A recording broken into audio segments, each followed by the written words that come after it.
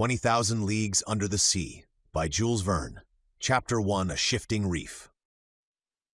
The year 1866 was signalized by a remarkable incident, a mysterious and puzzling phenomenon, which doubtless no one has yet forgotten. Not to mention rumors which agitated the maritime population and excited the public mind, even in the interior of continents, seafaring men were particularly excited.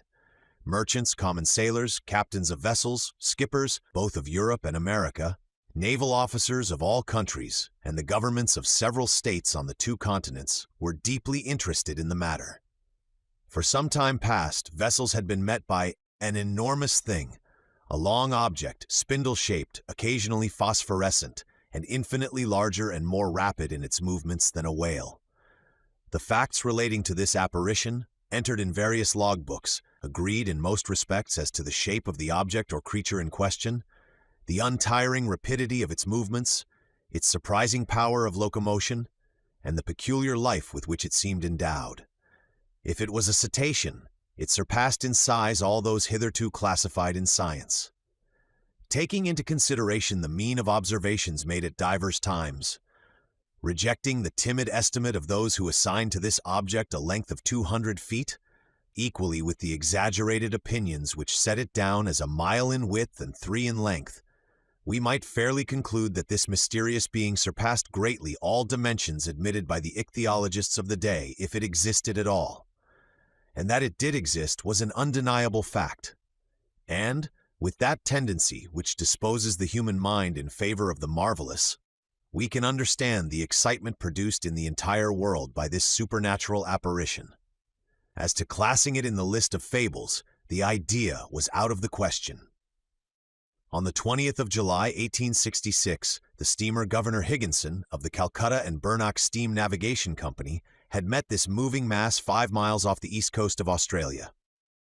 Captain Baker thought at first that he was in the presence of an unknown sandbank. He even prepared to determine its exact position when 2 columns of water, projected by the inexplicable object, shot with a hissing noise 150 feet up into the air. Now, unless the sandbank had been submitted to the intermittent eruption of a geyser, the Governor Higginson had to do neither more nor less than with an aquatic mammal, unknown till then, which threw up from its blowholes columns of water mixed with air and vapor. Similar facts were observed on the 23rd of July in the same year in the Pacific Ocean by the Columbus of the West India and Pacific Steam Navigation Company. But this extraordinary cetaceous creature could transport itself from one place to another with surprising velocity, as in an interval of 3 days, the Governor Higginson and the Columbus had observed it at 2 different points of the chart, separated by a distance of more than 700 nautical leagues. 15 days later, 2,000 miles farther off, the Helvetia of the Compagnie Nationale and the Shannon of the Royal Mail Steamship Company, sailing to windward in that portion of the Atlantic lying between the United States and Europe, respectively, signaled the monster to each other in 42°15' ens lat and 60°35' long. In these simultaneous observations, they thought themselves justified in estimating the minimum length of the mammal at more than 350 feet, as the Shannon and Helvetia were of smaller dimensions than it, though they measured 300 feet overall. Now the largest whales, those which frequent those parts of the sea round the Aleutian, Kulamak, and Umgulich Islands, have never exceeded the length of 60 yards if they attain that. These reports, arriving one after the other, with fresh observations made on board the transatlantic ship Pereire, a collision which occurred between the Etna of the Inman Line and the monster, a procès-verbal directed by the officers of the French frigate Normandy, a very accurate survey made by the staff of Commodore Fitzjames on board the Lord Clyde, greatly influenced public opinion. Light-thinking people jested upon the phenomenon, but grave practical countries, such as England, America, and Germany, treated the matter more seriously. In every place of great resort, the monster was the fashion. They sang of it in the cafes, ridiculed it in the papers, and represented it on the stage. All kinds of stories were circulated regarding it. There appeared in the papers caricatures of every gigantic and imaginary creature, from the white whale, the terrible Moby Dick of Hyperborean regions, to the immense kraken whose tentacles could entangle a ship of 500 tons and hurry it into the abyss of the ocean. The legends of ancient times were even resuscitated, and the opinions of Aristotle and Pliny revived, who admitted the existence of these monsters, as well as the Norwegian tales of Bishop Pontoppidan, the accounts of Paul Hegede, and last of all, the reports of Mr. Harrington, whose good faith no one could suspect, who affirmed that, being on board the Castellan in 1857, he had seen this enormous serpent, which had never until that time frequented any other seas but those of the ancient Constitutionnel. Then burst forth the interminable controversy between the credulous and the incredulous in the societies of savants and the scientific journals. The question of the monster inflamed all minds. Editors of scientific journals, quarreling with believers in the supernatural, spilled seas of ink during this memorable campaign, some even drawing blood, for from the sea serpent they came to direct personalities. For 6 months, war was waged with various fortune in the leading articles of the Geographical Institution of Brazil, the Royal Academy of Science of Berlin, the British Association, the Smithsonian Institution of Washington, in the discussions of the Indian Archipelago, of the Cosmos of the Abbé Moigno, in the Mythilingen of Petermann, in the scientific chronicles of the great journals of France and other countries. The cheaper journals replied keenly and with inexhaustible zest.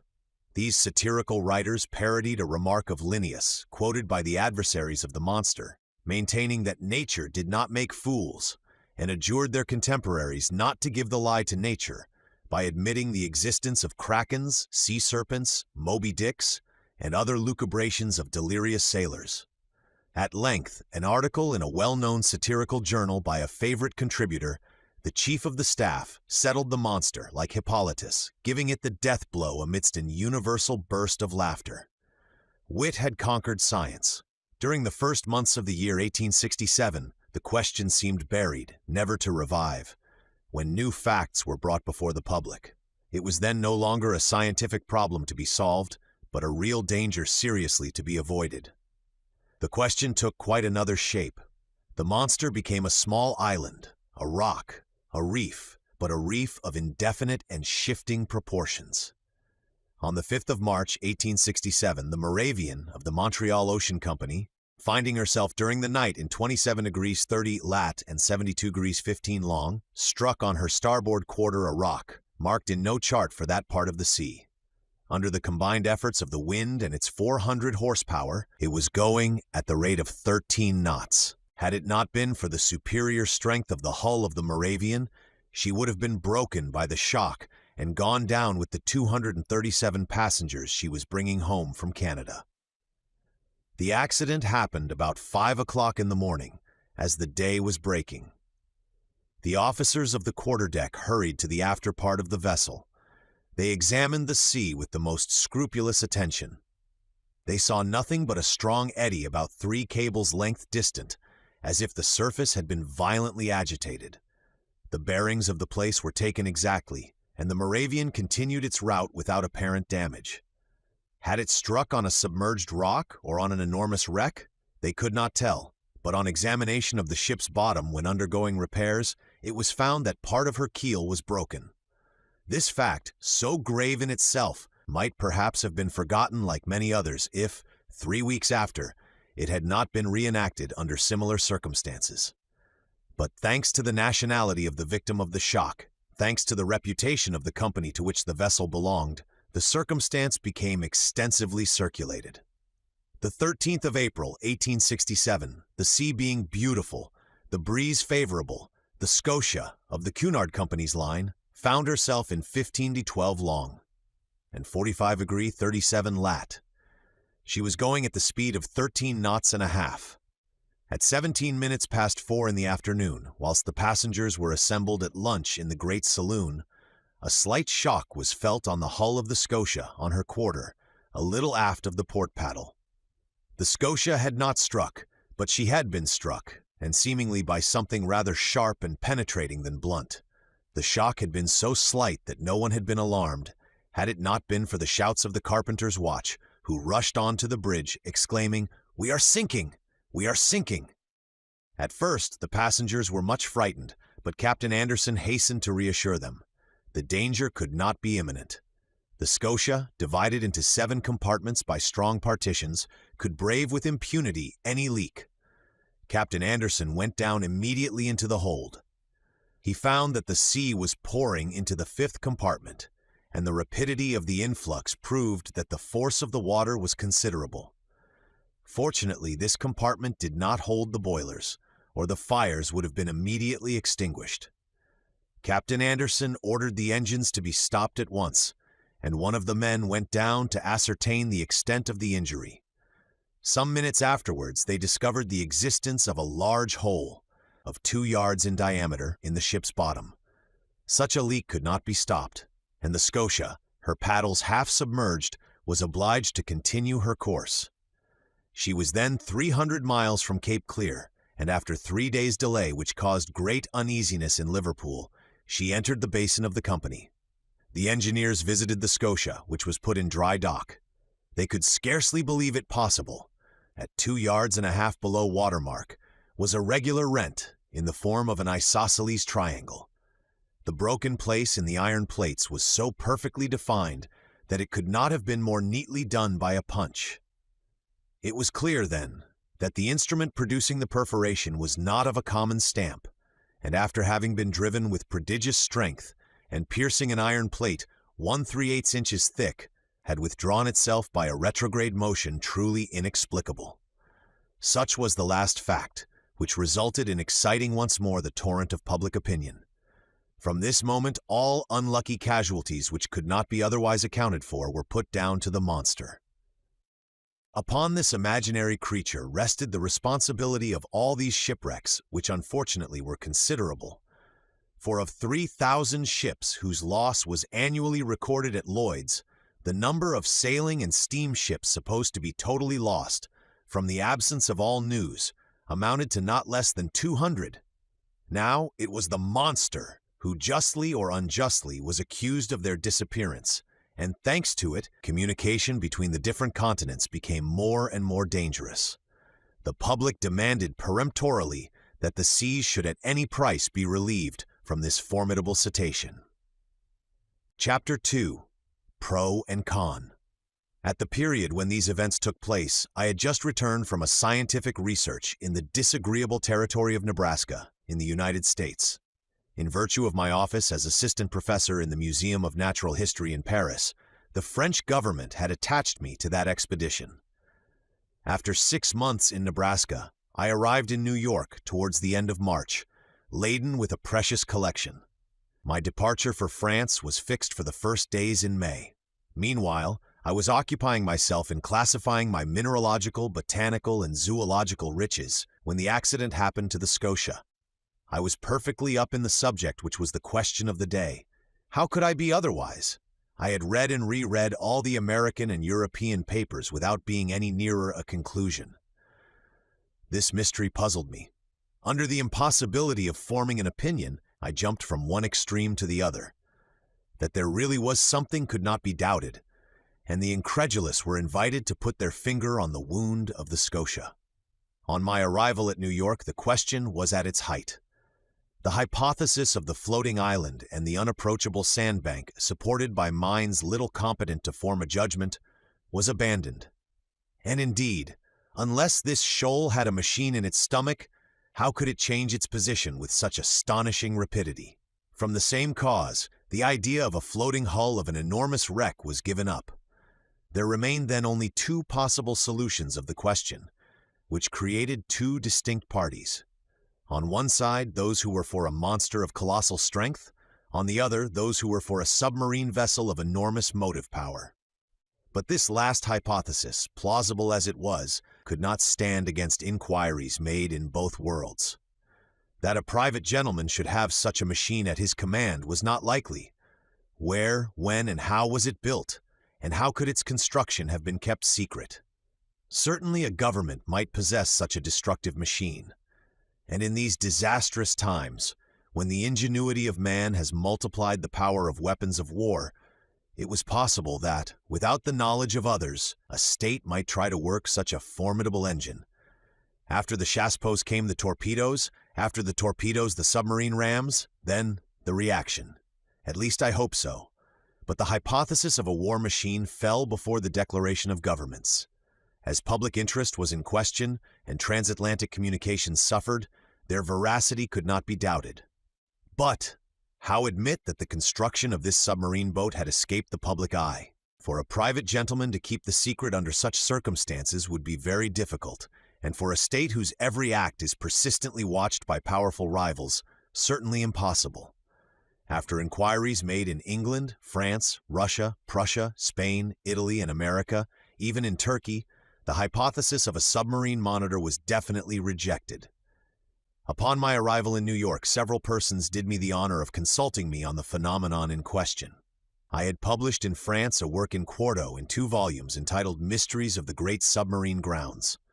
This book, highly approved of in the learned world, gained for me a special reputation in this rather obscure branch of natural history. My advice was asked. As long as I could deny the reality of the fact, I confined myself to a decided negative. But soon, finding myself driven into a corner, I was obliged to explain myself categorically. And even the Honorable Pierre Aronnax, professor in the Museum of Paris, was called upon by the New York Herald to express a definite opinion of some sort. I did something. I spoke, for want of power to hold my tongue. I discussed the question in all its forms, politically and scientifically, and I give here an extract from a carefully studied article which I published in the number of the 30th of April. It ran as follows. After examining one by one the different hypotheses, rejecting all other suggestions, it becomes necessary to admit the existence of a marine animal of enormous power. The great depths of the ocean are entirely unknown to us. Soundings cannot reach them. What passes in those remote depths, what beings live, or can live, 12 or 15 miles beneath the surface of the waters, what is the organization of these animals, we can scarcely conjecture. However, the solution of the problem submitted to me may modify the form of the dilemma. Either we do know all the varieties of beings which people our planet, or we do not. If we do not know them all, if nature has still secrets in ichthyology for us, nothing is more conformable to reason than to admit the existence of fishes, or cetaceans of other kinds, or even of new species, of an organization formed to inhabit the strata inaccessible to soundings, and which an accident of some sort, either fantastical or capricious, has brought at long intervals to the upper level of the ocean. If, on the contrary, we do know all living kinds, we must necessarily seek for the animal in question amongst those marine beings already classed, and in that case I should be disposed to admit the existence of a gigantic narwhal. The common narwhal, or unicorn of the sea, often attains a length of 60 feet. Increase its size 5-fold or 10-fold, give its strength proportionate to its size, lengthen its destructive weapons, and you obtain the animal required. It will have the proportions determined by the officers of the Shannon, the instrument required by the perforation of the Scotia, and the power necessary to pierce the hull of the steamer. Indeed, the narwhal is armed with a sort of ivory sword, a halberd, according to the expression of certain naturalists. The principal tusk has the hardness of steel. Some of these tusks have been found buried in the bodies of whales, which the unicorn always attacks with success. Others have been drawn out, not without trouble, from the bottoms of ships, which they had pierced through and through, as a gimlet pierces a barrel. The Museum of the Faculty of Medicine of Paris possesses one of these defensive weapons, 2 yards and a quarter in length, and 15 inches in diameter at the base. Very well. Suppose this weapon to be 6 times stronger and the animal 10 times more powerful. Launch it at the rate of 20 miles an hour, and you obtain a shock capable of producing the catastrophe required. Until further information, therefore, I shall maintain it to be a sea unicorn of colossal dimensions, armed not with a halberd, but with a real spur, as the armored frigates, or the rams of war, whose massiveness and motive power it would possess at the same time. Thus may this puzzling phenomenon be explained, unless there be something over and above all that one has ever conjectured, seen, perceived, or experienced, which is just within the bounds of possibility. These last words were cowardly on my part, but up to a certain point, I wished to shelter my dignity as professor, and not give too much cause for laughter to the Americans, who laugh well when they do laugh. I reserved for myself a way of escape. In effect, however, I admitted the existence of the monster. My article was warmly discussed, which procured it a high reputation. It rallied round it a certain number of partisans. The solution it proposed gave at least full liberty to the imagination. The human mind delights in grand conceptions of supernatural beings, and the sea is precisely their best vehicle, the only medium through which these giants, against which terrestrial animals such as elephants or rhinoceroses are as nothing, can be produced or developed. The industrial and commercial papers treated the question chiefly from this point of view. The Shipping and Mercantile Gazette, the Lloyd's List, the Packet Boat, and the Maritime and Colonial Review, all papers devoted to insurance companies which threatened to raise their rates of premium, were unanimous on this point. Public opinion had been pronounced. The United States were the first in the field, and in New York they made preparations for an expedition destined to pursue this narwhal. A frigate of great speed, the Abraham Lincoln, was put in commission as soon as possible. The arsenals were opened to Commander Farragut, who hastened the arming of his frigate. But, as it always happens, the moment it was decided to pursue the monster did not appear. For 2 months no one heard it spoken of. No ship met with it. It seemed as if this unicorn knew of the plots weaving around it. It had been so much talked of, even through the Atlantic cable, that jesters pretended that this slender fly had stopped a telegram on its passage and was making the most of it. So, when the frigate had been armed for a long campaign, and provided with formidable fishing apparatus, no one could tell what course to pursue. Impatience grew apace when, on the 2nd of July, they learned that a steamer of the line of San Francisco from California to Shanghai had seen the animal 3 weeks before in the North Pacific Ocean. The excitement caused by this news was extreme. The ship was revictualled and well stocked with coal. 3 hours before the Abraham Lincoln left Brooklyn Pier, I received a letter worded as follows. To M. Aronnax, Professor in the Museum of Paris, 5th Avenue Hotel, New York. Sir, if you will consent to join the Abraham Lincoln in this expedition, the government of the United States will with pleasure see France represented in the enterprise. Commander Farragut has a cabin at your disposal. Very cordially yours, J.B. Hobson, Secretary of Marine. Chapter 3. I form my resolution. 3 seconds before the arrival of J.B. Hobson's letter, I no more thought of pursuing the unicorn than of attempting the passage of the North Sea. 3 seconds after reading the letter of the Honorable Secretary of Marine, I felt that my true vocation, the sole end of my life, was to chase this disturbing monster and purge it from the world. But I had just returned from a fatiguing journey, weary and longing for repose. I aspired to nothing more than again seeing my country, my friends, my little lodging by the Jardin des Plantes, my dear and precious collections. But nothing could keep me back. I forgot all, fatigue, friends and collections, and accepted without hesitation the offer of the American government. Besides, thought I, all roads lead back to Europe, for my particular benefit, and I will not hurry me towards the coast of France. This worthy animal may allow itself to be caught in the seas of Europe, for my particular benefit, and I will not bring back less than half a yard of his ivory halberd to the Museum of Natural History. But in the meanwhile I must seek this narwhal in the North Pacific Ocean, which, to return to France, was taking the road to the Antipodes.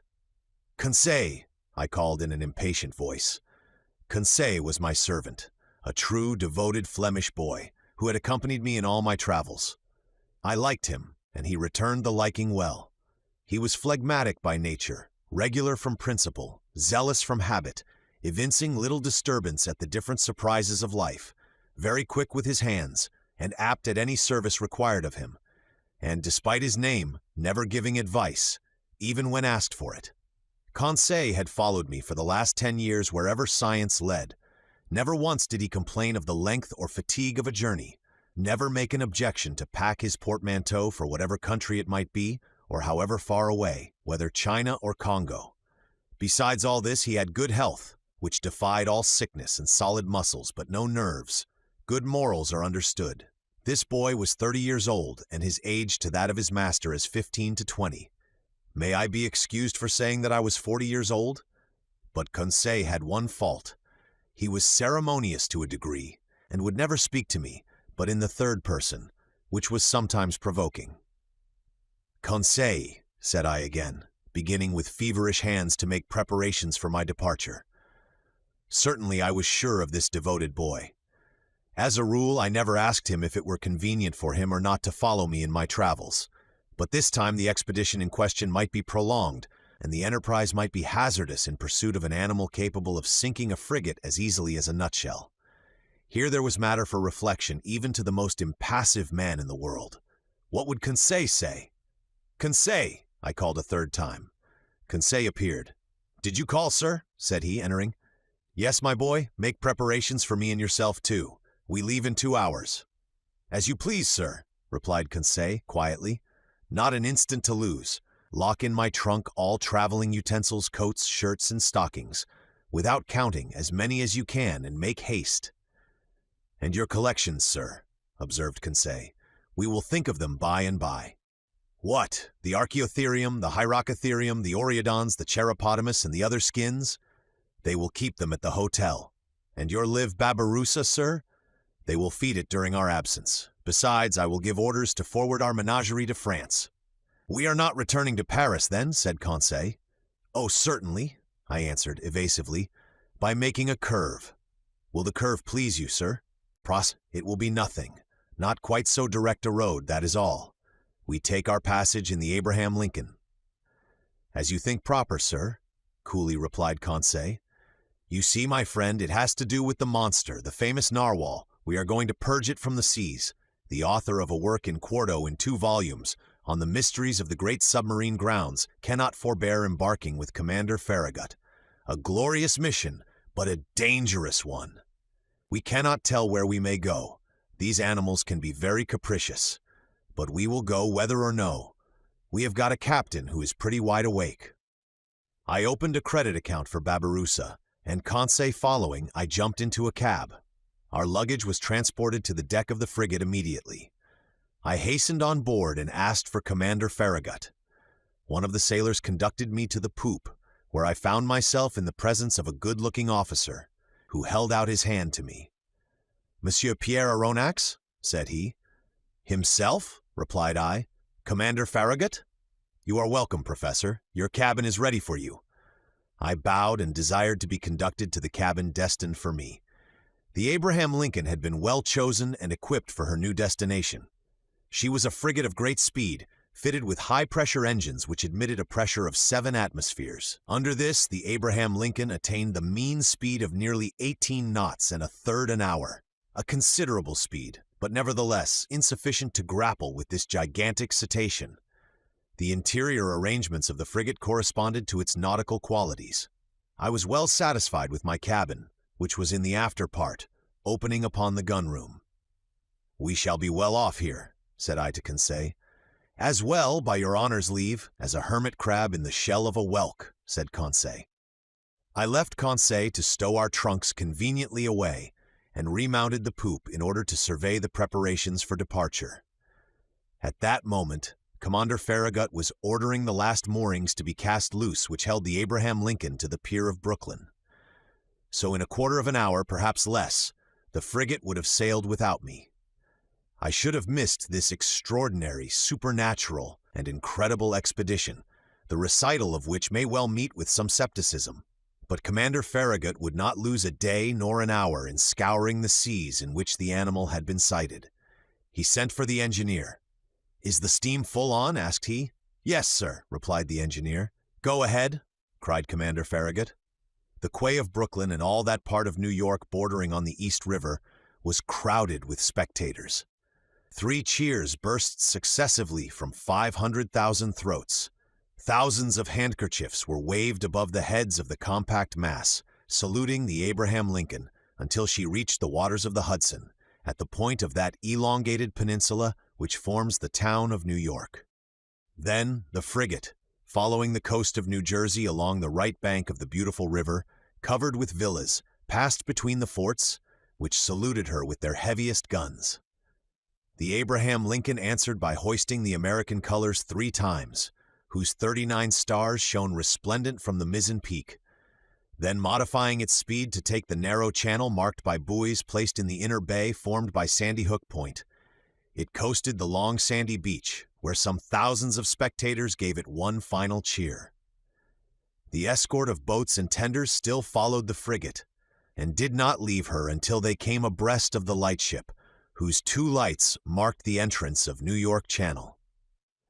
6 bells struck, the pilot got into his boat, and rejoined the little schooner which was waiting under our lee. The fires were made up, the screw beat the waves more rapidly, the frigate skirted the low yellow coast of Long Island, and at 8 bells, after having lost sight in the northwest of the lights of Fire Island, she ran at full steam onto the dark waters of the Atlantic. Chapter 4. Ned Land. Captain Farragut was a good seaman, worthy of the frigate he commanded. His vessel and he were one. He was the soul of it. On the question of the cetacean there was no doubt in his mind, and he would not allow the existence of the animal to be disputed on board. He believed in it, as certain good women believe in the Leviathan, by faith, not by reason. The monster did exist, and he had sworn to rid the seas of it. He was a kind of Knight of Rhodes, a second Dieudonné de Gozon, going to meet the serpent which desolated the island. Either Captain Farragut would kill the narwhal, or the narwhal would kill the captain. There was no third course. The officers on board shared the opinion of their chief. They were ever chatting, discussing, and calculating the various chances of a meeting, watching narrowly the vast surface of the ocean. More than one took up his quarters voluntarily in the crosstrees, who would have cursed such a berth under any other circumstances. As long as the sun described its daily course, the rigging was crowded with sailors, whose feet were burnt to such an extent by the heat of the deck as to render it unbearable. Still, the Abraham Lincoln had not yet breasted the suspected waters of the Pacific. As to the ship's company, they desired nothing better than to meet the Unicorn, to harpoon it, hoist it on board, and dispatch it. They watched the sea with eager attention. Besides, Captain Farragut had spoken of a certain sum of $2,000, set apart for whoever should first sight the monster, were he cabin boy, common seaman, or officer. I leave you to judge how eyes were used on board the Abraham Lincoln. For my own part, I was not behind the others, and left to no one my share of daily observations. The frigate might have been called the Argus, for 100 reasons. Only one amongst us, Conseil, seemed to protest by his indifference against the question which so interested us all, and seemed to be out of keeping with the general enthusiasm on board. I have said that Captain Farragut had carefully provided his ship with every apparatus for catching the gigantic cetacean. No whaler had ever been better armed. We possessed every known engine, from the harpoon thrown by the hand to the barbed arrows of the blunderbuss and the explosive balls of the duck gun. On the forecastle lay the perfection of a breech-loading gun, very thick at the breech and very narrow in the bore, the model of which had been in the exhibition of 1867. This precious weapon of American origin could throw with ease a conical projectile of 9 pounds to a mean distance of 10 miles. Thus, the Abraham Lincoln wanted for no means of destruction, and what was better still, she had on board Ned Land, the prince of harpooners. Ned Land was a Canadian with an uncommon quickness of hand, and who knew no equal in his dangerous occupation. Skill, coolness, audacity, and cunning he possessed in a superior degree, and it must be a cunning whale or a singularly cute cachalot to escape the stroke of his harpoon. Ned Land was about 40 years of age. He was a tall man, more than 6 feet high, strongly built, grave and taciturn, occasionally violent, and very passionate when contradicted. His person attracted attention, but above all the boldness of his look, which gave a singular expression to his face. Who calls himself Canadian calls himself French, and little communicative as Ned Land was, I must admit that he took a certain liking for me. My nationality drew him to me, no doubt. It was an opportunity for him to talk, and for me to hear that old language of Rabelais, which is still in use in some Canadian provinces. The harpooner's family was originally from Quebec, and was already a tribe of hardy fishermen when this town belonged to France. Little by little, Ned Land acquired a taste for chatting, and I loved to hear the recital of his adventures in the polar seas. He related his fishing and his combats with natural poetry of expression. His recital took the form of an epic poem, and I seemed to be listening to a Canadian Homer singing the Iliad of the regions of the North. I am portraying this hardy companion as I really knew him. We are old friends now, united in that unchangeable friendship which is born and cemented amidst extreme dangers. Ah, brave Ned! I ask no more than to live 100 years longer, that I may have more time to dwell the longer on your memory. Now, what was Ned Land's opinion upon the question of the marine monster? I must admit that he did not believe in the unicorn, and was the only one on board who did not share that universal conviction. He even avoided the subject, which I one day thought it my duty to press upon him. One magnificent evening, the 30th of July, that is to say 3 weeks after our departure, the frigate was abreast of Cape Blanc, 30 miles to leeward of the coast of Patagonia. We had crossed the Tropic of Capricorn, and the Straits of Magellan opened less than 700 miles to the south. Before 8 days were over, the Abraham Lincoln would be plowing the waters of the Pacific. Seated on the poop, Ned Land and I were chatting of one thing and another as we looked at this mysterious sea, whose great depths had up to this time been inaccessible to the eye of man. I naturally led up the conversation to the giant unicorn and examined the various chances of success or failure of the expedition. But seeing that Ned Land let me speak without saying too much himself, I pressed him more closely. "Well, Ned," said I, "is it possible that you are not convinced of the existence of this cetacean that we are following? Have you any particular reason for being so incredulous?" The harpooner looked at me fixedly for some moments before answering, struck his broad forehead with his hand, a habit of his, as if to collect himself, and said at last, "Perhaps I have, Amaranax. But Ned, you, a whaler by profession, familiarized with all the great marine mammalia, you, whose imagination might easily accept the hypothesis of enormous cetaceans, you ought to be the last to doubt under such circumstances." "That is just what deceives you, Professor," replied Ned. "That the vulgar should believe in extraordinary comets traversing space and in the existence of antediluvian monsters in the heart of the globe may well be, but neither astronomer nor geologist believes in such chimeras. As a whaler I have followed many a cetacean, harpooned a great number and killed several, but, however strong or well-armed they may have been, neither their tails nor their weapons would have been able even to scratch the iron plates of a steamer. But, Ned, they tell of ships which the teeth of the narwhal have pierced through and through." "Wooden ships? That is possible," replied the Canadian, "but I have never seen it done, and until further proof, I deny that whales, cetaceans, or sea unicorns could ever produce the effect you describe. Well, Ned, I repeat it with a conviction resting on the logic of facts. I believe in the existence of a mammal powerfully organized, belonging to the branch of vertebrata, like the whales, the cachalots, or the dolphins, and furnished with a horn of defense of great penetrating power." "Hum," said the harpooner, shaking his head with the air of a man who would not be convinced. "Notice one thing, my worthy Canadian," I resumed. "If such an animal is in existence, if it inhabits the depths of the ocean, if it frequents the strata lying miles below the surface of the water, it must necessarily possess an organization the strength of which would defy all comparison." "And why this powerful organization?" demanded Ned. "Because it requires incalculable strength to keep oneself in these strata and resist their pressure. Listen to me. Let us admit that the pressure of the atmosphere is represented by the weight of a column of water 32 feet high. In reality, the column of water would be shorter, as we are speaking of seawater, the density of which is greater than that of fresh water. Very well, when you dive, Ned, as many times 32 feet of water as there are above you, so many times does your body bear a pressure equal to that of the atmosphere. That is to say, 15 pounds for each square inch of its surface. It follows then that at 320 feet this pressure equals that of 10 atmospheres, of 100 atmospheres at 3,200 feet, and of 1,000 atmospheres at 32,000 feet.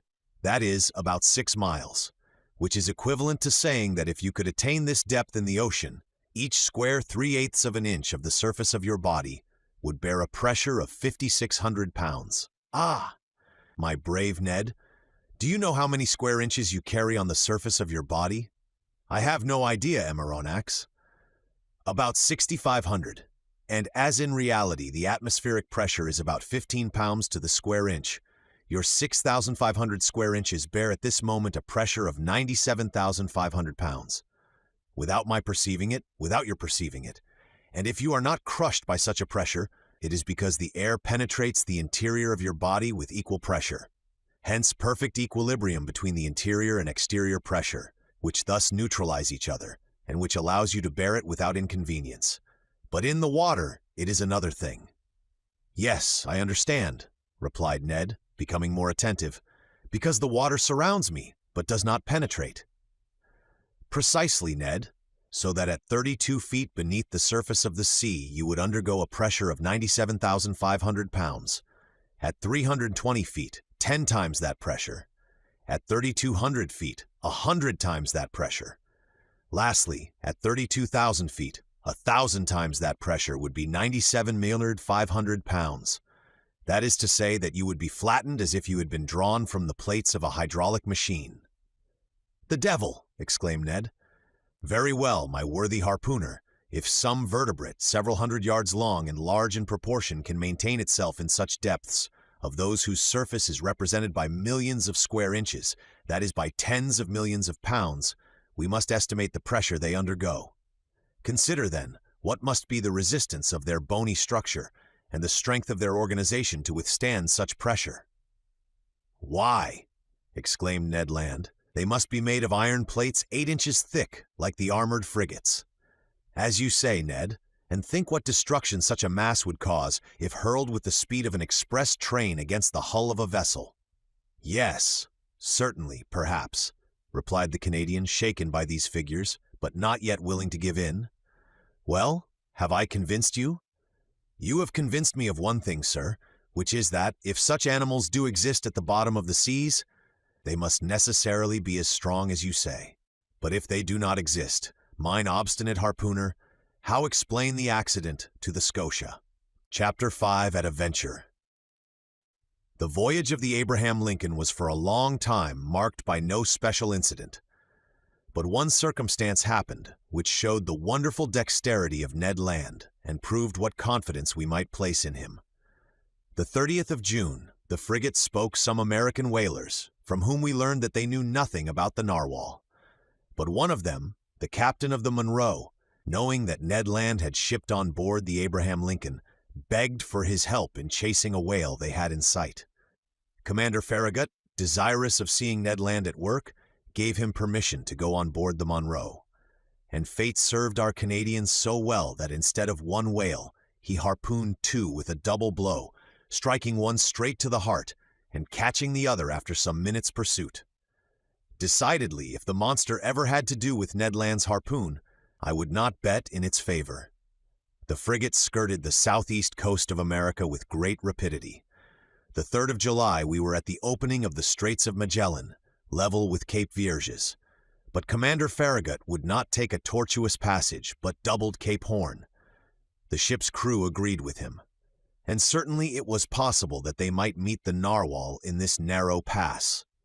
Many of the sailors affirmed that the monster could not pass there, that he was too big for that. The 6th of July, about 3 o'clock in the afternoon, the Abraham Lincoln, at 15 miles to the south, doubled the solitary island, this lost rock at the extremity of the American continent, to which some Dutch sailors gave the name of their native town, Cape Horn. The course was taken towards the northwest, and the next day the screw of the frigate was at last beating the waters of the Pacific. "Keep your eyes open," called out the sailors, and they were opened widely. Both eyes and glasses, a little dazzled, it is true, by the prospect of $2,000, had not an instant's repose.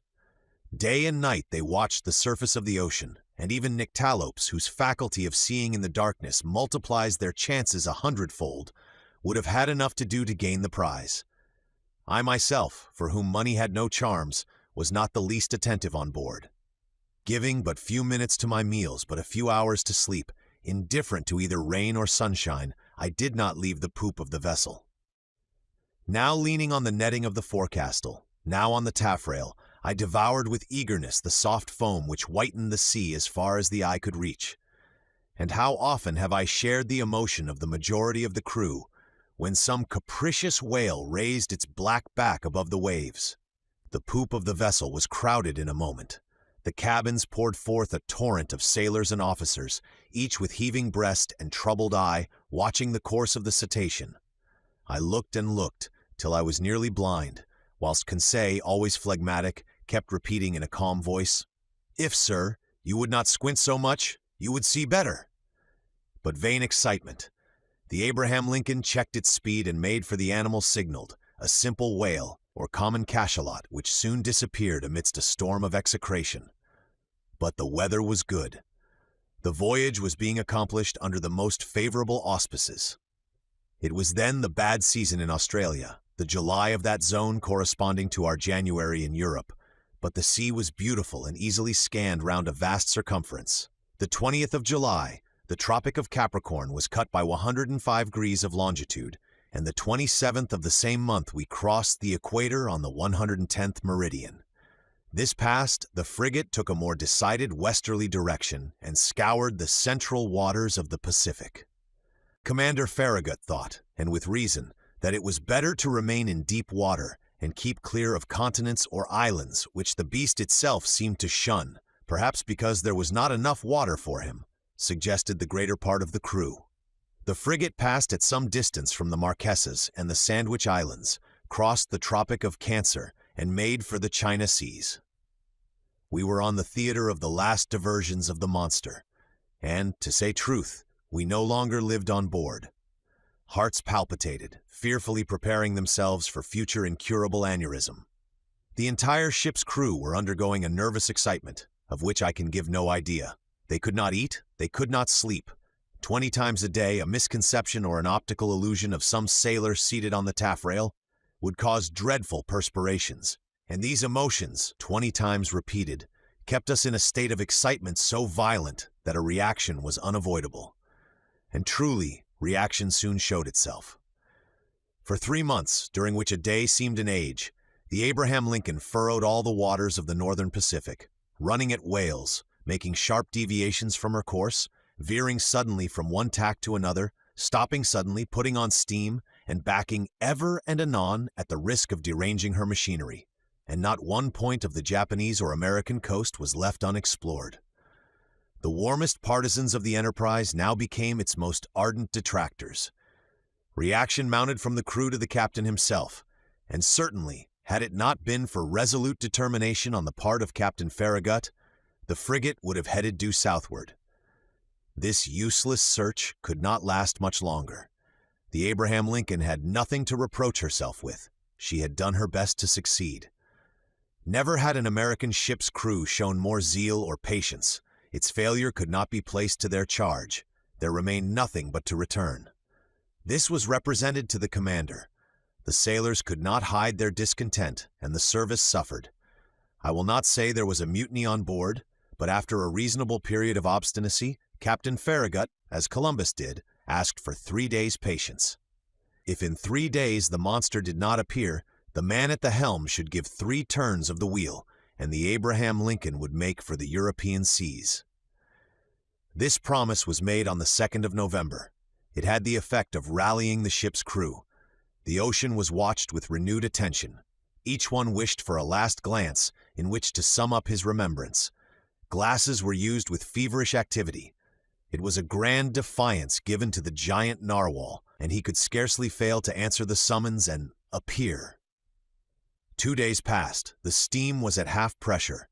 1,000 schemes were tried to attract the attention and stimulate the apathy of the animal in case it should be met in those parts. Large quantities of bacon were trailed in the wake of the ship, to the great satisfaction, I must say, of the sharks. Small craft radiated in all directions round the Abraham Lincoln as she lay to and did not leave a spot of the sea unexplored. But the night of the 4th of November arrived without the unveiling of this submarine mystery. The next day, the 5th of November, at 12, the delay would, morally speaking, expire. After that time, Commander Farragut, faithful to his promise, was to turn the course to the southeast and abandoned forever the northern regions of the Pacific. The frigate was then in 31°15' north latitude and 136°42' east longitude. The coast of Japan still remained less than 200 miles to leeward. Night was approaching. They had just struck 8 bells. Large clouds veiled the face of the moon, then in its first quarter. The sea undulated peaceably under the stern of the vessel. At that moment, I was leaning forward on the starboard netting. Conseil, standing near me, was looking straight before him. The crew, perched in the ratlines, examined the horizon, which contracted and darkened by degrees. Officers with their night glasses scoured the growing darkness. Sometimes the ocean sparkled under the rays of the moon, which darted between 2 clouds. Then all trace of light was lost in the darkness. In looking at Conseil, I could see he was undergoing a little of the general influence. At least I thought so. Perhaps for the first time his nerves vibrated to a sentiment of curiosity. "Come, Conseil," said I, "this is the last chance of pocketing the $2,000. "May I be permitted to say, sir," replied Conseil, "that I never reckoned on getting the prize, and had the government of the Union offered $100,000, it would have been none the poorer." "You are right, Conseil. It is a foolish affair after all, and one upon which we entered too lightly. What time lost, what useless emotions. We should have been back in France 6 months ago." "In your little room, sir," replied Conseil, "and in your museum, sir, and I should have already classed all your fossils, sir, and the Babirusa would have been installed in its cage in the Jardin des Plantes and have drawn all the curious people of the capital. As you say, Conseil, I fancy we shall run a fair chance of being laughed at for our pains." "That's tolerably certain," replied Conseil quietly. "I think they will make fun of you, sir. And must I say it?" "Go on, my good friend." "Well, sir, you will only get your deserts." "Indeed! When one has the honor of being a savant as you are, sir, one should not expose oneself to—" Conseil had not time to finish his compliment. In the midst of general silence, a voice had just been heard. It was the voice of Ned Land shouting, "Look out there! The very thing we are looking for, on our weather beam." Chapter 6 at full steam. At this cry, the whole ship's crew hurried towards the harpooner. Commander, officers, masters, sailors, cabin boys, even the engineers left their engines, and the stokers their furnaces. The order to stop her had been given, and the frigate now simply went on by her own momentum. The darkness was then profound, and however good the Canadian's eyes were, I asked myself how he had managed to see, and what he had been able to see. My heart beat as if it would break. But Ned Land was not mistaken, and we all perceived the object he pointed to. At 2 cables' length from the Abraham Lincoln, on the starboard quarter, the sea seemed to be illuminated all over. It was not a mere phosphoric phenomenon. The monster emerged some fathoms from the water, and then threw out that very intense but inexplicable light mentioned in the report of several captains. This magnificent irradiation must have been produced by an agent of great shining power. The luminous part traced on the sea an immense oval, much elongated, the center of which condensed a burning heat, whose overpowering brilliancy died out by successive gradations. "It is only an agglomeration of phosphoric particles," cried one of the officers. "No, sir, certainly not," I replied. "Never did Phylades or Salpa produce such a powerful light. That brightness is of an essentially electrical nature. Besides, see, it moves. It is moving forwards, backwards. It is darting towards us."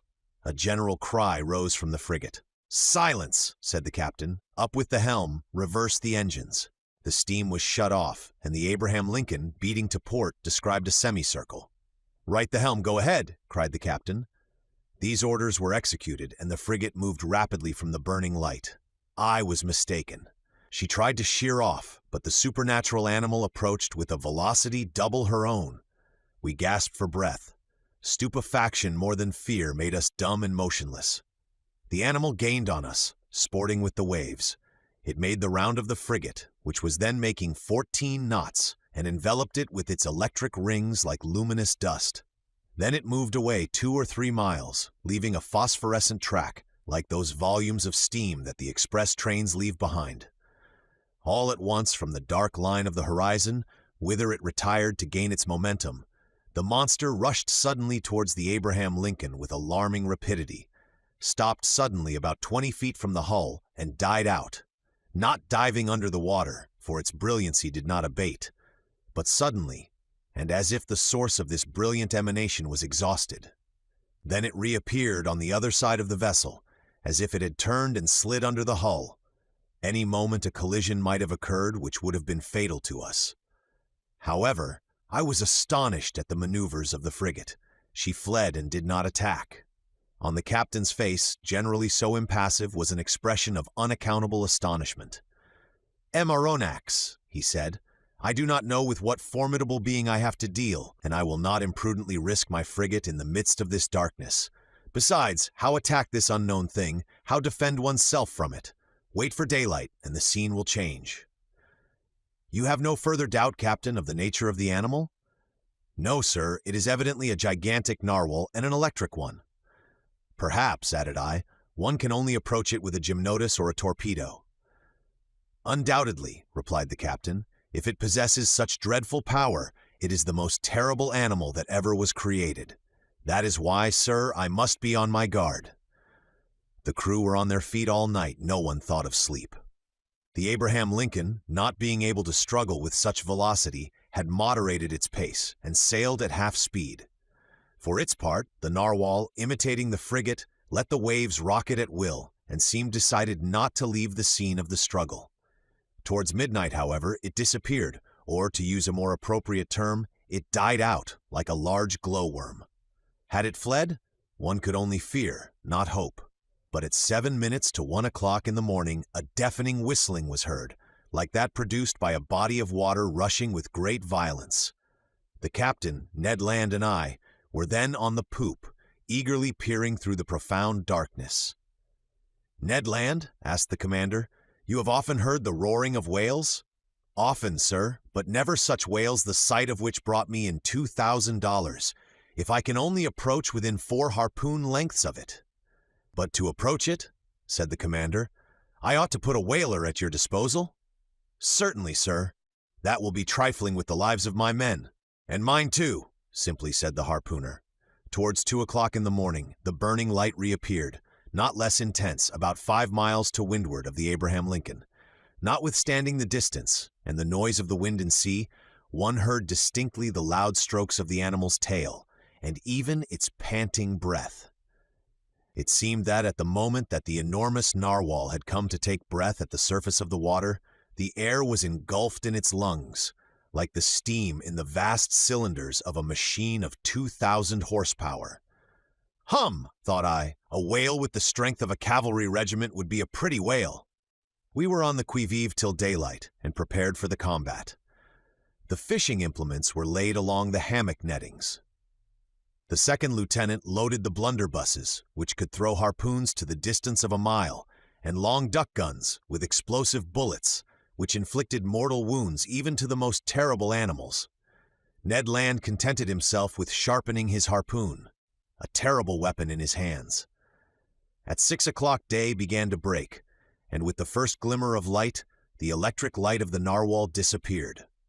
At 7 o'clock the day was sufficiently advanced, but a very thick sea fog obscured our view, and the best spyglasses could not pierce it. That caused disappointment and anger. I climbed the mizzenmast. Some officers were already perched on the mastheads. At 8 o'clock the fog lay heavily on the waves, and its thick scrolls rose little by little. The horizon grew wider and clearer at the same time. Suddenly, just as on the day before, Ned Land's voice was heard, "The thing itself on the port quarter," cried the harpooner. Every eye was turned towards the point indicated. There, a mile and a half from the frigate, a long blackish body emerged a yard above the waves. Its tail, violently agitated, produced a considerable eddy. Never did a caudal appendage beat the sea with such violence. An immense track of dazzling whiteness marked the passage of the animal and described a long curve. The frigate approached the cetacean. I examined it thoroughly. The reports of the Shannon and of the Helvetia had rather exaggerated its size, and I estimated its length at only 250 feet. As to its dimensions, I could only conjecture them to be admirably proportioned. While I watched this phenomenon, 2 jets of steam and water were ejected from its vents and rose to the height of 120 feet, Thus I ascertained its way of breathing. I concluded definitely that it belonged to the vertebrate branch, class Mammalia. The crew waited impatiently for their chief's orders. The latter, after having observed the animal attentively, called the engineer. The engineer ran to him. "Sir," said the commander, "you have steam up?" "Yes, sir," answered the engineer. "Well, make up your fires and put on all steam." 3 hurrahs greeted this order. The time for the struggle had arrived. Some moments after, the 2 funnels of the frigate vomited torrents of black smoke, and the bridge quaked under the trembling of the boilers. The Abraham Lincoln, propelled by her wonderful screw, went straight at the animal.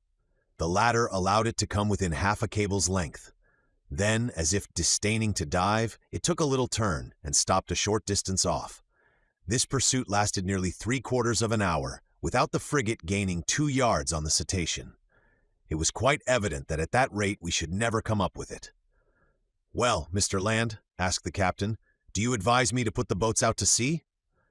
"No, sir," replied Ned Land, "because we shall not take that beast easily." "What shall we do then?" "Put on more steam if you can, sir. With your leave, I mean to post myself under the bowsprit, and if we get within harpooning distance, I shall throw my harpoon." "Go, Ned," said the captain. "Engineer, put on more pressure." Ned Land went to his post. The fires were increased, the screw revolved 43 times a minute, and the steam poured out of the valves. We heaved the log and calculated that the Abraham Lincoln was going at the rate of 18.5 miles an hour. But the accursed animal swam too at the rate of 18.5 miles an hour. For a whole hour the frigate kept up this pace without gaining 6 feet.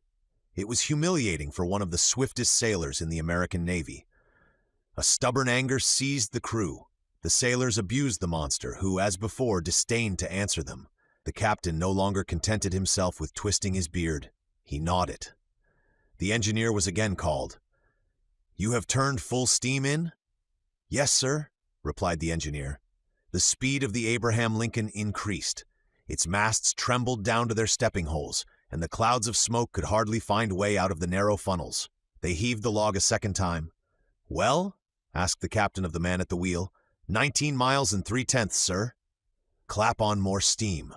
The engineer obeyed. The manometer showed 10 degrees, but the cetacean grew warm itself, no doubt, for without straining itself, it made 19 to 3/10 miles. What a pursuit! No, I cannot describe the emotion that vibrated through me.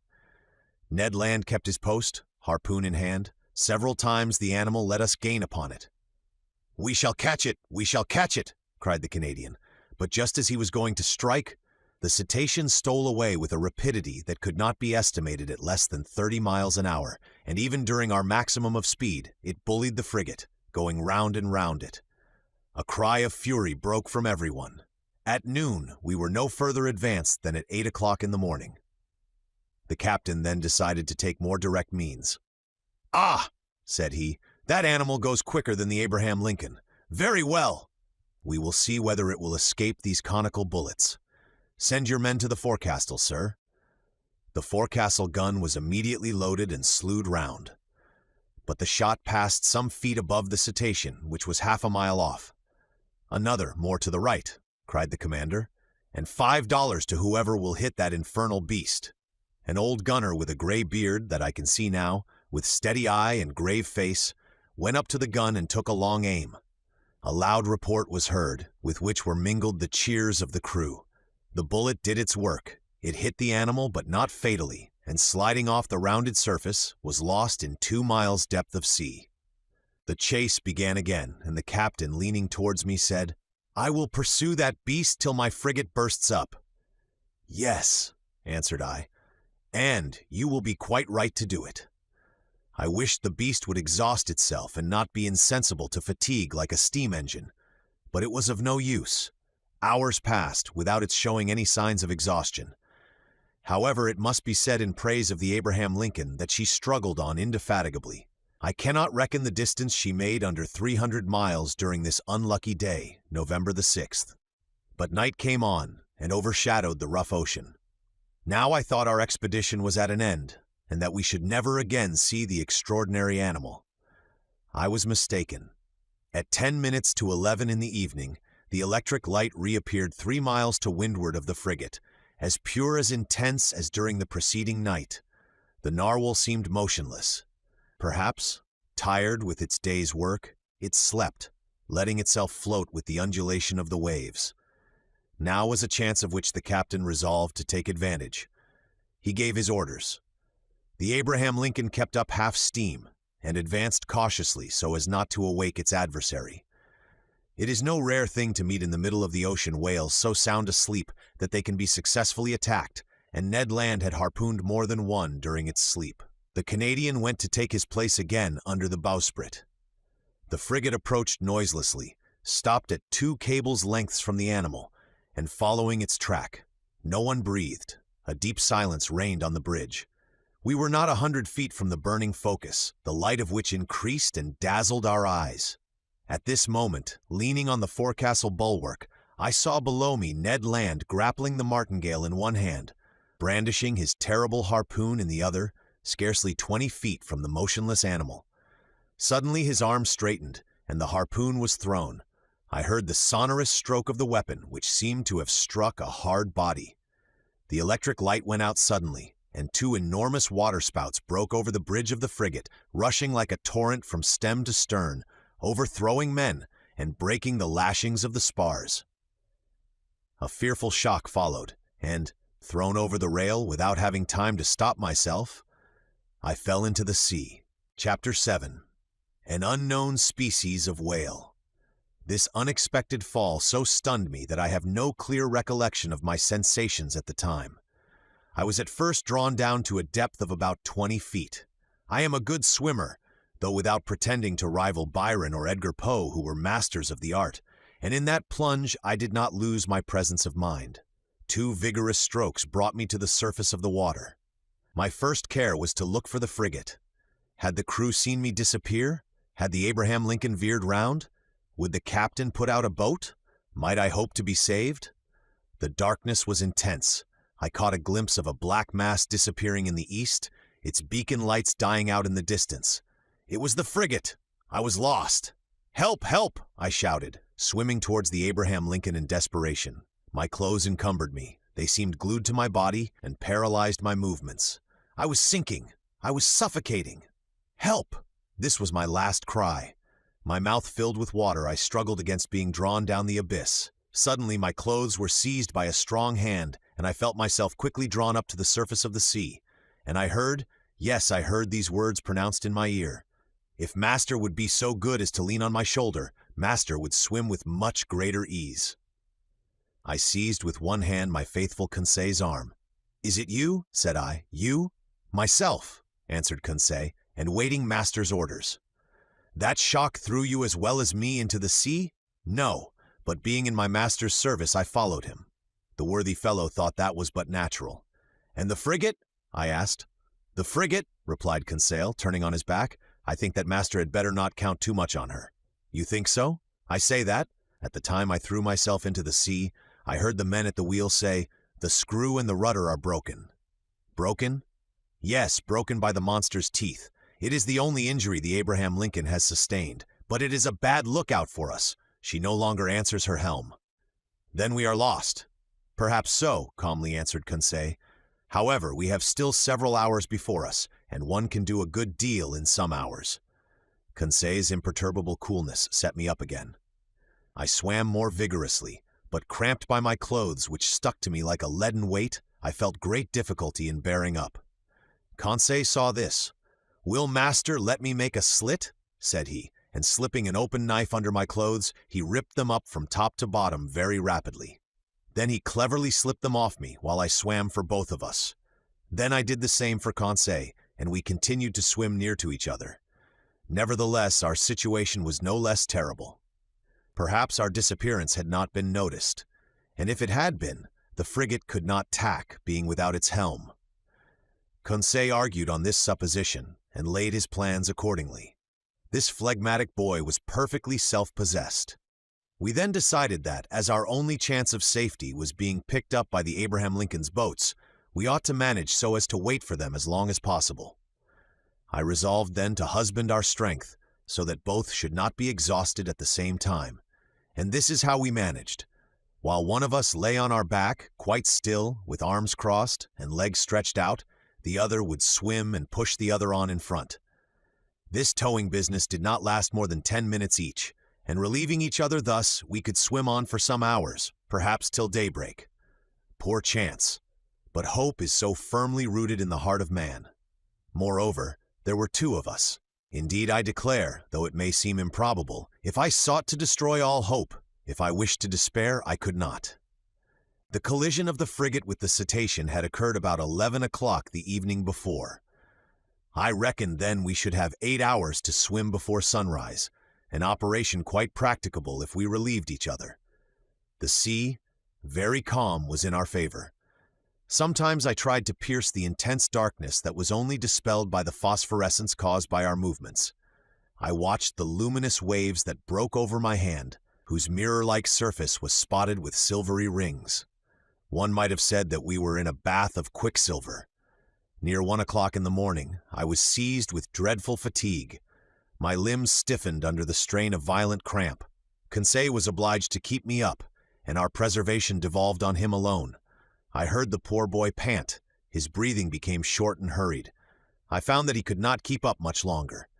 Leave me, I said to him. Leave my master? Never, replied he. I would drown first. Just then the moon appeared through the fringes of a thick cloud that the wind was driving to the east.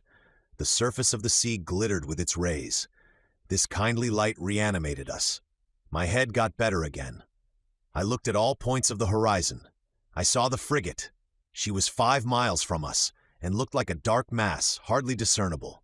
But no boats. I would have cried out, but what good would it have been at such a distance? My swollen lips could utter no sounds. Conseil could articulate some words, and I heard him repeat at intervals, "Help! Help!" Our movements were suspended for an instant. We listened. It might be only a singing in the ear, but it seemed to me as if a cry answered the cry from Conseil. "Did you hear?" I murmured. "Yes! Yes!" And Conseil gave one more despairing call. This time there was no mistake. A human voice responded to ours. Was it the voice of another unfortunate creature, abandoned in the middle of the ocean, some other victim of the shock sustained by the vessel? Or rather, was it a boat from the frigate that was hailing us in the darkness? Conseil made a last effort, and leaning on my shoulder, while I struck out in a despairing effort, he raised himself half out of the water, then fell back exhausted.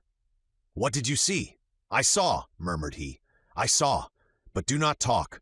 Reserve all your strength." What had he seen? Then, I know not why, the thought of the monster came into my head for the first time. But that voice! The time is past for Jonahs to take refuge in whales' bellies. However, Conseil was towing me again. He raised his head sometimes, looked before us, and uttered a cry of recognition, which was responded to by a voice that came nearer and nearer. I scarcely heard it. My strength was exhausted, my fingers stiffened, my hand afforded me support no longer.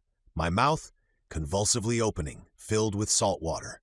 Cold crept over me. I raised my head for the last time, then I sank. At this moment a hard body struck me. I clung to it. Then I felt that I was being drawn up, that I was brought to the surface of the water, that my chest collapsed. I fainted. It is certain that I soon came to, thanks to the vigorous rubbings that I received. I half opened my eyes. "Conseil," I murmured. "Does master call me?" asked Conseil. Just then, by the waning light of the moon, which was sinking down to the horizon, I saw a face which was not Conseil's and which I immediately recognized. "Ned?" I cried. "The same, sir, who is seeking his prize," replied the Canadian. "Were you thrown into the sea by the shock to the frigate?" "Yes, Professor, but more fortunate than you, I was able to find a footing almost directly upon a floating island." "An island?" "Or, more correctly speaking, on our gigantic narwhal." "Explain yourself." "Ned, only I soon found out why my harpoon had not entered its skin and was blunted." "Why, Ned, why?" "Because, Professor, that beast is made of sheet iron." The Canadian's last words produced a sudden revolution in my brain. I wriggled myself quickly to the top of the being or object half out of the water, which served us for a refuge. I kicked it. It was evidently a hard, impenetrable body, and not the soft substance that forms the bodies of the great marine mammalia. But this hard body might be a bony carapace like that of the antediluvian animals. and I should be free to class this monster among amphibious reptiles, such as tortoises or alligators. Well, no. The blackish back that supported me was smooth, polished, without scales. The blow produced a metallic sound, and incredible though it may be, it seemed, I might say, as if it was made of riveted plates. There was no doubt about it. This monster, this natural phenomenon that had puzzled the learned world and overthrown and misled the imagination of seamen of both hemispheres, it must be owned. A still more astonishing phenomenon, inasmuch as it was a simply human construction. We had no time to lose, however. We were lying upon the back of a sort of submarine boat, which appeared, as far as I could judge, like a huge fish of steel. Ned Land's mind was made up on this point. Conseil and I could only agree with him. Just then, a bubbling began at the back of this strange thing, which was evidently propelled by a screw, and it began to move. We had only just time to seize hold of the upper part, which rose about 7 feet out of the water, and happily its speed was not great. "As long as it sails horizontally," muttered Ned Land, "I do not mind, but if it takes a fancy to dive, I would not give 2 straws for my life." The Canadian might have said still less. It became really necessary to communicate with the beings, whatever they were, shut up inside the machine. I searched all over the outside for an aperture, a panel, or a manhole, to use a technical expression, but the lines of the iron rivets, solidly driven into the joints of the iron plates, were clear and uniform. Besides, the moon disappeared then, and left us in total darkness. At last, this long night passed. My indistinct remembrance prevents my describing all the impressions it made. I can only recall one circumstance. During some lulls of the wind and sea, I fancied I heard several times vague sounds, a sort of fugitive harmony produced by words of command. What was then the mystery of this submarine craft, of which the whole world vainly sought an explanation? What kind of beings existed in this strange boat? What mechanical agent caused its prodigious speed? Daybreak appeared. The morning mists surrounded us, but they soon cleared off. I was about to examine the hull, which formed on deck a kind of horizontal platform, when I felt it gradually sinking. "Oh, confound it!" cried Ned Land, kicking the resounding plate. "Open, you inhospitable rascals!" Happily, the sinking movement ceased. Suddenly a noise like ironworks violently pushed aside came from the interior of the boat. One iron plate was moved. A man appeared, uttered an odd cry, and disappeared immediately. Some moments after, 8 strong men, with masked faces, appeared noiselessly and drew us down into their formidable machine. Chapter 8. MOBILIS in MOBILI. This forcible abduction, so roughly carried out, was accomplished with the rapidity of lightning. I shivered all over. Whom had we to deal with? No doubt some new sort of pirates who explored the sea in their own way. Hardly had the narrow panel closed upon me when I was enveloped in darkness. My eyes, dazzled with the outer light, could distinguish nothing. I felt my naked feet cling to the rungs of an iron ladder. Ned Land and Conseil, firmly seized, followed me. At the bottom of the ladder, a door opened, and shut after us immediately with a bang. We were alone. Where, I could not say, hardly imagine. All was black, and such a dense black that after some minutes my eyes had not been able to discern even the faintest glimmer. Meanwhile, Ned Land, furious at these proceedings, gave free vent to his indignation. "Confound it!" cried he. "Here are people who come up to the Scotch for hospitality.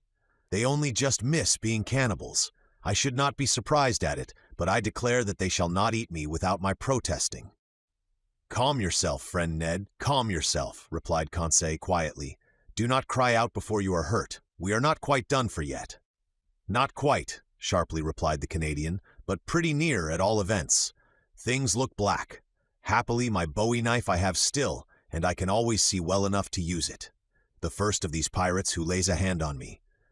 "Do not excite yourself, Ned," I said to the harpooner, "and do not compromise us by useless violence. Who knows that they will not listen to us? Let us rather try to find out where we are." I groped about. In 5 steps I came to an iron wall, made of plates bolted together. Then, turning back, I struck against a wooden table, near which were ranged several stools. The boards of this prison were concealed under a thick mat of formium, which deadened the noise of the feet. The bare walls revealed no trace of window or door. Conseil, going round the reverse way, met me, and we went back to the middle of the cabin, which measured about 20 feet by 10. As to its height, Ned Land, in spite of his own great height, could not measure it. Half an hour had already passed without our situation being bettered, when the dense darkness suddenly gave way to extreme light. Our prison was suddenly lighted. That is to say, it became filled with a luminous matter, so strong that I could not bear it at first. In its whiteness and intensity, I recognized that electric light which played round the submarine boat like a magnificent phenomenon of phosphorescence. After shutting my eyes involuntarily, I opened them and saw that this luminous agent came from a half-globe, unpolished, placed in the roof of the cabin. "At last one can see," cried Ned Land, who, knife in hand, stood on the defensive. "Yes," said I, "but we are still in the dark about ourselves." "Let master have patience," said the imperturbable Conseil. The sudden lighting of the cabin enabled me to examine it minutely. It only contained a table and 5 stools. The invisible door might be hermetically sealed. No noise was heard. All seemed dead in the interior of this boat. Did it move? Did it float on the surface of the ocean? Or did it dive into its depths? I could not guess. A noise of bolts was now heard, the door opened, and 2 men appeared. One was short, very muscular, broad-shouldered, with robust limbs, strong head, an abundance of black hair, thick mustache, a quick penetrating look, and the vivacity which characterizes the population of southern France. The second stranger merits a more detailed description. A disciple of Griolet or Engel would have read his face like an open book. I made out his prevailing qualities directly. Self-confidence, because his head was well set on his shoulders, and his black eyes looked around with cold assurance. Calmness, for his skin, rather pale, showed his coolness of blood. Energy, evinced by the rapid contraction of his lofty brows. And courage, because his deep breathing denoted great power of lungs. Whether this person was 35 or 50 years of age, I could not say. He was tall, had a large forehead, straight nose, a clearly cut mouth, beautiful teeth with fine taper hands, indicative of a highly nervous temperament. This man was certainly the most admirable specimen I had ever met. One particular feature was his eyes, rather far from each other, and which could take in nearly a quarter of the horizon at once. This faculty, I verified it later, gave him a range of vision far superior to Ned Land's. When this stranger fixed upon an object, his eyebrows met, his large eyelids closed around so as to contract the range of his vision, and he looked as if he magnified the objects lessened by distance, as if he pierced those sheets of water so opaque to our eyes, and as if he read the very depths of the seas. The 2 strangers, with caps made from the fur of the sea otter and shod with sea boots of seal's skin, were dressed in clothes of a particular texture, which allowed free movement of the limbs. The taller of the 2, evidently the chief on board, examined us with great attention, without saying a word, then turning to his companion, talked with him in an unknown tongue. It was a sonorous, harmonious, and flexible dialect, the vowels seeming to admit a very varied accentuation. The other replied by a shake of the head, and added 2 or 3 perfectly incomprehensible words. Then he seemed to question me by a look. I replied in good French that I did not know his language. But he seemed not to understand me, and my situation became more embarrassing. "If master were to tell our story," said Conseil, "perhaps these gentlemen may understand some words." I began to tell our adventures, articulating each syllable clearly, and without omitting one single detail. I announced our names and rank, introducing in person Professor Aronnax, his servant Conseil, and Master Ned Land, the harpooner. The man with the soft, calm eyes listened to me quietly, even politely, and with extreme attention, but nothing in his countenance indicated that he had understood my story. When I finished, he said not a word. There remained one resource: to speak English. Perhaps they would know this almost universal language. I knew it as well as the German language, well enough to read it fluently, but not to speak it correctly. But anyhow, we must make ourselves understood. "Go on in your turn," I said to the harpooner. "Speak your best Anglo-Saxon, and try to do better than I." Ned did not beg off, and recommenced our story. To his great disgust, the harpooner did not seem to have made himself more intelligible than I had. Our visitors did not stir. They evidently understood neither the language of Arago nor of Faraday.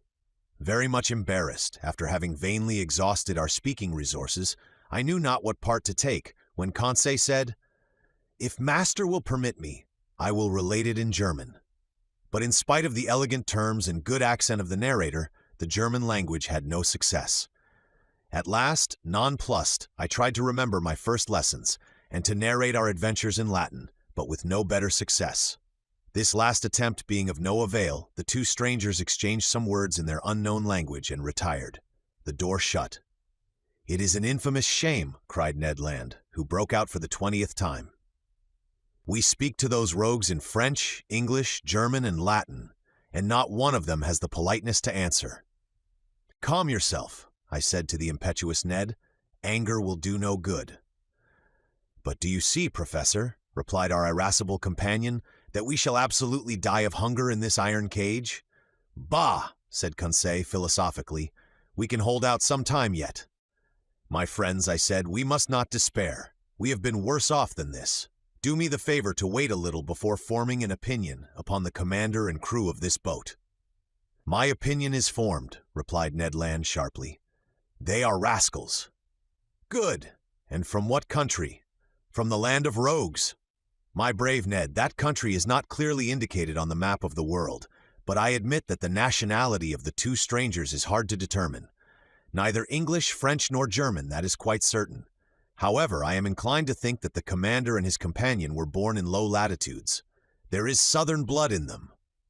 But I cannot decide by their appearance whether they are Spaniards, Turks, Arabians, or Indians. As to their language, it is quite incomprehensible." "There is the disadvantage of not knowing all languages," said Conseil, "or the disadvantage of not having one universal language." As he said these words, the door opened. A steward entered. He brought us clothes, coats, and trousers made of a stuff I did not know. I hastened to dress myself, and my companions followed my example. During that time, the steward, dumb, perhaps deaf, had arranged the table and laid 3 plates. "This is something like," said Conseil. "Bah!" said the rancorous harpooner. "What do you suppose they eat here? Tortoise liver, filleted shark, and beefsteaks from sea dogs." "We shall see," said Conseil. The dishes of bell metal were placed on the table, and we took our places.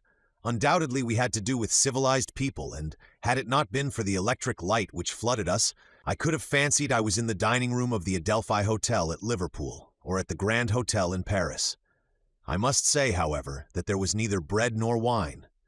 The water was fresh and clear, but it was water, and did not suit Ned Land's taste.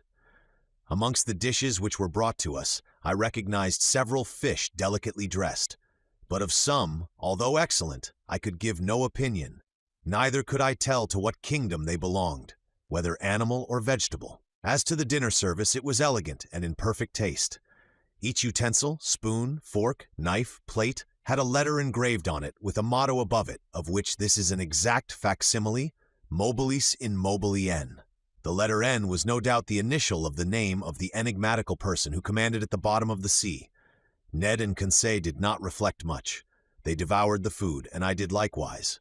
I was, besides, reassured as to our fate, and it seemed evident that our hosts would not let us die of want. However, everything has an end.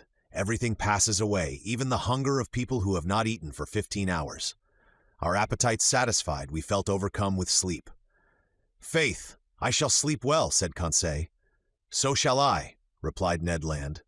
My 2 companions stretched themselves on the cabin carpet and were soon sound asleep. For my own part, too many thoughts crowded my brain, too many insoluble questions pressed upon me, too many fancies kept my eyes half open. Where were we? What strange power carried us on? I felt, or rather fancied I felt, the machine sinking down to the lowest beds of the sea. Dreadful nightmares beset me. I saw in these mysterious asylums a world of unknown animals, amongst which this submarine boat seemed to be of the same kind, living, moving, and formidable as they. Then my brain grew calmer. My imagination wandered into vague unconsciousness, and I soon fell into a deep sleep. Chapter 9. Ned Land's Tempers. How long we slept I do not know, but our sleep must have lasted long, for it rested us completely from our fatigues. I woke first. My companions had not moved, and were still stretched in their corner. Hardly roused from my somewhat hard couch, I felt my brain freed, my mind clear. I then began an attentive examination of our cell. Nothing was changed inside. The prison was still a prison. The prisoners, prisoners. However, the steward during our sleep had cleared the table. I breathed with difficulty. The heavy air seemed to oppress my lungs. Although the cell was large, we had evidently consumed a great part of the oxygen that it contained. Indeed, each man consumes in 1 hour the oxygen contained in more than 176 pints of air, and this air, charged as then with a nearly equal quantity of carbonic acid, becomes unbreathable. It became necessary to renew the atmosphere of our prison, and no doubt the whole in the submarine boat. That gave rise to a question in my mind. How would the commander of this floating dwelling place proceed? Would he obtain air by chemical means, in getting by heat the oxygen contained in chlorate of potash, and in absorbing carbonic acid by caustic potash?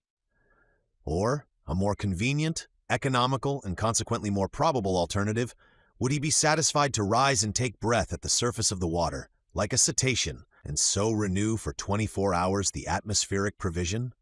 In fact, I was already obliged to increase my respirations to eke out of this cell the little oxygen it contained, when suddenly I was refreshed by a current of pure air and perfumed with saline emanations. It was an invigorating sea breeze, charged with iodine. I opened my mouth wide, and my lungs saturated themselves with fresh particles. At the same time, I felt the boat rolling. The iron-plated monster had evidently just risen to the surface of the ocean to breathe, after the fashion of whales. I found out from that the mode of ventilating the boat. When I had inhaled this air freely, I sought the conduit pipe, which conveyed to us the beneficial whiff, and I was not long in finding it. Above the door was a ventilator, through which volumes of fresh air renewed the impoverished atmosphere of the cell. I was making my observations, when Ned and Conseil awoke almost at the same time, under the influence of this reviving air. They rubbed their eyes, stretched themselves, and were on their feet in an instant. "Did master sleep well?" asked Conseil with his usual politeness. "Very well, my brave boy. And you, Mr. Land?" "Soundly, Professor. But I don't know if I am right or not. There seems to be a sea breeze." A seaman could not be mistaken, and I told the Canadian all that had passed during his sleep. "Good," said he. "That accounts for those roarings we heard when the supposed narwhal sighted the Abraham Lincoln." "Quite so, Master Land. It was taking breath." "Only, Amaranax, I have no idea what o'clock it is unless it is dinner time." "Dinner time, my good fellow. Say rather breakfast time, for we certainly have begun another day." "So," said Conseil, "we have slept 24 hours? That is my opinion."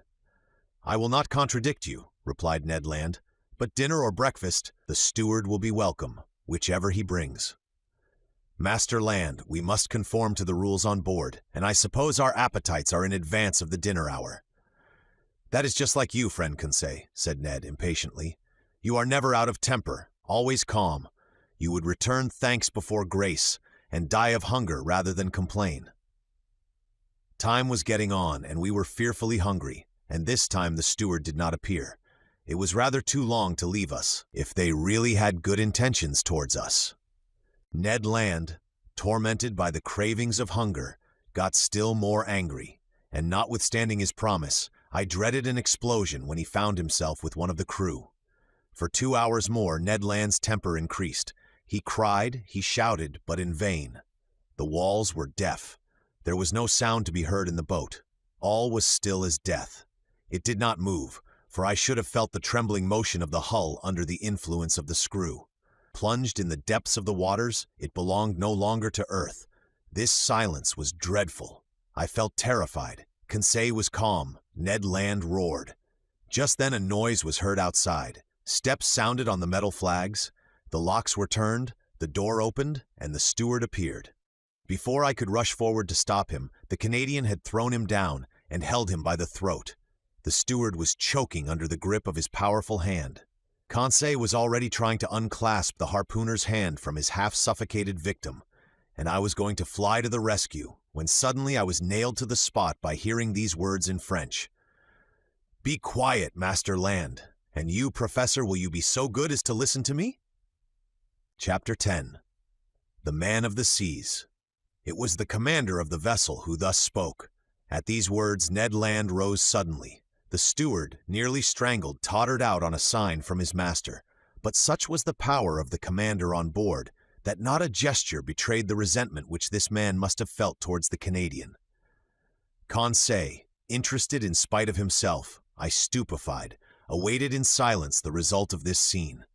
The commander, leaning against the corner of a table with his arms folded, scanned us with profound attention. Did he hesitate to speak? Did he regret the words which he had just spoken in French? One might almost think so. After some moments of silence, which not one of us dreamed of breaking, "Gentlemen," said he, in a calm and penetrating voice, "I speak French, English, German, and Latin equally well. I could, therefore, have answered you at our first interview, but I wish to know you first, then to reflect." The story told by each one, entirely agreeing in the main points, convinced me of your identity. I know now that chance has brought before me M. Pierre Aronnax, professor of natural history at the Museum of Paris, entrusted with a scientific mission abroad, Conseil, his servant, and Ned Land, of Canadian origin, harpooner on board the frigate Abraham Lincoln of the Navy of the United States of America. I bowed assent.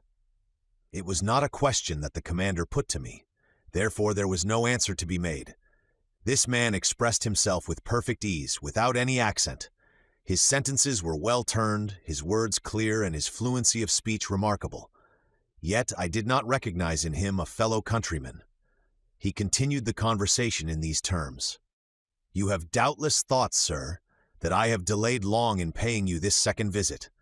The reason is that, your identity recognized, I wish to weigh maturely what part to act towards you. I have hesitated much.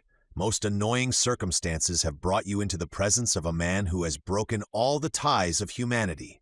You have come to trouble my existence." "Unintentionally," said I. "Unintentionally?"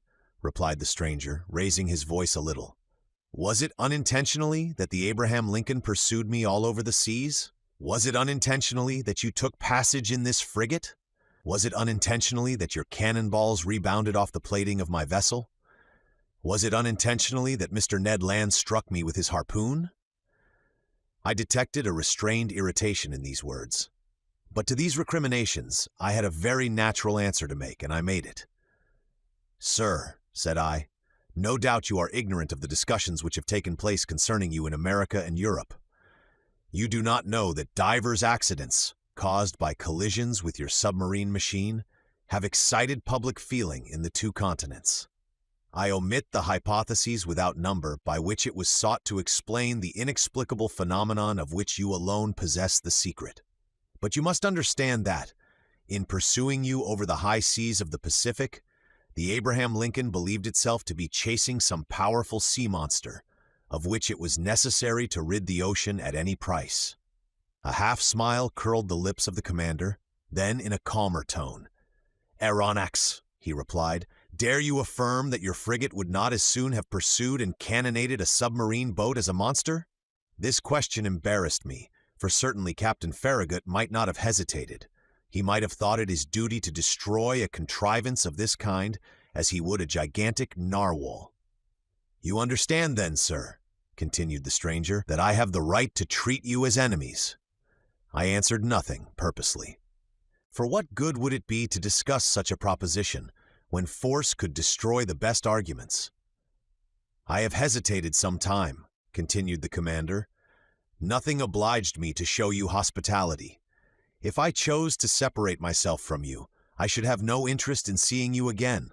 I could place you upon the deck of this vessel, which has served you as a refuge. I could sink beneath the waters and forget that you had ever existed.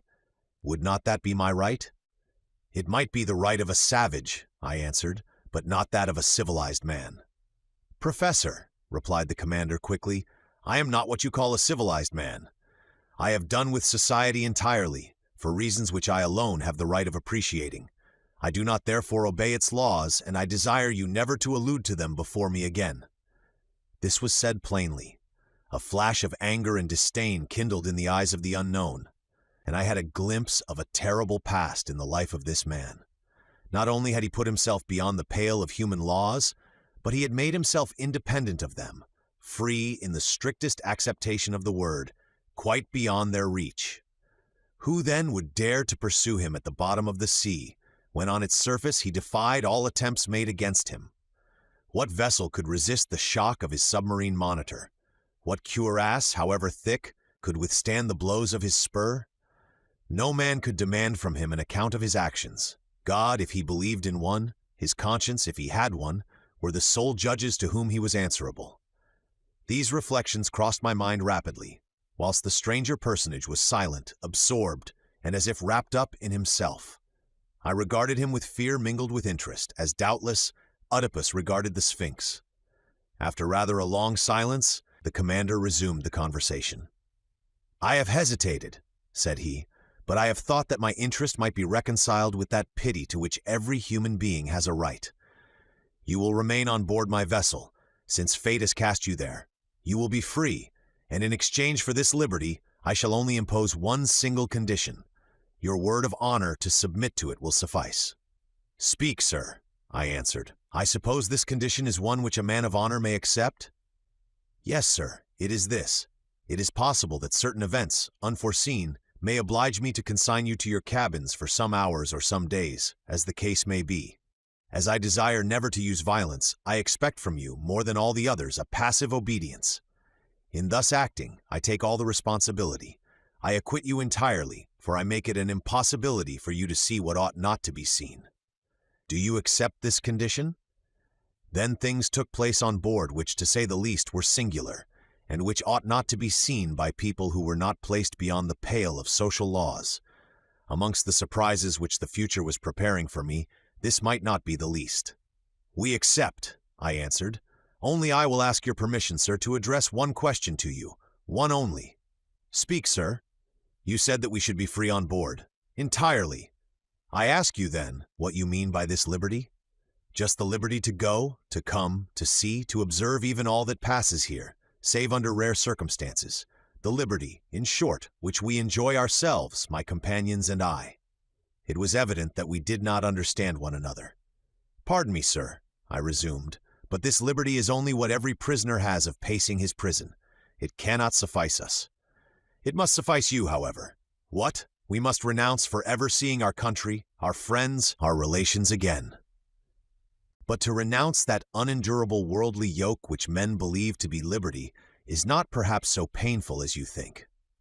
"Well," exclaimed Ned Land, "never will I give my word of honor not to try to escape." "I did not ask you for your word of honor, Master Land," answered the commander coldly. "Sir," I replied, beginning to get angry in spite of myself, "you abuse your situation towards us. It is cruelty." "No, sir, it is clemency. You are my prisoners of war. I keep you when I could, by a word, plunge you into the depths of the ocean. You attacked me. You came to surprise a secret which no man in the world must penetrate, the secret of my whole existence. And you think that I am going to send you back to that world which must know me no more? Never. In retaining you, it is not you whom I guard, it is myself." These words indicated a resolution taken on the part of the commander, against which no arguments would prevail. "So, sir," I rejoined, "you give us simply the choice between life and death?" "Simply." "My friends," said I, "to a question thus put, there is nothing to answer. But no word of honor binds us to the master of this vessel." "None, sir," answered the unknown. Then, in a gentler tone, he continued, "Now, permit me to finish what I have to say to you. I know you, Amaranax. You and your companions will not, perhaps, have so much to complain of in the chance which has bound you to my fate. You will find amongst the books which are my favorite study the work which you have published on the depths of the sea. I have often read it. You have carried out your work as far as terrestrial science permitted you. But you do not know all. You have not seen all. Let me tell you then, Professor, that you will not regret the time passed on board my vessel. You are going to visit the land of marvels." These words of the commander had a great effect upon me. I cannot deny it. My weak point was touched, and I forgot for a moment that the contemplation of these sublime subjects was not worth the loss of liberty. Besides, I trusted to the future to decide this grave question. So I contented myself with saying, "By what name ought I to address you?" "Sir," replied the commander, "I am nothing to you but Captain Nemo, and you and your companions are nothing to me but the passengers of the Nautilus." Captain Nemo called. A steward appeared. The captain gave him his orders in that strange language which I did not understand. Then, turning towards the Canadian and Conseil, "A repast awaits you in your cabin," said he. "Be so good as to follow this man.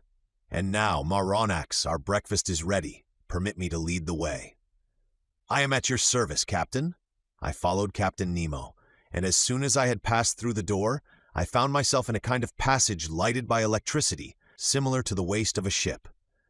After we had proceeded a dozen yards, a second door opened before me. I then entered a dining room, decorated and furnished in severe taste. High oaken sideboards, inlaid with ebony, stood at the two extremities of the room, and upon their shelves glittered china, porcelain, and glass of inestimable value. The plate on the table sparkled in the rays which the luminous ceiling shed around, while the light was tempered and softened by exquisite paintings. In the center of the room was a table richly laid out. Captain Nemo indicated the place I was to occupy. The breakfast consisted of a certain number of dishes, the contents of which were furnished by the sea alone, and I was ignorant of the nature and mode of preparation of some of them. I acknowledged that they were good, but they had a peculiar flavor, which I easily became accustomed to. These different aliments appeared to me to be rich in phosphorus, and I thought they must have a marine origin. Captain Nemo looked at me. I asked him no questions, but he guessed my thoughts and answered of his own accord the questions which I was burning to address to him. "The greater part of these dishes are unknown to you," he said to me. "However, you may partake of them without fear. They are wholesome and nourishing. For a long time I have renounced the food of the earth and am never ill now. My crew, who are healthy, are fed on the same food." "So," said I, "all these eatables are the produce of the sea?" "Yes, Professor, the sea supplies all my wants. Sometimes I cast my nets in tow and I draw them in ready to break. Sometimes I hunt in the midst of this element which appears to be inaccessible to man and quarry the game which dwells in my submarine forests. My flocks, like those of Neptune's old shepherds, graze fearlessly in the immense prairies of the ocean.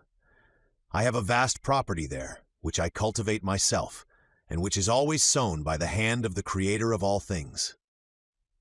I can understand perfectly, sir, that your nets furnish excellent fish for your table. I can understand also that you hunt aquatic game in your submarine forests. But I cannot understand at all how a particle of meat, no matter how small, can figure in your bill of fare. This, which you believe to be meat, Professor, is nothing else than fillet of turtle. Here are also some dolphins' livers, which you take to be ragout of pork. My cook is a clever fellow, who excels in dressing these various products of the ocean. Taste all these dishes. Here is a preserve of holothuria, which a Malay would declare to be unrivaled in the world. Here is a cream, of which the milk has been furnished by the cetacea, and the sugar by the great fucus of the North Sea. And lastly, permit me to offer you some preserve of anemones, which is equal to that of the most delicious fruits." I tasted, more from curiosity than as a connoisseur, whilst Captain Nemo enchanted me with his extraordinary stories. "You like the sea, Captain?" "Yes, I love it. The sea is everything. It covers 7/10 of the terrestrial globe. Its breath is pure and healthy. It is an immense desert, where man is never lonely, for he feels life stirring on all sides. The sea is only the embodiment of a supernatural and wonderful existence. It is nothing but love and emotion. It is the living infinite, as one of your poets has said. In fact, Professor, nature manifests herself in it by her three kingdoms, mineral, vegetable, and animal. The sea is the vast reservoir of nature. The globe began with sea, so to speak, and who knows if it will not end with it. In it is supreme tranquility. The sea does not belong to despots. Upon its surface, men can still exercise unjust laws, fight, tear one another to pieces, and be carried away with terrestrial horrors. But at 30 feet below its level, their reign ceases, their influence is quenched, and their power disappears. Ah, sir, live in the bosom of the waters. There only is independence. There I recognize no masters. There I am free." Captain Nemo suddenly became silent in the midst of this enthusiasm, by which he was quite carried away. For a few moments he paced up and down, much agitated. Then he became more calm, regained his accustomed coldness of expression, and turning towards me, "Now, Professor," said he, "if you wish to go over the Nautilus, I am at your service." Captain Nemo rose. I followed him. A double door, contrived at the back of the dining room, opened, and I entered a room equal in dimensions to that which I had just quitted. It was a library. High pieces of furniture, of black-violet ebony inlaid with brass, supported upon their wide shelves a great number of books uniformly bound. They followed the shape of the room, terminating at the lower part in huge divans, covered with brown leather, which were curved to afford the greatest comfort. Light movable desks, made to slide in and out at will, allowed one to rest one's book while reading. In the center stood an immense table, covered with pamphlets, amongst which were some newspapers, already of old date. The electric light flooded everything. It was shed from 4 unpolished globes half sunk in the volutes of the ceiling. I looked with real admiration at this room, so ingeniously fitted up, and I could scarcely believe my eyes. "Captain Nemo," said I to my host, who had just thrown himself on one of the divans, "this is a library which would do honor to more than one of the continental palaces, and I am absolutely astounded when I consider that it can follow you to the bottom of the seas." "Where could one find greater solitude or silence, Professor?" replied Captain Nemo. "Did your study in the museum afford you such perfect quiet?" "No, sir, and I must confess that it is a very poor one after yours. You must have 6,000 or 7,000 volumes here." 12,000 Maronax. These are the only ties which bind me to the earth, but I had done with the world on the day when my Nautilus plunged for the first time beneath the waters. That day I bought my last volumes, my last pamphlets, my last papers, and from that time I wish to think that men no longer think or write. These books, Professor, are at your service besides, and you can make use of them freely. I thanked Captain Nemo and went up to the shelves of the library. Works on science, morals, and literature abounded in every language, but I did not see one single work on political economy.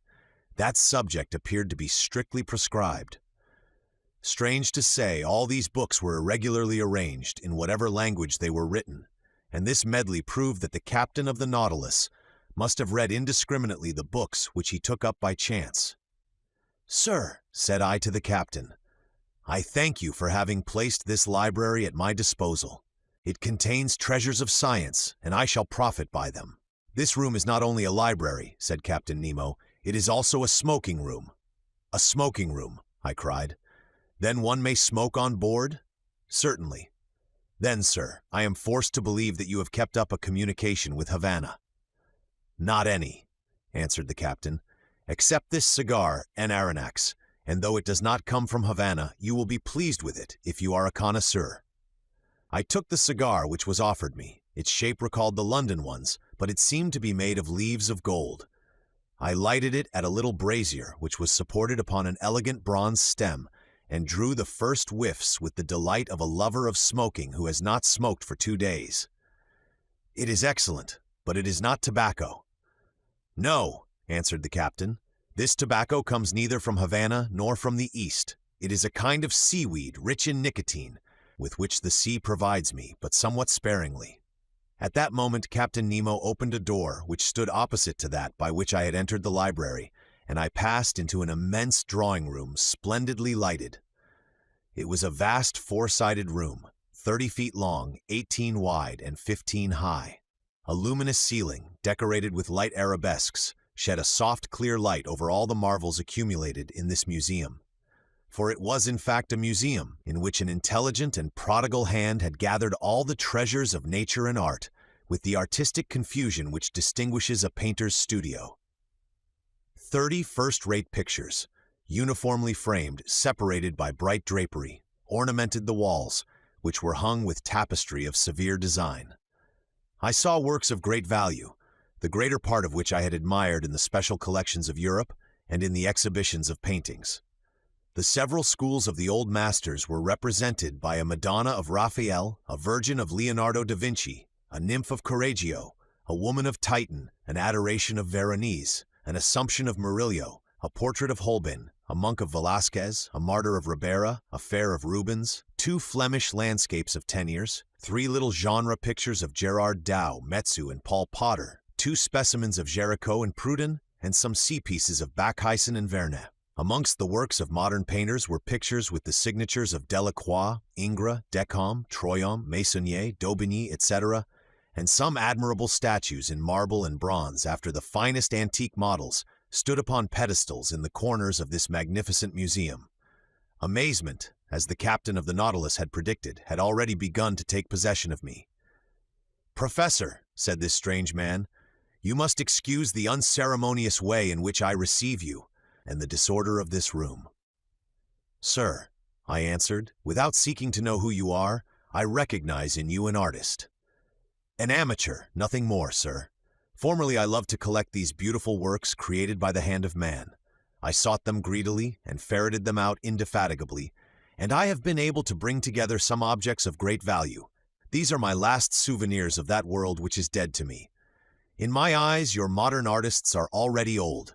They have 2,000 or 3,000 years of existence. I confound them in my own mind. Masters have no age." "And these musicians?" said I, pointing out some works of Weber, Rossini, Mozart, Beethoven, Haydn, Meyerbeer, Harold Wagner, Wagner, Gounod, and a number of others, scattered over a large model piano organ which occupied one of the panels of the drawing room.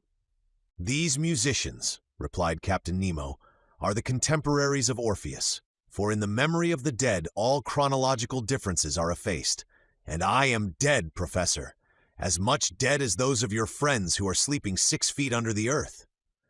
Captain Nemo was silent, and seemed lost in a profound reverie. I contemplated him with deep interest, analyzing in silence the strange expression of his countenance. Leaning on his elbow against an angle of a costly mosaic table, he no longer saw me. He had forgotten my presence. I did not disturb this reverie, and continued my observation of the curiosities which enriched this drawing room.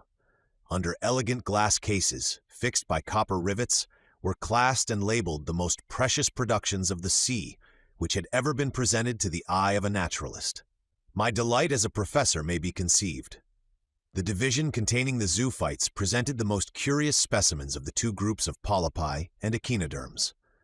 In the first group, the tubipores, were gorgons arranged like a fan, soft sponges of Syria, ices of the Moluccas, penachules, an admirable virgularia of the Norwegian seas, variegated umbellularia, alcyonaria, a whole series of madrepores, which my master Milne Edwards has so cleverly classified, amongst which I remarked some wonderful Flabellina oculana of the island of Bourbon, the Neptune's car of the Antilles, superb varieties of corals. In short, every species of those curious polypi of which entire islands are formed, which will one day become continents. Of the echinoderms, remarkable for their coating of spines, astery, sea stars, pantocrina, comachules, asterophons, echini, holothuri, etc., represented individually a complete collection of this group.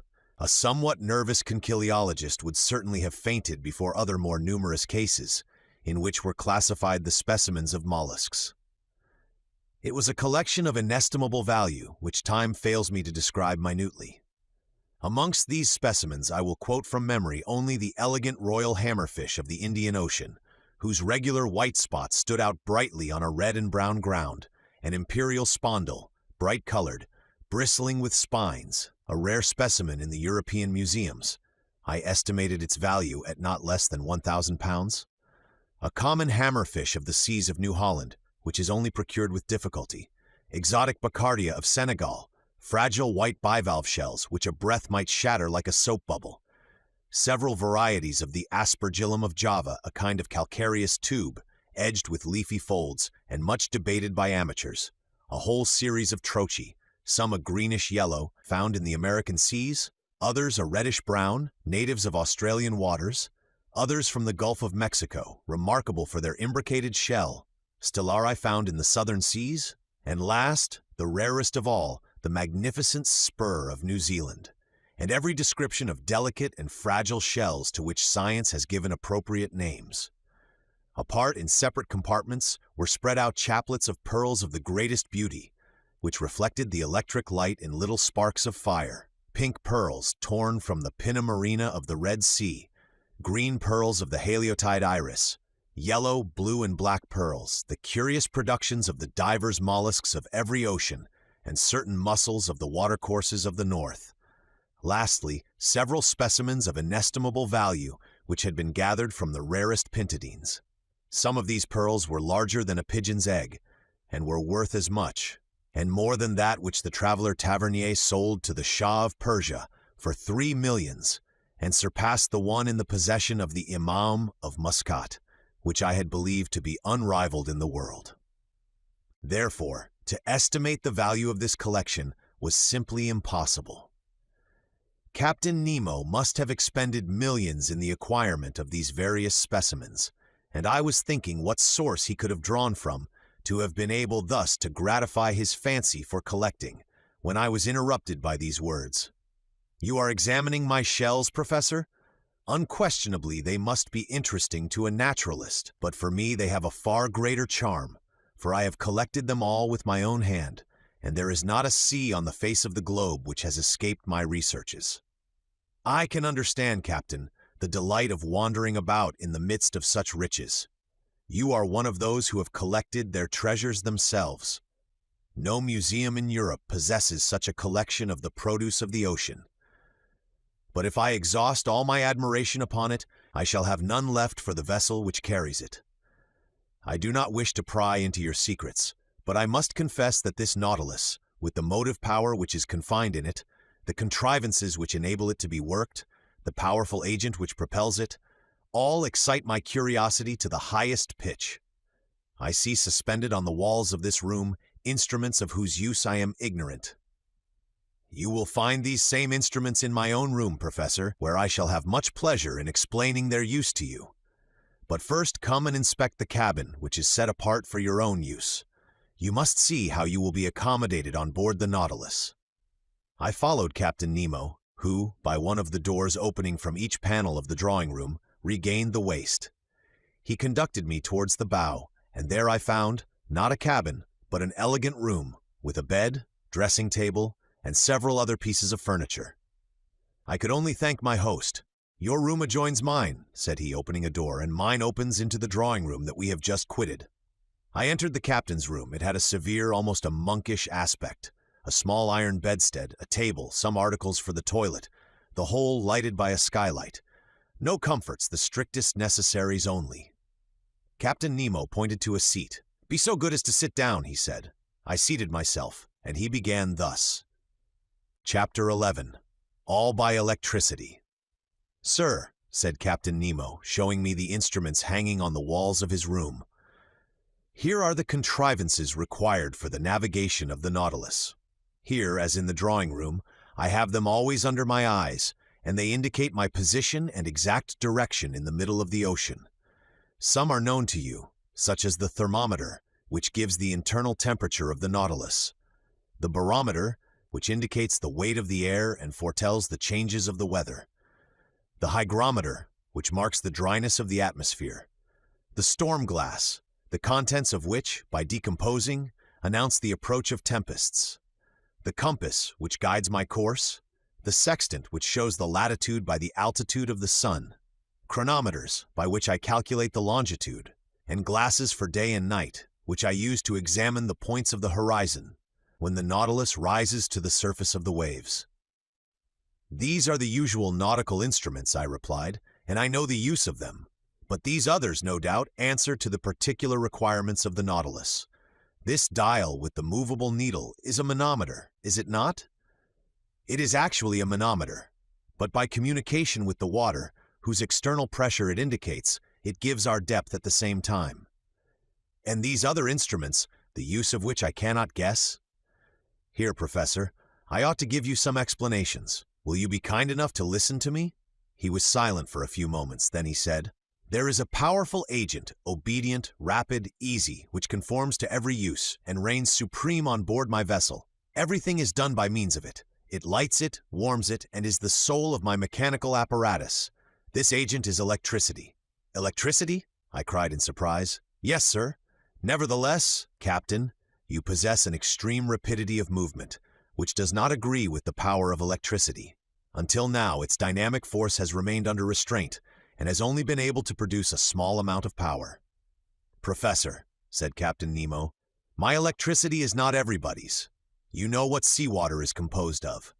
In 1,000 grams are found 96.5% of water, and about 2 to 2/3% of chloride of sodium.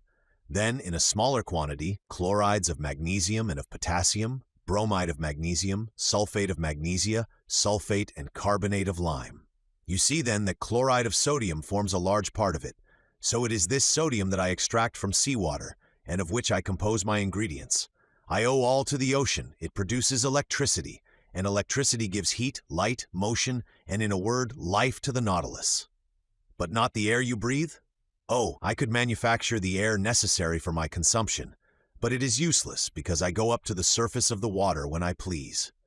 However, if electricity does not furnish me with air to breathe, it works at least the powerful pumps that are stored in spacious reservoirs and which enable me to prolong at need, and as long as I will, my stay in the depths of the sea. It gives a uniform and unintermittent light, which the sun does not. Now look at this clock. It is electrical and goes with a regularity that defies the best chronometers.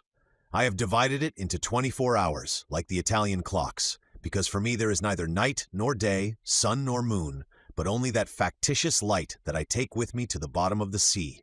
Look, just now it is 10 o'clock in the morning. Exactly.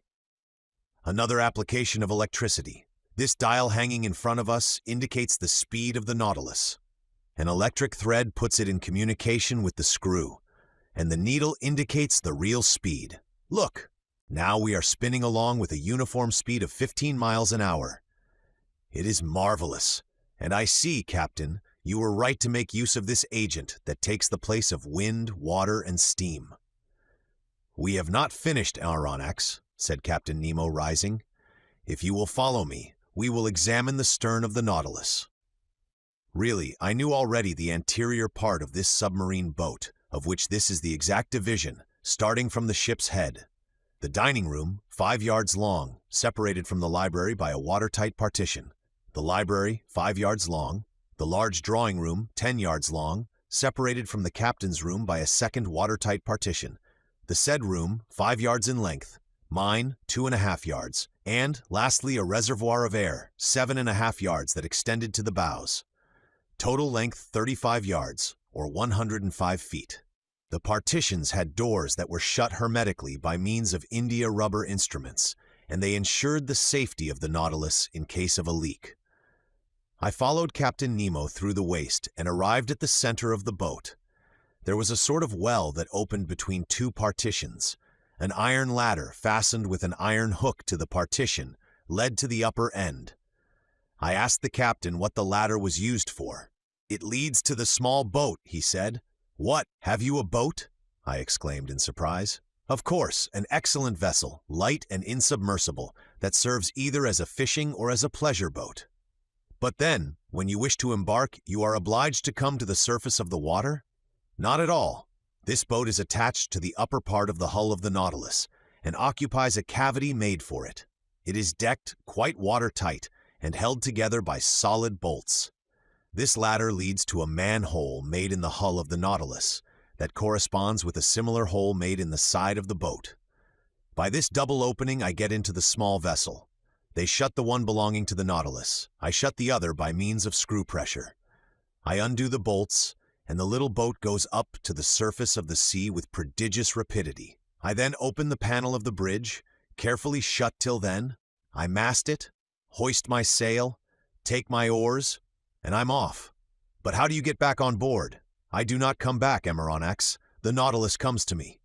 By your orders? By my orders. An electric thread connects us. I telegraph to it, and that is enough. Really, I said, astonished at these marvels. Nothing can be more simple. After having passed by the cage of the staircase that led to the platform, I saw a cabin 6 feet long, in which Conseil and Ned Land, enchanted with their repast, were devouring it with avidity. Then a door opened into a kitchen 9 feet long, situated between the large storerooms. Their electricity, better than gas itself, did all the cooking. The streams under the furnaces gave out to the sponges of platina a heat which was regularly kept up and distributed. They also heated a distilling apparatus, which by evaporation furnished excellent drinkable water. Near this kitchen was a bathroom comfortably furnished with hot and cold water taps. Next to the kitchen was the berth room of the vessel, 16 feet long. But the door was shut, and I could not see the management of it, which might have given me an idea of the number of men employed on board the Nautilus. At the bottom was a fourth partition that separated this office from the engine room. A door opened, and I found myself in the compartment where Captain Nemo, certainly an engineer of a very high order, had arranged his locomotive machinery. This engine room, clearly lighted, did not measure less than 65 feet in length. It was divided into two parts. The first contained the materials for producing electricity, and the second the machinery that connected it with the screw. I examined it with great interest, in order to understand the machinery of the Nautilus. "You see," said the captain, "I use Bunsen's contrivances, not Ruhmkorff's. Those would not have been powerful enough. Bunsen's are fewer in number, but strong and large, which experience proves to be the best. The electricity produced passes forward where it works, by electromagnets of great size, on a system of levers and cogwheels that transmit the movement to the axle of the screw. This one, the diameter of which is 19 feet, and the thread 23 feet, performs about 120 revolutions in a second. And you get then a speed of 50 miles an hour. I have seen the Nautilus maneuver before the Abraham Lincoln, and I have my own ideas as to its speed. But this is not enough. We must see where we go. We must be able to direct it to the right, to the left, above, below. How do you get to the great depths, where you find an increasing resistance, which is rated by hundreds of atmospheres? How do you return to the surface of the ocean? And how do you maintain yourselves in the requisite medium? Am I asking too much?" "Not at all, Professor," replied the captain with some hesitation, "since you may never leave this submarine boat. Come into the saloon. It is our usual study, and there you will learn all you want to know about the Nautilus." Chapter 12. Some figures. A moment after we were seated on a divan in the saloon smoking. The captain showed me a sketch that gave the plan, section, and elevation of the Nautilus.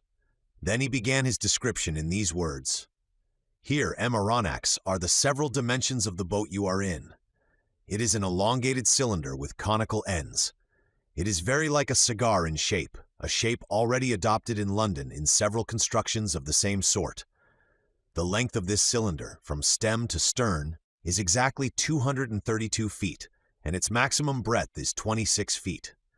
It is not built quite like your long voyage steamers, but its lines are sufficiently long and its curves prolonged enough to allow the water to slide off easily and oppose no obstacle to its passage. These two dimensions enable you to obtain by a simple calculation the surface and cubic contents of the Nautilus. Its area measures 6,032 feet, and its contents about 1,500 cubic yards. That is to say, when completely immersed, it displaces 50,000 feet of water, or weighs 1,500 tons. When I made the plans for this submarine vessel, I meant that 9/10 should be submerged. Consequently, it ought only to displace 9/10 of its bulk, that is to say, only to weigh that number of tons. I ought not, therefore, to have exceeded that weight, constructing it on the aforesaid dimensions. The Nautilus is composed of two hulls, one inside, the other outside, joined by T-shaped irons, which render it very strong. Indeed, owing to this cellular arrangement, it resists like a block, as if it were solid. Its sides cannot yield. It coheres spontaneously, and not by the closeness of its rivets, and the homogeneity of its construction, due to the perfect union of the materials, enables it to defy the roughest seas. These two hulls are composed of steel plates whose density is from 0.7 to 0.8 that of water. The first is not less than 2.5 inches thick and weighs 394 tons. The second envelope, the keel, 20 inches high and 10 thick, weighs alone 62 tons. The engine, the ballast, the several accessories and apparatus appendages, the partitions and bulkheads, weigh 961.62 tons. Do you follow all this? I do. Then, when the Nautilus is afloat under these circumstances, 1/10 is out of the water. Now, if I have made reservoirs of a size equal to this 10th, or capable of holding 150 tons, and if I fill them with water, the boat, weighing then 507 tons, will be completely immersed. That would happen, Professor. These reservoirs are in the lower parts of the Nautilus. I turn on taps and they fill, and the vessel sinks that had just been level with the surface. Well, Captain, but now we come to the real difficulty. I can understand your rising to the surface, but diving below the surface, does not your submarine contrivance encounter a pressure and consequently undergo an upward thrust of 1 atmosphere for every 30 feet of water, just about 15 pounds per square inch? Just so, sir? Then, unless you quite fill the Nautilus, I do not see how you can draw it down to those depths. Professor, you must not confound statics with dynamics, or you will be exposed to grave errors. There is very little labor spent in attaining the lower regions of the ocean, for all bodies have a tendency to sink. When I wanted to find out the necessary increase of weight required to sink the Nautilus, I had only to calculate the reduction of volume that seawater acquires according to the depth. That is evident. Now, if water is not absolutely incompressible, it is at least capable of very slight compression. Indeed, after the most recent calculations, this reduction is only 0.000436 of an atmosphere for each 30 feet of depth. If we want to sink 3,000 feet, I should keep account of the reduction of bulk under a pressure equal to that of a column of water of 1,000 feet. The calculation is easily verified. Now I have supplementary reservoirs capable of holding 100 tons. Therefore, I can sink to a considerable depth. When I wish to rise to the level of the sea, I only let off the water and empty all the reservoirs if I want the Nautilus to emerge from the 10th part of her total capacity. I had nothing to object to these reasonings. I admit your calculations, Captain, I replied. I should be wrong to dispute them, since daily experience confirms them, but I foresee a real difficulty in the way. What, sir? When you are about 1,000 feet deep, the walls of the Nautilus bear a pressure of 100 atmospheres. If then, just now, you were to empty the supplementary reservoirs, to lighten the vessel and to go up to the surface, the pumps must overcome the pressure of 100 atmospheres, which is 1,500 pounds per square inch. From that a power that electricity alone can give, said the captain hastily. I repeat, sir, that the dynamic power of my engines is almost infinite. The pumps of the Nautilus have an enormous power, as you must have observed when their jets of water burst like a torrent upon the Abraham Lincoln. Besides, I use subsidiary reservoirs only to attain a mean depth of 750 to 1,000 fathoms, and that with a view of managing my machines. Also, when I have a mind to visit the depths of the ocean 5 or 6 miles below the surface, I make use of slower but not less infallible means. What are they, Captain? That involves my telling you how the Nautilus is worked. I am impatient to learn. To steer this boat to starboard or port, to turn, in a word, following a horizontal plan, I use an ordinary rudder fixed on the back of the stern post, and with one wheel and some tackle to steer by. But I can also make the Nautilus rise and sink rise by a vertical movement by means of 2 inclined planes fastened to its sides, opposite the center of flotation, planes that move in every direction, and that are worked by powerful levers from the interior. If the planes are kept parallel with the boat, it moves horizontally. If slanted, the Nautilus, according to this inclination, and under the influence of the screw, either sinks diagonally or rises diagonally as it suits me.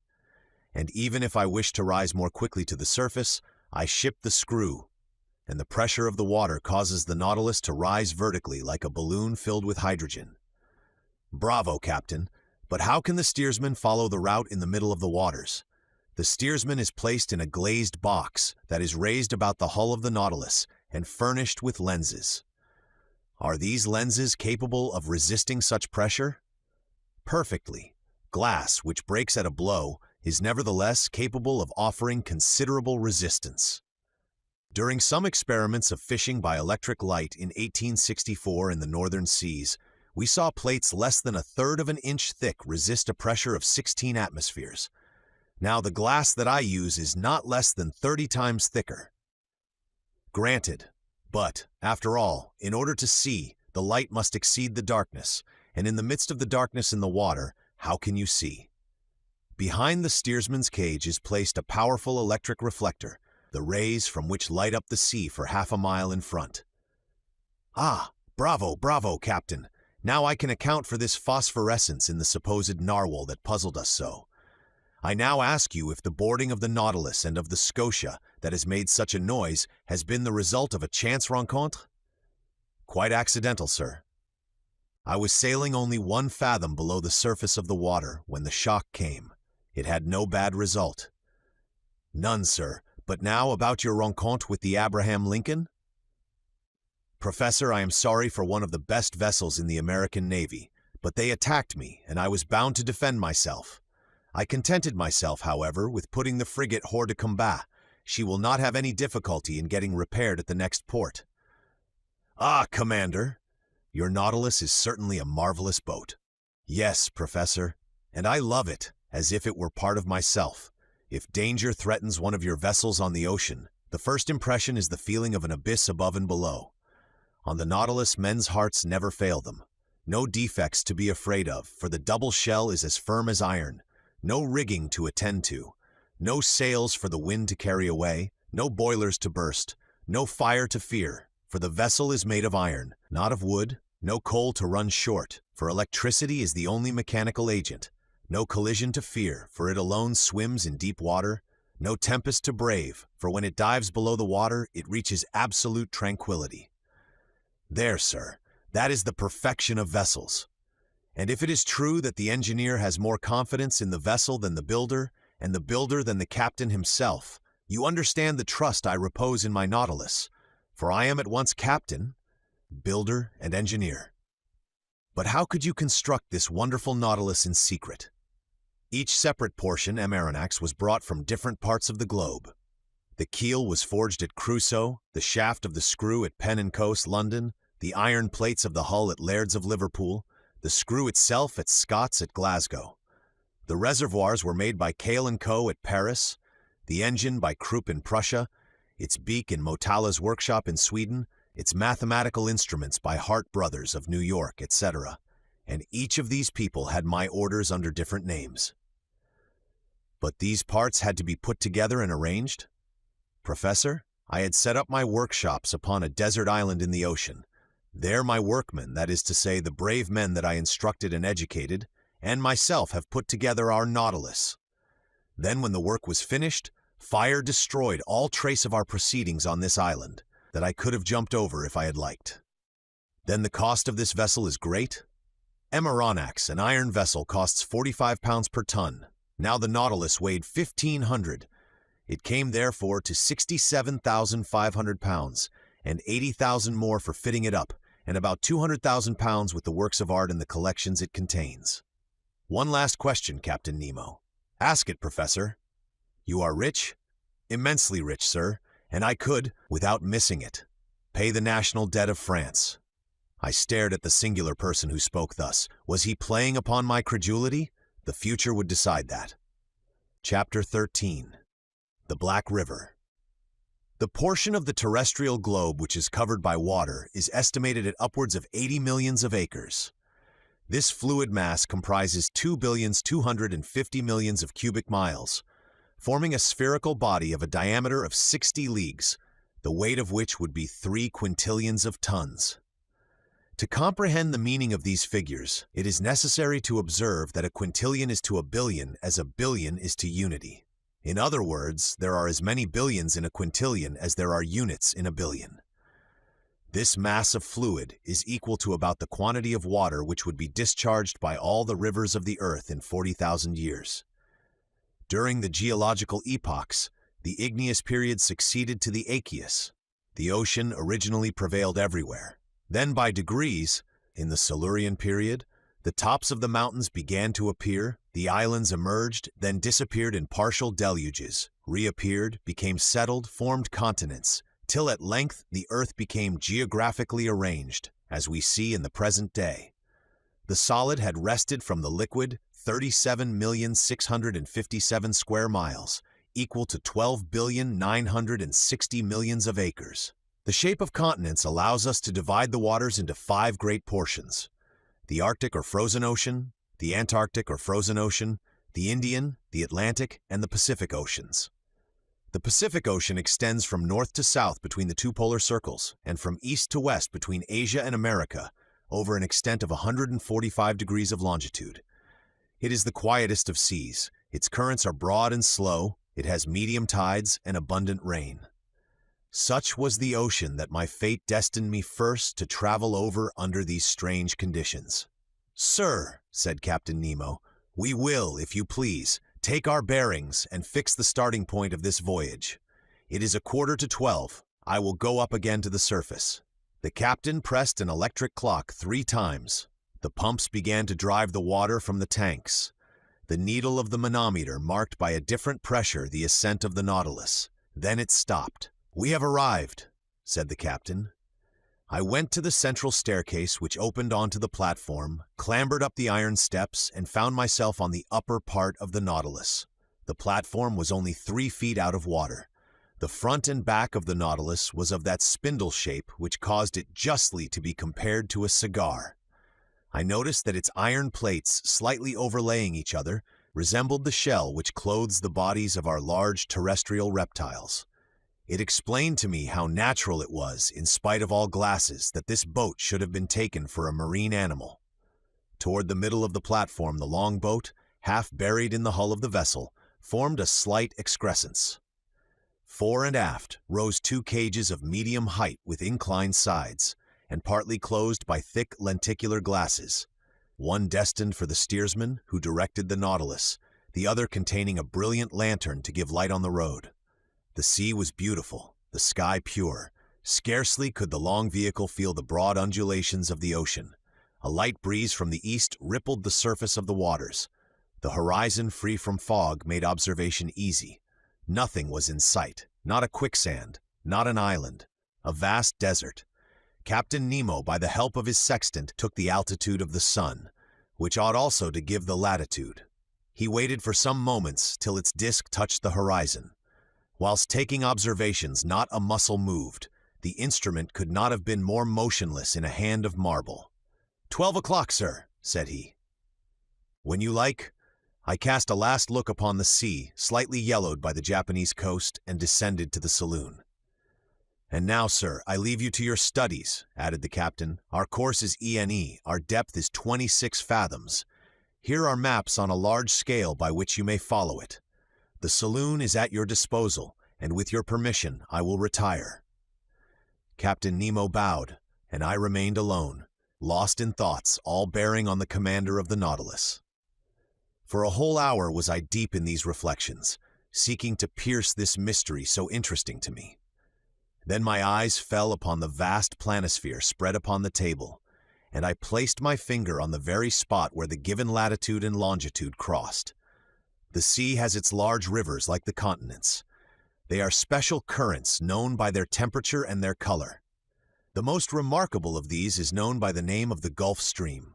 Science has decided on the globe the direction of 5 principal currents, one in the North Atlantic, a second in the South, a third in the North Pacific, a fourth in the South, and a fifth in the Southern Indian Ocean. It is even probable that a 6th current existed at one time or another in the Northern Indian Ocean, when the Caspian and Aral Seas formed but one vast sheet of water.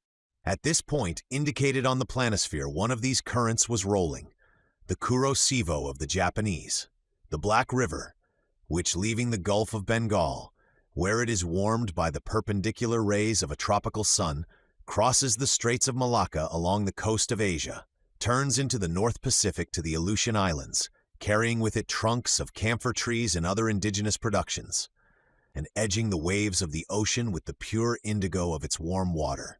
It was this current that the Nautilus was to follow. I followed it with my eye, saw it lose itself in the vastness of the Pacific, and felt myself drawn with it when Ned Land and Conseil appeared at the door of the saloon. My 2 brave companions remained petrified at the sight of the wonders spread before them. "Where are we? Where are we?" exclaimed the Canadian. "In the museum at Quebec?" "My friends," I answered, making a sign for them to enter, "you are not in Canada, but on board the Nautilus, 50 yards below the level of the sea." "But, Amaranax," said Ned Land, "can you tell me how many men there are on board? 10, 20, 50, 100? "I cannot answer you, Mr. Land. It is better to abandon for a time all idea of seizing the Nautilus or escaping from it. This ship is a masterpiece of modern industry, and I should be sorry not to have seen it." Many people would accept the situation forced upon us, if only to move amongst such wonders. So be quiet and let us try and see what passes around us." "See!" exclaimed the harpooner, "but we can see nothing in this iron prison. We are walking, we are sailing blindly." Ned Land had scarcely pronounced these words when all was suddenly darkness. The luminous ceiling was gone, and so rapidly that my eyes received a painful impression. We remained mute, not stirring, and not knowing what surprise awaited us, whether agreeable or disagreeable. A sliding noise was heard. One would have said that panels were working at the sides of the Nautilus. "It is the end of the end," said Ned Land. Suddenly, light broke at each side of the saloon through two oblong openings. The liquid mass appeared vividly lit up by the electric gleam. Two crystal plates separated us from the sea. At first, I trembled at the thought that this frail partition might break, but strong bands of copper bound them, giving an almost infinite power of resistance. The sea was distinctly visible for a mile all round the Nautilus. What a spectacle! What pen can describe it? Who could paint the effects of the light through those transparent sheets of water and the softness of the successive graduations from the lower to the superior strata of the ocean? We know the transparency of the sea and that its clearness is far beyond that of rock water. The mineral and organic substances which it holds in suspension heightens its transparency. In certain parts of the ocean at the Antilles, under 75 fathoms of water, can be seen with surprising clearness a bed of sand. The penetrating power of the solar rays does not seem to cease for a depth of 150 fathoms. But in this middle fluid traveled over by the Nautilus, the electric brightness was produced even in the bosom of the waves. It was no longer luminous water, but liquid light. On each side a window opened into this unexplored abyss. The obscurity of the saloon showed to advantage the brightness outside, and we looked out as if this pure crystal had been the glass of an immense aquarium. "You wish to see, friend Ned? Well, you see now." "Curious, curious," muttered the Canadian, who, forgetting his ill temper, seemed to submit to some irresistible attraction, and one would come further than this to admire such a sight. "Ah," thought I to myself, "I understand the life of this man. He has made a world apart for himself in which he treasures all his greatest wonders." For 2 whole hours an aquatic army escorted the Nautilus. During their games, their bounds, while rivaling each other in beauty, brightness, and velocity, I distinguished the green labra, the banded mullet, marked by a double line of black, the round-tailed goby of a white color with violet spots on the back, the Japanese scombros, a beautiful mackerel of those seas with a blue body and silvery head, the brilliant azurors, whose name alone defies description, some banded spares, with variegated fins of blue and yellow, the woodcocks of the seas, some specimens of which attain a yard in length, Japanese salamanders, spider lampreys, serpents 6 feet long, with eyes small and lively, and a huge mouth bristling with teeth, with many other species. Our imagination was kept at its height. Interjections followed quickly on each other. Ned named the fish, and Conseil classed them. I was in ecstasies with the vivacity of their movements and the beauty of their forms. Never had it been given to me to surprise these animals, alive and at liberty, in their natural element. I will not mention all the varieties which passed before my dazzled eyes, all the collection of the seas of China and Japan. These fish, more numerous than the birds of the air, came attracted, no doubt, by the brilliant focus of the electric light. Suddenly there was daylight in the saloon, the iron panels closed again, and the enchanting vision disappeared. But for a long time I dreamt on till my eyes fell on the instruments hanging on the partition. The compass still showed the course to be NNE. The manometer indicated a pressure of 5 atmospheres, equivalent to a depth of 25 fathoms, and the electric log gave a speed of 15 miles an hour. I expected Captain Nemo, but he did not appear. The clock marked the hour of 5. Ned Land and Conseil returned to their cabin, and I retired to my chamber. My dinner was ready. It was composed of turtle soup made of the most delicate hawksbills, of a surmullet served with puff paste, the liver of which, prepared by itself, was most delicious, and fillets of the emperor holocanthus, the savor of which seemed to me superior even to salmon. I passed the evening reading, writing, and thinking. Then sleep overpowered me, and I stretched myself on my couch of zostera and slept profoundly whilst the Nautilus was gliding rapidly through the current of the Black River. Chapter 14: A Note of Invitation. The next day was the 9th of November. I awoke after a long sleep of 12 hours. Consi came, according to custom, to know how I had passed the night and to offer his services. He had left his friend the Canadian sleeping like a man who had never done anything else all his life. I let the worthy fellow chatter as he pleased, without caring to answer him. I was preoccupied by the absence of the captain during our sitting of the day before, and hoping to see him today. As soon as I was dressed, I went into the saloon. It was deserted. I plunged into the study of the shell treasures hidden behind the glasses. I reveled also in great herbals filled with the rarest marine plants, which, although dried up, retained their lovely colors. Amongst these precious hydrophytes, I remarked some vorticella, pavonaria, delicate cerames with scarlet tints, some fan-shaped ÆGRI, and some natabuli like flat mushrooms, which at one time used to be classed as zoophytes. In short, a perfect series of alga. The whole day passed without my being honored by a visit from Captain Nemo. The panels of the saloon did not open. Perhaps they did not wish us to tire of these beautiful things? The course of the Nautilus was ENE, her speed 12 knots, the depth below the surface between 25 and 30 fathoms. The next day, 10th of November, the same desertion, the same solitude. I did not see one of the ship's crew. Ned and Conseil spent the greater part of the day with me. They were astonished at the inexplicable absence of the captain. Was this singular man ill? Had he altered his intentions with regard to us? After all, as Conseil said, we enjoyed perfect liberty. We were delicately and abundantly fed. Our host kept to his terms of the treaty. We could not complain, and indeed the singularity of our fate reserved such wonderful compensation for us that we had no right to accuse it as yet.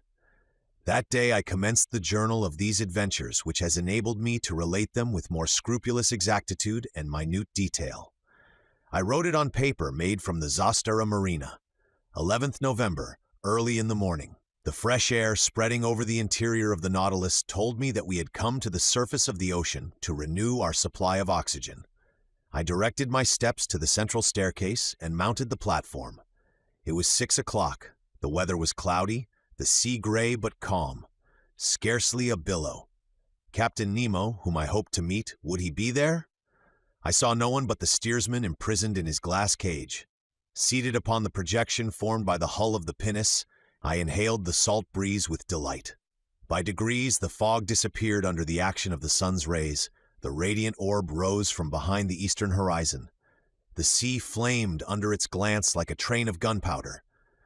The clouds scattered in the heights were colored with lively tints of beautiful shades and numerous mare's tails, which betokened wind for that day. But what was wind to this Nautilus which tempests could not frighten? I was admiring this joyous rising of the sun, so gay and so life-giving, when I heard steps approaching the platform. I was prepared to salute Captain Nemo, but it was his second, whom I had already seen on the captain's first visit, who appeared. He advanced on the platform, not seeming to see me. With his powerful glass to his eye, he scanned every point of the horizon with great attention. This examination over, he approached the panel and pronounced a sentence in exactly these terms. I have remembered it, for every morning it was repeated under exactly the same conditions. It was thus worded, Nautron Rispoc Lorni Virch. What it meant I could not say. These words pronounced, the second descended. I thought that the Nautilus was about to return to its submarine navigation. I regained the panel and returned to my chamber. 5 days sped thus, without any change in our situation. Every morning I mounted the platform. The same phrase was pronounced by the same individual. But Captain Nemo did not appear. I had made up my mind that I should never see him again, when, on the 16th November, on returning to my room with Ned and Conseil, I found upon my table a note addressed to me. I opened it impatiently. It was written in a bold, clear hand, the characters rather pointed, recalling the German type. The note was worded as follows: 16th of November, 1867. To Professor Aronnax, on board the Nautilus. Captain Nemo invites Professor Aronnax to a hunting party, which will take place tomorrow morning in the forests of the island of Crespo. He hopes that nothing will prevent the professor from being present, and he will with pleasure see him joined by his companions. Captain Nemo, commander of the Nautilus. A hunt, exclaimed Ned. And in the forests of the island of Crespo, added Conseil. Oh, then the gentleman is going on terra firma? Replied Ned Land. That seems to me to be clearly indicated, said I, reading the letter once more. Well, we must accept, said the Canadian. But once more on dry ground, we shall know what to do. Indeed, I shall not be sorry to eat a piece of fresh venison. Without seeking to reconcile what was contradictory between Captain Nemo's manifest aversion to islands and continents and his invitation to hunt in a forest, I contented myself with replying, Let us first see where the island of Crespo is. I consulted the planisphere, and in 32 degrees 40 north lat and 157 degrees 50 west long, I found a small island, recognized in 1801 by Captain Crespo, and marked in the ancient Spanish maps as Roca de la Plata, the meaning of which is the Silver Rock. We were then about 1,800 miles from our starting point, and the course of the Nautilus, a little changed, was bringing it back towards the southeast. I showed this little rock lost in the midst of the North Pacific to my companions. If Captain Nemo does sometimes go on dry ground, said I, he at least chooses desert islands. Ned Land shrugged his shoulders without speaking, and Conseil and he left me. After supper, which was served by the steward mute and impassive, I went to bed, not without some anxiety. The next morning, the 17th of November, on awakening, I felt that the Nautilus was perfectly still. I dressed quickly and entered the saloon. Captain Nemo was there waiting for me. He rose, bowed, and asked me if it was convenient for me to accompany him. As he made no allusion to his absence during the last 8 days, I did not mention it, and simply answered that my companions and myself were ready to follow him.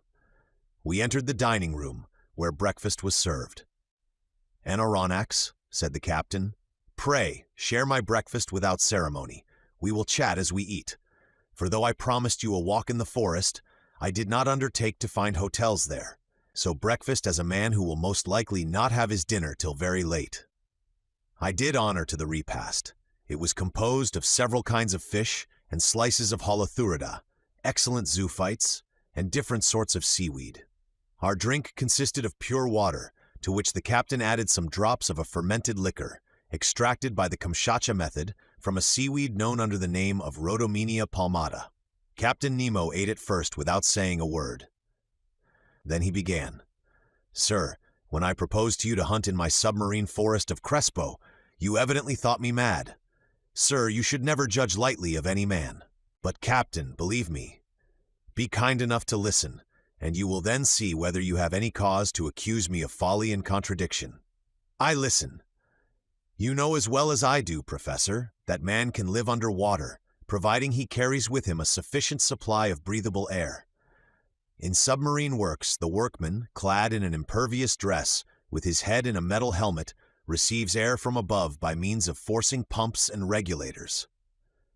That is a diving apparatus, said I. Just so, but under these conditions the man is not at liberty. He is attached to the pump which sends him air through an India rubber tube, and if we were obliged to be thus held to the Nautilus, we could not go far. And the means of getting free? I asked. It is to use the Rouquayrol apparatus, invented by 2 of your own countrymen, which I have brought to perfection for my own use, and which will allow you to risk yourself under these new physiological conditions without any organ whatever suffering. It consists of a reservoir of thick iron plates, in which I store the air under a pressure of 50 atmospheres. This reservoir is fixed on the back by means of braces, like a soldier's knapsack. Its upper part forms a box in which the air is kept by means of a bellows, and therefore cannot escape unless at its normal tension.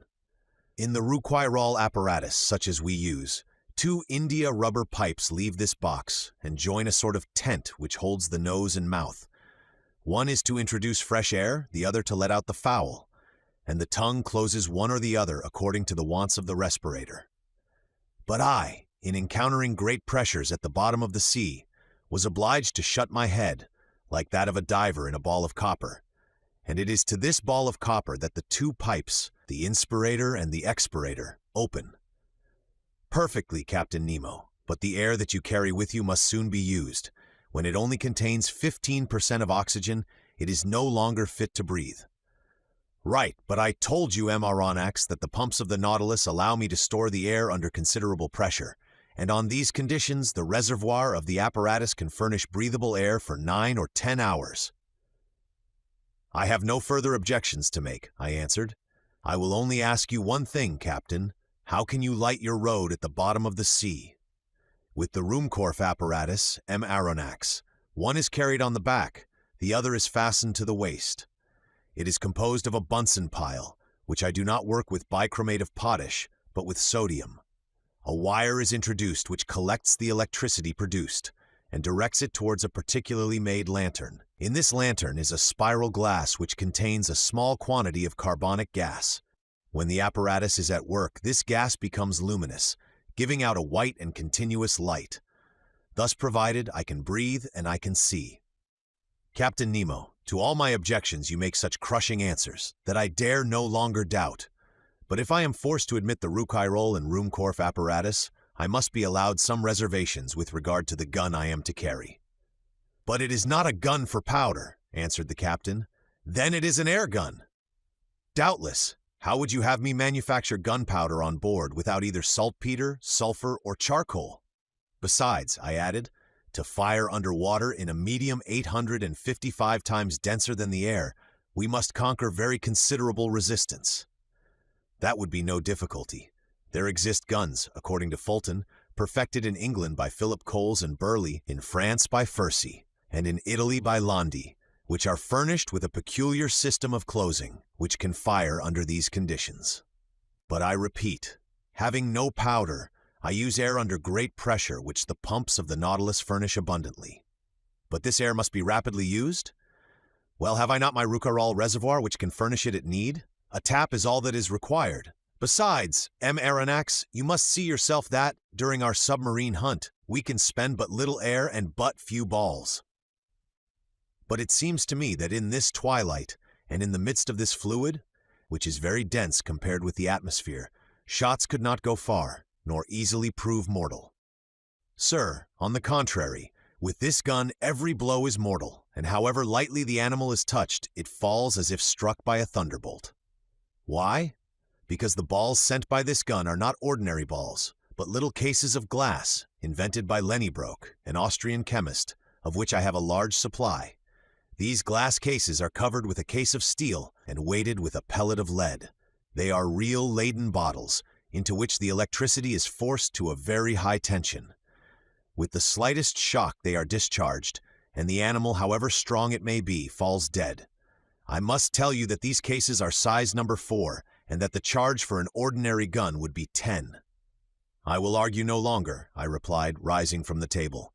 I have nothing left me but to take my gun. At all events, I will go where you go. Captain Nemo then led me aft, and in passing before Ned's and Conseil's cabin, I called my 2 companions, who followed immediately.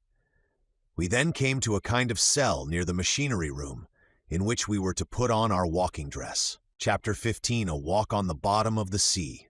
This cell was, to speak correctly, the arsenal and wardrobe of the Nautilus. A dozen diving apparatuses hung from the partition, waiting our use. Ned Land, on seeing them, showed evident repugnance to dress himself in one. But, my worthy Ned, the forests of the island of Crespo are nothing but submarine forests.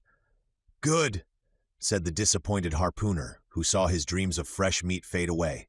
And you, Aronnax, are you going to dress yourself in those clothes? There is no alternative, Master Ned. As you please, sir, replied the harpooner, shrugging his shoulders. But as for me, unless I am forced, I will never get into one. No one will force you, Master Ned, said Captain Nemo. Is Conseil going to risk it? asked Ned. I follow my master wherever he goes, replied Conseil. At the captain's call, 2 of the ship's crew came to help us to dress in these heavy and impervious clothes, made of India rubber without seam, and constructed expressly to resist considerable pressure. One would have thought it a suit of armor, both supple and resisting. This suit formed trousers and waistcoat. The trousers were finished off with thick boots, weighted with heavy leaden soles. The texture of the waistcoat was held together by bands of copper, which crossed the chest, protecting it from the great pressure of the water and leaving the lungs free to act. The sleeves ended in gloves, which in no way restrained the movement of the hands. There was a vast difference noticeable between these consummate apparatuses and the old cork breastplates, jackets, and other contrivances in vogue during the 18th century. Captain Nemo and one of his companions, a sort of Hercules, who must have possessed great strength, Conseil and myself, were soon enveloped in the dresses. There remained nothing more to be done but to enclose our heads in the metal box. But before proceeding to this operation, I asked the captain's permission to examine the guns we were to carry. One of the Nautilus men gave me a simple gun, the butt end of which, made of steel, hollow in the center, was rather large. It served as a reservoir for compressed air, which a valve, worked by a spring, allowed to escape into a metal tube. A box of projectiles in a groove in the thickness of the butt end contained about 20 of these electric balls, which, by means of a spring, were forced into the barrel of the gun. As soon as one shot was fired, another was ready. "Captain Nemo," said I, "this arm is perfect and easily handled. I only ask to be allowed to try it. But how shall we gain the bottom of the sea?" "At this moment, Professor, the Nautilus is stranded in 5 fathoms, and we have nothing to do but to start." "But how shall we get off?" "You shall see." Captain Nemo thrust his head into the helmet. Conseil and I did the same, not without hearing an ironical "good sport" from the Canadian. The upper part of our dress terminated in a copper collar, upon which was screwed the metal helmet. 3 holes, protected by thick glass, allowed us to see in all directions, by simply turning our head in the interior of the headdress. As soon as it was in position, the Rouquayrol apparatus on our backs began to act, and for my part, I could breathe with ease. With the Ruhmkorff lamp hanging from my belt and the gun in my hand, I was ready to set out. But to speak the truth, imprisoned in these heavy garments and glued to the deck by my leaden soles, it was impossible for me to take a step. But this state of things was provided for. I felt myself being pushed into a little room contiguous to the wardrobe room. My companions followed, towed along in the same way. I heard a watertight door, furnished with stopper plates, close upon us, and we were wrapped in profound darkness. After some minutes, a loud hissing was heard. I felt the cold mount from my feet to my chest. Evidently, from some part of the vessel they had, by means of a tap, given entrance to the water, which was invading us and with which the room was soon filled. A second door cut in the side of the Nautilus then opened. We saw a faint light. In another instant our feet trod the bottom of the sea. And now, how can I retrace the impression left upon me by that walk under the waters? Words are impotent to relate such wonders. Captain Nemo walked in front, his companion followed some steps behind. Conseil and I remained near each other, as if an exchange of words had been possible through our metallic cases. I no longer felt the weight of my clothing or of my shoes, of my reservoir of air, or my thick helmet, in the midst of which my head rattled like an almond in its shell. The light, which lit the soil 30 feet below the surface of the ocean, astonished me by its power. The solar rays shone through the watery mass easily and dissipated all color, and I clearly distinguished objects at a distance of 150 yards. Beyond that, the tints darkened into fine gradations of ultramarine and faded into vague obscurity. Truly, this water which surrounded me was but another air denser than the terrestrial atmosphere, but almost as transparent. Above me was the calm surface of the sea. We were walking on fine, even sand, not wrinkled, as on a flat shore, which retains the impression of the billows. This dazzling carpet, really a reflector, repelled the rays of the sun with wonderful intensity, which accounted for the vibration which penetrated every atom of liquid. Shall I be believed when I say that, at the depth of 30 feet, I could see as if I was in broad daylight? For a quarter of an hour I trod on this sand, sown with the impalpable dust of shells. The hull of the Nautilus, resembling a long shoal, disappeared by degrees, but its lantern, when darkness should overtake us in the waters, would help to guide us on board by its distinct rays. Soon forms of objects outlined in the distance were discernible. I recognized magnificent rocks, hung with a tapestry of zoophytes of the most beautiful kind, and I was at first struck by the peculiar effect of this medium. It was then 10 in the morning. The rays of the sun struck the surface of the waves at rather an oblique angle, and at the touch of their light, decomposed by refraction as through a prism, flowers, rocks, plants, shells, and polypi were shaded at the edges by the 7 solar colors. It was marvelous, a feast for the eyes. This complication of colored tints, a perfect kaleidoscope of green, yellow, orange, violet, indigo, and blue. In one word, the whole palette of an enthusiastic colorist. Why could I not communicate to Conseil the lively sensations which were mounting to my brain, and rival him in expressions of admiration? For aught I knew, Captain Nemo and his companion might be able to exchange thoughts by means of signs previously agreed upon. So, for want of better, I talked to myself. I declaimed in the copper box which covered my head, thereby expending more air in vain words than was perhaps expedient. Various kinds of isis, clusters of pure tuft coral, prickly fungi, and anemones formed a brilliant garden of flowers, enameled with porphyta, decked with their collarets of blue tentacles, sea stars studding the sandy bottom, together with asterophytons like fine lace embroidered by the hands of naiads, whose festoons were waved by the gentle undulations caused by our walk. It was a real grief to me to crush under my feet the brilliant specimens of mollusks which strewed the ground by thousands, of hammerheads, donaceae, veritable bounding shells, of staircases and red helmet shells, angel wings, and many others produced by this inexhaustible ocean. But we were bound to walk, so we went on, whilst above our heads waved shoals of physalides, leaving their tentacles to float in their train. Medusa, whose umbrellas of opal or rose pink, escalloped with a band of blue, sheltered us from the rays of the sun, and fiery Pelagia, which in the darkness would have strewn our path with phosphorescent light. All these wonders I saw in the space of a quarter of a mile, scarcely stopping, and following Captain Nemo, who beckoned me on by signs. Soon the nature of the soil changed. To the sandy plain succeeded an extent of slimy mud, which the Americans call ooze, composed of equal parts of siliceous and calcareous shells.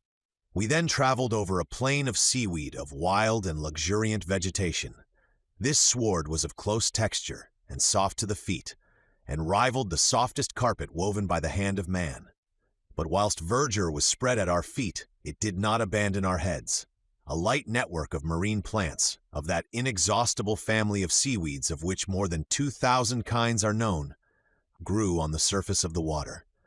I saw long ribbons of fucus floating, some globular, others tuberous, Lawrenceae and Cladostephae of most delicate foliage, and some Rhodomenia palmata, resembling the fan of a cactus. I noticed that the green plants kept nearer the top of the sea, whilst the red were at a greater depth, leaving to the black or brown hydrophytes the care of forming gardens and parterres in the remote beds of the ocean. We had quitted the Nautilus about an hour and a half. It was near noon. I knew by the perpendicularity of the sun's rays, which were no longer refracted. The magical colors disappeared by degrees, and the shades of emerald and sapphire were effaced. We walked with a regular step, which rang upon the ground with astonishing intensity. The slightest noise was transmitted with a quickness to which the ear is unaccustomed on the earth. Indeed, water is a better conductor of sound than air, in the ratio of 4:1. At this period the earth sloped downwards. The light took a uniform tint. We were at a depth of 105 yards and 20 inches, undergoing a pressure of 6 atmospheres. At this depth I could still see the rays of the sun, though feebly. To their intense brilliancy had succeeded a reddish twilight, the lowest state between day and night, but we could still see well enough. It was not necessary to resort to the Ruhmkorff apparatus as yet. At this moment Captain Nemo stopped. He waited till I joined him, and then pointed to an obscure mass looming in the shadow at a short distance. It is the forest of the island of Crespo, thought I, and I was not mistaken. Chapter 16. A Submarine Forest. We had at last arrived on the borders of this forest, doubtless one of the finest of Captain Nemo's immense domains. He looked upon it as his own, and considered he had the same right over it that the first men had in the first days of the world. And indeed, who would have disputed with him the possession of this submarine property? What other hardier pioneer would come, hatchet in hand, to cut down the dark copses? This forest was composed of large tree plants, and the moment we penetrated under its vast arcades, I was struck by the singular position of their branches, a position I had not yet observed. Not a herb which carpeted the ground, not a branch which clothed the trees, was either broken or bent, nor did they extend horizontally, all stretched up to the surface of the ocean. Not a filament, not a ribbon, however thin they might be, but kept as straight as a rod of iron. The fuchsiae and lianas grew in rigid perpendicular lines, due to the density of the element which had produced them. Motionless, yet when bent to one side by the hand, they directly resumed their former position. Truly, it was the region of perpendicularity. I soon accustomed myself to this fantastic position, as well as to the comparative darkness which surrounded us. The soil of the forest seemed covered with sharp blocks, difficult to avoid. The submarine flora struck me as being very perfect, and richer even than it would have been in the Arctic or tropical zones, where these productions are not so plentiful. But for some minutes I involuntarily confounded the genera, taking zoophytes for hydrophytes, animals for plants. And who would not have been mistaken? The fauna and the flora are too closely allied in this submarine world. These plants are self-propagated, and the principle of their existence is in the water, which upholds and nourishes them. The greater number, instead of leaves, shot forth blades of capricious shapes, comprised within a scale of colors: pink, carmine, green, olive, fawn, and brown. I saw there, but not dried up as our specimens of the Nautilus are, Pavanari spread like a fan as if to catch the breeze, scarlet cerames whose laminaries extended their edible shoots of fern-shaped nereocysty, which grow to a height of 15 feet, clusters of acetabuli, whose stems increase in size upwards, and numbers of other marine plants, all devoid of flowers. Curious anomaly, fantastic element, said an ingenious naturalist, in which the animal kingdom blossoms and the vegetable does not. Under these numerous shrubs, as large as trees of the temperate zone, and under their damp shadow, were massed together real bushes of living flowers, hedges of zoophytes, on which blossomed some zebra meandrines, with crooked grooves, some yellow caryophylla, and to complete the illusion, the fish flies flew from branch to branch like a swarm of hummingbirds, whilst yellow lepidocanthae, with bristling jaws, dactylopteri, and monocentrides, rose at our feet like a flight of snipes. In about an hour, Captain Nemo gave the signal to halt.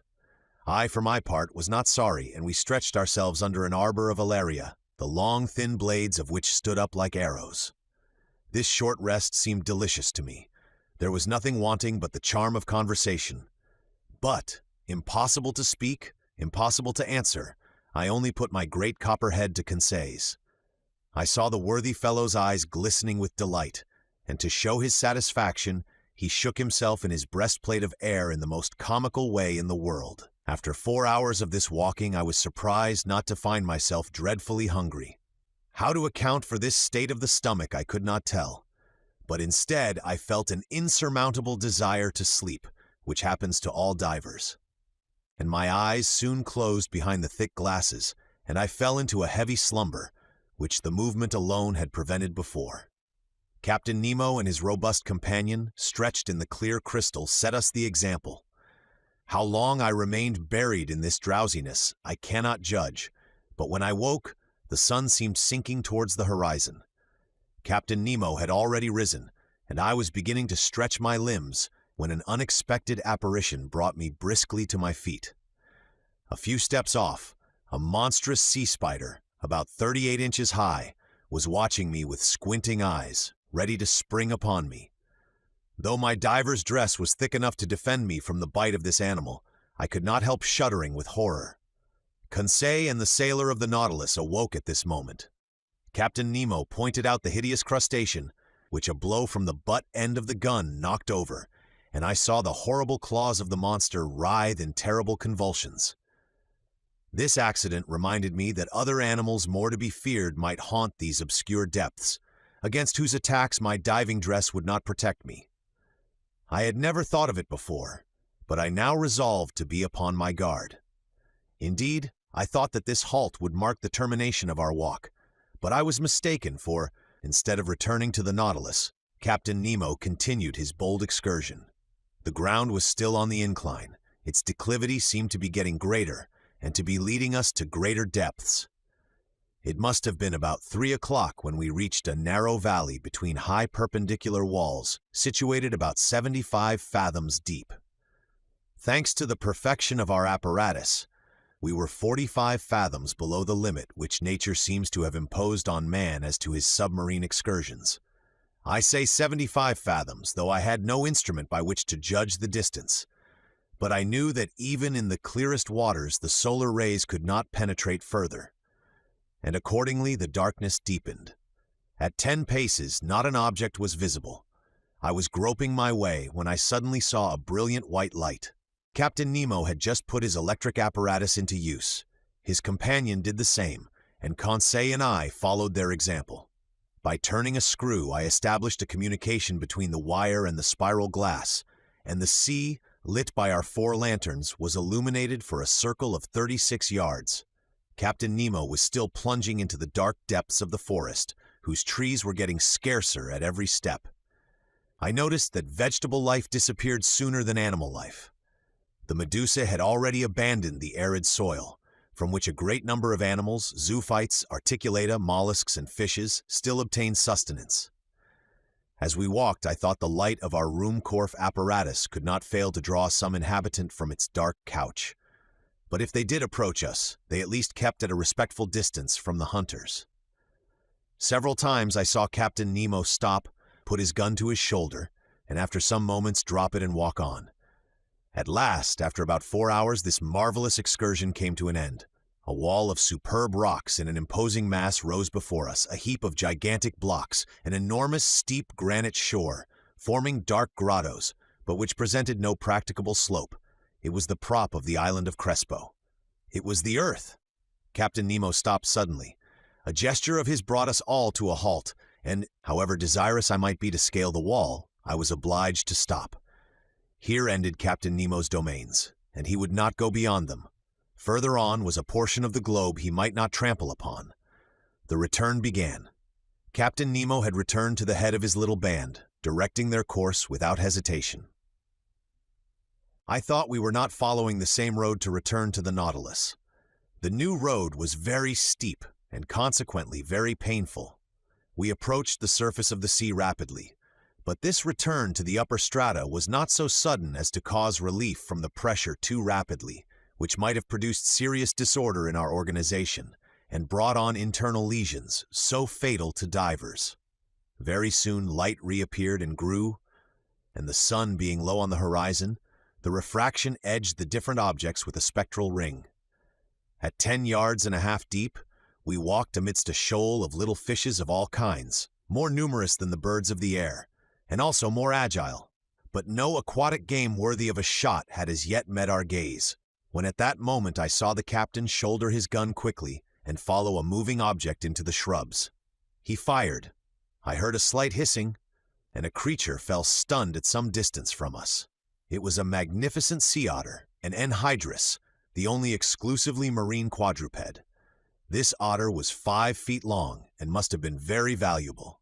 Its skin, chestnut brown above and silvery underneath, would have made one of those beautiful furs so sought after in the Russian and Chinese markets. The fineness and the luster of its coat would certainly fetch 80 pounds. I admired this curious mammal, with its rounded head ornamented with short ears, its round eyes, and white whiskers like those of a cat, with webbed feet and nails, and tufted tail. This precious animal, hunted and tracked by fishermen, has now become very rare, and taken refuge chiefly in the northern parts of the Pacific, or probably its race would soon become extinct. Captain Nemo's companion took the beast, threw it over his shoulder, and we continued our journey. For 1 hour, a plain of sand lay stretched before us. Sometimes it rose to within 2 yards and some inches of the surface of the water.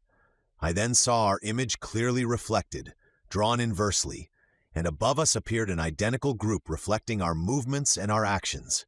In a word, like us in every point, except that they walked with their heads downward and their feet in the air. Another effect I noticed, which was the passage of thick clouds which formed and vanished rapidly. But on reflection I understood that these seeming clouds were due to the varying thickness of the reeds at the bottom, and I could even see the fleecy foam which their broken tops multiplied on the water, and the shadows of large birds passing above our heads, whose rapid flight I could discern on the surface of the sea. On this occasion, I was witness to one of the finest gunshots which ever made the nerves of a hunter thrill. A large bird of great breadth of wing, clearly visible, approached, hovering over us. Captain Nemo's companion shouldered his gun and fired when it was only a few yards above the waves. The creature fell stunned, and the force of its fall brought it within the reach of the dexterous hunter's grasp. It was an albatross of the finest kind. Our march had not been interrupted by this incident. For 2 hours we followed these sandy plains, then fields of alga, very disagreeable to cross. Candidly, I could do no more when I saw a glimmer of light which for a half-mile broke the darkness of the waters. It was the lantern of the Nautilus. Before 20 minutes were over, we should be on board, and I should be able to breathe with ease, for it seemed that my reservoir supplied air very deficient in oxygen. But I did not reckon on an accidental meeting, which delayed our arrival for some time. I had remained some steps behind, when I presently saw Captain Nemo coming hurriedly towards me. With his strong hand he bent me to the ground, his companion doing the same to Conseil. At first, I knew not what to think of this sudden attack, but I was soon reassured by seeing the captain lie down beside me and remain immovable. I was stretched on the ground, just under the shelter of a bush of alga, when, raising my head, I saw some enormous mass, casting phosphorescent gleams, pass blusteringly by. My blood froze in my veins as I recognized 2 formidable sharks which threatened us. It was a couple of tintorias, terrible creatures, with enormous tails and a dull glassy stare, the phosphorescent matter ejected from holes pierced around the muzzle. Monstrous brutes, which would crush a whole man in their iron jaws. I did not know whether Conseil stopped to classify them. For my part, I noticed their silver bellies and their huge mouths bristling with teeth, from a very unscientific point of view, and more as a possible victim than as a naturalist. Happily, the voracious creatures do not see well. They passed without seeing us, brushing us with their brownish fins, and we escaped by a miracle from a danger certainly greater than meeting a tiger full face in the forest. Half an hour after, guided by the electric light, we reached the Nautilus. The outside door had been left open, and Captain Nemo closed it as soon as we had entered the first cell. He then pressed a knob. I heard the pumps working in the midst of the vessel. I felt the water sinking from around me. And in a few moments the cell was entirely empty. The inside door then opened, and we entered the vestry. There our diving dress was taken off, not without some trouble, and fairly worn out from want of food and sleep. I returned to my room in great wonder at this surprising excursion at the bottom of the sea. Chapter 17, 4,000 Leagues Under the Pacific. The next morning, the 18th of November, I had quite recovered from my fatigues of the day before, and I went up onto the platform, just as the second lieutenant was uttering his daily phrase. I was admiring the magnificent aspect of the ocean when Captain Nemo appeared. He did not seem to be aware of my presence, and began a series of astronomical observations. Then, when he had finished, he went and leant on the cage of the watchlight, and gazed abstractedly on the ocean. In the meantime, a number of the sailors of the Nautilus, all strong and healthy men, had come up onto the platform. They came to draw up the nets that had been laid all night. These sailors were evidently of different nations, although the European type was visible in all of them. I recognized some unmistakable Irishmen, Frenchmen, some Sclaves, and a Greek or a Candioti. They were civil and only used that odd language among themselves, the origin of which I could not guess, neither could I question them. The nets were hauled in. They were a large kind of chaloots, like those on the Normandy coasts, great pockets that the waves in a chain fixed in the smaller meshes kept open. These pockets, drawn by iron poles, swept through the water and gathered in everything in their way. That day they brought up curious specimens from those productive coasts. I reckon that the haul had brought in more than 900 weight of fish. It was a fine haul, but not to be wondered at. Indeed, the nets are let down for several hours and enclose in their meshes an infinite variety. We had no lack of excellent food, and the rapidity of the Nautilus and the attraction of the electric light could always renew our supply. These several productions of the sea were immediately lowered through the panel to the steward's room. some to be eaten fresh and others pickled. The fishing ended, the provision of air renewed. I thought that the Nautilus was about to continue its submarine excursion and was preparing to return to my room when, without further preamble, the captain turned to me, saying, "Professor, is not this ocean gifted with real life? It has its tempers and its gentle moods. Yesterday it slept as we did, and now it is woke after a quiet night. Look," he continued. "It wakes under the caresses of the sun. It is going to renew its diurnal existence. It is an interesting study to watch the play of its organization. It has a pulse, arteries, spasms, and I agree with the learned Maury, who discovered in it a circulation as real as the circulation of blood in animals. Yes, the ocean has indeed circulation, and to promote it, the Creator has caused things to multiply in it, caloric, salt, and animalculae." When Captain Nemo spoke thus, he seemed altogether changed and aroused an extraordinary emotion in me. "Also," he added, "true existence is there, and I can imagine the foundations of nautical towns, clusters of submarine houses which, like the Nautilus, would ascend every morning to breathe at the surface of the water, free towns, independent cities. Yet who knows whether some despot—" Captain Nemo finished his sentence with a violent gesture. Then, addressing me as if to chase away some sorrowful thought, "M. Aronnax," he asked, "do you know the depth of the ocean?" "I only know, Captain, what the principal soundings have taught us." "Could you tell me them, so that I can suit them to my purpose?" "These are some," I replied, "that I remember. If I am not mistaken, a depth of 8,000 yards has been found in the North Atlantic and 2,500 yards in the Mediterranean.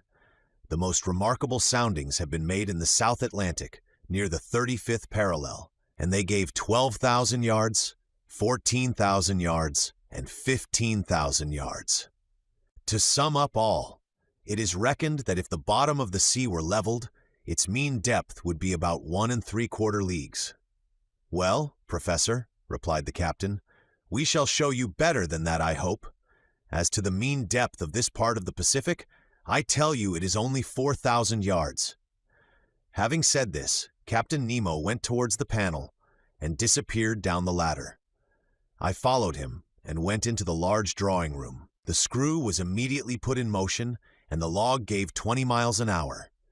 During the days and weeks that passed, Captain Nemo was very sparing of his visits. I seldom saw him. The lieutenant pricked the ship's course regularly on the chart, so I could always tell exactly the route of the Nautilus. Nearly every day for some time, the panels of the drawing room were opened, and we were never tired of penetrating the mysteries of the submarine world. The general direction of the Nautilus was southeast, and it kept between 100 and 150 yards of depth. One day, however, I do not know why, being drawn diagonally by means of the inclined planes, it touched the bed of the sea. The thermometer indicated a temperature of 4.25 cent, a temperature that at this depth seemed common to all latitudes. At 3 o'clock in the morning of the 26th of November, the Nautilus crossed the Tropic of Cancer at 172 degrees long. On 27th instant, it sighted the Sandwich Islands, where Cook died, February 14, 1779. We had then gone 4,860 leagues from our starting point. In the morning, when I went on the platform, I saw 2 miles to windward Hawaii, the largest of the 7 islands that form the group. I saw clearly the cultivated ranges and the several mountain chains that run parallel with the side, and the volcanoes that overtop Munarea, which rise 5,000 yards above the level of the sea.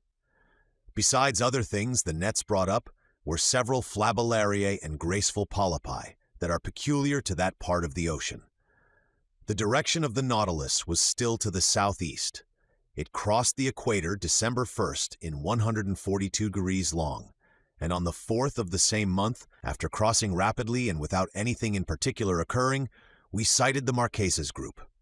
I saw 3 miles off Martin's Peak in Nuka Hiva, the largest of the group that belongs to France. I only saw the woody mountains against the horizon, because Captain Nemo did not wish to bring the ship to the wind. There the nets brought up beautiful specimens of fish, some with azure fins and tails like gold, the flesh of which is unrivaled, some nearly destitute of scales, but of exquisite flavor, others with bony jaws and yellow-tinged gills as good as bonitos, all fish that would be of use to us. After leaving these charming islands protected by the French flag, from the 4th to the 11th of December, the Nautilus sailed over about 2,000 miles. During the daytime of the 11th of December, I was busy reading in the large drawing room.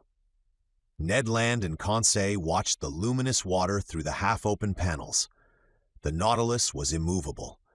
While its reservoirs were filled, it kept at a depth of 1,000 yards, a region rarely visited in the ocean, and in which large fish were seldom seen. I was then reading a charming book by Jean Mace, The Slaves of the Stomach, and I was learning some valuable lessons from it, when Conseil interrupted me. "Will Master come here a moment?" he said, in a curious voice. "What is the matter, Conseil?" "I want Master to look." I rose, went and leaned on my elbows before the panes and watched. In a full electric light, an enormous black mass, quite immovable, was suspended in the midst of the waters. I watched it attentively, seeking to find out the nature of this gigantic cetacean. But a sudden thought crossed my mind. "A vessel!" I said, half aloud. "Yes," replied the Canadian, "a disabled ship that is sunk perpendicularly." Ned Land was right. We were close to a vessel of which the tattered shrouds still hung from their chains. The keel seemed to be in good order, and it had been wrecked at most some few hours. 3 stumps of masts, broken off about 2 feet above the bridge, showed that the vessel had had to sacrifice its masts. But lying on its side, it had filled, and it was heeling over to port. This skeleton of what it had once been was a sad spectacle as it lay lost under the waves. But sadder still was the sight of the bridge, where some corpses, bound with ropes, were still lying. I counted 5, 4 men, one of whom was standing at the helm, and a woman standing by the poop, holding an infant in her arms. She was quite young. I could distinguish her features, which the water had not decomposed, by the brilliant light from the Nautilus. In one despairing effort, she had raised her infant above her head, poor little thing, whose arms encircled its mother's neck. The attitude of the 4 sailors was frightful, distorted as they were by their convulsive movements, whilst making a last effort to free themselves from the cords that bound them to the vessel. The steersman alone, calm, with a grave, clear face, his gray hair glued to his forehead, and his hand clutching the wheel of the helm, seemed even then to be guiding the 3 broken masts through the depths of the ocean. What a scene! We were dumb, our hearts beat fast before this shipwreck, taken as it were from life and photographed in its last moments.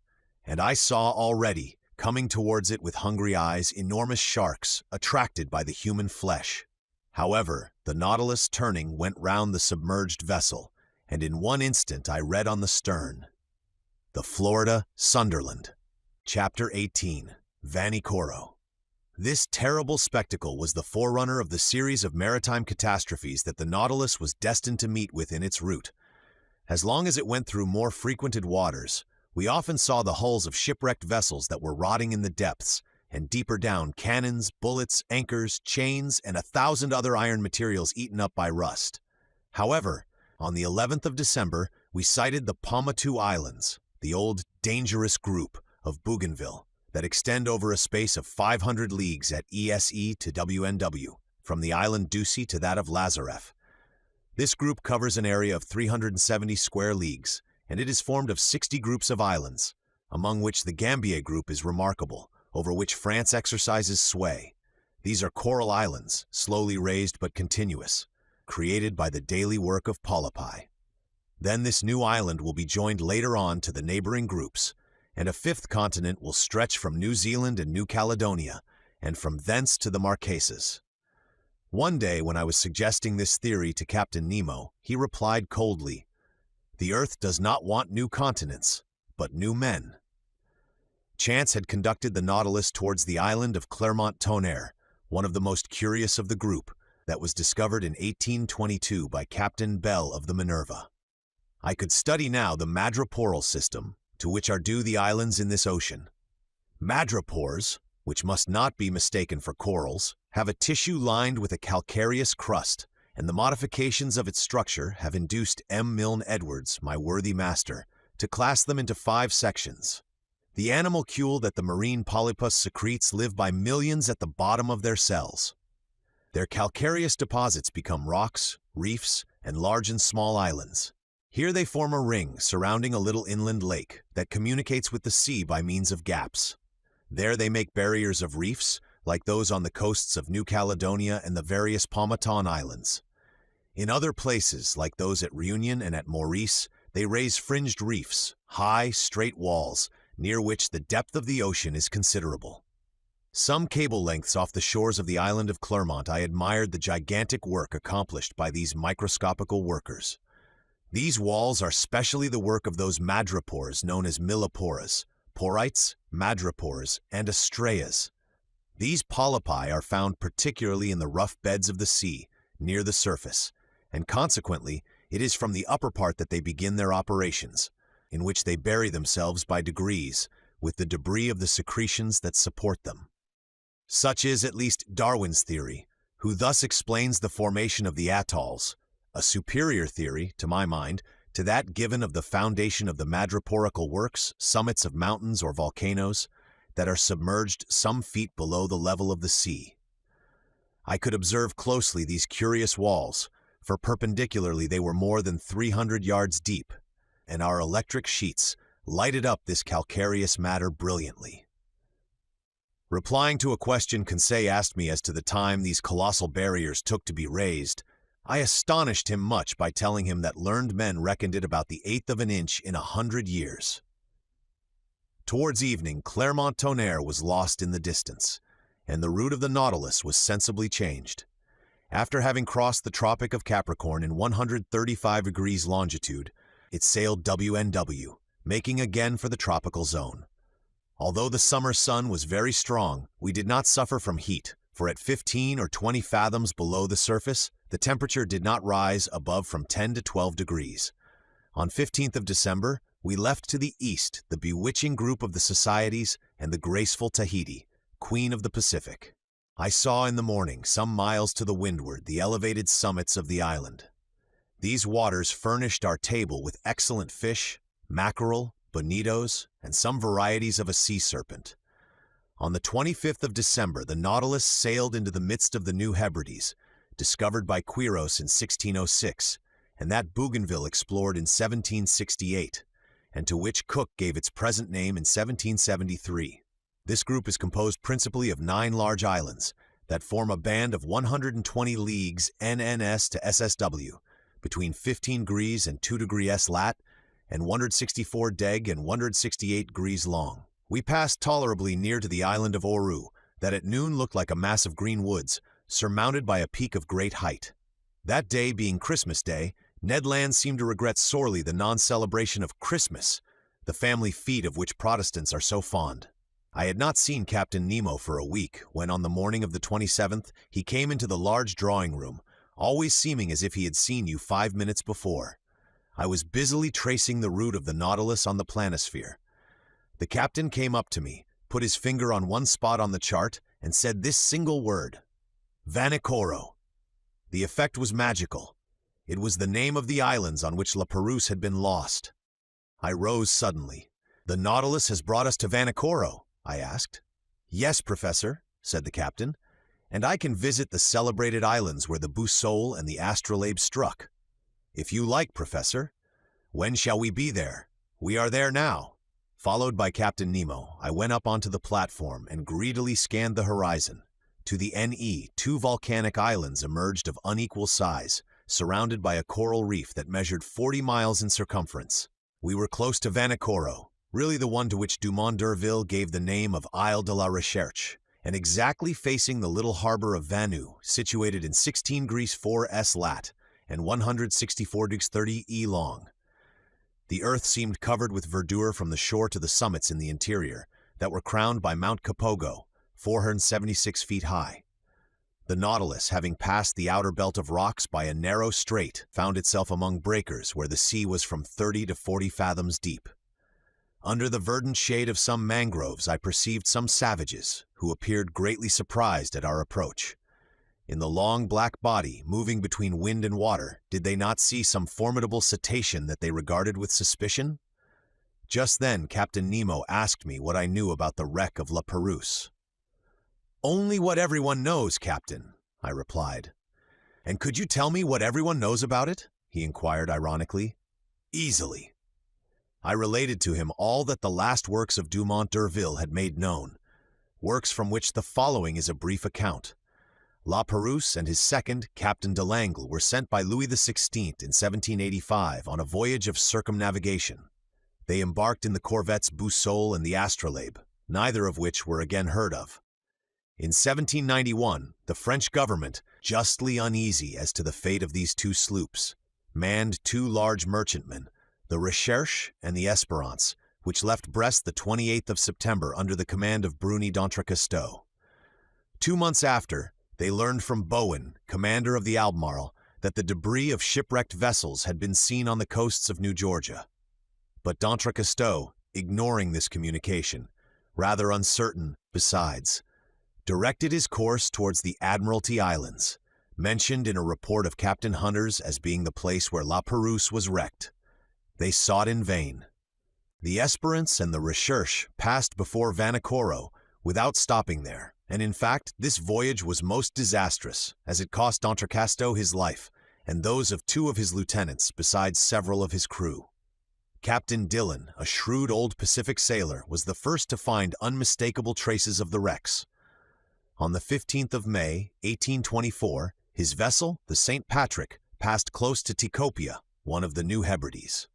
There a Lascar came alongside in a canoe, sold him the handle of a sword in silver that bore the print of characters engraved on the hilt.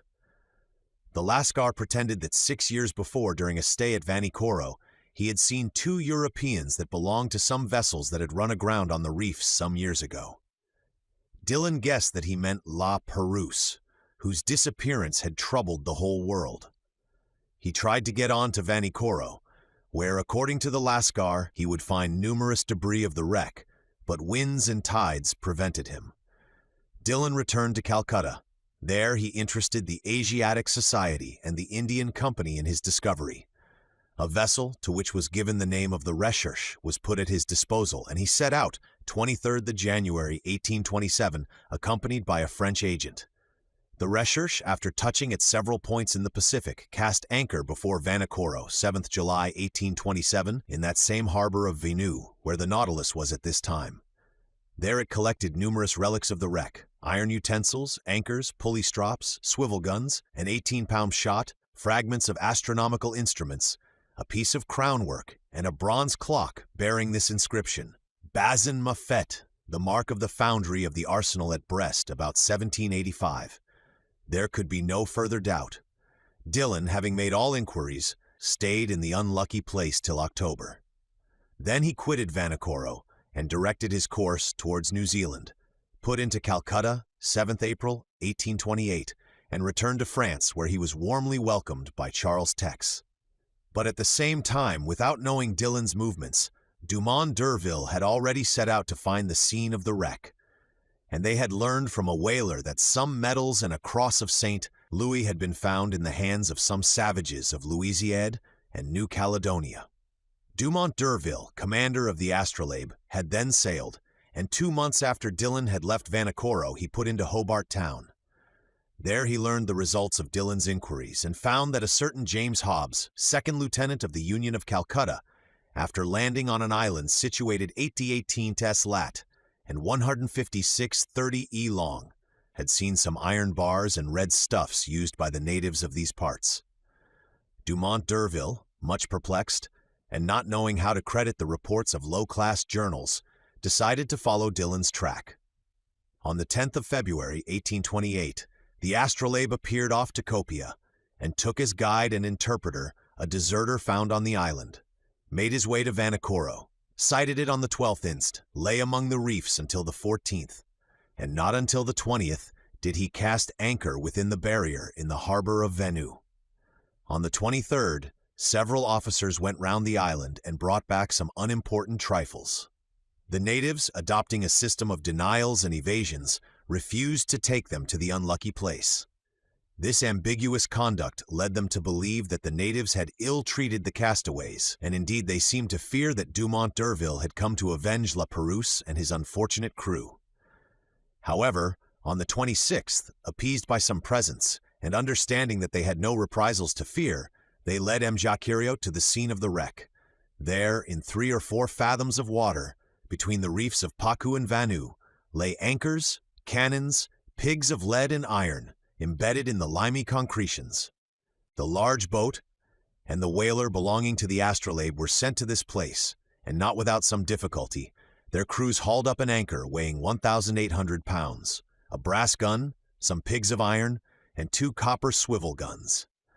Dumont d'Urville, questioning the natives, learned too that La Perouse, after losing both his vessels on the reefs of this island, had constructed a smaller boat, only to be lost a second time. Where, no one knew. But the French government, fearing that Dumont d'Urville was not acquainted with Dillon's movements, had sent the sloop Bayonnaise, commanded by Legoarant de Tromelin, to Vanikoro, which had been stationed on the west coast of America. The Bayonnaise cast her anchor before Vanikoro some months after the departure of the astrolabe, but found no new document, but stated that the savages had respected the monument to La Perouse. That is the substance of what I told Captain Nemo. So, he said, no one knows now where the 3rd vessel perished that was constructed by the castaways on the island of Vanikoro? No one knows. Captain Nemo said nothing, but signed to me to follow him into the large saloon. The Nautilus sank several yards below the waves, and the panels were opened. I hastened to the aperture, and under the crustaceans of coral, covered with fungi, siphonules, alcyons, madrepores, through myriads of charming fish, gorels, glyphocidri, pomperides, diacops, and holocenters, I recognized certain debris that the drags had not been able to tear up. Iron stirrups, anchors, cannons, bullets, capstan fittings, the stem of a ship, all objects clearly proving the wreck of some vessel, and now carpeted with living flowers. While I was looking on this desolate scene, Captain Nemo said in a sad voice, Commander La Perouse set out 7th December, 1785, with his vessels La Boussole and the Astrolabe. He first cast anchor at Botany Bay, visited the Friendly Isles, New Caledonia, then directed his course towards Santa Cruz, and put into Namuka, one of the Hapai group. Then his vessels struck on the unknown reefs of Vanikoro. The Boussole, which went first, ran aground on the southerly coast. The Astrolabe went to its help and ran aground too. The first vessel was destroyed almost immediately. The second, stranded under the wind, resisted some days. The natives made the castaways welcome. They installed themselves in the island and constructed a smaller boat with the debris of the 2 large ones. Some sailors stayed willingly at Vanikoro. The others, weak and ill, set out with La Perouse. They directed their course towards the Solomon Islands, and there perished, with everything, on the westerly coast of the chief island of the group, between Capes Deception and Satisfaction. How do you know that? By this that I found on the spot where was the last wreck. Captain Nemo showed me a tin plate box, stamped with the French arms and corroded by the salt water. He opened it, and I saw a bundle of papers, yellow but still readable. They were the instructions of the naval minister to Commander La Perouse, annotated in the margin in Louis XVI's handwriting. "Ah, it is a fine death for a sailor," said Captain Nemo at last. "A coral tomb makes a quiet grave, and I trust that I and my comrades will find no other." Chapter 19, Torres Straits. During the night of the 27th or 28th of December, the Nautilus left the shores of Vanikoro with great speed. Her course was southwesterly, and in 3 days she had gone over the 750 leagues that separated it from La Perouse's group and the southeast point of Papua. Early on the 1st of January, 1863, Conseil joined me on the platform. "Master, will you permit me to wish you a happy new year?" "What, Conseil, exactly as if I was at Paris in my study at the Jardin des Plantes? Well, I accept your good wishes, and thank you for them. Only, I will ask you what you mean by a happy new year under our circumstances. Do you mean the year that will bring us to the end of our imprisonment, or the year that sees us continue this strange voyage?" "Really, I do not know how to answer, master. We are sure to see curious things, and for the last 2 months we have not had time for dullness. The last marvel is always the most astonishing, and if we continue this progression, I do not know how it will end. It is my opinion that we shall never again see the like. I think then, with no offense to master, that a happy year would be one in which we could see everything."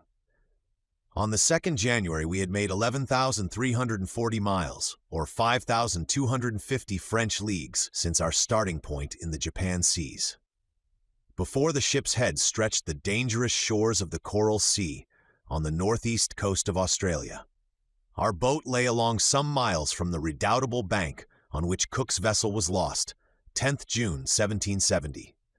The boat in which Cook was struck on a rock, and if it did not sink, it was owing to a piece of coral that was broken by the shock and fixed itself in the broken keel.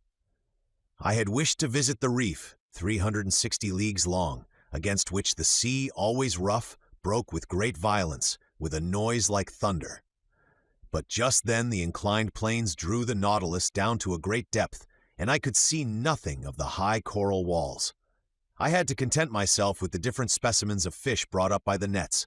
I remarked among others some Germans, a species of mackerel as large as a tunny, with bluish sides and striped with transverse bands that disappear with the animal's life. These fish followed us in shoals and furnished us with very delicate food. We took also a large number of giltheads, about 1½ inches long, tasting like dories, and flying piripids like submarine swallows, which in dark nights light alternately the air and water with their phosphorescent light. Among the mollusks and zoophytes, I found in the meshes of the net several species of alcynarians, echini, hammers, spurs, dials, STRAITS, and hyaliae. The flora was represented by beautiful floating seaweeds, laminariae, and macrocystes, impregnated with the mucilage that transudes through their pores, and among which I gathered an admirable Nemostoma gelinearois that was classed among the natural curiosities of the museum. 2 days after crossing the Coral Sea, 4th January, we sighted the Papuan coasts. On this occasion, Captain Nemo informed me that his intention was to get into the Indian Ocean by the Strait of Torres. His communication ended there. The Torres Straits are nearly 34 leagues wide, but they are obstructed by an innumerable quantity of islands, islets, breakers, and rocks that make its navigation almost impracticable, so that Captain Nemo took all needful precautions to cross them. The Nautilus, floating betwixt wind and water, went at a moderate pace. Her screw, like a cetacean's tail, beat the waves slowly. Profiting by this, I and my 2 companions went up onto the deserted platform. Before us was the steersman's cage, and I expected that Captain Nemo was there directing the course of the Nautilus. I had before me the excellent charts of the Straits of Torres, and I consulted them attentively. Round the Nautilus the sea dashed furiously. The course of the waves, that went from southeast to northwest at the rate of 2½ miles, broke on the coral that showed itself here and there. "This is a bad sea," remarked Ned Land. "Detestable indeed, and one that does not suit a boat like the Nautilus. The captain must be very sure of his route, for I see there pieces of coral that would do for its keel if it only touched them slightly." Indeed, the situation was dangerous, but the Nautilus seemed to slide like magic off these rocks. It did not follow the routes of the Astrolabe and the Zélé exactly, for they proved fatal to Dumont d'Urville. It bore more northwards, coasted the islands of Murray, and came back to the southwest towards Cumberland Passage. I thought it was going to pass it by when, going back to northwest, it went through a large quantity of islands and islets little known, towards the Island Sound and Canal Mauvais. I wondered if Captain Nemo, foolishly imprudent, would steer his vessel into that pass where Dumont d'Urville's 2 corvettes touched, when, swerving again and cutting straight through to the west, he steered for the island of Gilboa. It was then 3 in the afternoon. The tide began to recede, being quite full. The Nautilus approached the island that I still saw with its remarkable border of screw pines. He stood off it at about 2 miles distant. Suddenly a shock overthrew me. The Nautilus just touched a rock and stayed immovable, laying lightly to port side. When I rose, I perceived Captain Nemo and his lieutenant on the platform. They were examining the situation of the vessel and exchanging words in their incomprehensible dialect. She was situated thus. 2 miles on the starboard side appeared Gilboa, stretching from north to west like an immense arm. Towards the south and east, some coral showed itself, left by the ebb. We had run aground, and in one of those seas where the tides are middling, a sorry matter for the floating of the Nautilus. However, the vessel had not suffered, for her keel was solidly joined. But, if she could neither glide off nor move, she ran the risk of being forever fastened to these rocks, and then Captain Nemo's submarine vessel would be done for. I was reflecting thus, when the captain, cool and calm, always master of himself, approached me. "An accident?" I asked. "No, an incident. But an incident that will oblige you perhaps to become an inhabitant of this land from which you flee?" Captain Nemo looked at me curiously, and made a negative gesture, as much as to say that nothing would force him to set foot on terra firma again. Then he said, "Besides, M's Aronnax, the Nautilus is not lost. It will carry you yet into the midst of the marvels of the ocean. Our voyage is only begun, and I do not wish to be deprived so soon of the honor of your company." "However, Captain Nemo," I replied, without noticing the ironical turn of his phrase, "the Nautilus ran aground in open sea. Now the tides are not strong in the Pacific, and if you cannot lighten the Nautilus, I do not see how it will be reinflated." "The tides are not strong in the Pacific. You are right there, Professor. But in Torres Straits one finds still a difference of 1.5 yards between the level of high and low seas. Today is 4th January, and in 5 days the moon will be full. Now, I shall be very much astonished if that satellite does not raise these masses of water sufficiently, and render me a service that I should be indebted to her for." Having said this, Captain Nemo, followed by his lieutenant, redescended to the interior of the Nautilus. As to the vessel, it moved not and was immovable, as if the coralline polypi had already walled it up with their indestructible cement. "Well, sir?" said Ned Land, who came up to me after the departure of the captain.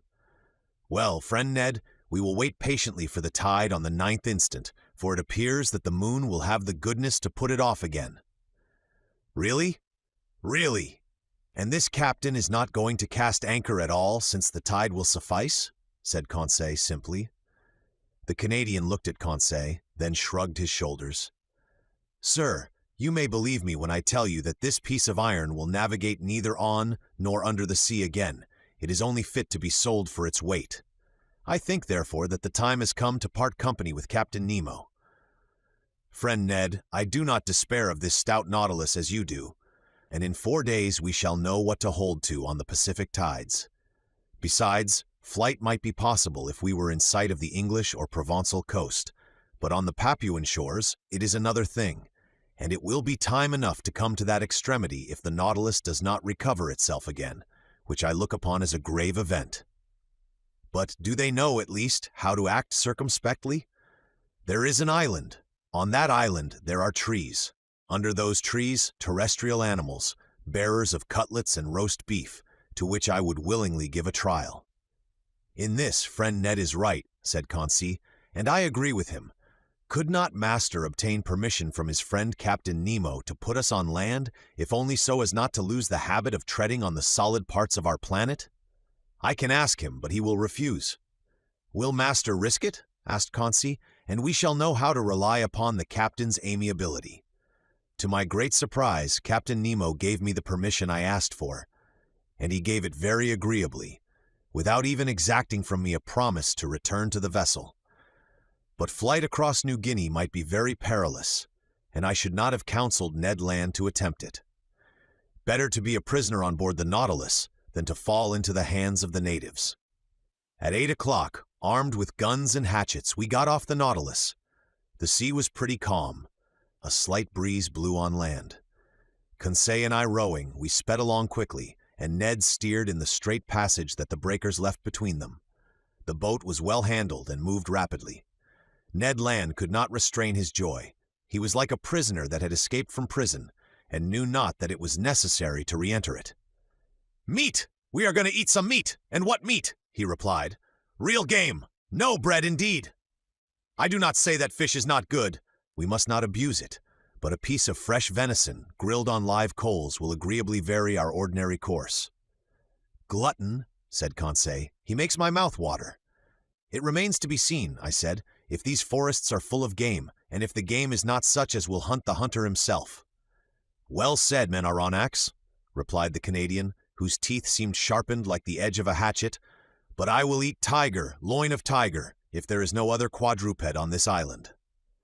"Friend Ned is uneasy about it," said Conseil. "Whatever it may be," continued Ned Land, "every animal with 4 paws without feathers or with 2 paws without feathers will be saluted by my first shot." "Very well. Master Land's imprudences are beginning." "Never fear, Menaranax," replied the Canadian. "I do not want 25 minutes to offer you a dish of my sort." At 8:30, the Nautilus boat ran softly aground on a heavy sand, after having happily passed the coral reef that surrounds the island of Gilboa. Chapter 20. A few days on land. I was much impressed on touching land. Ned Land tried the soil with his feet, as if to take possession of it. However, it was only 2 months before that we had become, according to Captain Nemo, passengers on board the Nautilus, but, in reality, prisoners of its commander. In a few minutes we were within musket shot of the coast. The whole horizon was hidden behind a beautiful curtain of forests. Enormous trees, the trunks of which attained a height of 200 feet, were tied to each other by garlands of bindweed, real natural hammocks, which a light breeze rocked. They were mimosas, figs, hibisci, and palm trees, mingled together in profusion, and under the shelter of their verdant vault grew orchids, leguminous plants, and ferns. But without noticing all these beautiful specimens of Papuan flora, the Canadian abandoned the agreeable for the useful. He discovered a cocoa tree, beat down some of the fruit, broke them, and we drunk the milk and ate the nut with a satisfaction that protested against the ordinary food on the Nautilus. "Excellent," said Ned Land. "Exquisite," replied Conseil.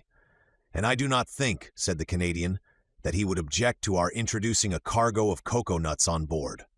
"I do not think he would, but he would not taste them." "So much the worse for him," said Conseil. "And so much the better for us," replied Ned Land. "There will be more for us." "One word only, Master Land," I said to the harpooner, who was beginning to ravage another cocoa-nut tree. "Cocoa-nuts are good things, but before filling the canoe with them, it would be wise to reconnoiter and see if the island does not produce some substance not less useful. Fresh vegetables would be welcome on board the Nautilus." "Master is right," replied Conseil, "and I propose to reserve 3 places in our vessel, one for fruits, the other for vegetables, and the third for the venison, of which I have not yet seen the smallest specimen." "Conseil, we must not despair," said the Canadian. "Let us continue," I returned, "and lie in wait. Although the island seems uninhabited, it might still contain some individuals that would be less hard than we on the nature of game." "Ho ho," said Ned Land, moving his jaws significantly. "Well, Ned," said Conseil. "My word," returned the Canadian, "I begin to understand the charms of anthropophagy." "Ned, what are you saying? You a man-eater! I should not feel safe with you, especially as I share your cabin. I might perhaps wake one day to find myself half devoured." "Friend Conseil, I like you much, but not enough to eat you unnecessarily." "I would not trust you," replied Conseil. "But enough.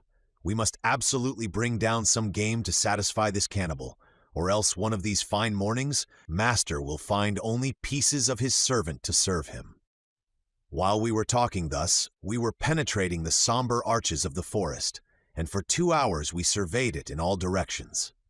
Chance rewarded our search for eatable vegetables, and one of the most useful products of the tropical zones furnished us with precious food that we missed on board. I would speak of the breadfruit tree, very abundant in the island of Gilboa, and I remarked chiefly the variety destitute of seeds, which bears in Malaya the name of rima. Ned Land knew these fruits well. He had already eaten many during his numerous voyages, and he knew how to prepare the eatable substance. Moreover, the sight of them excited him, and he could contain himself no longer. "Master," he said, "I shall die if I do not taste a little of this breadfruit pie." "Taste it, friend Ned. Taste it as you want. We are here to make experiments. Make them."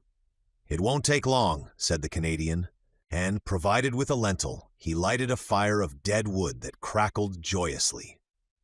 During this time, Conseil and I chose the best fruits of the breadfruit. Some had not then attained a sufficient degree of maturity, and their thick skin covered a white but rather fibrous pulp. Others, the greater number yellow and gelatinous, waited only to be picked. These fruits enclosed no kernel. Conseil brought a dozen to Ned Land, who placed them on a coal fire, after having cut them in thick slices, and while doing this repeating, You will see, master, how good this bread is. More so when one has been deprived of it so long. It is not even bread, added he, but a delicate pastry. You have eaten none, master? No, Ned. Very well. Prepare yourself for a juicy thing. If you do not come for more, I am no longer the king of harpooners. After some minutes, the part of the fruits that was exposed to the fire was completely roasted. The interior looked like a white pasty, a sort of soft crumb, the flavor of which was like that of an artichoke. It must be confessed this bread was excellent, and I ate of it with great relish. "What time is it now?" asked the Canadian. 2 o'clock at least, replied Conseil. "How time flies on firm ground," sighed Ned Land. "Let us be off," replied Conseil.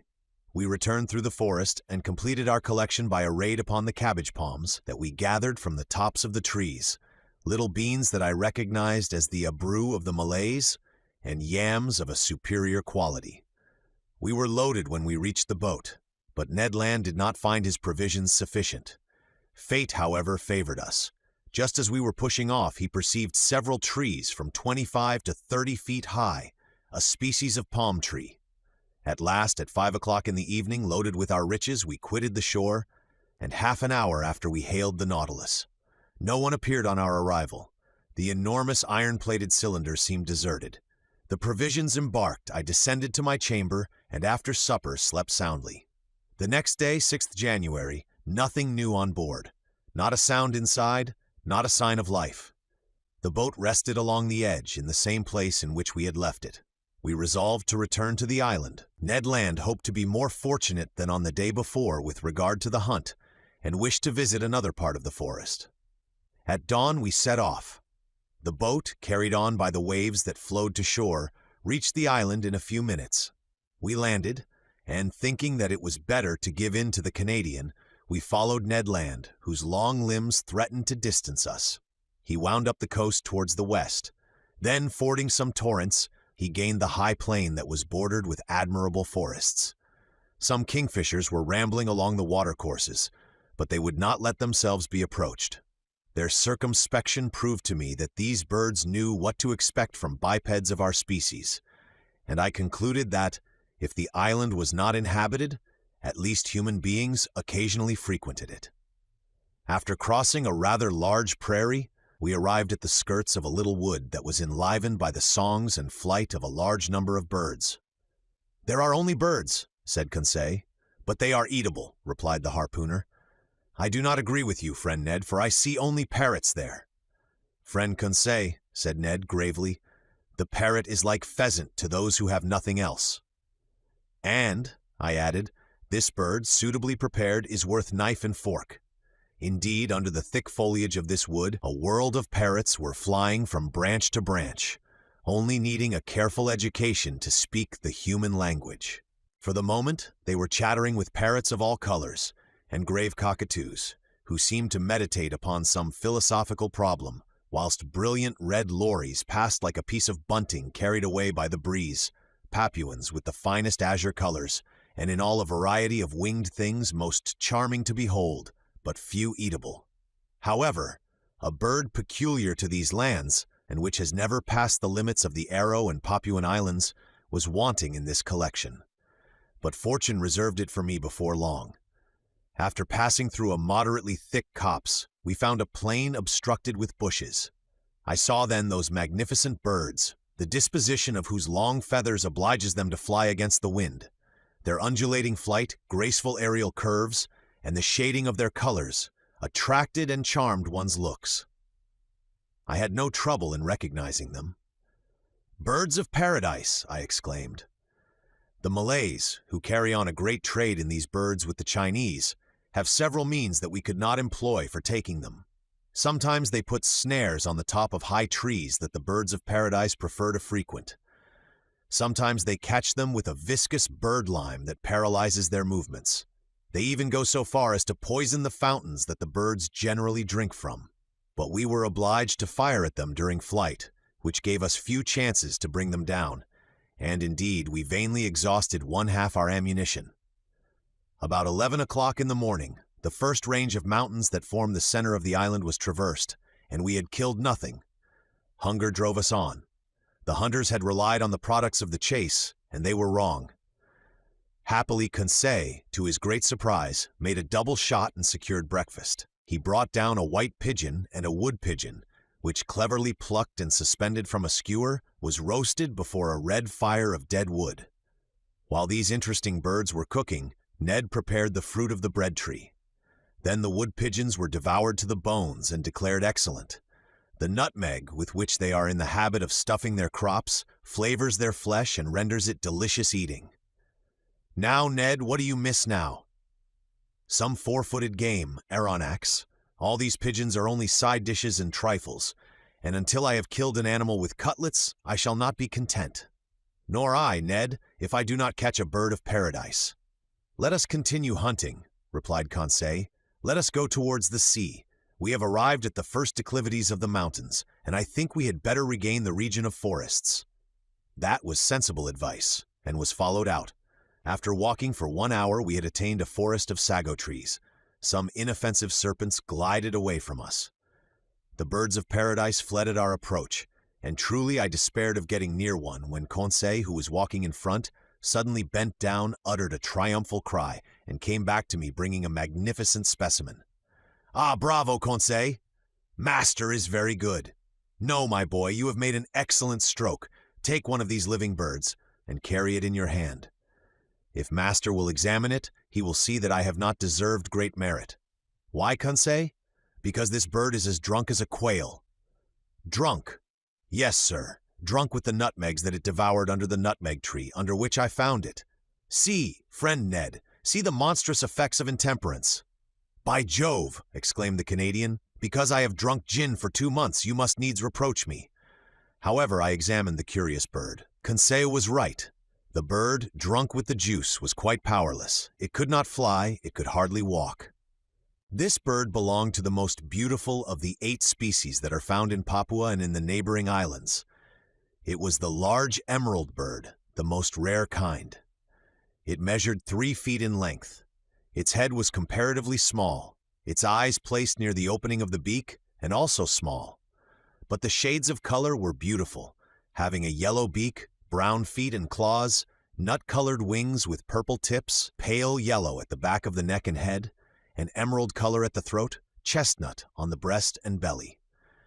2 horned, downy nets rose from below the tail that prolonged the long, light feathers of admirable fineness, and they completed the whole of this marvelous bird that the natives have poetically named the bird of the sun.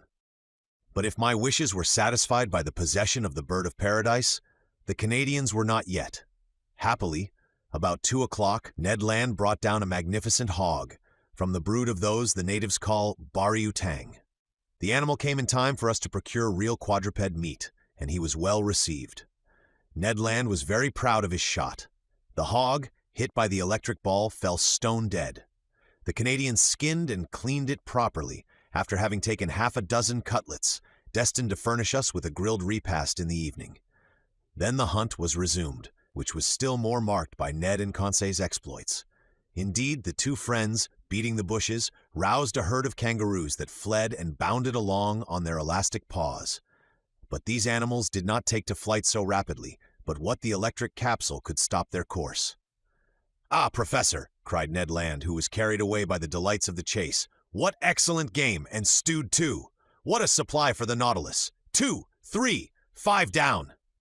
And to think that we shall eat that flesh, and that the idiots on board shall not have a crumb. I think that, in the excess of his joy, the Canadian, if he had not talked so much, would have killed them all. But he contented himself with a single dozen of these interesting marsupials. These animals were small. They were a species of those kangaroo rabbits that live habitually in the hollows of trees and whose speed is extreme, but they are moderately fat and furnish at least estimable food. We were very satisfied with the results of the hunt. Happy Ned proposed to return to this enchanting island the next day, for he wished to depopulate it of all the eatable quadrupeds, but he had reckoned without his host. At 6 o'clock in the evening we had regained the shore. Our boat was moored to the usual place. The Nautilus, like a long rock, emerged from the waves 2 miles from the beach. Ned Land, without waiting, occupied himself about the important dinner business. He understood all about cooking well. The bari utang, grilled on the coals, soon scented the air with a delicious odor. Indeed, the dinner was excellent. 2 wood pigeons completed this extraordinary menu. The sago pasty, the artocarpus bread, some mangoes, half a dozen pineapples, and the liquor fermented from some cocoa nuts overjoyed us. I even think that my worthy companion's ideas had not all the plainness desirable. "Suppose we do not return to the Nautilus this evening," said Conseil. "Suppose we never return," added Ned Land. Just then a stone fell at our feet and cut short the harpooner's proposition. Chapter 21. Captain Nemo's Thunderbolt. We looked at the edge of the forest without rising, my hands stopping in the action of putting it to my mouth, Ned Land's completing its office. "Stones do not fall from the sky," remarked Conseil, "or they would merit the name aerolites." A second stone, carefully aimed that made a savory pigeon's leg fall from Conseil's hand, gave still more weight to his observation. We all 3 arose, shouldered our guns, and were ready to reply to any attack. "Are they apes?" cried Ned Land. "Very nearly. They are savages." "To the boat," I said, hurrying to the sea. It was indeed necessary to beat a retreat, for about 20 natives armed with bows and slings appeared on the skirts of a copse that masked the horizon to the right, hardly 100 steps from us. Our boat was moored about 60 feet from us. The savages approached us, not running, but making hostile demonstrations. Stones and arrows fell thickly. Ned Land had not wished to leave his provisions, and in spite of his imminent danger, his pig on one side and kangaroos on the other, he went tolerably fast. In 2 minutes we were on the shore. To load the boat with provisions and arms, to push it out to sea and ship the oars, was the work of an instant.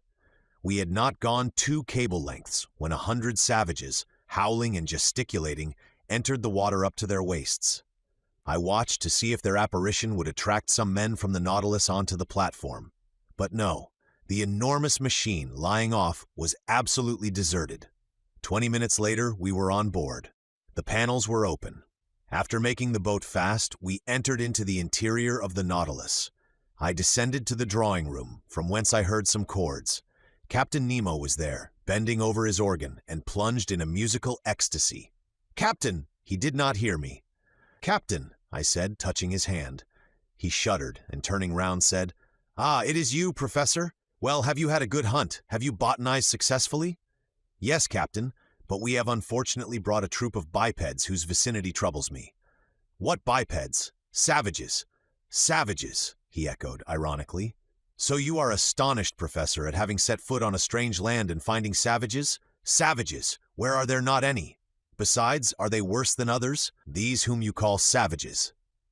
"But, Captain, how many have you counted?" 100 at least." "Memaronex," replied Captain Nemo, placing his fingers on the organ stops. "When all the natives of Papua are assembled on this shore, the Nautilus will have nothing to fear from their attacks."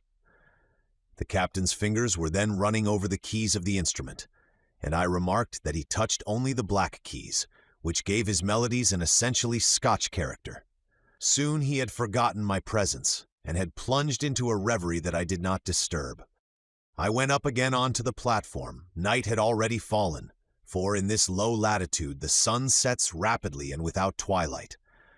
I could only see the island indistinctly, but the numerous fires lighted on the beach showed that the natives did not think of leaving it. I was alone for several hours, sometimes thinking of the natives, but without any dread of them, for the imperturbable confidence of the captain was catching, sometimes forgetting them to admire the splendors of the night in the tropics. My remembrances went to France in the train of those zodiacal stars that would shine in some hours' time. The moon shone in the midst of the constellations of the zenith. The night slipped away without any mischance. The islanders frightened no doubt at the sight of a monster aground in the bay. The panels were open and would have offered an easy access to the interior of the Nautilus. At 6 o'clock in the morning of the 8th January, I went up onto the platform. The dawn was breaking. The island soon showed itself through the dissipating fogs, first the shore, then the summits. The natives were there, more numerous than on the day before, 500 or 600 perhaps. Some of them, profiting by the low water, had come onto the coral, at less than 2 cable lengths from the Nautilus. I distinguished them easily. They were true Papuans, with athletic figures, men of good race, large high foreheads, large but not broad and flat, and white teeth. Their woolly hair, with a reddish tinge, showed off on their black shining bodies like those of the Nubians. From the lobes of their ears, cut and distended, hung chaplets of bones. Most of these savages were naked. Amongst them I remarked some women, dressed from the hips to knees in quite a crinoline of herbs that sustained a vegetable waistband. Some chiefs had ornamented their necks with a crescent and collars of glass beads, red and white. Nearly all were armed with bows, arrows, and shields, and carried on their shoulders a sort of net containing those round stones which they cast from their slings with great skill. One of these chiefs, rather near to the Nautilus, examined it attentively. He was perhaps a Mado of high rank, for he was draped in a mat of banana leaves, notched round the edges, and set off with brilliant colors. I could easily have knocked down this native, who was within a short length, but I thought that it was better to wait for real hostile demonstrations. Between Europeans and savages, it is proper for the Europeans to parry sharply, not to attack. During low water, the natives roamed about near the Nautilus, but were not troublesome. I heard them frequently repeat the word "asai," and by their gestures I understood that they invited me to go on land, an invitation that I declined. So that, on that day, the boat did not push off, to the great displeasure of Master Land, who could not complete his provisions. This adroit Canadian employed his time in preparing the viands and meat that he had brought off the island. As for the savages, they returned to the shore about 11 o'clock in the morning, as soon as the coral tops began to disappear under the rising tide. But I saw their numbers had increased considerably on the shore. Probably they came from the neighboring islands, or very likely from Papua. However, I had not seen a single native canoe. Having nothing better to do, I thought of dragging these beautiful limpid waters, under which I saw a profusion of shells, zoophytes, and marine plants. Moreover, it was the last day that the Nautilus would pass in these parts, if it flowed in open sea the next day, according to Captain Nemo's promise. I therefore called Conseil, who brought me a little light drag, very like those for the oyster fishery. Now to work. For 2 hours we fished unceasingly, but without bringing up any rarities. The drag was filled with midis ears, harps, melamies, and particularly the most beautiful hammers I have ever seen. We also brought up some sea slugs, pearl oysters, and a dozen little turtles that were reserved for the pantry on board. But just when I expected it least, I put my hand on a wonder, I might say a natural deformity, very rarely met with. Conseil was just dragging, and his net came up filled with divers ordinary shells, when all at once he saw me plunge my arm quickly into the net to draw out a shell, and heard me utter a cry. "What is the matter, sir?" he asked in surprise. "Has master been bitten?" "No, my boy, but I would willingly have given a finger for my discovery." "What discovery?" "This shell," I said, holding up the object of my triumph. "It is simply an olive porphyry, genus olive, order of the Pectinobranchidae, class of gasteropods, subclass mollusca." "Yes, Conseil, but instead of being rolled from right to left, this olive turns from left to right." "Is it possible?" "Yes, my boy, it is a left shell. Shells are all right-handed, with rare exceptions, and when by chance their spiral is left, amateurs are ready to pay their weight in gold." Conseil and I were absorbed in the contemplation of our treasure, and I was promising myself to enrich the museum with it, when a stone unfortunately thrown by a native struck against and broke the precious object in Conseil's hand. I uttered a cry of despair. Conseil took up his gun and aimed at a savage who was poising his sling at 10 yards from him. I would have stopped him, but his blow took effect and broke the bracelet of amulets which encircled the arm of the savage. "Conseil!" cried I. "Conseil! Well, sir, do you not see that the cannibal has commenced the attack?" "A shell is not worth the life of a man," said I. "Ah, the scoundrel!" cried Conseil. "I would rather he had broken my shoulder." Conseil was in earnest, but I was not of his opinion. However, the situation had changed some minutes before, and we had not perceived. A score of canoes surrounded the Nautilus. These canoes, scooped out of the trunk of a tree, long, narrow, well adapted for speed, were balanced by means of a long bamboo pole, which floated on the water. They were managed by skillful, half-naked paddlers, and I watched their advance with some uneasiness. It was evident that these Papuans had already had dealings with the Europeans and knew their ships. But this long iron cylinder anchored in the bay, without masts or chimneys, what could they think of it? Nothing good, for at first they kept at a respectful distance. However, seeing it motionless, by degrees they took courage and sought to familiarize themselves with it. Now this familiarity was precisely what it was necessary to avoid. Our arms, which were noiseless, could only produce a moderate effect on the savages, who have little respect for aught but blustering things. The thunderbolt without the reverberations of thunder would frighten man but little, though the danger lies in the lightning, not in the noise. At this moment the canoes approached the Nautilus, and a shower of arrows alighted on her. I went down to the saloon, but found no one there. I ventured to knock at the door that opened into the captain's room. "Come in," was the answer. I entered and found Captain Nemo deep in algebraical calculations of x and other quantities. "I am disturbing you," said I, for courtesy's sake. "That is true, my aronnax," replied the captain, "but I think you have serious reasons for wishing to see me?" "Very grave ones. The natives are surrounding us in their canoes, and in a few minutes we shall certainly be attacked by many hundreds of savages." "Ah!" said Captain Nemo quietly. "They are come with their canoes?" "Yes, sir." "Well, sir, we must close the hatches." "Exactly, and I came to say to you—" "Nothing can be more simple," said Captain Nemo, and pressing an electric button, he transmitted an order to the ship's crew. "It is all done, sir," said he after some moments. "The pinnace is ready, and the hatches are closed. You do not fear, I imagine, that these gentlemen could stave in walls on which the balls of your frigate have had no effect?" "No, Captain, but a danger still exists." "What is that, sir?"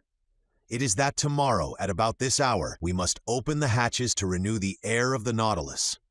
Now, if, at this moment, the Papuans should occupy the platform, I do not see how you could prevent them from entering." "Then, sir, you suppose that they will board us?" "I am certain of it." "Well, sir, let them come. I see no reason for hindering them. After all, these Papuans are poor creatures, and I am unwilling that my visit to the island should cost the life of a single one of these wretches." Upon that I was going away, but Captain Nemo detained me and asked me to sit down by him. He questioned me with interest about our excursions on shore and our hunting, and seemed not to understand the craving for meat that possessed the Canadian. Then the conversation turned on various subjects, and without being more communicative, Captain Nemo showed himself more amiable. Amongst other things, we happened to speak of the situation of the Nautilus, run aground in exactly the same spot in this strait where Dumont d'Urville was nearly lost. "Apropos of this d'Urville was one of your great sailors," said the captain to me, "one of your most intelligent navigators. He is the Captain Cook of you Frenchmen. Unfortunate man of science, after having braved the icebergs of the South Pole, the coral reefs of Oceania, the cannibals of the Pacific, to perish miserably in a railway train. If this energetic man could have reflected during the last moments of his life, what must have been uppermost in his last thoughts, do you suppose?" So speaking, Captain Nemo seemed moved, and his emotion gave me a better opinion of him. Then, chart in hand, we reviewed the travels of the French navigator, his voyages of circumnavigation, his double detention at the South Pole, which led to the discovery of Adelaide and Louis Philippe, and fixing the hydrographical bearings of the principal islands of Oceania. "That which your d'Urville has done on the surface of the seas," said Captain Nemo, "that have I done under them, and more easily, more completely than he. The Astrolabe and the Zélie, incessantly tossed about by the hurricane, could not be worth the Nautilus, quiet repository of labor that she is, truly motionless in the midst of the waters. Tomorrow," added the captain, rising, "tomorrow at 20 minutes to 3 p.m., the Nautilus shall float and leave the Strait of Torres uninjured." Having curtly pronounced these words, Captain Nemo bowed slightly. This was to dismiss me, and I went back to my room. There I found Conseil, who wished to know the result of my interview with the captain. "My boy," said I, "when I feigned to believe that his Nautilus was threatened by the natives of Papua, the captain answered me very sarcastically, 'I have but one thing to say to you. Have confidence in him, and go to sleep in peace.' Have you no need of my services, sir? No, my friend. What is Ned Land doing? If you will excuse me, sir, answered Conseil, friend Ned is busy making a kangaroo pie which will be a marvel. I remained alone and went to bed, but slept indifferently. I heard the noise of the savages, who stamped on the platform uttering deafening cries. The night passed thus without disturbing the ordinary repose of the crew. The presence of these cannibals affected them no more than the soldiers of a masked battery care for the ants that crawl over its front. At 6 in the morning I rose. The hatches had not been opened. The inner air was not renewed, but the reservoirs, filled ready for any emergency, were now resorted to and discharged several cubic feet of oxygen into the exhausted atmosphere of the Nautilus. I worked in my room till noon without having seen Captain Nemo, even for an instant. On board, no preparations for departure were visible. I waited still some time, then went into the large saloon. The clock marked 2:30. In 10 minutes, it would be high tide, and if Captain Nemo had not made a rash promise, the Nautilus would be immediately detached. If not, many months would pass ere she could leave her bed of coral. However, some warning vibrations began to be felt in the vessel. I heard the keel grating against the rough, calcareous bottom of the coral reef. At 5:20 to 3, Captain Nemo appeared in the saloon. "We are going to start," said he. "Ah," replied I. "I have given the order to open the hatches." "And the Papuans?" "The Papuans?" answered Captain Nemo, slightly shrugging his shoulders. "Will they not come inside the Nautilus? How? Only by leaping over the hatches you have opened." "Aronnax," quietly answered Captain Nemo. "They will not enter the hatches of the Nautilus in that way, even if they were open." I looked at the captain. "You do not understand," said he. "Hardly." "Well, come and you will see." I directed my steps towards the central staircase. There Ned Land and Conseil were slyly watching some of the ship's crew, who were opening the hatches, while cries of rage and fearful vociferations resounded outside. The port lids were pulled down outside. 20 horrible faces appeared, but the first native who placed his hand on the stair rail, struck from behind by some invisible force I know not what, fled, uttering the most fearful cries and making the wildest contortions. 10 of his companions followed him. They met with the same fate. Conseil was in ecstasy. Ned Land, carried away by his violent instincts, rushed onto the staircase. But the moment he seized the rail with both hands, he, in his turn, was overthrown. "I am struck by a thunderbolt," cried he with an oath. This explained all. It was no rail, but a metallic cable charged with electricity from the deck communicating with the platform. Whoever touched it felt a powerful shock, and this shock would have been mortal if Captain Nemo had discharged into the conductor the whole force of the current. It might truly be said that between his assailants and himself he had stretched a network of electricity which none could pass with impunity. Meanwhile, the exasperated Papuans had beaten a retreat paralyzed with terror. As for us, half laughing, we consoled and rubbed the unfortunate Ned Land, who swore like one possessed. But at this moment the Nautilus, raised by the last waves of the tide, quitted her coral bed exactly at the 40th minute fixed by the captain. Her screw swept the waters slowly and majestically. Her speed increased gradually, and sailing on the surface of the ocean, she quitted safe and sound the dangerous passes of the Straits of Torres. Chapter 22. ÆGRI SOMNIA. The following day, 10th January, the Nautilus continued her course between two seas, but with such remarkable speed that I could not estimate it at less than 35 miles an hour. The rapidity of her screw was such that I could neither follow nor count its revolutions. When I reflected that this marvelous electric agent, after having afforded motion, heat, and light to the Nautilus, still protected her from outward attack, and transformed her into an ark of safety which no profane hand might touch without being thunderstricken, my admiration was unbounded, and from the structure it extended to the engineer who had called it into existence.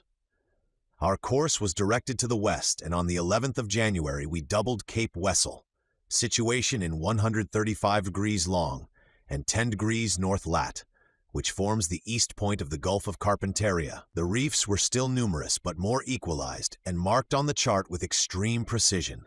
The Nautilus easily avoided the breakers of Money to port and the Victoria reefs to starboard, placed at 130 degrees long, and on the 10th parallel, which we strictly followed. On the 13th of January, Captain Nemo arrived in the Sea of Timor and recognized the island of that name in 122 degrees long. From this point, the direction of the Nautilus inclined towards the southwest. Her head was set for the Indian Ocean. Where would the fancy of Captain Nemo carry us next? Would he return to the coast of Asia, or would he approach again the shores of Europe? Improbable conjectures both, to a man who fled from inhabited continents. Then would he descend to the south?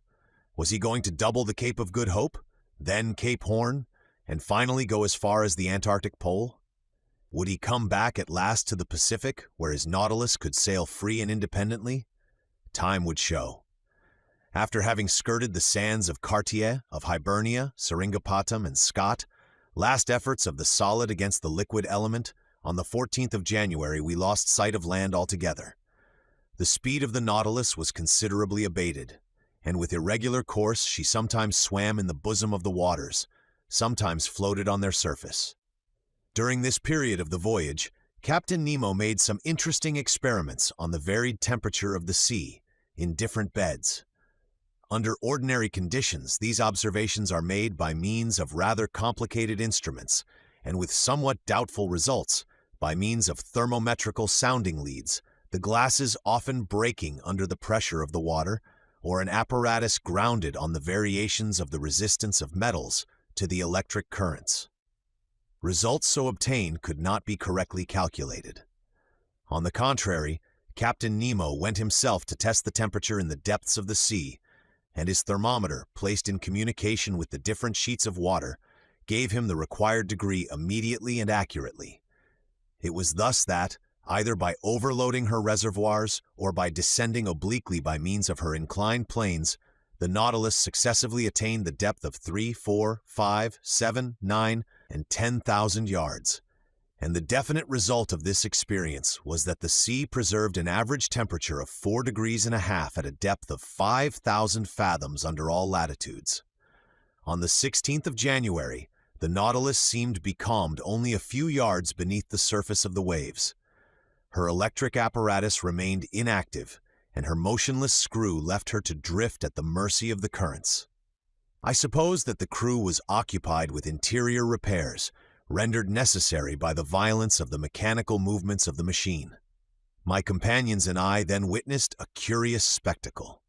The hatches of the saloon were open, and as the beacon light of the Nautilus was not in action, a dim obscurity reigned in the midst of the waters. I observed the state of the sea under these conditions, and the largest fish appeared to me no more than scarcely defined shadows, when the Nautilus found herself suddenly transported into full light. I thought at first that the beacon had been lighted and was casting its electric radiance into the liquid mass. I was mistaken, and after a rapid survey perceived my error. The Nautilus floated in the midst of a phosphorescent bed which, in this obscurity, became quite dazzling. It was produced by myriads of luminous animalculae, whose brilliancy was increased as they glided over the metallic hull of the vessel. I was surprised by lightning in the midst of these luminous sheets, as though they had been rivulets of lead melted in an ardent furnace, or metallic masses brought to a white heat, so that, by force of contrast, certain portions of light appeared to cast a shade in the midst of the general ignition, from which all shade seemed banished. No, this was not the calm irradiation of our ordinary lightning. There was unusual life and vigor. This was truly living light. In reality, it was an infinite agglomeration of colored infusoria, of veritable globules of jelly, provided with a thread-like tentacle, and of which as many as 25,000 have been counted in less than 2 cubic half-inches of water.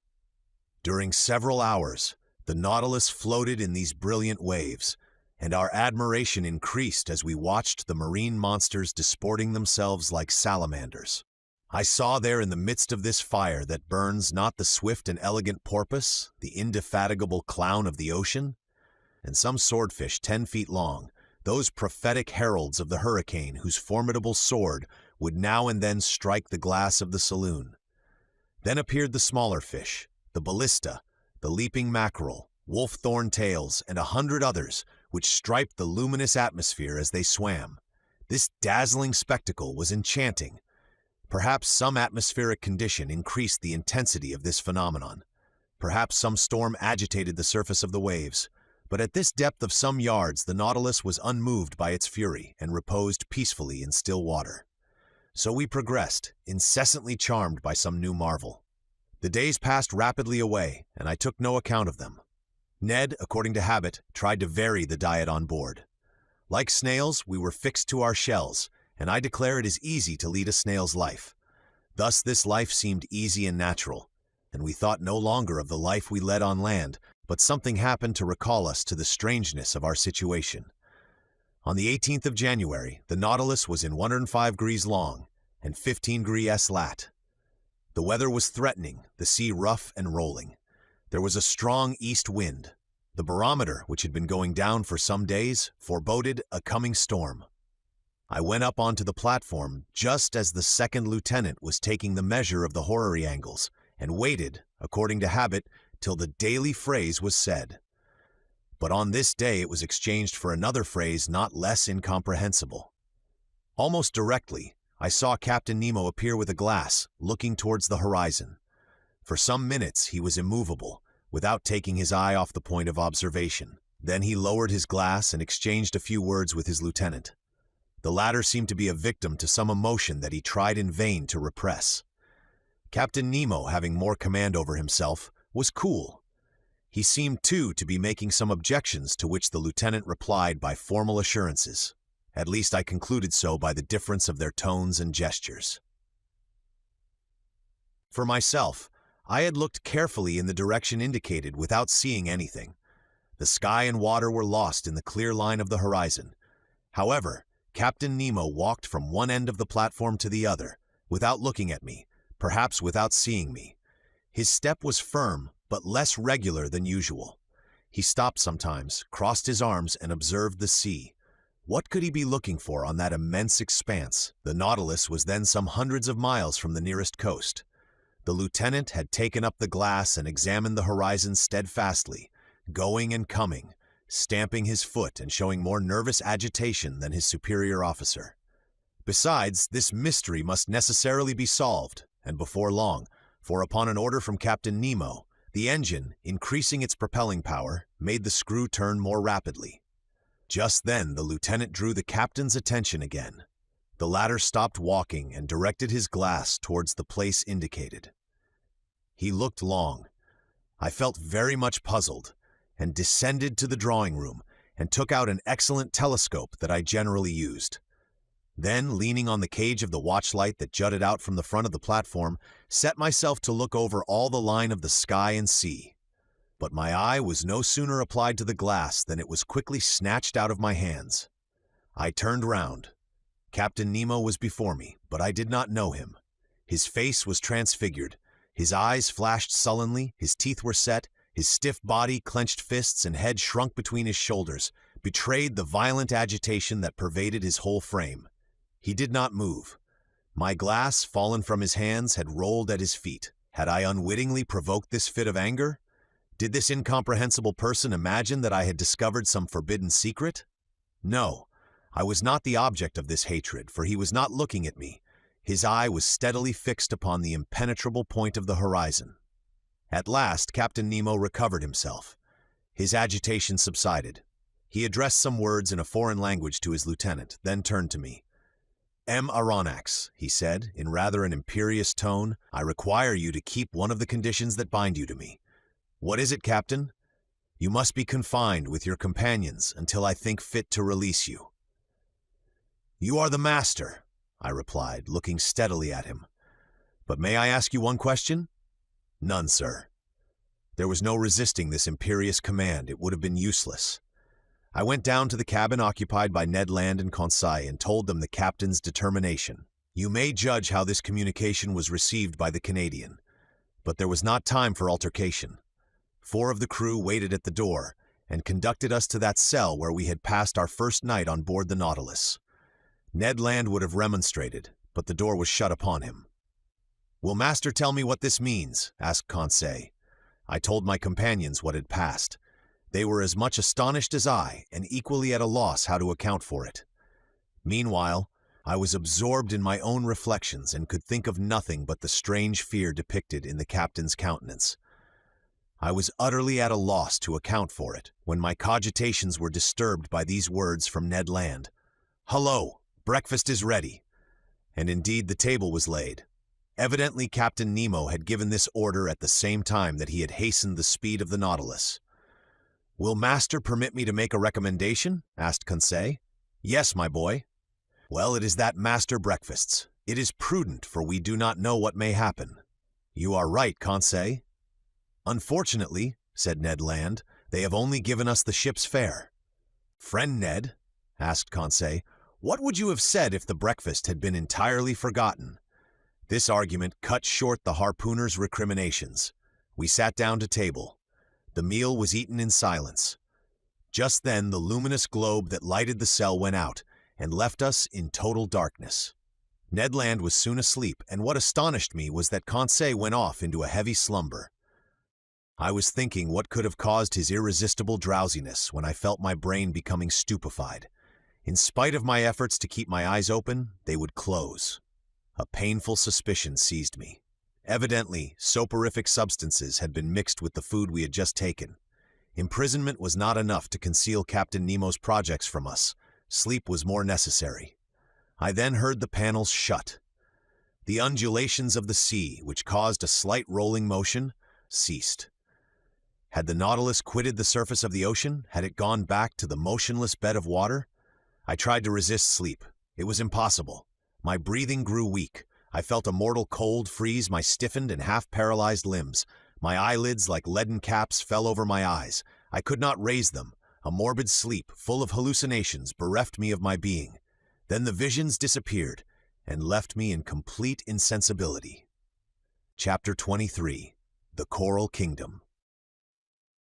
The next day I woke with my head singularly clear. To my great surprise, I was in my own room.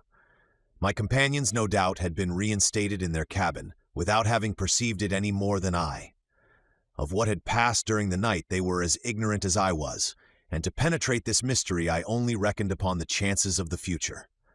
I then thought of quitting my room. Was I free again or a prisoner? Quite free. I opened the door, went to the half-deck, went up the central stairs. The panels, shut the evening before, were open. I went on to the platform. Ned Land and Conseil waited there for me. I questioned them. They knew nothing. Lost in a heavy sleep in which they had been totally unconscious, they had been astonished at finding themselves in their cabin. As for the Nautilus, it seemed quiet and mysterious as ever. It floated on the surface of the waves at a moderate pace. Nothing seemed changed on board. The second lieutenant then came onto the platform and gave the usual order below. As for Captain Nemo, he did not appear. Of the people on board, I only saw the impassive steward, who served me with his usual dumb regularity. About 2 o'clock I was in the drawing room, busied in arranging my notes, when the captain opened the door and appeared. I bowed. He made a slight inclination in return without speaking. I resumed my work, hoping that he would perhaps give me some explanation of the events of the preceding night. He made none. I looked at him. He seemed fatigued. His heavy eyes had not been refreshed by sleep. His face looked very sorrowful.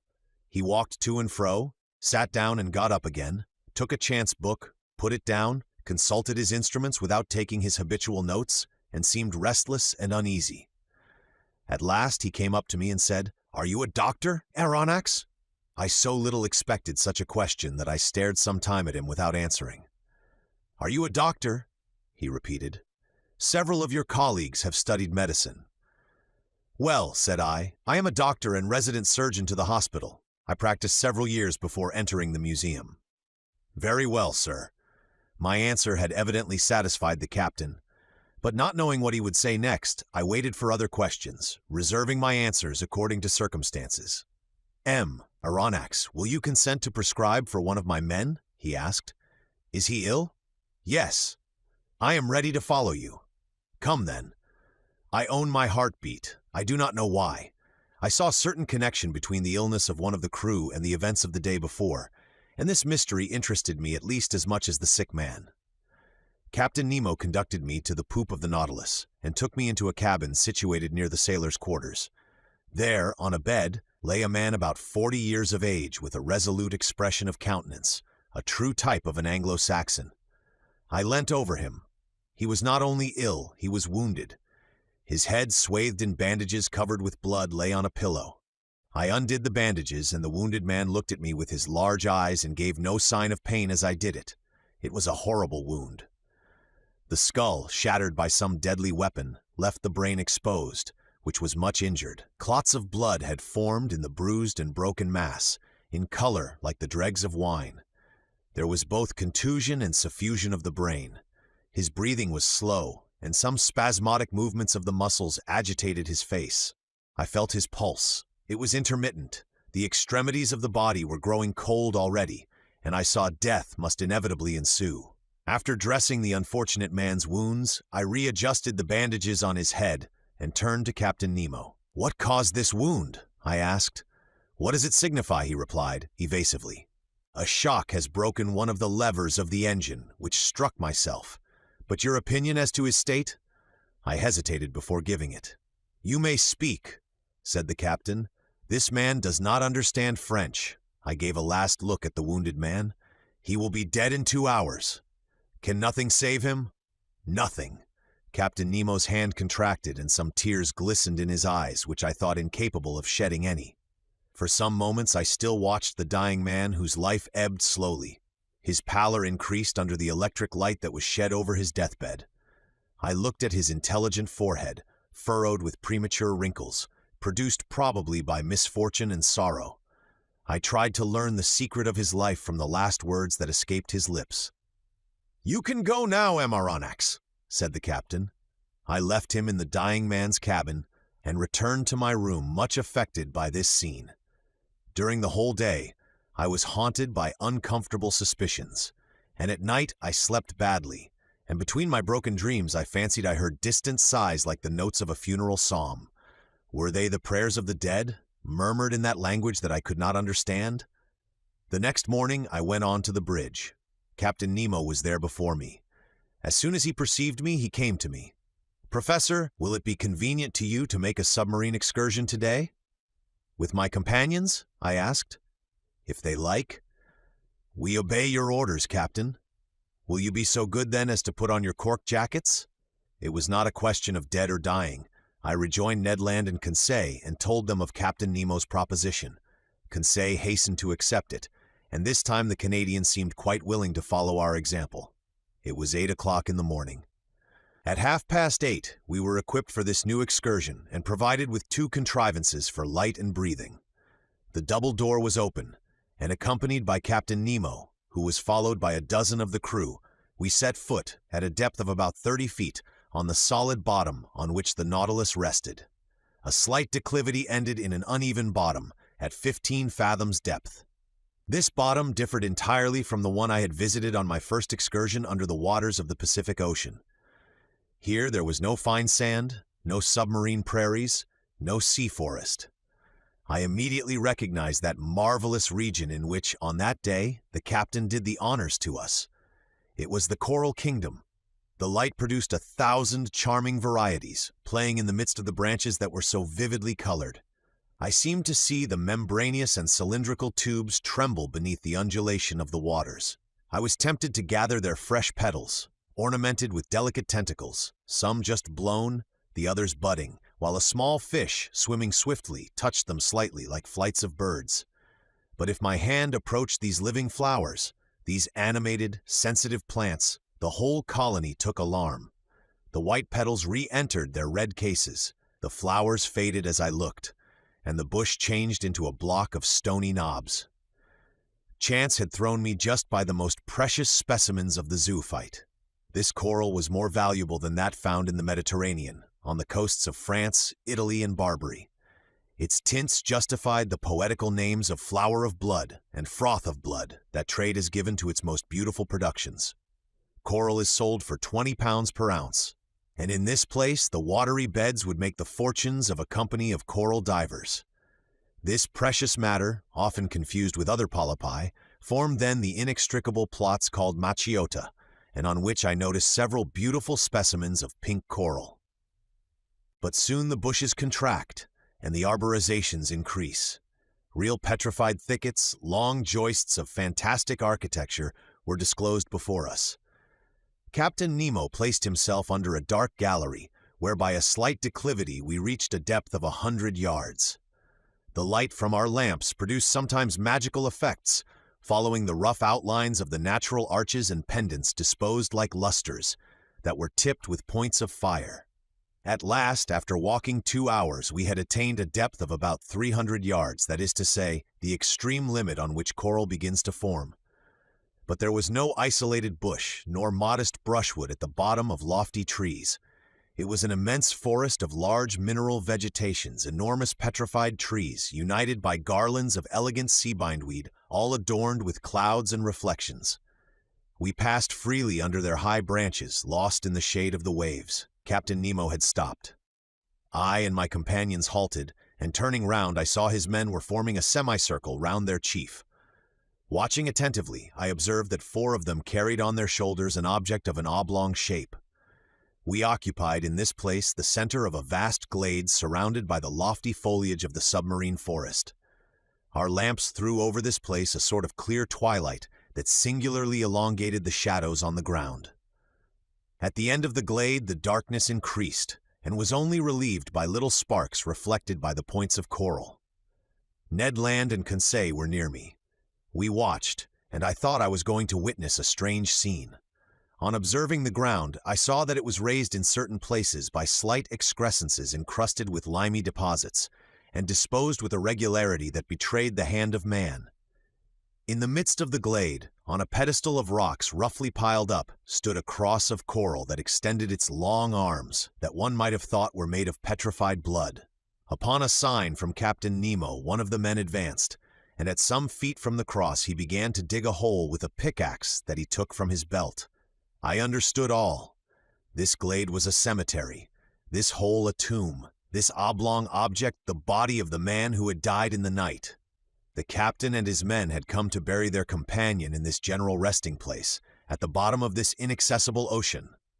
The grave was being dug slowly. The fish fled on all sides while their retreat was being thus disturbed. I heard the strokes of the pickaxe, which sparkled when it hit upon some flint lost at the bottom of the waters. The hole was soon large and deep enough to receive the body. Then the bearers approached. The body, enveloped in a tissue of white linen, was lowered into the damp grave. Captain Nemo, with his arms crossed on his breast, and all the friends of him who had loved them, knelt in prayer. The grave was then filled in with the rubbish taken from the ground, which formed a slight mound. When this was done, Captain Nemo and his men rose. Then, approaching the grave, they knelt again, and all extended their hands in sign of a last adieu. Then the funeral procession returned to the Nautilus, passing under the arches of the forest, in the midst of thickets, along the coral bushes, and still on the ascent. At last the light of the ship appeared, and its luminous track guided us to the Nautilus. At 1 o'clock we had returned. As soon as I had changed my clothes, I went up onto the platform, and a prey to conflicting emotions, I sat down near the binnacle. Captain Nemo joined me. I rose and said to him, "So, as I said he would, this man died in the night?" "Yes, Amaranax." "And he rests now near his companions in the coral cemetery?" "Yes, forgotten by all else, but not by us. We dug the grave, and the polypi undertake to seal our dead for eternity." And burying his face quickly in his hands, he tried in vain to suppress a sob. Then he added, "Our peaceful cemetery is there, some 100 feet below the surface of the waves. Your dead sleep quietly, at least, Captain, out of the reach of sharks." "Yes, sir, of sharks and men," gravely replied the captain. Chapter 24. The Indian Ocean. We now come to the second part of our journey under the sea. The first ended with the moving scene in the coral cemetery, which left such a deep impression on my mind. Thus, in the midst of this great sea, Captain Nemo's life was passing, even to his grave, which he had prepared in one of its deepest abysses. There, not one of the ocean's monsters could trouble the last sleep of the crew of the Nautilus, of those friends riveted to each other in death as in life. Nor any man either, had added the captain. Still the same fierce, implacable defiance towards human society. I could no longer content myself with the theory which satisfied Conseil. That worthy fellow persisted in seeing in the commander of the Nautilus one of those unknown savants who return mankind contempt for indifference. For him, he was a misunderstood genius who, tired of Earth's deceptions, had taken refuge in this inaccessible medium, where he might follow his instincts freely. To my mind, this explains but one side of Captain Nemo's character. Indeed, the mystery of that last night during which we had been chained in prison, the sleep, and the precaution so violently taken by the captain of snatching from my eyes the glass I had raised to sweep the horizon, the mortal wound of the man, due to an unaccountable shock of the Nautilus, all put me on a new track. No, Captain Nemo was not satisfied with shunning man. His formidable apparatus not only suited his instinct of freedom, but perhaps also the design of some terrible retaliation. At this moment, nothing is clear to me. I catch but a glimpse of light amidst all the darkness, and I must confine myself to writing as events shall dictate. That day, the 24th of January, 1868, at noon, the second officer came to take the altitude of the sun. I mounted the platform, lit a cigar, and watched the operation. It seemed to me that the man did not understand French. For several times I made remarks in a loud voice, which must have drawn from him some involuntary sign of attention, if he had understood them, but he remained undisturbed and dumb. As he was taking observations with the sextant, one of the sailors of the Nautilus, the strong man who had accompanied us on our first submarine excursion to the island of Crespo, came to clean the glasses of the lantern. I examined the fittings of the apparatus, the strength of which was increased 100-fold by lenticular rings, placed similar to those in a lighthouse, and which projected their brilliance in a horizontal plane. The electric lamp was combined in such a way as to give its most powerful light. Indeed, it was produced in vacuo, which ensured both its steadiness and its intensity. This vacuum economized the graphite points between which the luminous arc was developed, an important point of economy for Captain Nemo, who could not easily have replaced them, and under these conditions, their waste was imperceptible. When the Nautilus was ready to continue its submarine journey, I went down to the saloon. The panel was closed, and the course marked direct west.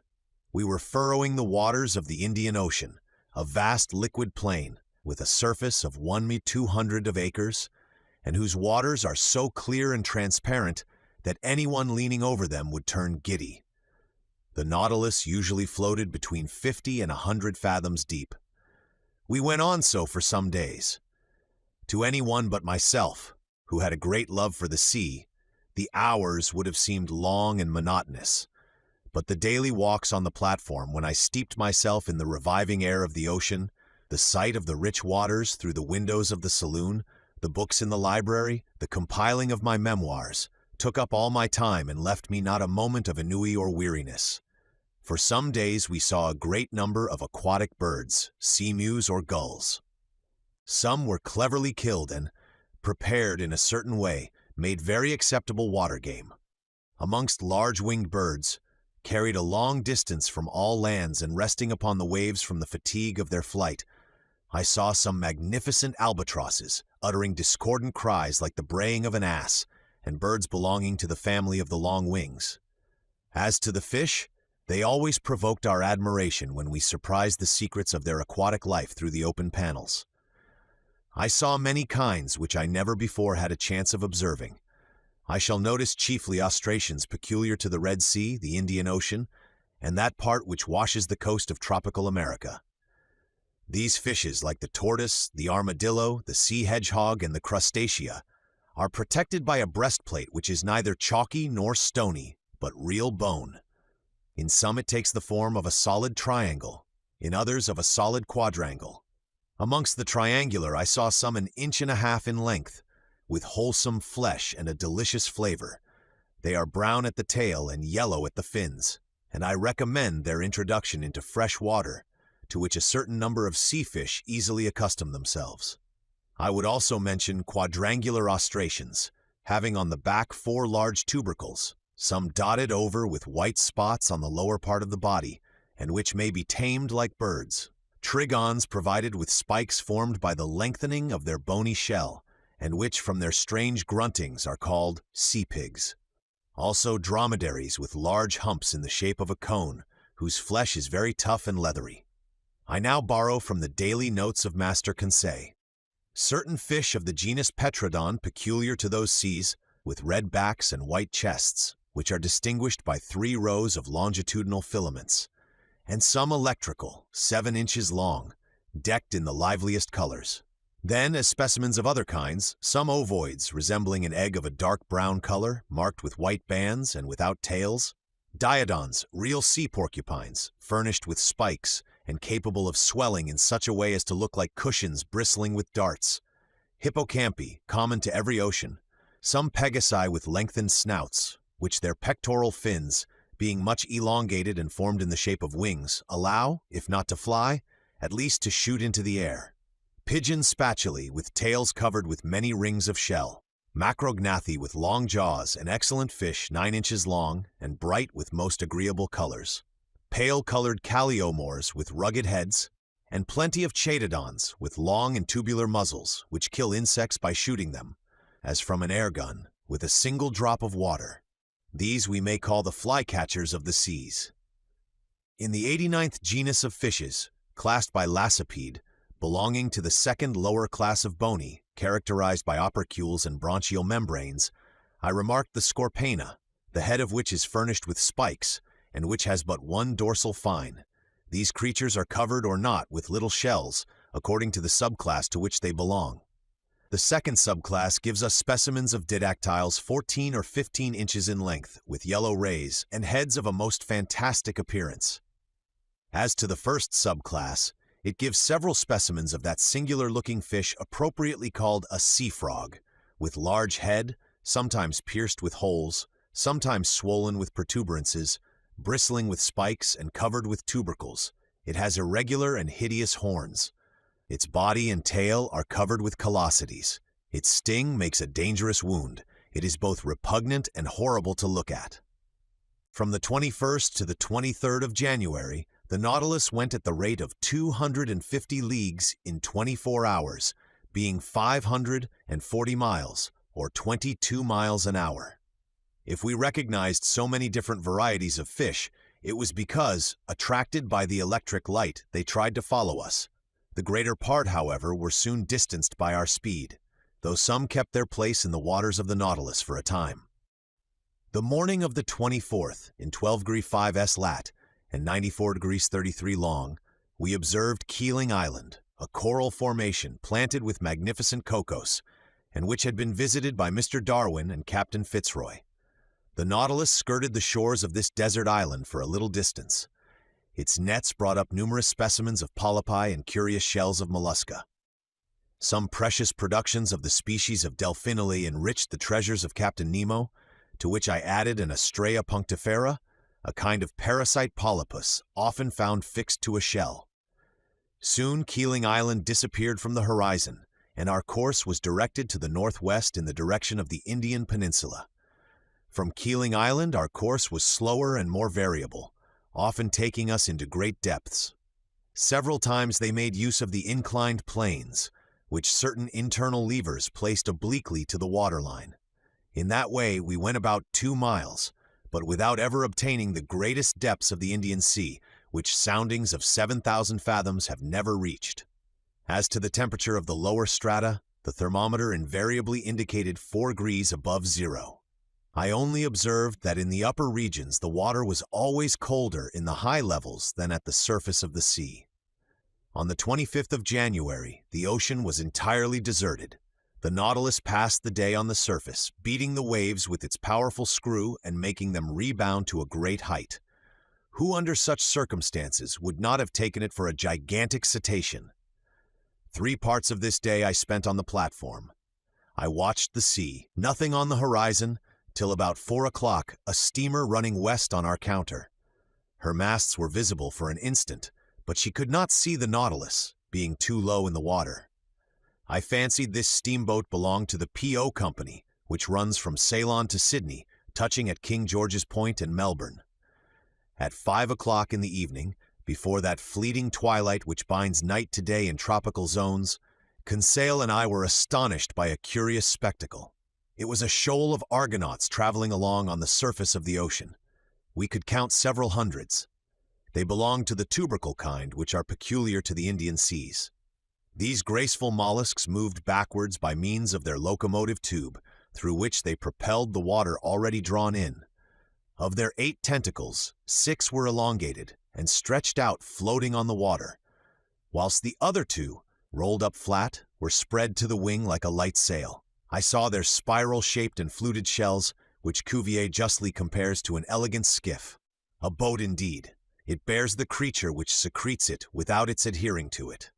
For nearly an hour, the Nautilus floated in the midst of this shoal of mollusks. Then I know not what sudden fright they took. But as if at a signal, every sail was furled, the arms folded, the body drawn in, the shells turned over, changing their center of gravity, and the whole fleet disappeared under the waves. Never did the ships of a squadron maneuver with more unity. At that moment, night fell suddenly, and the reeds, scarcely raised by the breeze, lay peaceably under the sides of the Nautilus. The next day, 26th of January, we cut the equator at the 82nd meridian and entered the northern hemisphere. During the day, a formidable troop of sharks accompanied us, terrible creatures, which multiply in these seas and make them very dangerous. They were Cestraceo philippi sharks, with brown backs and whitish bellies, armed with 11 rows of teeth. Eyed sharks, their throat being marked with a large black spot surrounded with white like an eye. There were also some Isabella sharks, with rounded snouts marked with dark spots. These powerful creatures often hurled themselves at the windows of the saloon with such violence as to make us feel very insecure. At such times, Ned Land was no longer master of himself. He wanted to go to the surface and harpoon the monsters, particularly certain smooth-hound sharks, whose mouth is studded with teeth like a mosaic, and large tiger sharks nearly 6 yards long, the last named of which seemed to excite him more particularly. But the Nautilus, accelerating her speed, easily left the most rapid of them behind. The 27th of January, at the entrance of the vast Bay of Bengal, we met repeatedly a forbidding spectacle: dead bodies floating on the surface of the water. They were the dead of the Indian villages, carried by the Ganges to the level of the sea, and which the vultures, the only undertakers of the country, had not been able to devour. But the sharks did not fail to help them at their funeral work. About 7 o'clock in the evening, the Nautilus, half immersed, was sailing in a sea of milk. At first sight, the ocean seemed lactified. Was it the effect of the lunar rays? No, for the moon, scarcely 2 days old, was still lying hidden under the horizon in the rays of the sun. The whole sky, though lit by the sidereal rays, seemed black by contrast with the whiteness of the waters.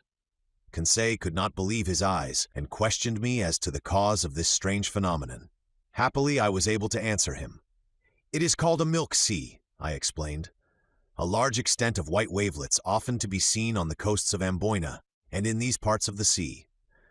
"But, sir," said Conseil, "can you tell me what causes such an effect? For I suppose the water is not really turned into milk." "No, my boy, and the whiteness which surprises you is caused only by the presence of myriads of infusoria, a sort of luminous little worm, gelatinous and without color, of the thickness of a hair, and whose length is not more than 7/1000ths of an inch. These insects adhere to one another sometimes for several leagues." "Several leagues!" exclaimed Conseil. "Yes, my boy, and you need not try to compute the number of these infusoria. You will not be able, for, if I am not mistaken, ships have floated on these milk seas for more than 40 miles. Towards midnight, the sea suddenly resumed its usual color, but behind us, even to the limits of the horizon, the sky reflected the whitened waves, and for a long time seemed impregnated with the vague glimmerings of an aurora borealis. Chapter 25. A Novel Proposal of Captain Nemo's. On the 28th of February, when at noon the Nautilus came to the surface of the sea, in 9° 4' N lat, there was land in sight about 8 miles to westward. The first thing I noticed was a range of mountains about 2,000 feet high, the shapes of which were most capricious. On taking the bearings, I knew that we were nearing the island of Ceylon, the pearl which hangs from the lobe of the Indian peninsula. Captain Nemo and his second appeared at this moment. The captain glanced at the map, then turning to me, said, "The island of Ceylon, noted for its pearl fisheries. Would you like to visit one of them, Aronnax?" Certainly, Captain. Well, the thing is easy, though if we see the fisheries, we shall not see the fishermen. The annual exportation has not yet begun. Never mind, I will give orders to make for the Gulf of Mannar, where we shall arrive in the night. The captain said something to his second, who immediately went out.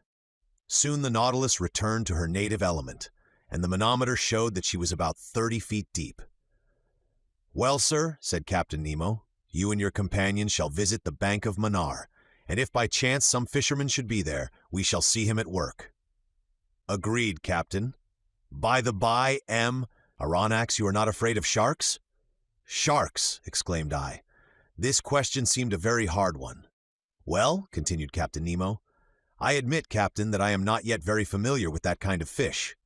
"We are accustomed to them," replied Captain Nemo, "and in time you will be too. However, we shall be armed, and on the road we may be able to hunt some of the tribe. It is interesting. So, till tomorrow, sir, and early." This said in a careless tone, Captain Nemo left the saloon. Now, if you were invited to hunt the bear in the mountains of Switzerland, what would you say? "Very well, tomorrow we will go and hunt the bear." If you were asked to hunt the lion in the plains of Atlas, or the tiger in the Indian jungles, what would you say? "Ha, it seems we are going to hunt the tiger or the lion." But when you are invited to hunt the shark in its natural element, you would perhaps reflect before accepting the invitation. As for myself, I passed my hand over my forehead, on which stood large drops of cold perspiration. "Let us reflect," said I, "and take our time. Hunting otters in submarine forests, as we did in the island of Crespo, will pass, but going up and down at the bottom of the sea, where one is almost certain to meet sharks, is quite another thing. I know well that in certain countries, particularly in the Andaman Islands, the Negroes never hesitate to attack them with a dagger in one hand and a running noose in the other, but I also know that few who affront those creatures ever return alive. However, I am not a Negro, and if I were, I think a little hesitation in this case would not be ill-timed." At this moment Conseil and the Canadian entered, quite composed and even joyous. They knew not what awaited them. "Faith, sir," said Ned Land, "your Captain Nemo, the devil take him, has just made us a very pleasant offer." "Ah," said I, "you know?" "If agreeable to you, sir," interrupted Conseil, "the commander of the Nautilus has invited us to visit the magnificent Ceylon fisheries tomorrow in your company. He did it kindly and behaved like a real gentleman." "He said nothing more?" "Nothing more, sir, except that he had already spoken to you of this little walk." "Sir," said Conseil, "would you give us some details of the pearl fishery?" "As to the fishing itself," I asked, "or the incidents which—" "On the fishing," replied the Canadian, "before entering upon the ground, it is as well to know something about it." "Very well, sit down, my friends, and I will teach you." Ned and Conseil seated themselves on an ottoman, and the first thing the Canadian asked was, "Sir, what is a pearl?" "My worthy Ned," I answered, "to the poet, a pearl is a tear of the sea. To the Orientals, it is a drop of dew solidified. To the ladies, it is a jewel of an oblong shape, of a brilliancy of mother-of-pearl substance, which they wear on their fingers, their necks, or their ears. For the chemist, it is a mixture of phosphate and carbonate of lime, with a little gelatine. And lastly, for naturalists, it is simply a morbid secretion of the organ that produces the mother-of-pearl amongst certain bivalves." "Branch of mollusks," said Conseil. "Precisely so, my learned Conseil. And amongst these testacea the earshell, the tridacne, the turbots, in a word, all those which secrete mother-of-pearl, that is the blue, bluish, violet, or white substance which lines the interior of their shells, are capable of producing pearls." "Mussels too?" asked the Canadian. "Yes, mussels of certain waters in Scotland, Wales, Ireland, Saxony, Bohemia, and France." "Good! For the future I shall pay attention," replied the Canadian. "But," I continued, "the particular mollusk which secretes the pearl is the pearl oyster, the Miliagrina margaritifera, that precious pintadine. The pearl is nothing but a nacreous formation, deposited in a globular form, either adhering to the oyster shell or buried in the folds of the creature. On the shell it is fast, in the flesh it is loose, but always has for a kernel a small hard substance, maybe a barren egg, maybe a grain of sand, around which the pearly matter deposits itself year after year successively, and by thin concentric layers." "Are many pearls found in the same oyster?" asked Conseil. Yes, my boy, some are a perfect casket. One oyster has been mentioned, though I allow myself to doubt it, as having contained no less than 150 sharks. 150 sharks, exclaimed Ned Land. Did I say sharks? Said I hurriedly. I meant to say 150 pearls. Sharks would not be cents. Certainly not, said Conseil, but will you tell us now by what means they extract these pearls? They proceed in various ways. When they adhere to the shell, the fishermen often pull them off with pincers, but the most common way is to lay the oysters on mats of the seaweed which covers the banks. Thus they die in the open air, and at the end of 10 days they are in a forward state of decomposition. They are then plunged into large reservoirs of seawater. Then they are opened and washed. The price of these pearls varies according to their size? Asked Conseil. Not only according to their size, I answered, but also according to their shape, their water, that is, their color, and their luster, that is, that bright and diapered sparkle which makes them so charming to the eye. The most beautiful are called virgin pearls or paragons. They are formed alone in the tissue of the mollusk, are white, often opaque, and sometimes have the transparency of an opal. They are generally round or oval. The round are made into bracelets, the oval into pendants, and being more precious, are sold singly. Those adhering to the shell of the oyster are more irregular in shape and are sold by weight. Lastly, in a lower order are classed those small pearls known under the name of seed pearls. They are sold by measure and are especially used in embroidery for church ornaments. But, said Conseil, is this pearl fishery dangerous? No, I answered quickly, particularly if certain precautions are taken. What does one risk in such a calling? Said Ned Land. The swallowing of some mouthfuls of seawater? As you say, Ned. By the by, said I, trying to take Captain Nemo's careless tone, are you afraid of sharks, brave Ned? Aye, replied the Canadian. A harpooner by profession, it is my trade to make light of them. But, said I, it is not a question of fishing for them with an iron swivel, hoisting them into the vessel, cutting off their tails with a blow of a chopper, ripping them up, and throwing their heart into the sea. Then it is a question of, precisely, in the water, in the water. Faith, with a good harpoon. You know, sir, these sharks are ill-fashioned beasts. They turn on their bellies to seize you, and in that time... Ned Land had a way of saying seize, which made my blood run cold. Well, and you, Conseil, what do you think of sharks?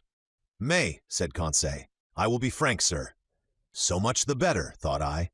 If you, sir, mean to face the sharks, I do not see why your faithful servant should not face them with you. Chapter 26. A Pearl of 10 Millions. The next morning at 4 o'clock, I was awakened by the steward whom Captain Nemo had placed at my service. I rose hurriedly, dressed, and went into the saloon. Captain Nemo was awaiting me. Aronnax, said he, are you ready to start? I am ready. Then please to follow me. And my companions, Captain? They have been told and are waiting. Are we not to put on our divers' dresses? Asked I. Not yet. I have not allowed the Nautilus to come too near this coast, and we are some distance from the Manar bank. But the boat is ready, and will take us to the exact point of disembarking, which will save us a long way. It carries our diving apparatus, which we will put on when we begin our submarine journey. Captain Nemo conducted me to the central staircase, which led on the platform.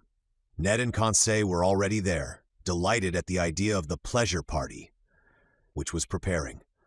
5 sailors from the Nautilus, with their oars, waited in the boat, which had been made fast against the side.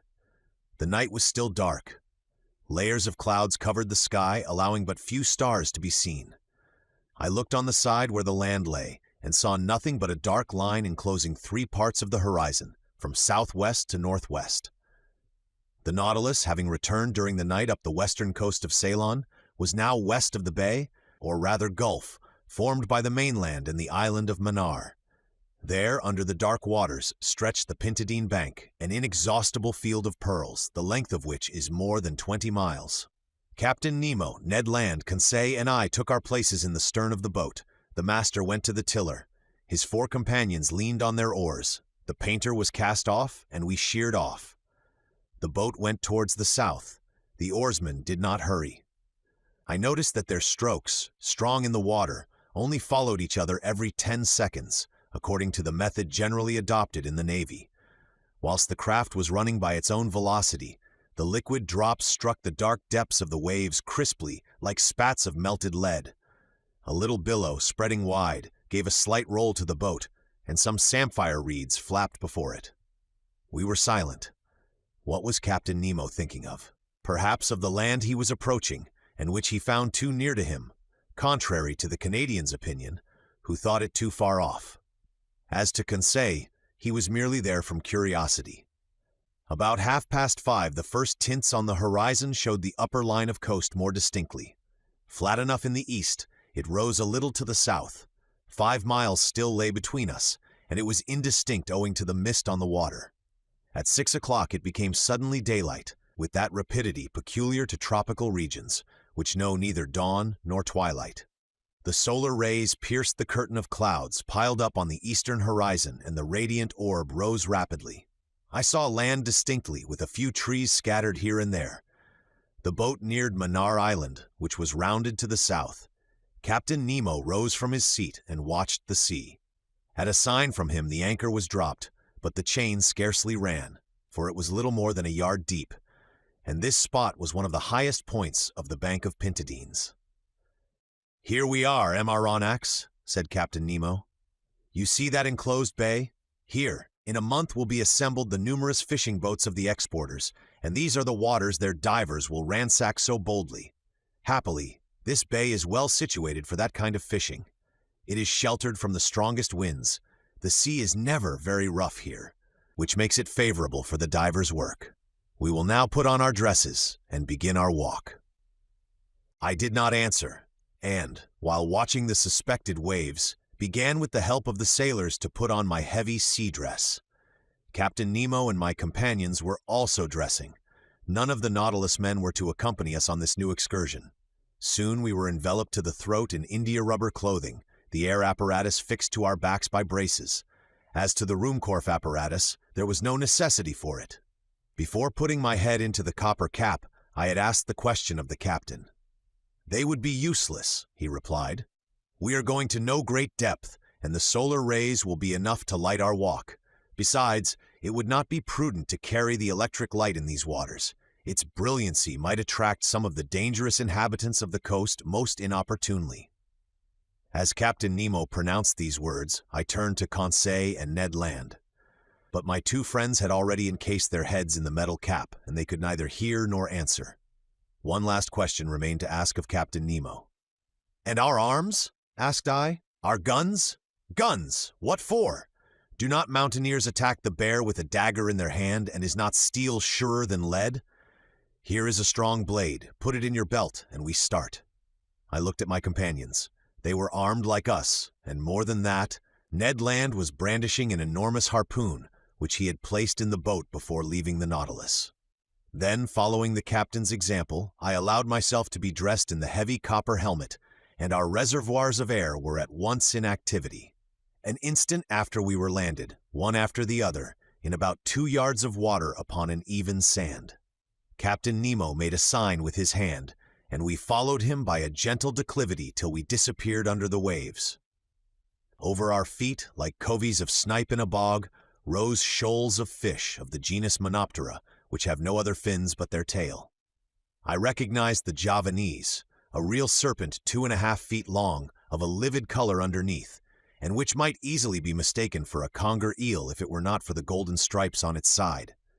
In the genus Stromaeus, whose bodies are very flat and oval, I saw some of the most brilliant colors, carrying their dorsal fin like a scythe, an excellent eating fish, which, dried and pickled, is known by the name of carawati. Then some tranquibars, belonging to the genus Apsipharoides, whose body is covered with a shell cuirass of 8 longitudinal plates.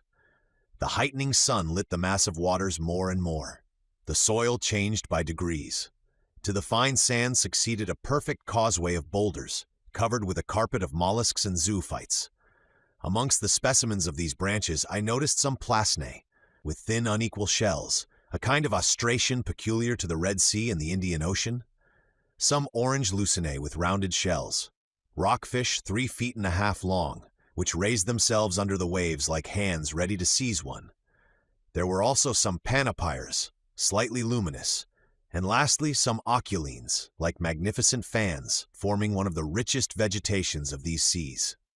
In the midst of these living plants, and under the arbors of the hydrophytes, were layers of clumsy articulates, particularly some reninae, whose carapace formed a slightly rounded triangle, and some horrible-looking parthenopes.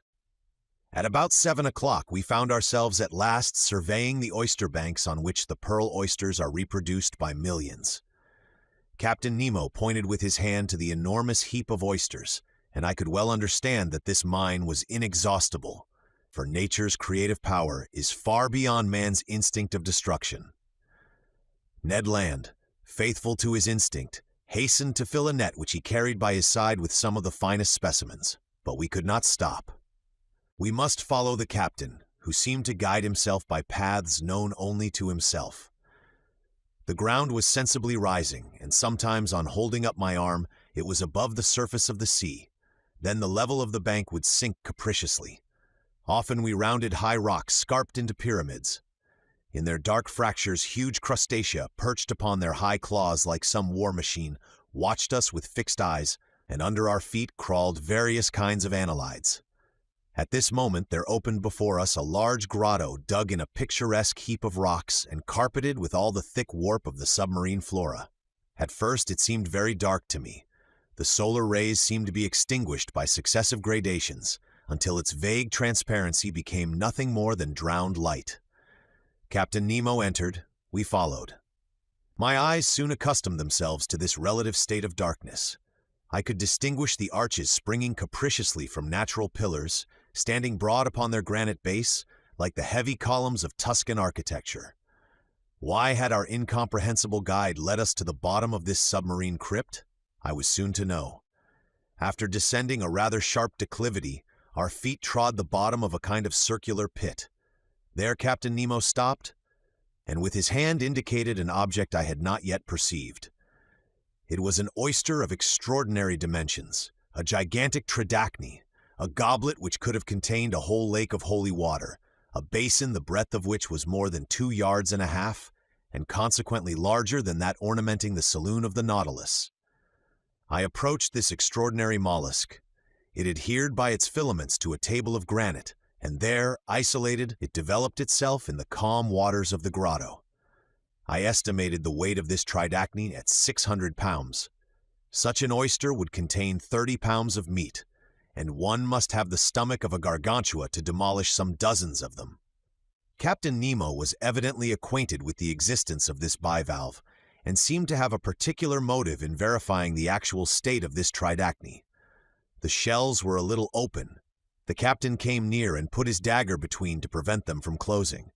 Then with his hand he raised the membrane with its fringed edges, which formed a cloak for the creature. There, between the folded plates, I saw a loose pearl, whose size equaled that of a cocoa nut.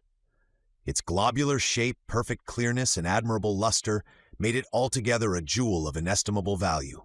Carried away by my curiosity, I stretched out my hand to seize it, weigh it, and touch it. But the captain stopped me, made a sign of refusal, and quickly withdrew his dagger, and the 2 shells closed suddenly. I then understood Captain Nemo's intention. In leaving this pearl hidden in the mantle of the tridacne, he was allowing it to grow slowly. Each year the secretions of the mollusk would add new concentric circles. I estimated its value at 500,000 pounds at least. After 10 minutes, Captain Nemo stopped suddenly. I thought he had halted previously to returning. No, by a gesture he bade us crouch beside him in a deep fracture of the rock. His hand pointed to one part of the liquid mass, which I watched attentively. About 5 yards from me a shadow appeared and sank to the ground. The disquieting idea of sharks shot through my mind, but I was mistaken, and once again it was not a monster of the ocean that we had anything to do with. It was a man, a living man, an Indian, a fisherman, a poor devil who I suppose had come to glean before the harvest. I could see the bottom of his canoe anchored some feet above his head. He dived and went up successively. A stone held between his feet, cut in the shape of a sugar loaf, whilst a rope fastened him to his boat, helped him to descend more rapidly. This was all his apparatus. Reaching the bottom, about 5 yards deep, he went on his knees and filled his bag with oysters picked up at random. Then he went up, emptied it, pulled up his stone, and began the operation once more, which lasted 30 seconds. The diver did not see us. The shadow of the rock hid us from sight. And how should this poor Indian ever dream that men, beings like himself, should be there under the water watching his movements and losing no detail of the fishing? Several times he went up in this way and dived again. He did not carry away more than 10 at each plunge, for he was obliged to pull them from the bank to which they adhered by means of their strong byssus. And how many of those oysters for which he risked his life had no pearl in them? I watched him closely. His maneuvers were regular, and for the space of half an hour no danger appeared to threaten him. I was beginning to accustom myself to the sight of this interesting fishing, when suddenly, as the Indian was on the ground, I saw him make a gesture of terror, rise and make a spring to return to the surface of the sea. I understood his dread. A gigantic shadow appeared just above the unfortunate diver. It was a shark of enormous size advancing diagonally, his eyes on fire and his jaws open. I was mute with horror and unable to move. The voracious creature shot towards the Indian, who threw himself on one side to avoid the shark's fins, but not its tail, for it struck his chest and stretched him on the ground. This scene lasted but a few seconds.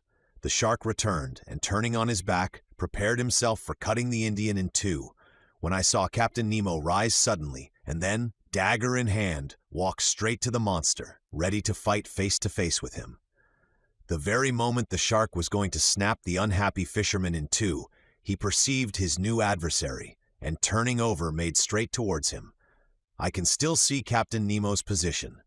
Holding himself well together, he waited for the shark with admirable coolness, and when it rushed at him, threw himself on one side with wonderful quickness, avoiding the shock and burying his dagger deep into its side. But it was not all over. A terrible combat ensued. The shark had seemed to roar, if I might say so. The blood rushed in torrents from its wound. The sea was dyed red, and through the opaque liquid I could distinguish nothing more. Nothing more until the moment when, like lightning, I saw the undaunted captain hanging on to one of the creature's fins, struggling, as it were, hand to hand with the monster, and dealing successive blows at his enemy, yet still unable to give a decisive one. The shark's struggles agitated the water with such fury that the rocking threatened to upset me. I wanted to go to the captain's assistance, but, nailed to the spot with horror, I could not stir. I saw the haggard eye. I saw the different phases of the fight. The captain fell to the earth, upset by the enormous mass which leant upon him. The shark's jaws opened wide like a pair of factory shears, and it would have been all over with the captain. But quick as thought, harpoon in hand, Ned Land rushed towards the shark and struck it with its sharp point. The waves were impregnated with a mass of blood. They rocked under the shark's movements, which beat them with indescribable fury. Ned Land had not missed his aim. It was the monster's death rattle. Struck to the heart, it struggled in dreadful convulsions, the shock of which overthrew Conseil. But Ned Land had disentangled the captain, who, getting up without any wound, went straight to the Indian, quickly cut the cord which held him to his stone, took him in his arms, and with a sharp blow of his heel, mounted to the surface. We all three followed in a few seconds, saved by a miracle, and reached the fisherman's boat. Captain Nemo's first care was to recall the unfortunate man to life again. I did not think he could succeed. I hoped so, for the poor creature's immersion was not long, but the blow from the shark's tail might have been his death blow. Happily, with the captain's and Conseil's sharp friction, I saw consciousness return by degrees. He opened his eyes. What was his surprise, his terror even, at seeing 4 great copper heads leaning over him. And above all, what must he have thought when Captain Nemo, drawing from the pocket of his dress a bag of pearls, placed it in his hand? This munificent charity from the man of the waters to the poor Cingalese was accepted with a trembling hand. His wondering eyes showed that he knew not to what superhuman beings he owed both fortune and life. At a sign from the captain, we regained the bank, and following the road already traversed, came in about half an hour to the anchor, which held the canoe of the Nautilus to the earth. Once on board, we each, with the help of the sailors, got rid of the heavy copper helmet. Captain Nemo's first word was to the Canadian, "Thank you, Master Land," said he. "It was in revenge, Captain," replied Ned Land. "I owed you that." A ghastly smile passed across the captain's lips, and that was all. "To the Nautilus," said he. The boat flew over the waves, some minutes after we met the shark's dead body floating. By the black marking of the extremity of its fins, I recognized the terrible melanopteron of the Indian seas, of the species of shark so properly called. It was more than 25 feet long. Its enormous mouth occupied 1/3 of its body. It was an adult, as was known by its 6 rows of teeth placed in an isosceles triangle in the upper jaw. Whilst I was contemplating this inert mass, a dozen of these voracious beasts appeared round the boat, and without noticing us, threw themselves upon the dead body and fought with one another for the pieces. At 8:30 we were again on board the Nautilus. There I reflected on the incidents which had taken place in our excursion to the Manar Bank. 2 conclusions I must inevitably draw from it, one bearing upon the unparalleled courage of Captain Nemo, the other upon his devotion to a human being, a representative of that race from which he fled beneath the sea. Whatever he might say, this strange man had not yet succeeded in entirely crushing his heart. When I made this observation to him, he answered in a slightly moved tone, "That Indian, sir, is an inhabitant of an oppressed country, and I am still and shall be to my last breath one of them." Chapter 27. The Red Sea. In the course of the day of the 29th of January, the island of Ceylon disappeared under the horizon, and the Nautilus, at a speed of 20 miles an hour, slid into the labyrinth of canals which separate the Maldives from the Laccadives. It coasted even the island of Kilton, a land originally coralline, discovered by Vasco da Gama in 1499, and one of the 19 principal islands of the Laccadive archipelago, situated between 10 degrees and 14 degrees 30 N lat and 69 degrees 50, 72.6 E long. We had made 16,220 miles or 7,000 French leagues from our starting point in the Japanese seas. The next day, 30th January, when the Nautilus went to the surface of the ocean, there was no land in sight. Its course was NNE, in the direction of the Sea of Oman, between Arabia and the Indian Peninsula, which serves as an outlet to the Persian Gulf. It was evidently a block without any possible egress. Where was Captain Nemo taking us to? I could not say. This, however, did not satisfy the Canadian, who that day came to me asking where we were going. "We are going where our captain's fancy takes us, Master Ned." "His fancy cannot take us far, then," said the Canadian. "The Persian Gulf has no outlet, and if we do go in, it will not be long before we are out again." "Very well, then, we will come out again, Master Land, and if after the Persian Gulf the Nautilus would like to visit the Red Sea, the Straits of Bab el-Mandeb are there to give us entrance." "I need not tell you, sir," said Ned Land, "that the Red Sea is as much closed as the Gulf, as the Isthmus of Suez is not yet cut, and if it was, a boat as mysterious as ours would not risk itself in a canal cut with sluices. And again, the Red Sea is not the road to take us back to Europe." "But I never said we were going back to Europe."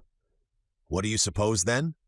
"I suppose that after visiting the curious coasts of Arabia and Egypt, the Nautilus will go down the Indian Ocean again, perhaps cross the channel of Mozambique, perhaps off the Mascarenhas, so as to gain the Cape of Good Hope." "And once at the Cape of Good Hope?" asked the Canadian with peculiar emphasis.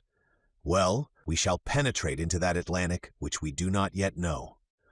"Ah, friend Ned, you are getting tired of this journey under the sea? You are surfeited with the incessantly varying spectacle of submarine wonders.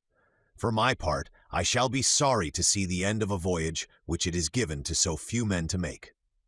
For 4 days, till the 3rd of February, the Nautilus scoured the Sea of Oman, at various speeds and at various depths. It seemed to go at random, as if hesitating as to which road it should follow, but we never passed the Tropic of Cancer. In quitting this sea, we sighted Muscat for an instant, one of the most important towns of the country of Oman. I admired its strange aspect, surrounded by black rocks upon which its white houses and forts stood in relief. I saw the rounded domes of its mosques, the elegant points of its minarets, its fresh and verdant terraces. But it was only a vision. The Nautilus soon sank under the waves of that part of the sea. We passed along the Arabian coast of Mara and Hadramaut for a distance of 6 miles, its undulating line of mountains being occasionally relieved by some ancient ruin. The 5th of February we at last entered the Gulf of Aden, a perfect funnel introduced into the neck of Bab el-Mandeb, through which the Indian waters entered the Red Sea. The 6th of February, the Nautilus floated in sight of Aden, perched upon a promontory which a narrow isthmus joins to the mainland, a kind of inaccessible Gibraltar, the fortifications of which were rebuilt by the English after taking possession in 1839. I caught a glimpse of the octagon minarets of this town, which was at one time the richest commercial magazine on the coast. I certainly thought that Captain Nemo arrived at this point would back out again, but I was mistaken, for he did no such thing, much to my surprise. The next day, the 7th of February, we entered the Straits of Bab el-Mandeb, the name of which in the Arab tongue means the Gate of Tears. To 20 miles in breadth, it is only 32 in length, and for the Nautilus, starting at full speed, the crossing was scarcely the work of an hour. But I saw nothing, not even the island of Perim, with which the British government has fortified the position of Aden. There were too many English or French steamers of the line of Suez to Bombay, Calcutta to Melbourne, and from Bourbon to the Mauritius, furrowing this narrow passage, for the Nautilus to venture to show itself. So it remained prudently below. At last, about noon, we were in the waters of the Red Sea. I would not even seek to understand the caprice which had decided Captain Nemo upon entering the Gulf, but I quite approved of the Nautilus entering it. Its speed was lessened. Sometimes it kept on the surface, sometimes it dived to avoid a vessel, and thus I was able to observe the upper and lower parts of this curious sea. The 8th of February, from the first dawn of day, Mocha came in sight, now a ruined town, whose walls would fall at a gunshot, yet which shelters here and there some verdant date trees. Once an important city containing 6 public markets and 26 mosques, and whose walls, defended by 14 forts, formed a girdle of 2 miles in circumference. The Nautilus then approached the African shore, where the depth of the sea was greater.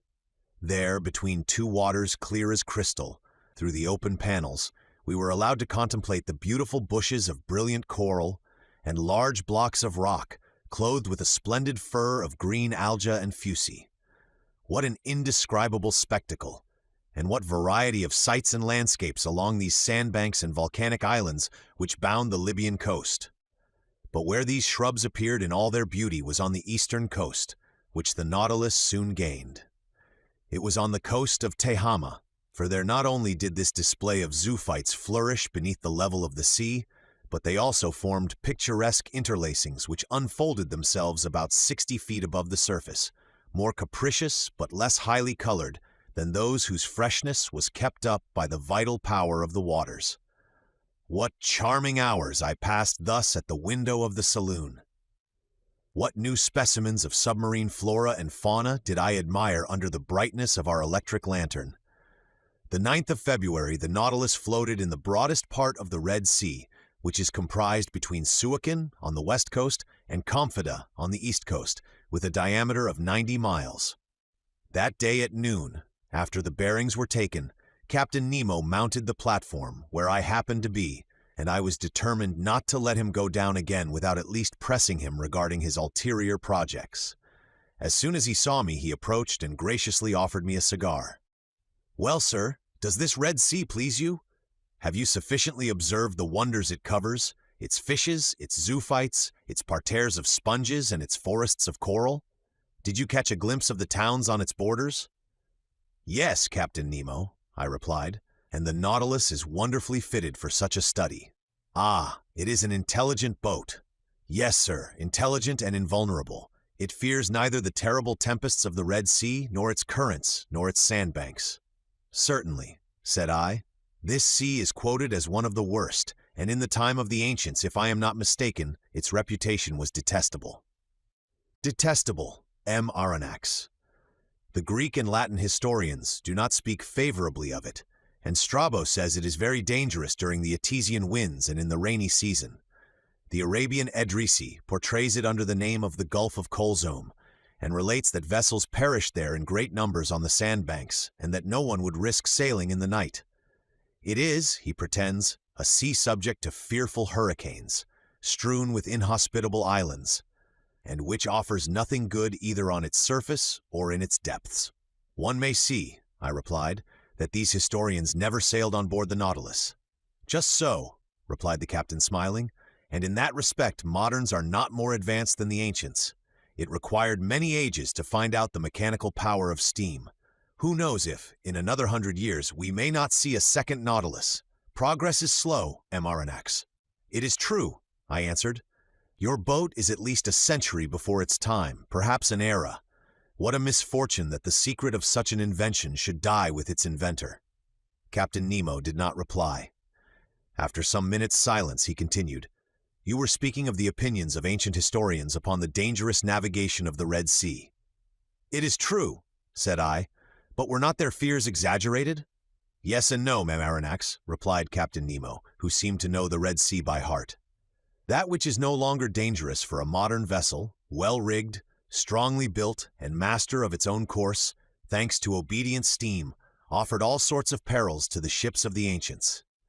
Picture to yourself those first navigators venturing in ships made of planks sewn with the cords of the palm tree, saturated with the grease of the sea dog, and covered with powdered resin. They had not even instruments wherewith to take their bearings, and they went by guess amongst currents of which they scarcely knew anything. Under such conditions shipwrecks were and must have been numerous. But in our time, steamers running between Suez and the South Seas have nothing more to fear from the fury of this gulf, in spite of contrary trade winds. The captain and passengers do not prepare for their departure by offering propitiatory sacrifices, and on their return, they no longer go ornamented with wreaths and gilt fillets to thank the gods in the neighboring temple. I agree with you, said I, and steam seems to have killed all gratitude in the hearts of sailors. But, Captain, since you seem to have especially studied this sea, can you tell me the origin of its name? There exist several explanations on the subject, Enoronex. Would you like to know the opinion of a chronicler of the 14th century? Willingly. This fanciful writer pretends that its name was given to it after the passage of the Israelites, when Pharaoh perished in the waves which closed at the voice of Moses. A poet's explanation, Captain Nemo, I replied. But I cannot content myself with that. I ask you for your personal opinion. Here it is, Maronax. According to my idea, we must see in this appellation of the Red Sea a translation of the Hebrew word Edom, and if the ancients gave it that name, it was on account of the particular color of its waters. But up to this time I have seen nothing but transparent waves, and without any particular color. Very likely, but as we advance to the bottom of the Gulf, you will see this singular appearance. I remember seeing the Bay of Tor entirely red like a sea of blood. And you attribute this color to the presence of a microscopic seaweed? Yes. So, Captain Nemo, it is not the first time you have overrun the Red Sea on board the Nautilus. No, sir.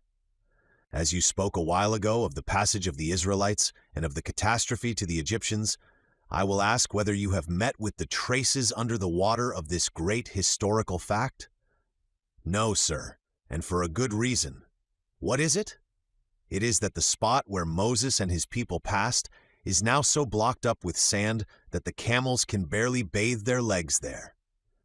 You can well understand that there would not be water enough for my Nautilus. And the spot? I asked. The spot is situated a little above the Isthmus of Suez, in the arm which formerly made a deep estuary when the Red Sea extended to the Salt Lakes.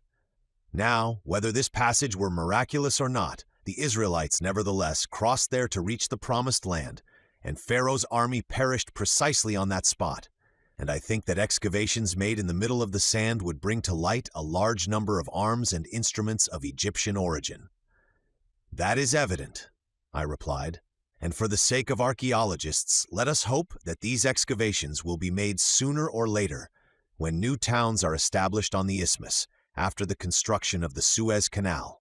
A canal, however, very useless to a vessel like the Nautilus. Very likely, but useful to the whole world, said Captain Nemo.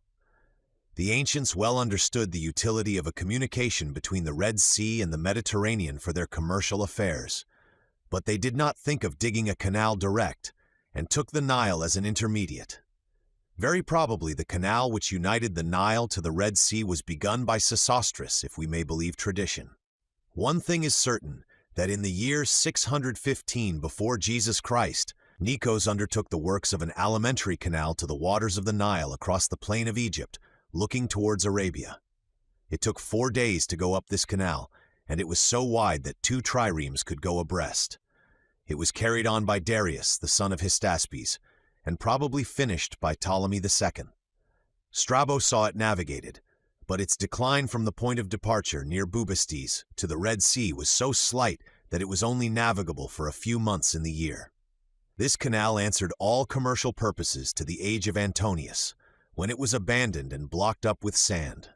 Restored by order of the Caliph Omar, it was definitely destroyed in 761 or 762 by Caliph al-Mansur, who wished to prevent the arrival of provisions to Muhammad ben Abdallah, who had revolted against him. During the expedition into Egypt, your General Bonaparte discovered traces of the works in the desert of Suez, and surprised by the tide, he nearly perished before regaining Hajaroth, at the very place where Moses had encamped 3,000 years before him.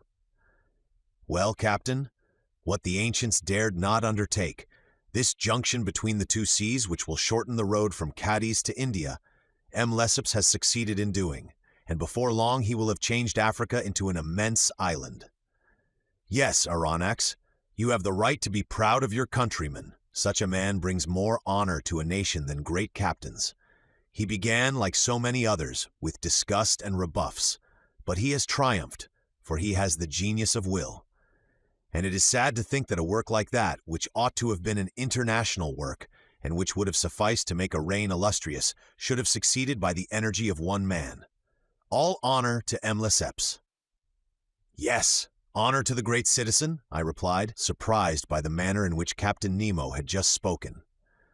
Unfortunately, he continued, I cannot take you through the Suez Canal, but you will be able to see the long jetty of Port Said after tomorrow, when we shall be in the Mediterranean. The Mediterranean, I exclaimed. Yes, sir. Does that astonish you? What astonishes me is to think that we shall be there the day after tomorrow. Indeed? Yes, Captain, although by this time I ought to have accustomed myself to be surprised at nothing since I have been on board your boat. But the cause of this surprise? Well, it is the fearful speed you will have to put on the Nautilus, if the day after tomorrow she is to be in the Mediterranean, having made the round of Africa, and doubled the Cape of Good Hope. Who told you that she would make the round of Africa and double the Cape of Good Hope, sir?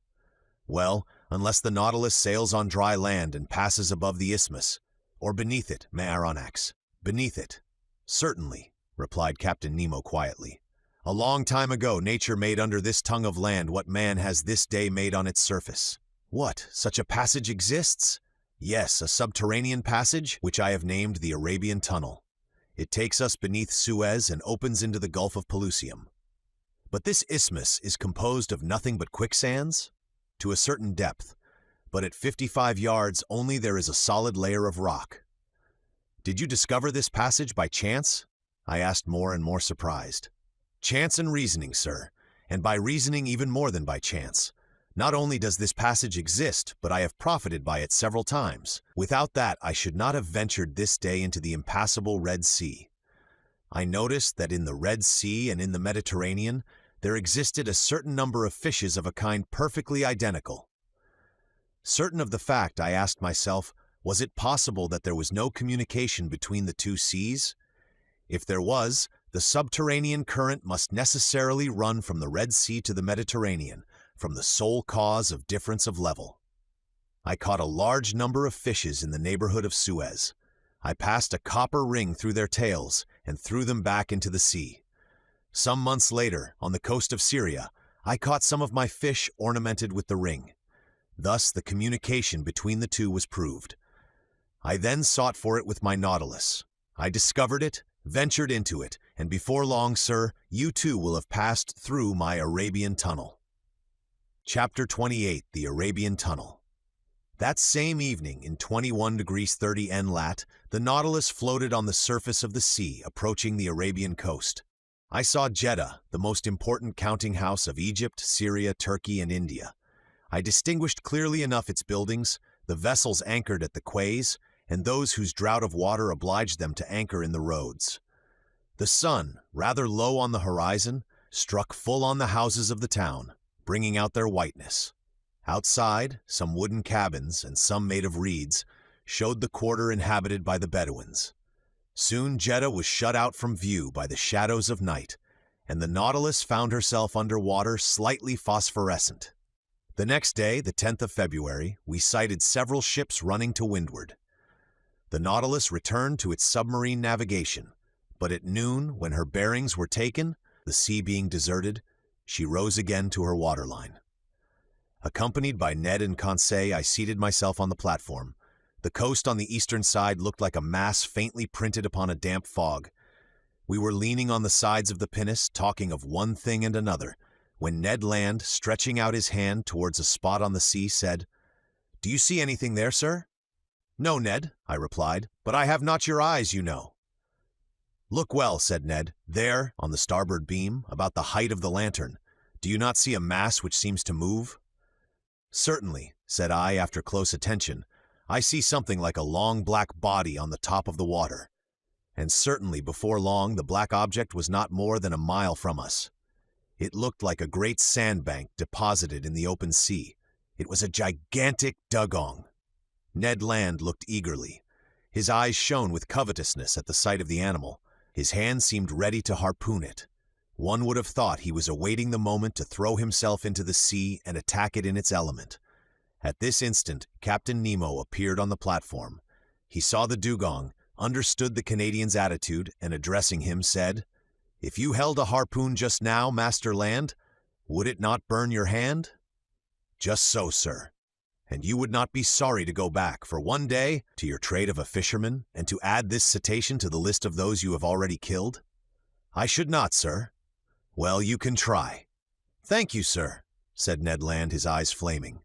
"Only," continued the captain, "I advise you for your own sake not to miss the creature." "Is the dugong dangerous to attack?" I asked, in spite of the Canadian's shrug of the shoulders. "Yes," replied the captain. "Sometimes the animal turns upon its assailants and overturns their boat, but for Master Land this danger is not to be feared. His eye is prompt, his arm sure." At this moment 7 men of the crew, mute and immovable as ever, mounted the platform. One carried a harpoon and a line similar to those employed in catching whales. The pinnace was lifted from the bridge, pulled from its socket, and let down into the sea. 6 oarsmen took their seats, and the coxswain went to the tiller. Ned, Conseil, and I went to the back of the boat. "You are not coming, Captain?" I asked. "No, sir, but I wish you good sport." The boat put off, and lifted by the 6 rowers, drew rapidly towards the dugong, which floated about 2 miles from the Nautilus. Arrived some cable's length from the cetacean, the speed slackened, and the oars dipped noiselessly into the quiet waters. Ned Land, harpoon in hand, stood in the forepart of the boat. The harpoon used for striking the whale is generally attached to a very long cord, which runs out rapidly as the wounded creature draws it after him. But here the cord was not more than 10 fathoms long, and the extremity was attached to a small barrel, which, by floating, was to show the course the dugong took under the water. I stood and carefully watched the Canadian's adversary. This dugong, which also bears the name of the halicore, closely resembles the manatee, its oblong body terminated in a lengthened tail, and its lateral fins in perfect fingers. Its difference from the manatee consisted in its upper jaw, which was armed with 2 long and pointed teeth, which formed on each side diverging tusks. This dugong, which Ned Land was preparing to attack, was of colossal dimensions. It was more than 7 yards long. It did not move and seemed to be sleeping on the waves, which circumstance made it easier to capture. The boat approached within 6 yards of the animal. The oars rested on the rowlocks. I half rose. Ned Land, his body thrown a little back, brandished the harpoon in his experienced hand. Suddenly a hissing noise was heard, and the dugong disappeared. The harpoon, although thrown with great force, had apparently only struck the water. "Curse it!" exclaimed the Canadian furiously. "I have missed it." "No," said I. "The creature is wounded. Look at the blood, but your weapon has not stuck in his body." "My harpoon! My harpoon!" cried Ned Land. The sailors rowed on, and the coxswain made for the floating barrel. The harpoon regained, we followed in pursuit of the animal. The latter came now and then to the surface to breathe. Its wound had not weakened it, for it shot onwards with great rapidity. The boat, rowed by strong arms, flew on its track. Several times it approached within some few yards, and the Canadian was ready to strike, but the dugong made off with a sudden plunge, and it was impossible to reach it. Imagine the passion which excited impatient Ned Land. He hurled at the unfortunate creature the most energetic expletives in the English tongue. For my part, I was only vexed to see the dugong escape all our attacks. We pursued it without relaxation for an hour, and I began to think it would prove difficult to capture, when the animal, possessed with the perverse idea of vengeance, of which he had cause to repent, turned upon the pinnace and assailed us in its turn. This maneuver did not escape the Canadian. "Look out!" he cried. The coxswain said some words in his outlandish tongue, doubtless warning the men to keep on their guard. The dugong came within 20 feet of the boat, stopped, sniffed the air briskly with its large nostrils, not pierced at the extremity, but in the upper part of its muzzle. Then, taking a spring, he threw himself upon us. The pinnace could not avoid the shock, and half upset, shipped at least 2 tons of water, which had to be emptied.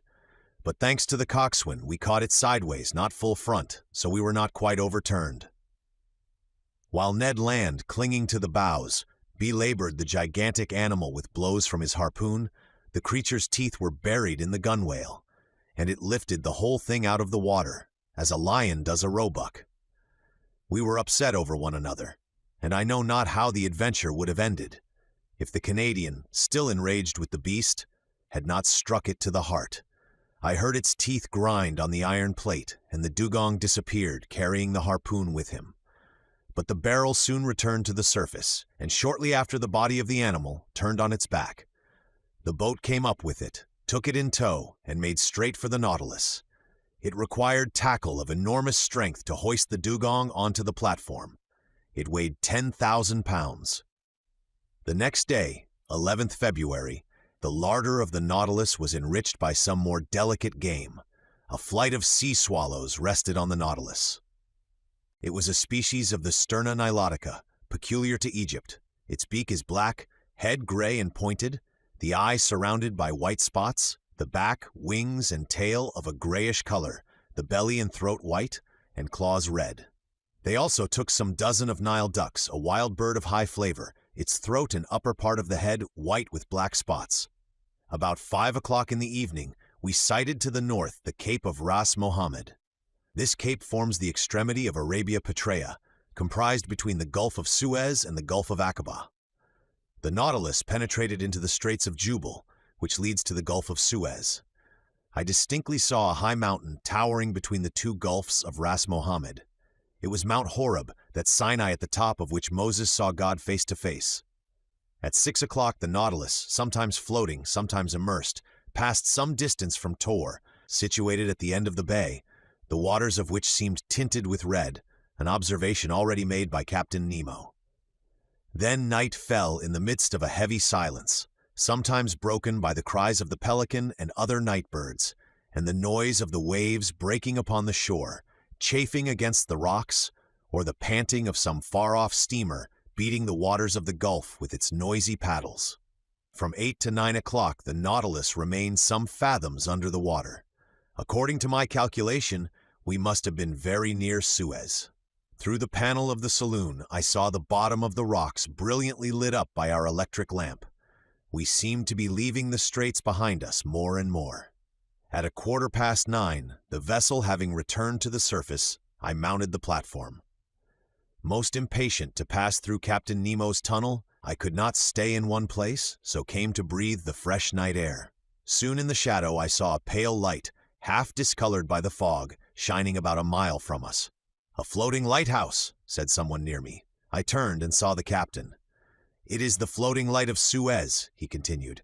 "It will not be long before we gain the entrance of the tunnel." "The entrance cannot be easy?" "No, sir. For that reason I am accustomed to go into the steersman's cage and myself direct our course. And now if you will go down, Emaronex, the Nautilus is going under the waves, and will not return to the surface until we have passed through the Arabian Tunnel. Captain Nemo led me towards the central staircase. Halfway down, he opened a door, traversed the upper deck, and landed in the pilot's cage, which it may be remembered rose at the extremity of the platform. It was a cabin measuring 6 feet square, very much like that occupied by the pilot on the steamboats of the Mississippi or Hudson. In the midst worked a wheel, placed vertically and caught to the tiller rope which ran to the back of the Nautilus. 4 light ports with lenticular glasses, let in a groove in the partition of the cabin, allowed the man at the wheel to see in all directions. This cabin was dark, but soon my eyes accustomed themselves to the obscurity, and I perceived the pilot, a strong man with his hands resting on the spokes of the wheel. Outside, the sea appeared vividly lit up by the lantern, which shed its rays from the back of the cabin to the other extremity of the platform. "Now," said Captain Nemo, "let us try to make our passage." Electric wires connected the pilot's cage with the machinery room, and from there the captain could communicate simultaneously to his Nautilus the direction and the speed. He pressed a metal knob, and at once the speed of the screw diminished. I looked in silence at the high straight wall we were running by at this moment, the immovable base of a massive sandy coast. We followed it thus for an hour, only some few yards off.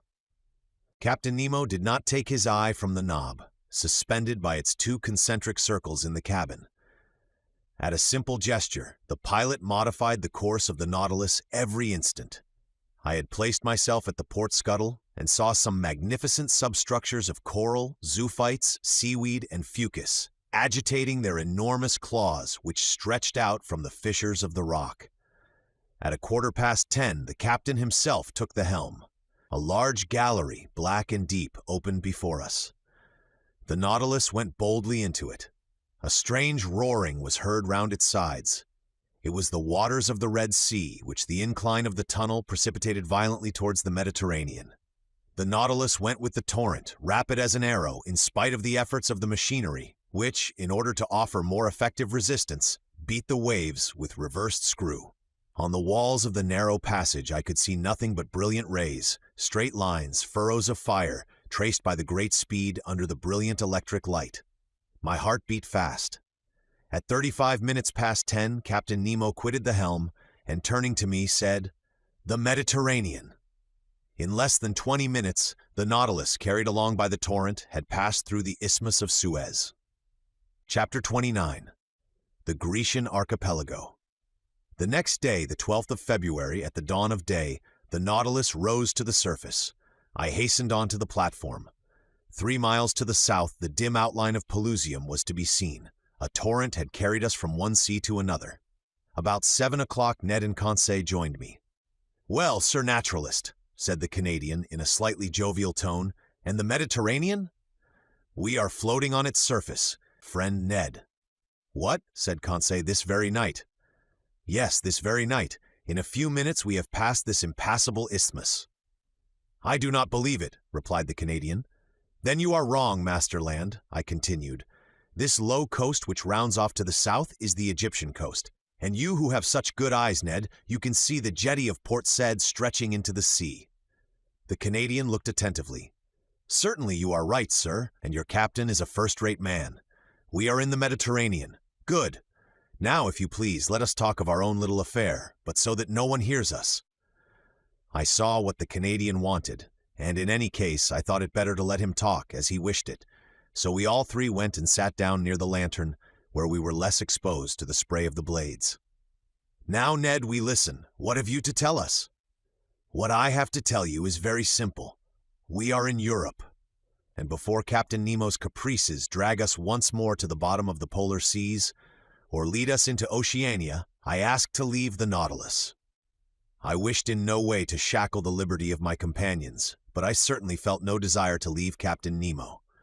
Thanks to him, and thanks to his apparatus, I was each day nearer the completion of my submarine studies, and I was rewriting my book of submarine depths in its very element. Should I ever again have such an opportunity of observing the wonders of the ocean? No, certainly not, and I could not bring myself to the idea of abandoning the Nautilus before the cycle of investigation was accomplished. Friend Ned, answer me frankly. Are you tired of being on board? Are you sorry that destiny has thrown us into Captain Nemo's hands?" The Canadian remained some moments without answering. Then, crossing his arms, he said, "Frankly, I do not regret this journey under the seas. I shall be glad to have made it, but now that it is made, let us have done with it. That is my idea. It will come to an end, Ned. Where and when? Where I do not know, when I cannot say, or rather, I suppose it will end when these seas have nothing more to teach us." "Then what do you hope for?" demanded the Canadian. "That circumstances may occur as well 6 months hence as now by which we may and ought to profit." "Oh," said Ned Land, "and where shall we be in 6 months, if you please, Sir Naturalist?" "Perhaps in China. You know the Nautilus is a rapid traveler. It goes through water as swallows through the air, or as an express on the land. It does not fear frequented seas. Who can say that it may not beat the coasts of France, England, or America, on which flight may be attempted as advantageously as here?" "Aronnax," replied the Canadian, "your arguments are rotten at the foundation. You speak in the future. We shall be there. We shall be here. I speak in the present. We are here, and we must profit by it." Ned Land's logic pressed me hard, and I felt myself beaten on that ground. I knew not what argument would now tell in my favor. "Sir," continued Ned, "let us suppose an impossibility. If Captain Nemo should this day offer you your liberty, would you accept it?" "I do not know," I answered. "And if," he added, "the offer made you this day was never to be renewed, would you accept it?" "Friend Ned, this is my answer. Your reasoning is against me. We must not rely on Captain Nemo's goodwill. Common prudence forbids him to set us at liberty. On the other side, prudence bids us profit by the first opportunity to leave the Nautilus." "Well, Aronnax, that is wisely said. Only one observation, just one. The occasion must be serious, and our first attempt must succeed. If it fails, we shall never find another, and Captain Nemo will never forgive us."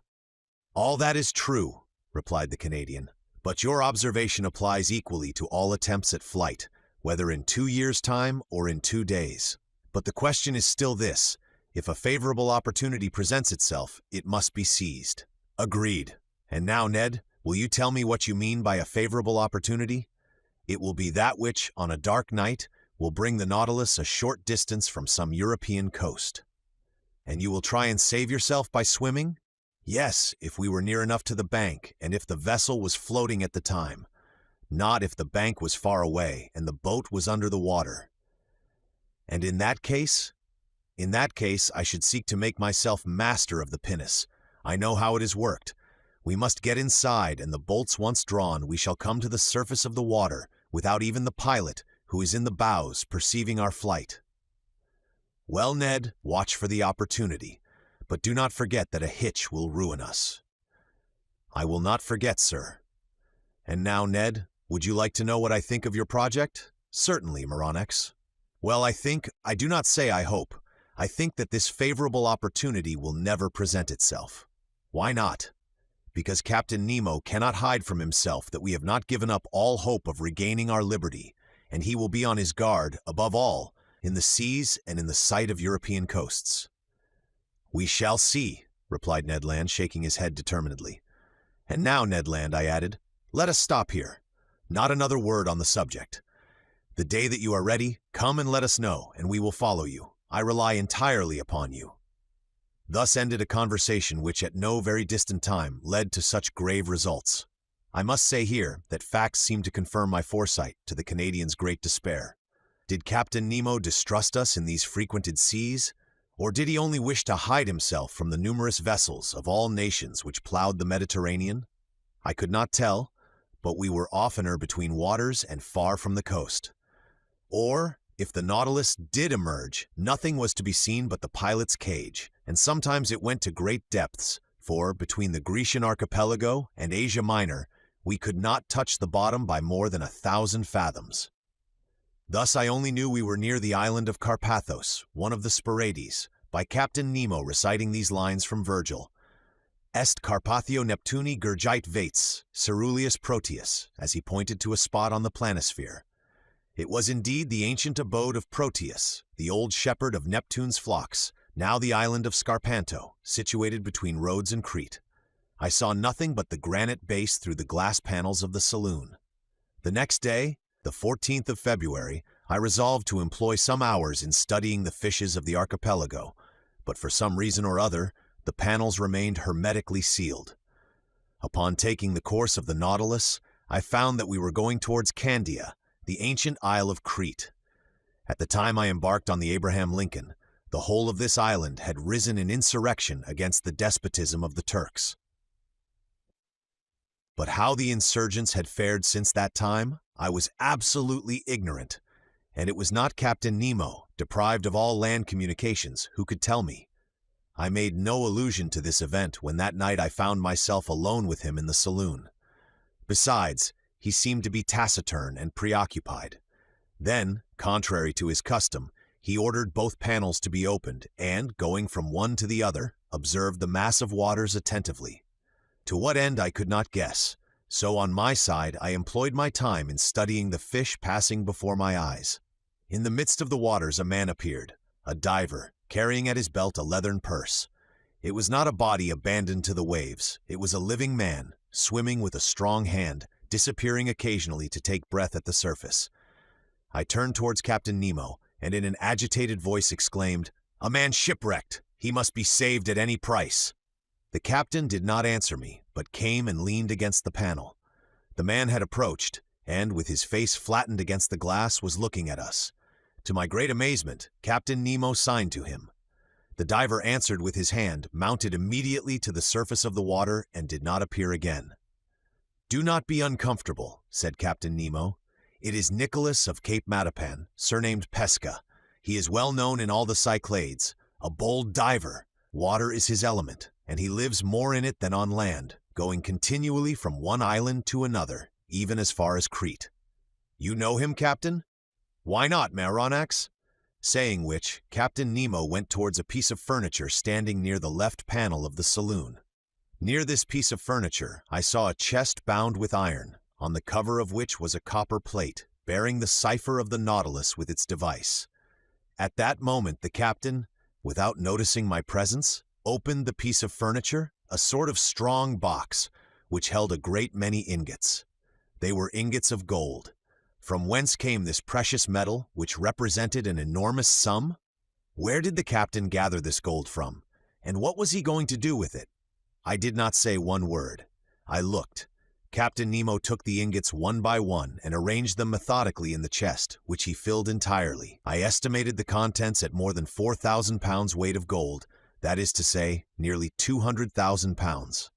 The chest was securely fastened, and the captain wrote an address on the lid, in characters which must have belonged to modern Greece. This done, Captain Nemo pressed a knob, the wire of which communicated with the quarters of the crew.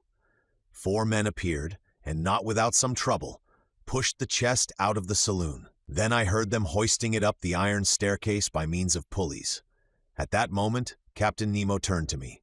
"And you were saying, sir?" said he. "I was saying nothing, Captain." "Then, sir, if you will allow me, I will wish you good night." Whereupon he turned and left the saloon. I returned to my room much troubled, as one may believe. I vainly tried to sleep. I sought the connecting link between the apparition of the diver and the chest filled with gold. Soon, I felt by certain movements of pitching and tossing that the Nautilus was leaving the depths and returning to the surface. Then I heard steps upon the platform, and I knew they were unfastening the pinnace and launching it upon the waves. For one instant it struck the side of the Nautilus, then all noise ceased. 2 hours after, the same noise, the same going and coming was renewed. The boat was hoisted on board, replaced in its socket, and the Nautilus again plunged under the waves. So these millions had been transported to their address. To what point of the continent? Who was Captain Nemo's correspondent? The next day I related to Conseil and the Canadian the events of the night, which had excited my curiosity to the highest degree. My companions were not less surprised than myself. "But where does he take his millions to?" asked Ned Land. To that there was no possible answer. I returned to the saloon after having breakfast and set to work. Till 5 o'clock in the evening I employed myself in arranging my notes. At that moment, ought I to attribute it to some peculiar idiosyncrasy? I felt so great a heat that I was obliged to take off my coat. It was strange, for we were under low latitudes, and even then the Nautilus, submerged as it was, ought to experience no change of temperature. I looked at the manometer. It showed a depth of 60 feet, to which atmospheric heat could never attain. I continued my work, but the temperature rose to such a pitch as to be intolerable. Could there be fire on board? I asked myself. I was leaving the saloon when Captain Nemo entered. He approached the thermometer, consulted it, and turning to me, said, 42 degrees. I have noticed it, Captain, I replied, and if it gets much hotter, we cannot bear it. Oh, sir, it will not get hotter if we do not wish it. You can reduce it as you please, then? No, but I can go farther from the stove which produces it. It is outward, then? Certainly. We are floating in a current of boiling water. Is it possible? Look! The panels opened, and I saw the sea entirely white all round. A sulphurous smoke was curling amid the waves, which boiled like water in a copper. I placed my hand on one of the panes of glass, but the heat was so great that I quickly took it off again. "Where are we?" I asked. "Near the island of Santorin, sir," replied the captain. "I wish to give you a sight of the curious spectacle of a submarine eruption." "I thought," said I, "that the formation of these new islands was ended." "Nothing is ever ended in the volcanic parts of the sea," replied Captain Nemo, "and the globe is always being worked by subterranean fires. Already, in the 19th year of our era, according to Cassiodorus and Pliny, a new island, Theia, the Divine, appeared in the very place where these islets have recently been formed. Then they sank under the waves, to rise again in the year 69, when they again subsided. Since that time to our days the Plutonian work has been suspended. But on the 3rd of February, 1866, a new island, which they named George Island, emerged from the midst of the sulphurous vapor near Nea Kamenni, and settled again the 6th of the same month. 7 days after, the 13th of February, the island of Aphroessa appeared, leaving between Nea Kamenni and itself a canal 10 yards broad. I was in these seas when the phenomenon occurred, and I was able therefore to observe all the different phases. The island of Aphroessa, of round form, measured 300 feet in diameter and 30 feet in height. It was composed of black and vitreous lava, mixed with fragments of felspar. And lately, on the 10th of March, a smaller island called Reka showed itself near Nea Kamenni, and since then these three have joined together, forming but one and the same island. "And the canal in which we are at this moment?" I asked. "Here it is," replied Captain Nemo, showing me a map of the archipelago. "You see, I have marked the new islands." I returned to the glass. The Nautilus was no longer moving. The heat was becoming unbearable. The sea, which till now had been white, was red owing to the presence of salts of iron. In spite of the ships being hermetically sealed, an insupportable smell of sulfur filled the saloon, and the brilliancy of the electricity was entirely extinguished by bright scarlet flames. I was in a bath, I was choking, I was broiled. "We can remain no longer in this boiling water," said I to the captain. "It would not be prudent," replied the impassive Captain Nemo. An order was given. The Nautilus tacked about and left the furnace it could not brave with impunity. A quarter of an hour after we were breathing fresh air on the surface. The thought then struck me that if Ned Land had chosen this part of the sea for our flight, we should never have come alive out of this sea of fire. The next day, the 16th of February, we left the basin which between Rhodes and Alexandria is reckoned about 1,500 fathoms in depth, and the Nautilus, passing some distance from Cerigo, quitted the Grecian archipelago after having doubled Cape Matapan. Chapter 30. The Mediterranean in 48 hours. The Mediterranean, the blue sea par excellence, the great sea of the Hebrews, the sea of the Greeks, the Mare Nostrum of the Romans, bordered by orange trees, aloes, cacti, and sea pines, embalmed with the perfume of the myrtle, surrounded by rude mountains, saturated with pure and transparent air, but incessantly worked by underground fires, a perfect battlefield in which Neptune and Pluto still dispute the empire of the world. It is upon these banks and on these waters, says Michelet, that man is renewed in one of the most powerful climates of the globe. But, beautiful as it was, I could only take a rapid glance at the basin whose superficial area is 2 million of square yards. Even Captain Nemo's knowledge was lost to me, for this puzzling person did not appear once during our passage at full speed. I estimated the course which the Nautilus took under the waves of the sea at about 600 leagues, and it was accomplished in 48 hours. Starting on the morning of the 16th of February from the shores of Greece, we had crossed the Straits of Gibraltar by sunrise on the 18th. It was plain to me that this Mediterranean, enclosed in the midst of those countries which he wished to avoid, was distasteful to Captain Nemo. Those waves and those breezes brought back too many remembrances, if not too many regrets. Here he had no longer that independence and that liberty of gait which he had when in the open seas, and his Nautilus felt itself cramped between the close shores of Africa and Europe. Our speed was now 25 miles an hour. It may be well understood that Ned Land, to his great disgust, was obliged to renounce his intended flight. He could not launch the pinnace, going at the rate of 12 or 13 yards every second. To quit the Nautilus under such conditions would be as bad as jumping from a train going at full speed, an imprudent thing, to say the least of it. Besides, our vessel only mounted to the surface of the waves at night to renew its stock of air. It was steered entirely by the compass and the log. I saw no more of the interior of this Mediterranean than a traveler by express train perceives of the landscape which flies before his eyes, that is to say, the distant horizon, and not the nearer objects which pass like a flash of lightning. We were then passing between Sicily and the coast of Tunis.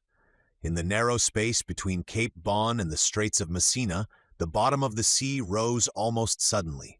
There was a perfect bank, on which there was not more than 9 fathoms of water, whilst on either side the depth was 90 fathoms. The Nautilus had to maneuver very carefully so as not to strike against this submarine barrier.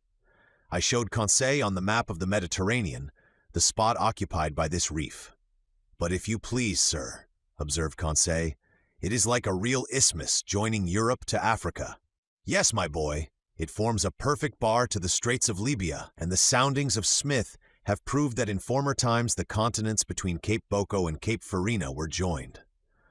"I can well believe it," said Conseil. "I will add," I continued, "that a similar barrier exists between Gibraltar and Ceuta, which in geological times formed the entire Mediterranean. What if some volcanic burst should one day raise these 2 barriers above the waves?"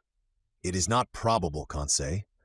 "Well, but allow me to finish, please, sir. If this phenomenon should take place, it will be troublesome for M. Lesseps, who has taken so much pains to pierce the isthmus." "I agree with you, but I repeat, Conseil, this phenomenon will never happen. The violence of subterranean force is ever diminishing. Volcanoes, so plentiful in the first days of the world, are being extinguished by degrees. The internal heat is weakened. The temperature of the lower strata of the globe is lowered by a perceptible quantity every century to the detriment of our globe, for its heat is its life." "But the sun? The sun is not sufficient, Conseil. Can it give heat to a dead body?" "Not that I know of." "Well, my friend, this earth will one day be that cold corpse. It will become uninhabitable and uninhabited like the moon, which has long since lost all its vital heat." "In how many centuries?" "In some hundreds of thousands of years, my boy." "Then," said Conseil, "we shall have time to finish our journey. That is, if Ned Land does not interfere with it." And Conseil, reassured, returned to the study of the bank which the Nautilus was skirting at a moderate speed. During the night of the 16th and 17th February, we had entered the second Mediterranean basin, the greatest depth of which was 1,450 fathoms. The Nautilus, by the action of its screw, slid down the inclined planes and buried itself in the lowest depths of the sea. On the 18th of February, about 3 o'clock in the morning, we were at the entrance of the Straits of Gibraltar. There once existed 2 currents, an upper one, long since recognized, which conveys the waters of the ocean into the basin of the Mediterranean, and a lower counter-current, which reasoning has now shown to exist. Indeed, the volume of water in the Mediterranean, incessantly added to by the waves of the Atlantic and by rivers falling into it, would each year raise the level of this sea, for its evaporation is not sufficient to restore the equilibrium. As it is not so, we must necessarily admit the existence of an undercurrent, which empties into the basin of the Atlantic through the Straits of Gibraltar, the surplus waters of the Mediterranean. A fact indeed, and it was this countercurrent by which the Nautilus profited. It advanced rapidly by the narrow pass. For one instant, I caught a glimpse of the beautiful ruins of the Temple of Hercules, buried in the ground, according to Pliny, and with the low island which supports it, and a few minutes later we were floating on the Atlantic. Chapter 31. VIGO Bay, the Atlantic. A vast sheet of water whose superficial area covers 25 millions of square miles, the length of which is 9,000 miles, with a mean breadth of 2,700. An ocean whose parallel winding shores embrace an immense circumference, watered by the largest rivers of the world: the St. Lawrence, the Mississippi, the Amazon, the Plata, the Orinoco, the Niger, the Senegal, the Elbe, the Loire, and the Rhine, which carry water from the most civilized as well as from the most savage countries.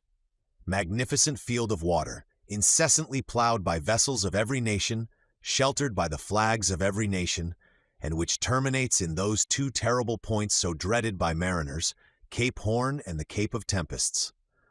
The Nautilus was piercing the water with its sharp spur, after having accomplished nearly 10,000 leagues in 3 months and a half, a distance greater than the great circle of the earth. Where were we going now, and what was reserved for the future? The Nautilus, leaving the Straits of Gibraltar, had gone far out. It returned to the surface of the waves, and our daily walks on the platform were restored to us. I mounted at once, accompanied by Ned Land and Conseil. At a distance of about 12 miles, Cape St. Vincent was dimly to be seen, forming the southwestern point of the Spanish peninsula. A strong southerly gale was blowing. The sea was swollen and billowy. It made the Nautilus rock violently. It was almost impossible to keep one's foot on the platform, which the heavy rolls of the sea beat over every instant. So we descended after inhaling some mouthfuls of fresh air. I returned to my room, Conseil to his cabin, but the Canadian, with a preoccupied air, followed me. Our rapid passage across the Mediterranean had not allowed him to put his project into execution, and he could not help showing his disappointment.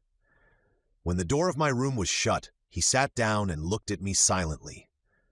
"Friend Ned," said I understand you, but you cannot reproach yourself. To have attempted to leave the Nautilus under the circumstances would have been folly." Ned Land did not answer. His compressed lips and frowning brow showed with him the violent possession this fixed idea had taken of his mind. "Let us see," I continued. "We need not despair yet. We are going up the coast of Portugal again. France and England are not far off, where we can easily find refuge. Now, if the Nautilus, on leaving the Straits of Gibraltar, had gone to the south, if it had carried us towards regions where there were no continents, I should share your uneasiness. But we know now that Captain Nemo does not fly from civilized seas, and in some days I think you can act with security." Ned Land still looked at me fixedly. At length his fixed lips parted, and he said, "It is for tonight." I drew myself up suddenly. I was, I admit, little prepared for this communication. I wanted to answer the Canadian, but words would not come.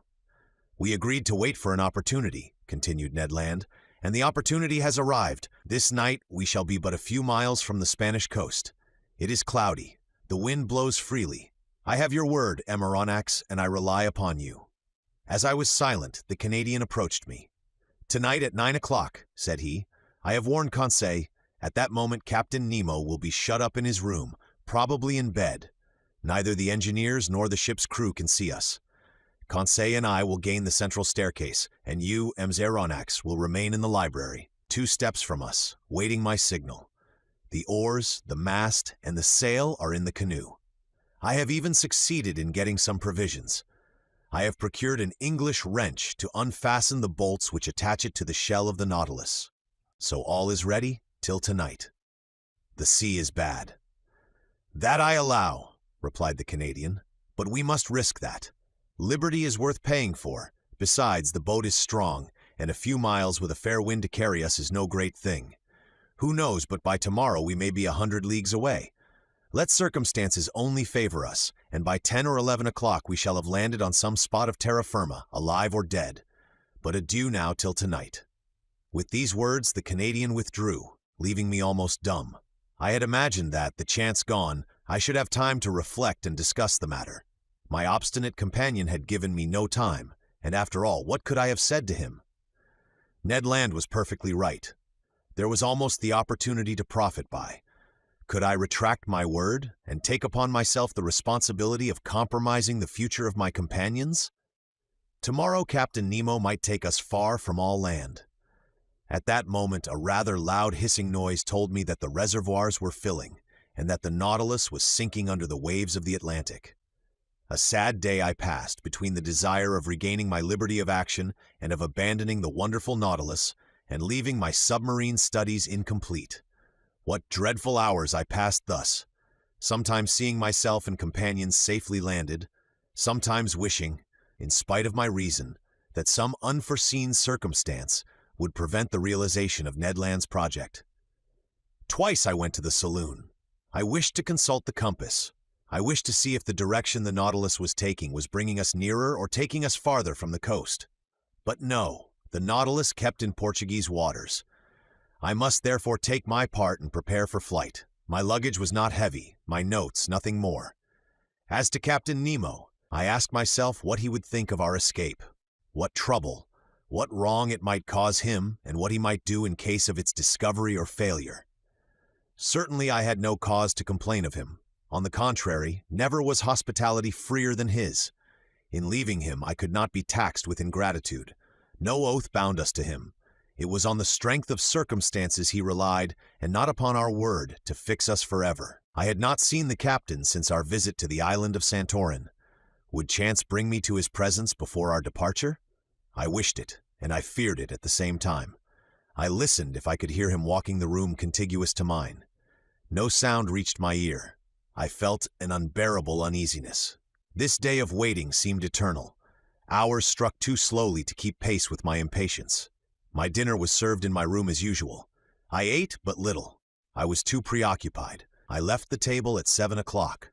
120 minutes, I counted them, still separated me from the moment in which I was to join Ned Land. My agitation redoubled. My pulse beat violently. I could not remain quiet. I went and came, hoping to calm my troubled spirit by constant movement. The idea of failure in our bold enterprise was the least painful of my anxieties, but the thought of seeing our project discovered before leaving the Nautilus, of being brought before Captain Nemo, irritated, or what was worse, saddened, at my desertion, made my heart beat. I wanted to see the saloon for the last time.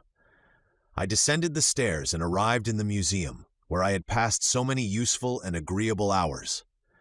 I looked at all its riches, all its treasures, like a man on the eve of an eternal exile who was leaving never to return.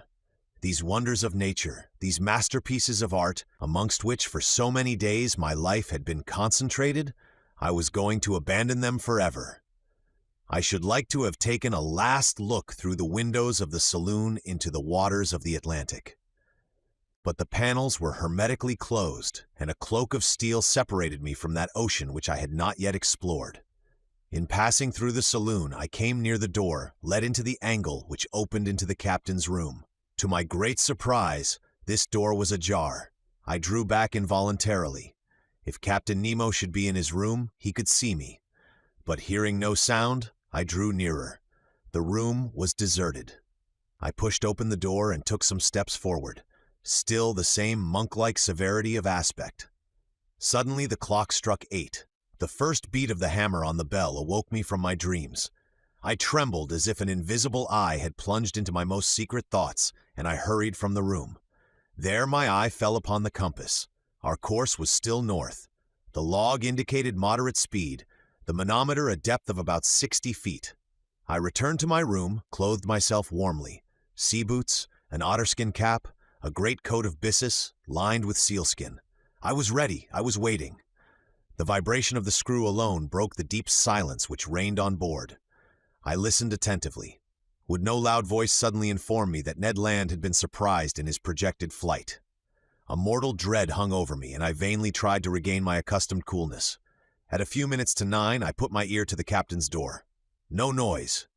I left my room and returned to the saloon, which was half in obscurity, but deserted. I opened the door communicating with the library. The same insufficient light, the same solitude.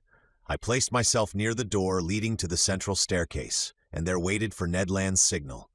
At that moment, the trembling of the screw sensibly diminished, then it stopped entirely. The silence was now only disturbed by the beatings of my own heart.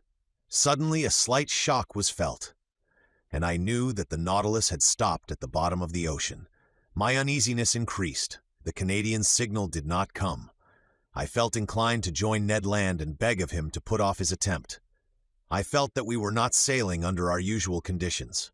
At this moment, the door of the large saloon opened, and Captain Nemo appeared. He saw me, and without further preamble began in an amiable tone of voice, "Ah, sir, I have been looking for you. Do you know the history of Spain?" Now, one might know the history of one's own country by heart, but in the condition I was at the time, with troubled mind and head quite lost, I could not have said a word of it. "Well," continued Captain Nemo, "you heard my question. Do you know the history of Spain?" "Very slightly," I answered. "Well, here are learned men having to learn," said the captain. "Come sit down, and I will tell you a curious episode in this history. Sir, listen well," said he. "This history will interest you on one side, for it will answer a question which doubtless you have not been able to solve."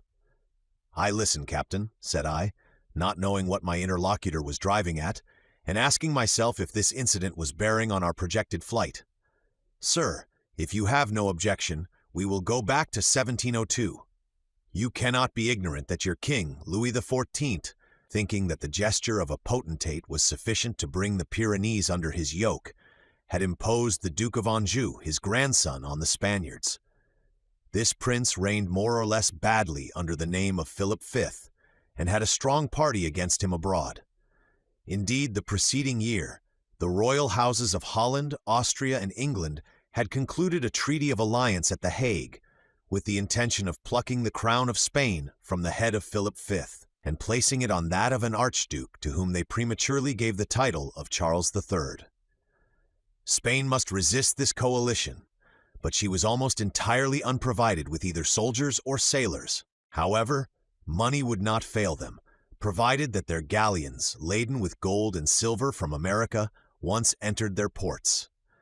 And about the end of 1702, they expected a rich convoy which France was escorting with a fleet of 23 vessels, commanded by Admiral Chateau Renaud, for the ships of the coalition were already beating the Atlantic.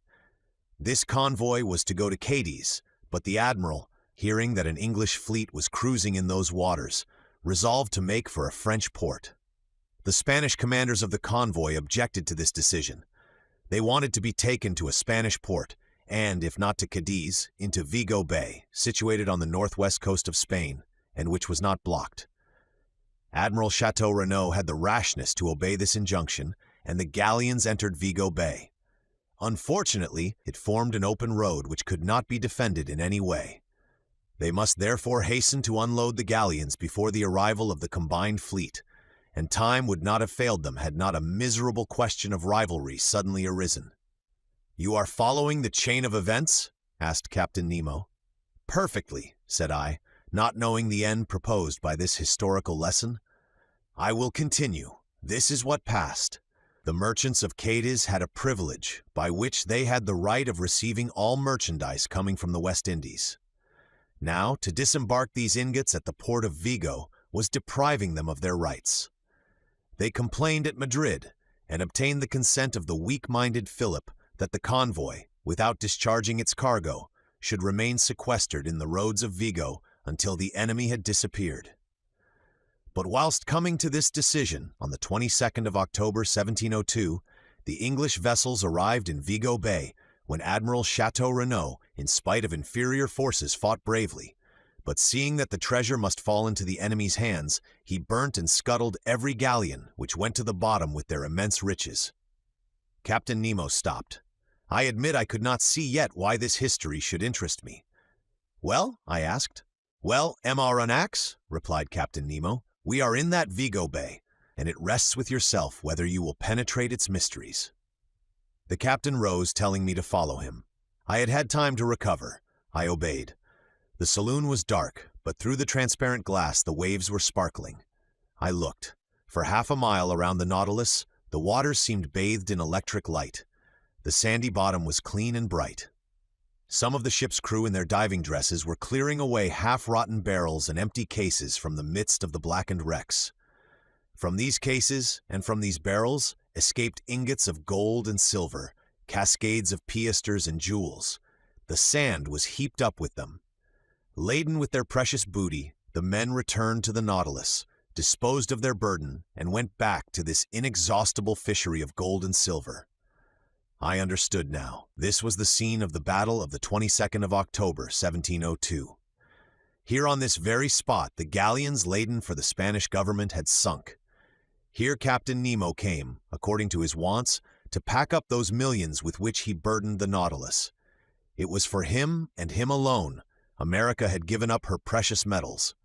He was heir direct, without anyone to share, in those treasures torn from the Incas and from the conquered of Ferdinand Cortez. "Did you know, sir," he asked, smiling, "that the sea contained such riches?" "I knew," I answered, "that they value money held in suspension in these waters at 2 millions. Doubtless, but to extract this money the expense would be greater than the profit. Here, on the contrary, I have but to pick up what man has lost, and not only in Vigo Bay but in 1,000 other ports where shipwrecks have happened, and which are marked on my submarine map. Can you understand now the source of the millions I am worth?" "I understand, Captain, but allow me to tell you that in exploring Vigo Bay you have only been beforehand with a rival society." "And which?"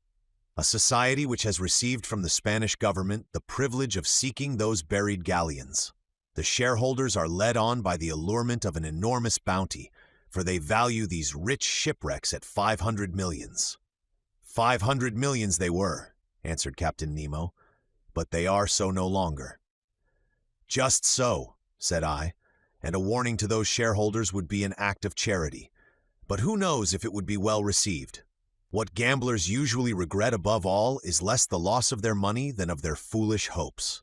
After all, I pity them less than the thousands of unfortunates to whom so much riches well distributed would have been profitable, whilst for them they will be forever barren." I had no sooner expressed this regret than I felt that it must have wounded Captain Nemo. "Barren!" he exclaimed with animation. "Do you think then, sir, that these riches are lost because I gather them? Is it for myself alone, according to your idea, that I take the trouble to collect these treasures? Who told you that I did not make a good use of it? Do you think I am ignorant that there are suffering beings and oppressed races on this earth, miserable creatures to console, victims to avenge? Do you not understand?" Captain Nemo stopped at these last words, regretting perhaps that he had spoken so much. But I had guessed that, whatever the motive which had forced him to seek independence under the sea, it had left him still a man, that his heart still beat for the sufferings of humanity, and that his immense charity was for oppressed races as well as individuals. And I then understood for whom those millions were destined, which were forwarded by Captain Nemo when the Nautilus was cruising in the waters of Crete. Chapter 32: A Vanished Continent. The next morning, the 19th of February, I saw the Canadian enter my room. I expected this visit. He looked very disappointed. "Well, sir," said he. "Well, Ned, fortune was against us yesterday. Yes, that captain must needs stop exactly at the hour we intended leaving his vessel. Yes, Ned, he had business at his bankers. His bankers! Or rather his banking house. By that I mean the ocean, where his riches are safer than in the chests of the state." I then related to the Canadian the incidents of the preceding night, hoping to bring him back to the idea of not abandoning the captain. But my recital had no other result than an energetically expressed regret from Ned that he had not been able to take a walk on the battlefield of Vigo on his own account. "However," said he, "all is not ended. It is only a blow of the harpoon lost. Another time we must succeed. And tonight, if necessary." "In what direction is the Nautilus going?" I asked. "I do not know," replied Ned. "Well, at noon we shall see the point." The Canadian returned to Conseil. As soon as I was dressed, I went into the saloon. The compass was not reassuring. The course of the Nautilus was SSW. We were turning our backs on Europe. I waited with some impatience till the ship's place was pricked on the chart. At about 11:30 the reservoirs were emptied, and our vessel rose to the surface of the ocean. I rushed towards the platform. Ned Land had preceded me. No more land in sight. Nothing but an immense sea. Some sails on the horizon, doubtless those going to San Roque in search of favorable winds for doubling the Cape of Good Hope. The weather was cloudy. A gale of wind was preparing. Ned raved and tried to pierce the cloudy horizon. He still hoped that behind all that fog stretched the land he so longed for. At noon, the sun showed itself for an instant. The second profited by this brightness to take its height. Then, the sea becoming more billowy, we descended, and the panel closed. An hour after, upon consulting the chart, I saw the position of the Nautilus was marked at 16°17' long and 33°22' lat, at 150 leagues from the nearest coast. There was no means of flight, and I leave you to imagine the rage of the Canadian when I informed him of our situation. For myself, I was not particularly sorry. I felt lightened of the load which had oppressed me, and was able to return with some degree of calmness to my accustomed work. That night, about 11 o'clock, I received a most unexpected visit from Captain Nemo. He asked me very graciously if I felt fatigued from my watch of the preceding night. I answered in the negative. Then, Amaranax, I propose a curious excursion.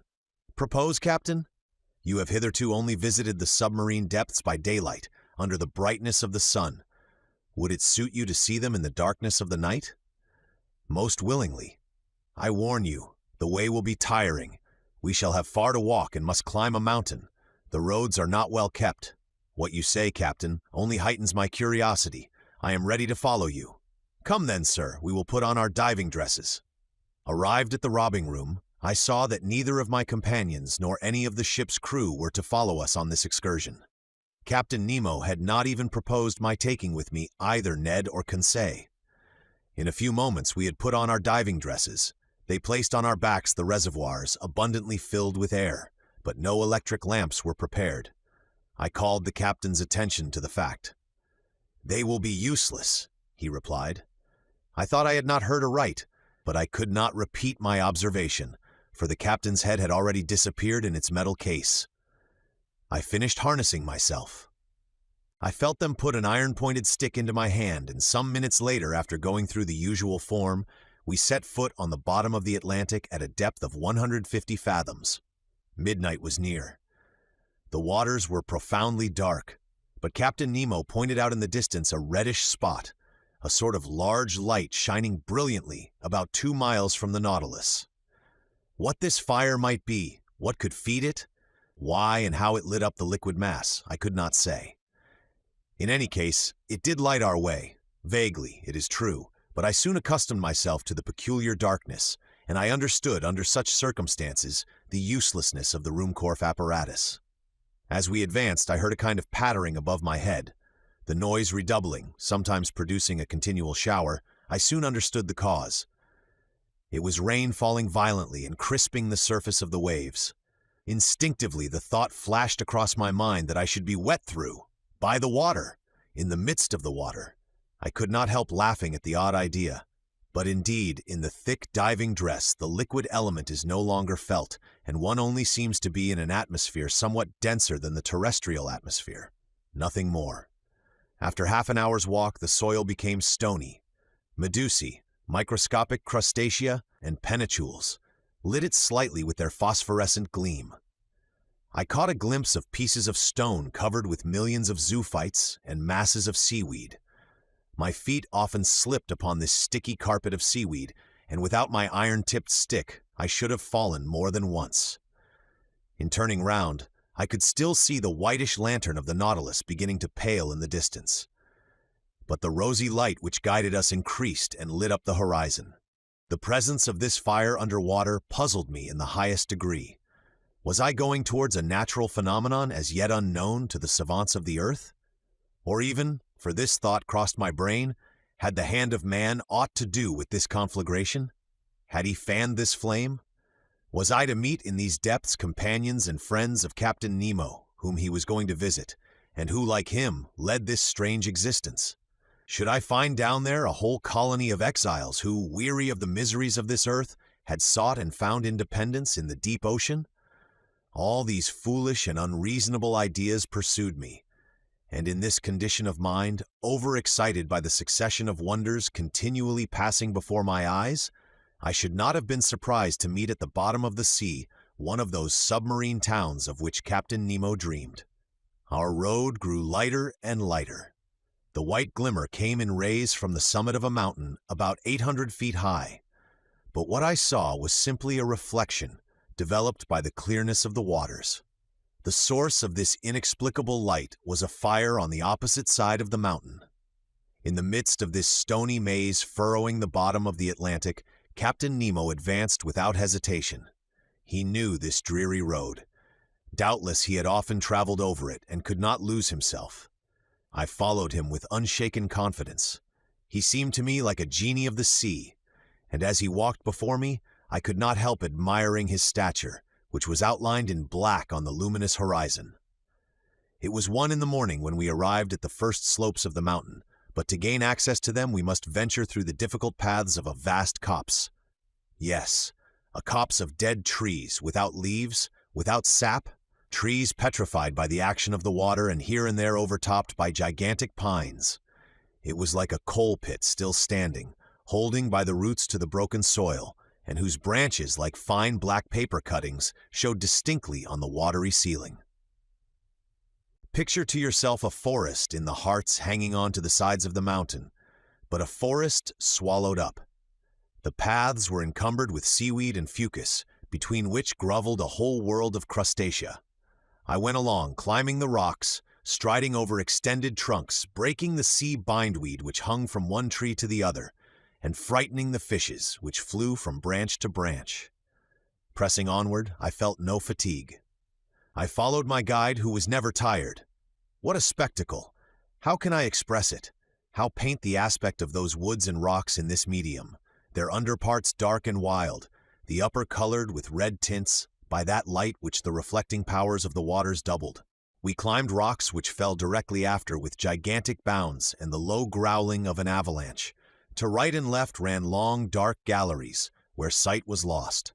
Here opened vast glades which the hand of man seemed to have worked, and I sometimes asked myself if some inhabitant of these submarine regions would not suddenly appear to me. But Captain Nemo was still mounting. I could not stay behind. I followed boldly. My stick gave me good help. A false step would have been dangerous on the narrow passes sloping down to the sides of the gulfs, but I walked with firm step, without feeling any giddiness. Now I jumped a crevice, the depth of which would have made me hesitate had it been among the glaciers on the land. Now I ventured on the unsteady trunk of a tree, thrown across from one abyss to the other, without looking under my feet, having only eyes to admire the wild sights of this region. There, monumental rocks, leaning on their regularly cut bases, seemed to defy all laws of equilibrium. From between their stony knees trees sprang, like a jet under heavy pressure, and upheld others which upheld them. Natural towers, large scarps, cut perpendicularly like a curtain, inclined at an angle which the laws of gravitation could never have tolerated in terrestrial regions. 2 hours after quitting the Nautilus, we had crossed the line of trees, and 100 feet above our heads rose the top of the mountain, which cast a shadow on the brilliant irradiation of the opposite slope. Some petrified shrubs ran fantastically here and there. Fishes got up under our feet like birds in the long grass. The massive rocks were rent with impenetrable fractures, deep grottos and unfathomable holes, at the bottom of which formidable creatures might be heard moving. My blood curdled when I saw enormous antennae blocking my road, or some frightful claw closing with a noise in the shadow of some cavity. Millions of luminous spots shone brightly in the midst of the darkness. They were the eyes of giant crustacea crouched in their holes, giant lobsters setting themselves up like halberdiers and moving their claws with the clicking sound of pincers, titanic crabs pointed like a gun on its carriage, and frightful-looking poulps interweaving their tentacles like a living nest of serpents. We had now arrived on the first platform, where other surprises awaited me. Before us lay some picturesque ruins, which betrayed the hand of man and not that of the Creator. There were vast heaps of stone, amongst which might be traced the vague and shadowy forms of castles and temples, clothed with a world of blossoming zoophytes and over which, instead of ivy, seaweed and fucus threw a thick vegetable mantle. But what was this portion of the globe which had been swallowed by cataclysms? Who had placed those rocks and stones like cromlechs of prehistoric times? Where was I? Whither had Captain Nemo's fancy hurried me? I would fain have asked him. Not being able to, I stopped him. I seized his arm. But, shaking his head and pointing to the highest point of the mountain, he seemed to say, "Come, come along, come higher." I followed, and in a few minutes I had climbed to the top, which for a circle of 10 yards commanded the whole mass of rock. I looked down the side we had just climbed. The mountain did not rise more than 700 or 800 feet above the level of the plain, but on the opposite side it commanded from twice that height the depths of this part of the Atlantic. My eyes ranged far over a large space lit by a violent fulguration. In fact, the mountain was a volcano. At 50 feet above the peak, in the midst of a rain of stones and scoria, a large crater was vomiting forth torrents of lava, which fell in a cascade of fire into the bosom of the liquid mass. Thus situated, this volcano lit the lower plain like an immense torch, even to the extreme limits of the horizon. I said that the submarine crater threw up lava, but no flames. Flames require the oxygen of the air to feed upon, and cannot be developed under water. But streams of lava, having in themselves the principles of their incandescence, can attain a white heat, fight vigorously against the liquid element, and turn it to vapor by contact. Rapid currents bearing all these gases in diffusion and torrents of lava slid to the bottom of the mountain like an eruption of Vesuvius on another Terra del Greco. There indeed, under my eyes, ruined, destroyed, lay a town, its roofs open to the sky, its temples fallen, its arches dislocated, its columns lying on the ground, from which one would still recognize the massive character of Tuscan architecture. Further on, some remains of a gigantic aqueduct. Here the high base of an acropolis with the floating outline of a Parthenon. There traces of a quay, as if an ancient port had formerly abutted on the borders of the ocean, and disappeared with its merchant vessels and its war galleys. Farther on again, long lines of sunken walls and broad deserted streets. A perfect Pompeii escaped beneath the waters. Such was the sight that Captain Nemo brought before my eyes. Where was I? Where was I? I must know at any cost.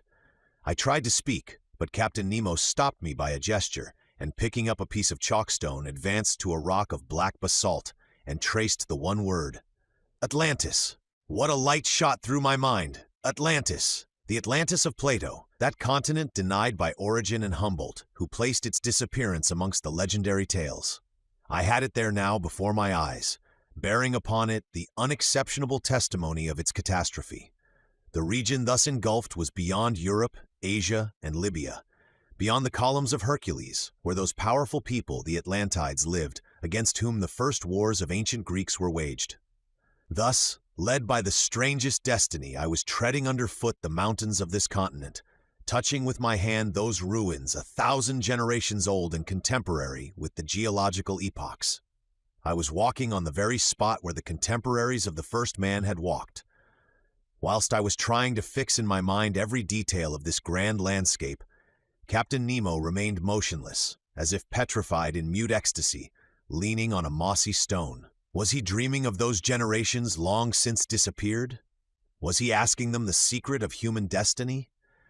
Was it here this strange man came to steep himself in historical recollections, and live again this ancient life, he who wanted no modern one? What would I not have given to know his thoughts, to share them, to understand them? We remained for an hour at this place, contemplating the vast plains under the brightness of the lava, which was sometimes wonderfully intense. Rapid tremblings ran along the mountain, caused by internal bubblings. Deep noise, distinctly transmitted through the liquid medium, were echoed with majestic grandeur. At this moment the moon appeared through the mass of waters and threw her pale rays on the buried continent. It was but a gleam, but what an indescribable effect! The captain rose, cast one last look on the immense plain, and then bade me follow him. We descended the mountain rapidly, and the mineral forest once passed, I saw the lantern of the Nautilus shining like a star. The captain walked straight to it, and we got on board as the first rays of light whitened the surface of the ocean. Chapter 33. The Submarine Coal Mines. The next day, the 20th of February, I awoke very late. The fatigues of the previous night had prolonged my sleep until 11 o'clock. I dressed quickly and hastened to find the course the Nautilus was taking. The instruments showed it to be still toward the south, with a speed of 20 miles an hour and a depth of 50 fathoms. The species of fishes here did not differ much from those already noticed. There were rays of giant size, 5 yards long, and endowed with great muscular strength, which enabled them to shoot above the waves. Sharks of many kinds, amongst others, one 15 feet long with triangular sharp teeth, and whose transparency rendered it almost invisible in the water. Amongst bony fish, Conseil noticed some about 3 yards long, armed at the upper jaw with a piercing sword, other bright-colored creatures, known in the time of Aristotle by the name of the sea dragon, which are dangerous to capture on account of the spikes on their back. About 4 o'clock, the soil, generally composed of a thick mud mixed with petrified wood, changed by degrees, and it became more stony, and seemed strewn with conglomerate and pieces of basalt, with a sprinkling of lava. I thought that a mountainous region was succeeding the long plains, and accordingly, after a few evolutions of the Nautilus, I saw the southerly horizon blocked by a high wall which seemed to close all exit, its summit evidently past the level of the ocean.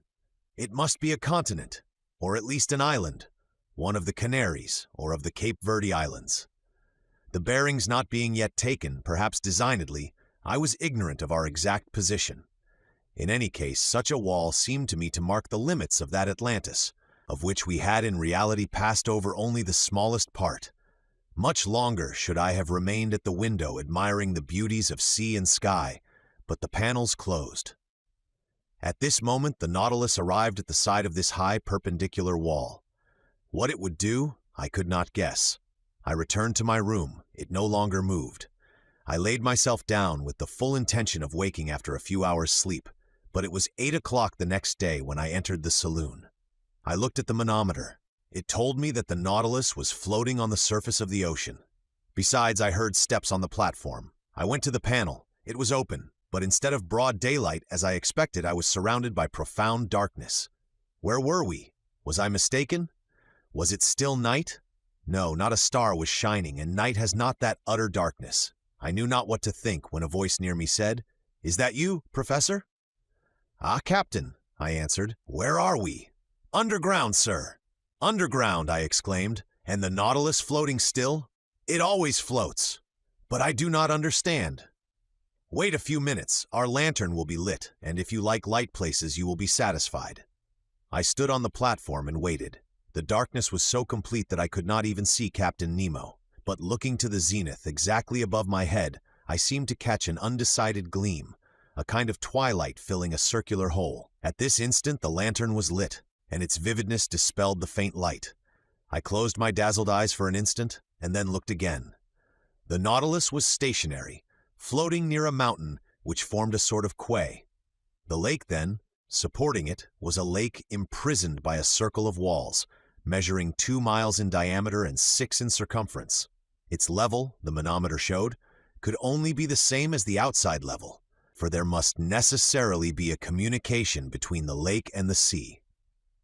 The high partitions, leaning forward on their base, grew into a vaulted roof, bearing the shape of an immense funnel, turned upside down, the height being about 500 or 600 yards.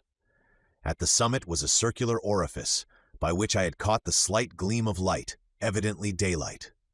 "Where are we?" I asked.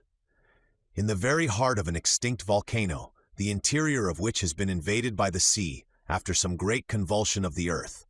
Whilst you were sleeping, Professor, the Nautilus penetrated to this lagoon by a natural canal, which opens about 10 yards beneath the surface of the ocean. This is its harbor of refuge, a sure, commodious, and mysterious one, sheltered from all gales. Show me, if you can, on the coasts of any of your continents or islands, a road which can give such perfect refuge from all storms." "Certainly," I replied. "You are in safety here, Captain Nemo. Who could reach you in the heart of a volcano? But did I not see an opening at its summit?" "Yes, its crater, formerly filled with lava, vapor, and flames, and which now gives entrance to the life-giving air we breathe." But what is this volcanic mountain? It belongs to one of the numerous islands with which this sea is strewn, to vessels a simple sandbank, to us an immense cavern. Chance led me to discover it, and chance served me well. But of what use is this refuge? Captain, the Nautilus wants no port. No, sir, but it wants electricity to make it move, and the wherewithal to make the electricity, sodium to feed the elements, coal from which to get the sodium, and a coal mine to supply the coal. And exactly on this spot the sea covers entire forests embedded during the geological periods, now mineralized and transformed into coal. For me, they are an inexhaustible mine. Your men follow the trade of miners here then, Captain? Exactly so. These mines extend under the waves like the mines of Newcastle. Here, in their diving dresses, pickaxe and shovel in hand, my men extract the coal, which I do not even ask from the mines of the earth. When I burn this combustible for the manufacture of sodium, the smoke escaping from the crater of the mountain gives it the appearance of a still active volcano. And we shall see your companions at work? No, not this time at least, for I am in a hurry to continue our submarine tour of the earth. So I shall content myself with drawing from the reserve of sodium I already possess. The time for loading is 1 day only, and we continue our voyage. So, if you wish to go over the cavern and make the round of the lagoon, you must take advantage of today, M. Aronnax. I thanked the captain and went to look for my companions, who had not yet left their cabin. I invited them to follow me without saying where we were. They mounted the platform. Conseil, who was astonished at nothing, seemed to look upon it as quite natural that he should wake under a mountain after having fallen asleep under the waves. But Ned Land thought of nothing but finding whether the cavern had any exit. After breakfast, about 10 o'clock, we went down onto the mountain. Here we are, once more on land, said Conseil. I do not call this land, said the Canadian. And besides, we are not on it, but beneath it. Between the walls of the mountains and the waters of the lake lay a sandy shore, which at its greatest breadth measured 500 feet. On this soil one might easily make the tour of the lake. But the base of the high partitions was stony ground, with volcanic blocks and enormous pumice stones lying in picturesque heaps. All these detached masses, covered with enamel, polished by the action of the subterraneous fires, shone resplendent by the light of our electric lantern. The mica dust from the shore, rising under our feet, flew like a cloud of sparks. The bottom now rose sensibly, and we soon arrived at long, circuitous slopes, or inclined planes, which took us higher by degrees. But we were obliged to walk carefully among these conglomerates, bound by no cement, the feet slipping on the glassy crystal, felspar, and quartz. The volcanic nature of this enormous excavation was confirmed on all sides, and I pointed it out to my companions. Picture to yourselves, said I, what this crater must have been when filled with boiling lava, and when the level of the incandescent liquid rose to the orifice of the mountain as though melted on the top of a hot plate. I can picture it perfectly, said Conseil. But, sir, will you tell me why the great architect has suspended operations, and how it is that the furnace is replaced by the quiet waters of the lake? Most probably, Conseil, because some convulsion beneath the ocean produced that very opening which has served as a passage for the Nautilus. Then the waters of the Atlantic rushed into the interior of the mountain. There must have been a terrible struggle between the two elements, a struggle which ended in the victory of Neptune. But many ages have run out since then, and the submerged volcano is now a peaceable grotto. Very well, replied Ned Land. I accept the explanation, sir, but, in our own interests, I regret that the opening of which you speak was not made above the level of the sea. But, friend Ned, said Conseil, if the passage had not been under the sea, the Nautilus could not have gone through it. We continued ascending. The steps became more and more perpendicular and narrow. Deep excavations, which we were obliged to cross, cut them here and there. Sloping masses had to be turned. We slid upon our knees and crawled along. But Conseil's dexterity and the Canadian's strength surmounted all obstacles. At a height of about 31 feet, the nature of the ground changed without becoming more practicable. To the conglomerate and trachyte succeeded black basalt, the first dispread in layers full of bubbles, the latter forming regular prisms, placed like a colonnade supporting the spring of the immense vault, an admirable specimen of natural architecture. Between the blocks of basalt wound long streams of lava, long since grown cold, encrusted with bituminous rays, and in some places there were spread large carpets of sulfur. A more powerful light shone through the upper crater, shedding a vague glimmer over these volcanic depressions forever buried in the bosom of this extinguished mountain. But our upward march was soon stopped at a height of about 250 feet by impassable obstacles. There was a complete vaulted arch overhanging us, and our ascent was changed to a circular walk. At the last change, vegetable life began to struggle with the mineral. Some shrubs and even some trees grew from the fractures of the walls. I recognized some euphorbias, with the caustic sugar coming from them.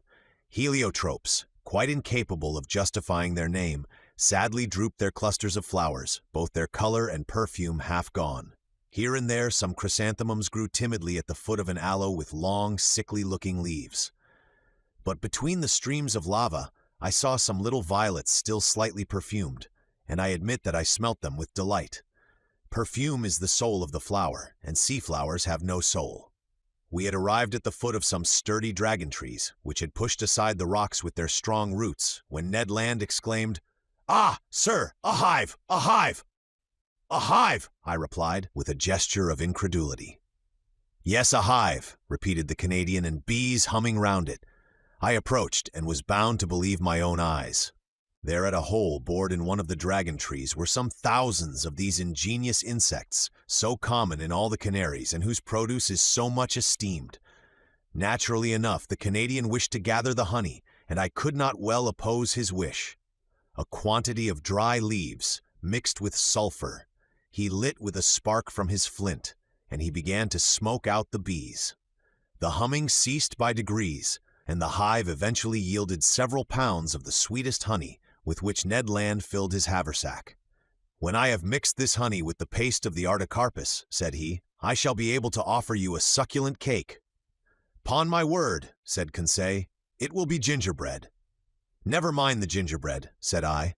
"Let us continue our interesting walk." At every turn of the path we were following, the lake appeared in all its length and breadth. The lantern lit up the whole of its peaceable surface, which knew neither ripple nor wave. The Nautilus remained perfectly immovable. On the platform and on the mountain, the ship's crew were working like black shadows clearly carved against the luminous atmosphere. We were now going round the highest crest of the first layers of rock which upheld the roof. I then saw that bees were not the only representatives of the animal kingdom in the interior of this volcano. Birds of prey hovered here and there in the shadows, or fled from their nests on the top of the rocks. There were sparrowhawks with white breasts and kestrels, and down the slopes scampered, with their long legs, several fine, fat bustards. I leave anyone to imagine the covetousness of the Canadian at the sight of this savory game, and whether he did not regret having no gun. But he did his best to replace the lead by stones, and after several fruitless attempts, he succeeded in wounding a magnificent bird. To say that he risked his life 20 times before reaching it is but the truth. But he managed so well that the creature joined the honey cakes in his bag. We were now obliged to descend toward the shore, the crest becoming impracticable. Above us, the crater seemed to gape like the mouth of a well. From this place the sky could be clearly seen, and clouds dissipated by the west wind, leaving behind them, even on the summit of the mountain, their misty remnants, certain proof that they were only moderately high, for the volcano did not rise more than 800 feet above the level of the ocean. Half an hour after the Canadian's last exploit, we had regained the inner shore. Here the flora was represented by large carpets of marine crystal, a little umbelliferous plant very good to pickle, which also bears the name of pierce stone and sea fennel. Conseil gathered some bundles of it. As to the fauna, it might be counted by thousands of crustacea of all sorts, lobsters, crabs, spider crabs, chameleon shrimps, and a large number of shells, rockfish, and limpets. 3/4 of an hour later, we had finished our circuitous walk and were on board. The crew had just finished loading the sodium, and the Nautilus could have left that instant. But Captain Nemo gave no order. Did he wish to wait until night and leave the submarine passage secretly? Perhaps so. Whatever it might be, the next day, the Nautilus, having left its port, steered clear of all land at a few yards beneath the waves of the Atlantic. Chapter 34. The Sargasso Sea. That day, the Nautilus crossed a singular part of the Atlantic Ocean. No one can be ignorant of the existence of a current of warm water known by the name of the Gulf Stream. After leaving the Gulf of Florida, we went in the direction of Spitzbergen. But before entering the Gulf of Mexico, about 45 degrees of N-lat, this current divides into two arms, the principal one going towards the coast of Ireland and Norway, whilst the second bends to the south about the height of the Azores. Then, touching the African shore and describing a lengthened oval, returns to the Antilles. This second arm, it is rather a collar than an arm, surrounds with its circles of warm water that portion of the cold, quiet, immovable ocean called the Sargasso Sea, a perfect lake in the open Atlantic. It takes no less than 3 years for the great current to pass round it. Such was the region the Nautilus was now visiting, a perfect meadow, a close carpet of seaweed, fucus, and tropical berries, so thick and so compact that the stem of a vessel could hardly tear its way through it.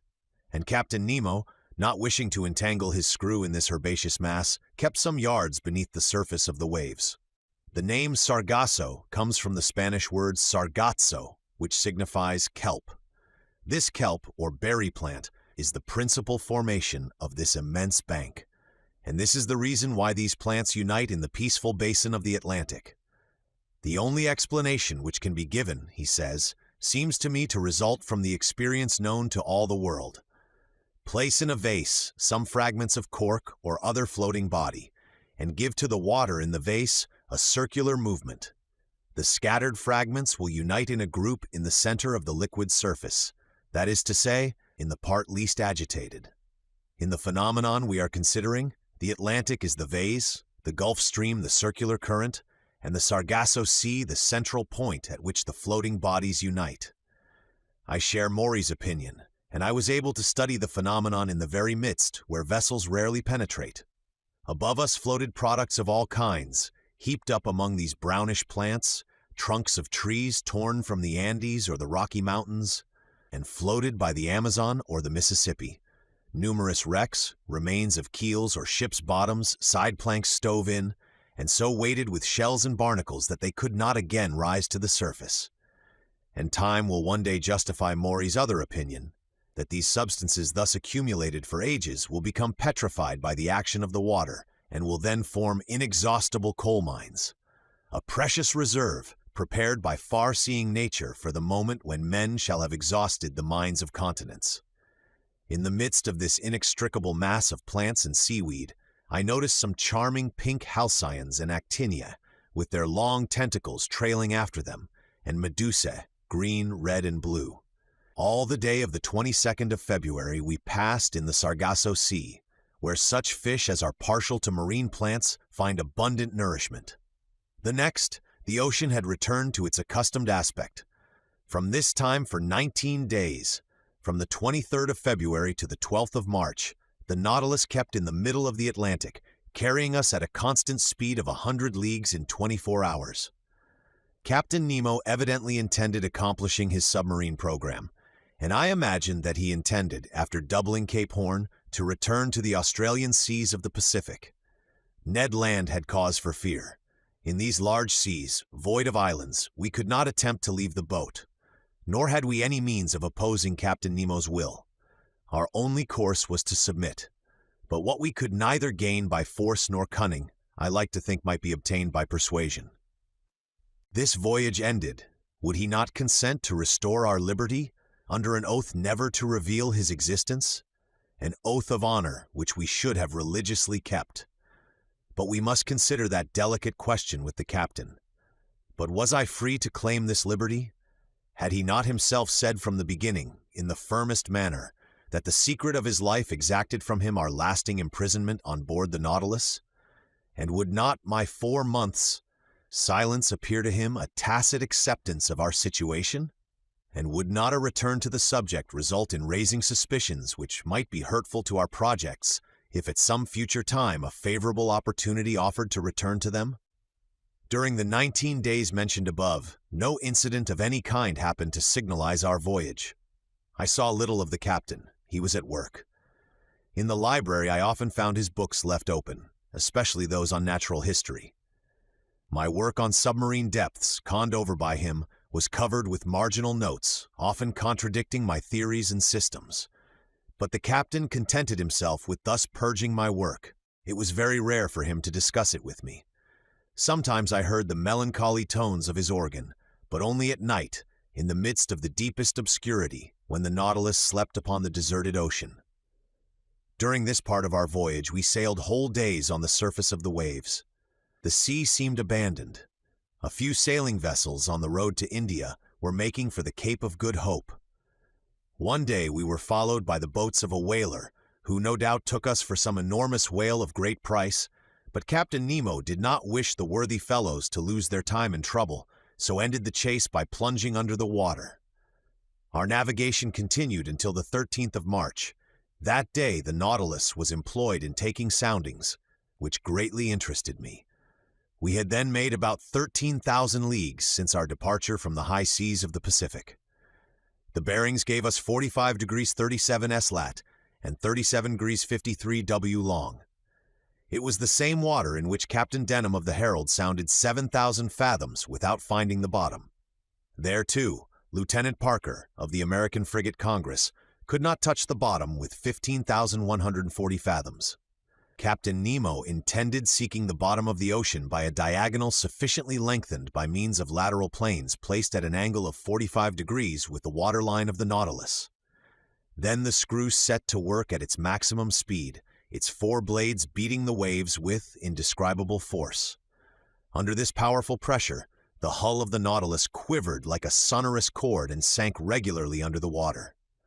At 7,000 fathoms I saw some blackish tops rising from the midst of the waters, but these summits might belong to high mountains like the Himalayas or Mont Blanc, even higher, and the depth of the abyss remained incalculable.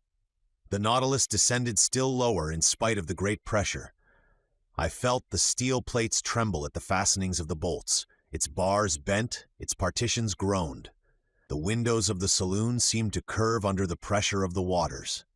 And this firm structure would doubtless have yielded if, as its captain had said, it had not been capable of resistance like a solid block.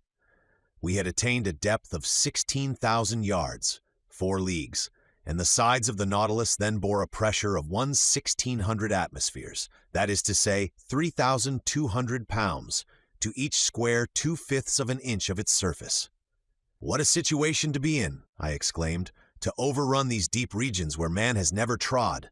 Look, Captain, look at these magnificent rocks, these uninhabited grottos, these lowest receptacles of the globe, where life is no longer possible.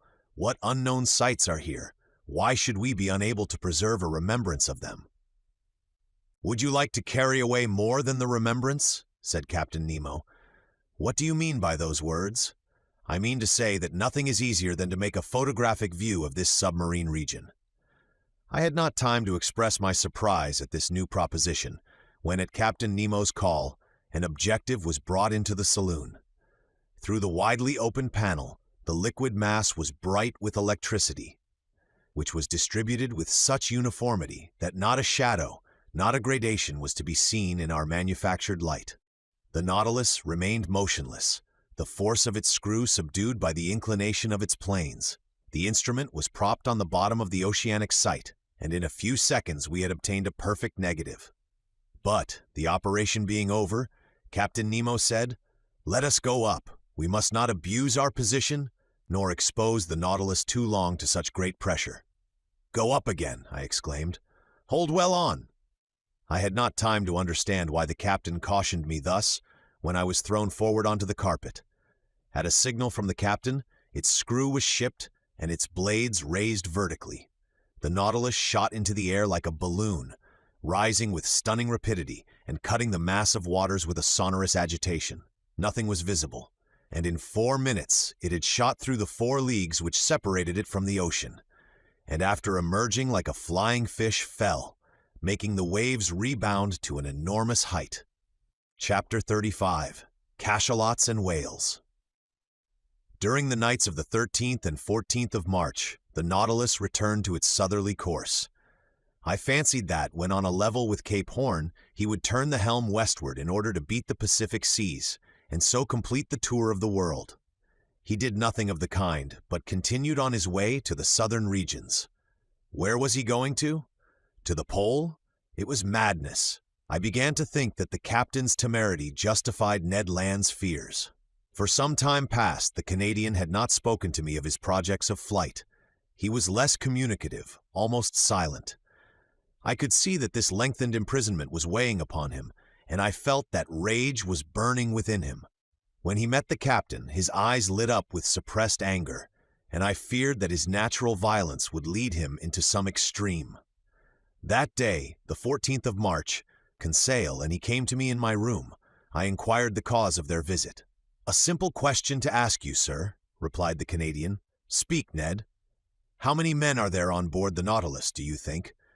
"I cannot tell, my friend. I should say that its working does not require a large crew. Certainly, under existing conditions, 10 men at the most ought to be enough." "Well, why should there be any more?" "Why?" I replied, looking fixedly at Ned Land, whose meaning was easy to guess. "Because," I added, "if my surmises are correct, and if I have well understood the captain's existence, the Nautilus is not only a vessel, it is also a place of refuge for those who, like its commander, have broken every tie upon earth." "Perhaps so," said Conseil, "but in any case, the Nautilus can only contain a certain number of men. Could not you, sir, estimate their maximum?" "How, Conseil?" "By calculation, given the size of the vessel, which you know, sir, and consequently the quantity of air it contains, knowing also how much each man expends at a breath, and comparing these results with the fact that the Nautilus is obliged to go to the surface every 24 hours. Conseil had not finished the sentence before I saw what he was driving at. "I understand," said I, "but that calculation, though simple enough, can give but a very uncertain result." "Never mind," said Ned Land urgently. "Here it is, then," said I. "In 1 hour each man consumes the oxygen contained in 20 gallons of air, and in 24, that contained in 480 gallons. We must therefore find how many times 480 gallons of air the Nautilus contains."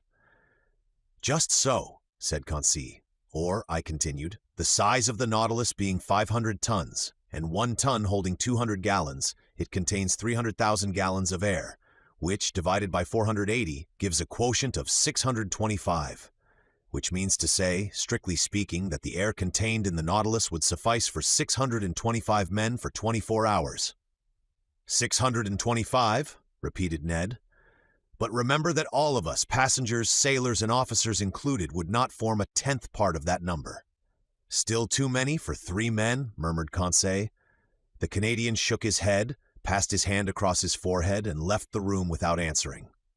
"Will you allow me to make one observation, sir?" said Conseil. "Poor Ned is longing for everything that he cannot have. His past life is always present to him. Everything that we are forbidden he regrets. His head is full of old recollections, and we must understand him. What has he to do here? Nothing.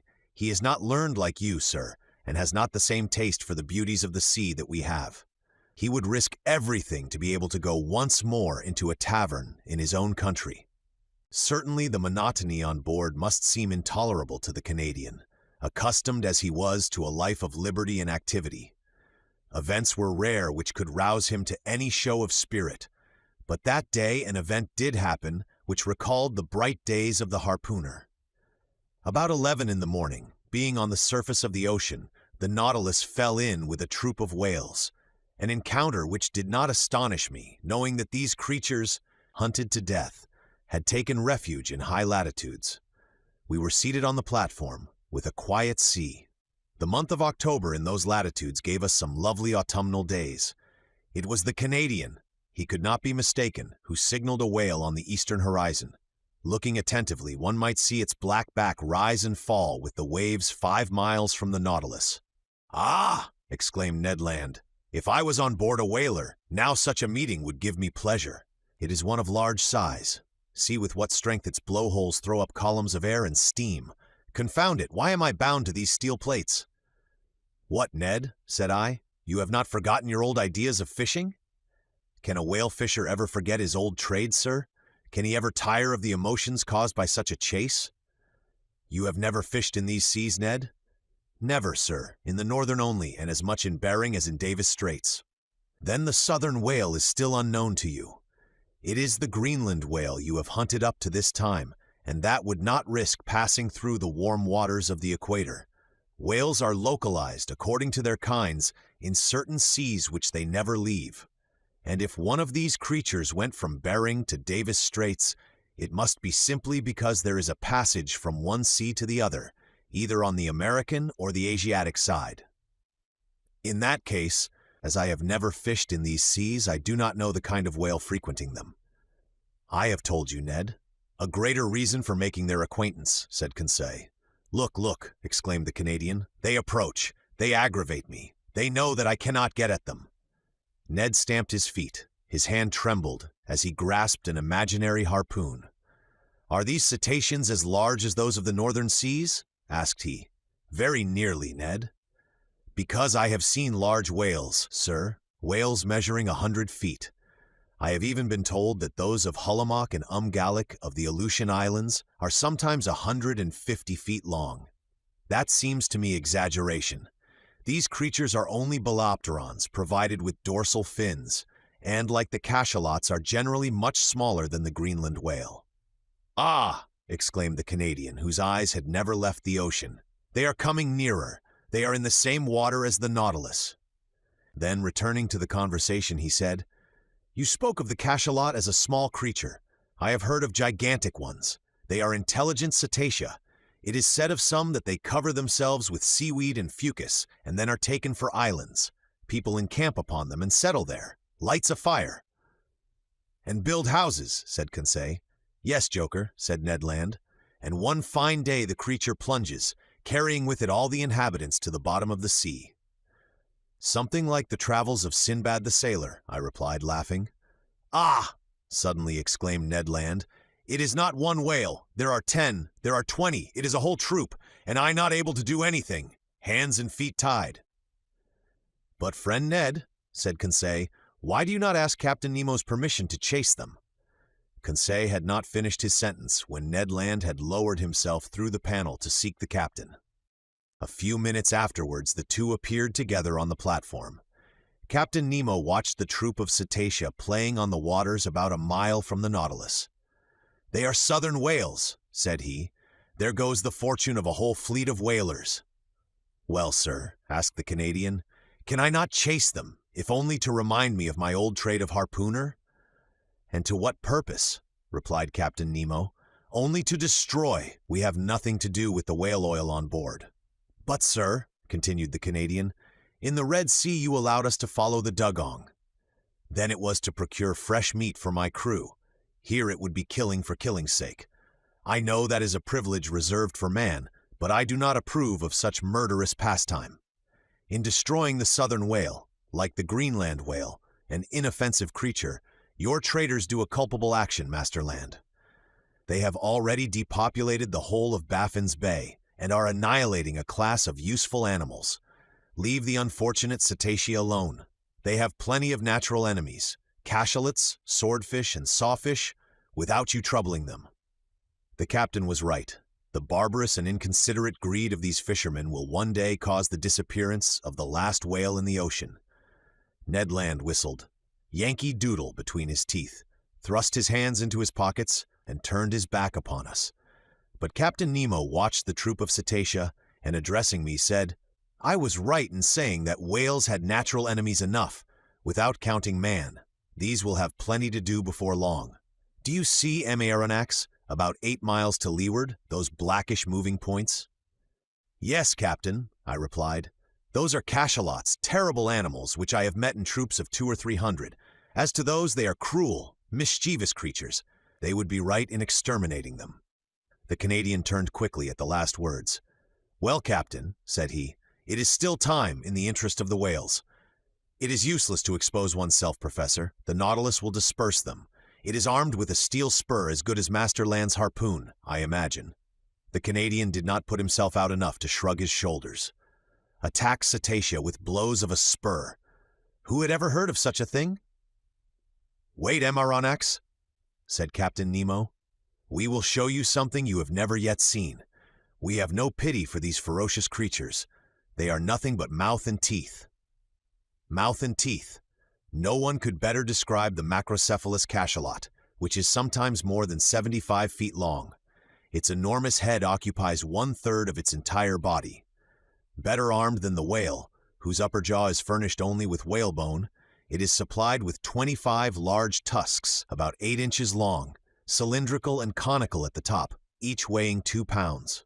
It is in the upper part of this enormous head, in great cavities divided by cartilages, that is to be found from 600 to 800 pounds of that precious oil called spermaceti. The cachalot is a disagreeable creature, more tadpole than fish, according to Fredol's description. It is badly formed, the whole of its left side being, if we may say it, a failure, and being only able to see with its right eye. But the formidable troop was nearing us. They had seen the whales and were preparing to attack them. One could judge beforehand that the cachalots would be victorious, not only because they were better built for attack than their inoffensive adversaries, but also because they could remain longer underwater without coming to the surface. There was only just time to go to the help of the whales. The Nautilus went underwater. Conseil, Ned Land, and I took our places before the window in the saloon, and Captain Nemo joined the pilot in his cage to work his apparatus as an engine of destruction. Soon I felt the beatings of the screw quicken, and our speed increased. The battle between the cachalots and the whales had already begun when the Nautilus arrived.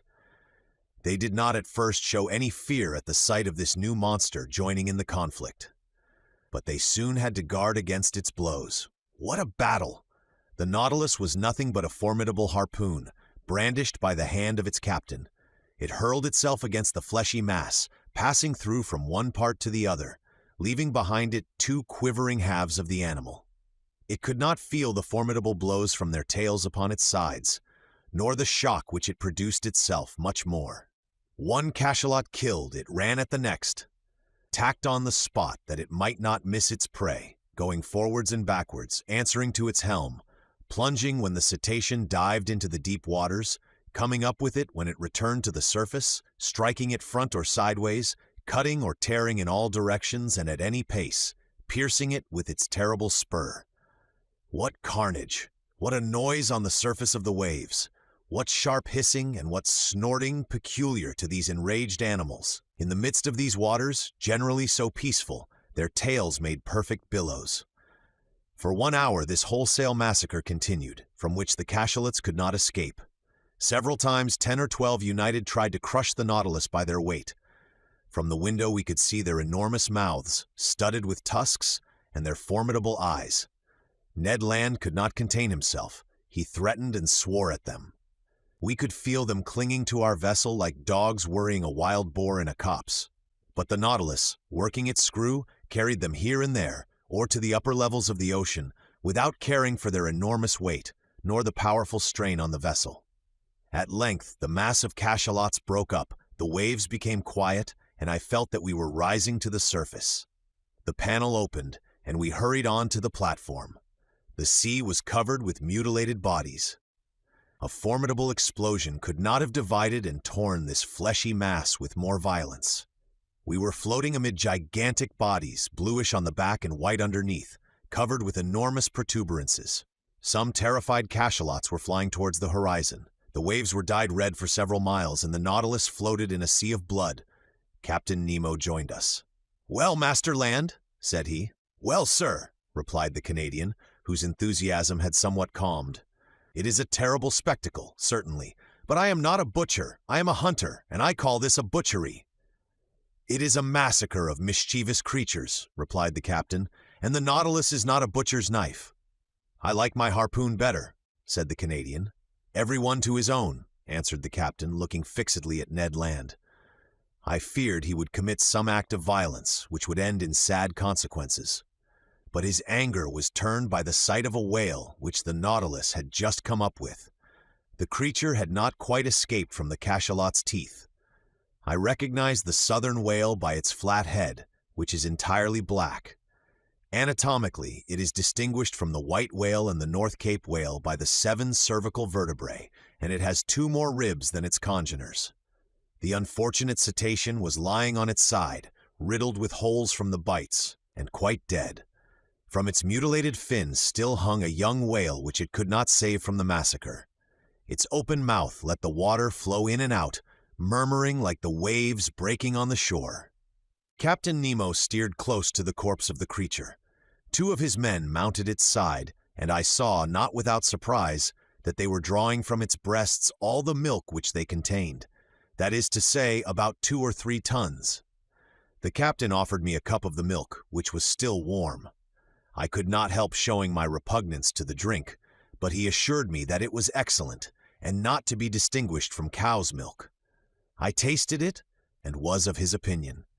It was a useful reserve to us, for in the shape of salt butter or cheese it would form an agreeable variety from our ordinary food.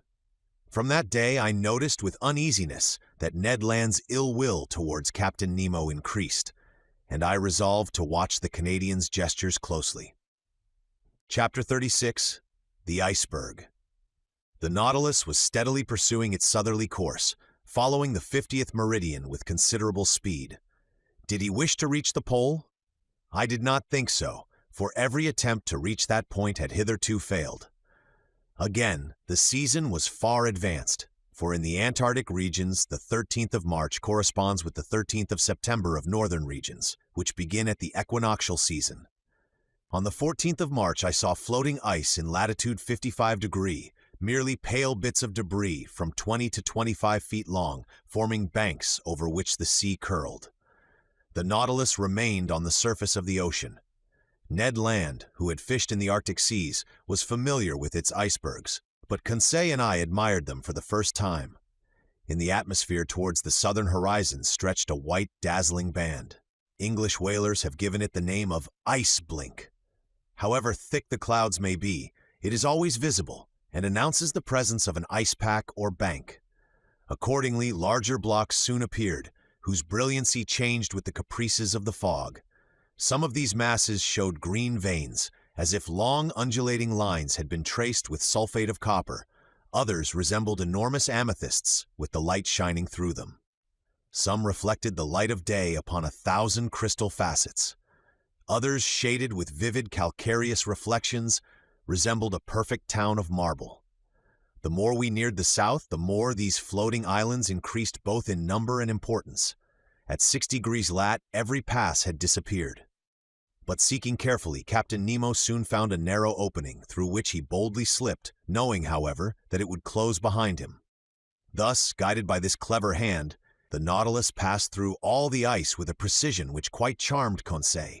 Icebergs or mountains, ice fields or smooth plains, seeming to have no limits, drift ice or floating ice packs, plains broken up, called POULPS when they are circular, and streams when they are made up of long strips. The temperature was very low. The thermometer exposed to the air marked 2° or 3° below zero, but we were warmly clad with fur at the expense of the sea bear and seal. The interior of the Nautilus, warmed regularly by its electric apparatus, defied the most intense cold. Besides, it would only have been necessary to go some yards beneath the waves to find a more bearable temperature. 2 months earlier, we should have had perpetual daylight in these latitudes, but already we had had 3 or 4 hours of night, and by there would be 6 months of darkness in these circumpolar regions. On the 15th of March, we were in the latitude of New Shetland and South Orkney. The captain told me that formerly numerous tribes of seals inhabited them, but that English and American whalers, in their rage for destruction, massacred both old and young. Thus, where there was once life and animation, they had left silence and death. About 8 o'clock on the morning of the 16th of March, the Nautilus, following the 55th meridian, cut the Antarctic polar circle. Ice surrounded us on all sides and closed the horizon, but Captain Nemo went from one opening to another, still going higher. I cannot express my astonishment at the beauties of these new regions. The ice took most surprising forms. Here the grouping formed an oriental town, with innumerable mosques and minarets. There a fallen city thrown to the earth, as it were, by some convulsion of nature. The whole aspect was constantly changed by the oblique rays of the sun, or lost in the grayish fog amidst hurricanes of snow. Detonations and falls were heard on all sides, great overthrows of icebergs, which altered the whole landscape like a diorama. Often seeing no exit, I thought we were definitely prisoners. But instinct guiding him at the slightest indication, Captain Nemo would discover a new pass. He was never mistaken when he saw the thin threads of bluish water trickling along the ice fields, and I had no doubt that he had already ventured into the midst of these Antarctic seas before. On the 16th of March, however, the ice fields absolutely blocked our road. It was not the iceberg itself as yet, but vast fields cemented by the cold. But this obstacle could not stop Captain Nemo. He hurled himself against it with frightful violence. The Nautilus entered the brittle mass like a wedge and split it with frightful crackings. It was the battering ram of the ancients hurled by infinite strength. The ice, thrown high in the air, fell like hail around us. By its own power of impulsion, our apparatus made a canal for itself. Sometimes carried away by its own impetus, it lodged on the ice field, crushing it with its weight, and sometimes buried beneath it, dividing it by a simple pitching movement, producing large rents in it. Violent gales assailed us at this time, accompanied by thick fogs through which from one end of the platform to the other we could see nothing. The wind blew sharply from all parts of the compass, and the snow lay in such hard heaps that we had to break it with blows of a pickaxe. The temperature was always at 5 deg below zero. Every outward part of the Nautilus was covered with ice. A rigged vessel would have been entangled in the blocked-up gorges.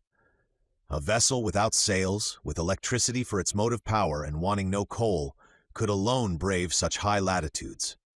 At length, on the 18th of March, after many useless assaults, the Nautilus was positively blocked. It was no longer either streams, packs, or ice fields, but an interminable and immovable barrier, formed by mountains soldered together. "An iceberg," said the Canadian to me. I knew that to Ned Land, as well as to all other navigators who had preceded us, this was an inevitable obstacle. The sun appearing for an instant at noon, Captain Nemo took an observation as near as possible, which gave our situation at 51°30 long, and 67°39 of S lat. We had advanced 1 degree more in this Antarctic region. Of the liquid surface of the sea there was no longer a glimpse. Under the spur of the Nautilus lay stretched a vast plain, entangled with confused blocks. Here and there sharp points and slender needles rising to a height of 200 feet. Further on a steep shore, hewn as it were with an axe and clothed with grayish tints, huge mirrors reflecting a few rays of sunshine, half drowned in the fog. And over this desolate face of nature a stern silence reigned, scarcely broken by the flapping of the wings of petrels and puffins. Everything was frozen, even the noise. The Nautilus was then obliged to stop in its adventurous course amid these fields of ice. In spite of our efforts, in spite of the powerful means employed to break up the ice, the Nautilus remained immovable. Generally, when we can proceed no further, we have return still open to us. But here return was as impossible as advance, for every pass had closed behind us, and for the few moments when we were stationary, we were likely to be entirely blocked, which did indeed happen about 2 o'clock in the afternoon, the fresh ice forming around its sides with astonishing rapidity. I was obliged to admit that Captain Nemo was more than imprudent. I was on the platform at that moment. The captain had been observing our situation for some time past, when he said to me, "Well, sir, what do you think of this?" "I think that we are caught, Captain." "So, Emarnax, you really think that the Nautilus cannot disengage itself?" "With difficulty, Captain, for the season is already too far advanced for you to reckon on the breaking of the ice." "Ah, sir," said Captain Nemo in an ironical tone, "you will always be the same. You see nothing but difficulties and obstacles. I affirm that not only can the Nautilus disengage itself, but also that it can go further still." "Further to the south?" I asked, looking at the captain. "Yes, sir. It shall go to the pole." "To the pole?" I exclaimed, unable to repress a gesture of incredulity. "Yes," replied the captain coldly, "to the Antarctic pole, to that unknown point from whence springs every meridian of the globe. You know whether I can do as I please with the Nautilus." Yes, I knew that. I knew that this man was bold, even to rashness, but to conquer those obstacles which bristled round the South Pole, rendering it more inaccessible than the North, which had not yet been reached by the boldest navigators, was it not a mad enterprise, one which only a maniac would have conceived? It then came into my head to ask Captain Nemo if he had ever discovered that pole which had never yet been trodden by a human creature. "No, sir," he replied, "but we will discover it together. Where others have failed, I will not fail. I have never yet led my Nautilus so far into southern seas, but, I repeat, it shall go further yet." "I can well believe you, Captain," said I, in a slightly ironical tone. "I believe you. Let us go ahead. There are no obstacles for us. Let us smash this iceberg. Let us blow it up. And if it resists, let us give the Nautilus wings to fly over it." "Over it, sir," said Captain Nemo quietly. "No, not over it, but under it." "Under it," I exclaimed, a sudden idea of the captain's projects flashing upon my mind. I understood. The wonderful qualities of the Nautilus were going to serve us in this superhuman enterprise. "I see we are beginning to understand one another, sir," said the captain, half smiling. "You begin to see the possibility, I should say the success, of this attempt. That which is impossible for an ordinary vessel is easy to the Nautilus. If a continent lies before the pole, it must stop before the continent. But if, on the contrary, the pole is washed by open sea, it will go even to the pole." "Certainly," said I, carried away by the captain's reasoning. "If the surface of the sea is solidified by the ice, the lower depths are free by the providential law which has placed the maximum of density of the waters of the ocean 1 degree higher than freezing point. And if I am not mistaken, the portion of this iceberg which is above the water is as 1 to 4 to that which is below." "Very nearly, sir. For 1 foot of iceberg above the sea, there are 3 below it. If these ice mountains are not more than 300 feet above the surface, they are not more than 900 beneath. And what are 900 feet to the Nautilus? Nothing, sir. It could even seek at greater depths that uniform temperature of seawater, and there brave with impunity the 30 or 40 degrees of surface cold." "Just so, sir. Just so," I replied, getting animated. "The only difficulty," continued Captain Nemo, "is that of remaining several days without renewing our provision of air." "Is that all? The Nautilus has vast reservoirs. We can fill them, and they will supply us with all the oxygen we want." "Well thought of, Aronnax," replied the captain, smiling. "But, not wishing you to accuse me of rashness, I will first give you all my objections. Have you any more to make?" "Only one. It is possible, if the sea exists at the South Pole, that it may be covered, and, consequently, we shall be unable to come to the surface." "But do you forget that the Nautilus is armed with a powerful spur, and could we not send it diagonally against these fields of ice, which would open at the shocks?" "Ah, sir, you are full of ideas today." "Besides, Captain," I added enthusiastically, "why should we not find the sea open at the South Pole as well as at the North? The frozen poles of the Earth do not coincide either in the southern or in the northern regions, and, until it is proved to the contrary, we may suppose either a continent or an ocean free from ice at these 2 points of the globe." "I think so too, Aronnax," replied Captain Nemo. "I only wish you to observe that, after having made so many objections to my project, you are now crushing me with arguments in its favor." The preparations for this audacious attempt now began. The powerful pumps of the Nautilus were working air into the reservoirs and storing it at high pressure. About 4 o'clock, Captain Nemo announced the closing of the panels on the platform. I threw one last look at the massive iceberg which we were going to cross. The weather was clear, the atmosphere pure enough, the cold very great, being 12 degrees below zero. But, the wind having gone down, this temperature was not so unbearable. About 10 men mounted the sides of the Nautilus, armed with pickaxes to break the ice around the vessel, which was soon free. The operation was quickly performed, for the fresh ice was still very thin. We all went below. The usual reservoirs were filled with the newly liberated water, and the Nautilus soon descended. I had taken my place with Conseil in the saloon. Through the open window we could see the lower beds of the Southern Ocean. The thermometer went up, the needle of the compass deviated on the dial. At about 900 feet, as Captain Nemo had foreseen, We were floating beneath the undulating bottom of the iceberg. But the Nautilus went lower still. It went to the depth of 400 fathoms. The temperature of the water at the surface showed 12 degrees. It was now only 10. We had gained 2. I need not say the temperature of the Nautilus was raised by its heating apparatus to a much higher degree. Every maneuver was accomplished with wonderful precision. "We shall pass it, if you please, sir," said Conseil. "I believe we shall," I said in a tone of firm conviction. In this open sea, the Nautilus had taken its course direct to the pole without leaving the 52nd meridian. From 67°30' to 90°, 22 degrees and a half of latitude remained to travel. That is about 500 leagues. The Nautilus kept up a mean speed of 26 miles an hour, the speed of an express train. If that was kept up, in 40 hours we should reach the pole. For a part of the night, the novelty of the situation kept us at the window. The sea was lit with the electric lantern, but it was deserted. Fishes did not sojourn in these imprisoned waters. They only found there a passage to take them from the Antarctic Ocean to the open polar sea. Our pace was rapid. We could feel it by the quivering of the long steel body. About 2 in the morning, I took some hours' repose, and Conseil did the same. In crossing the waist, I did not meet Captain Nemo. I supposed him to be in the pilot's cage. The next morning, the 19th of March, I took my post once more in the saloon.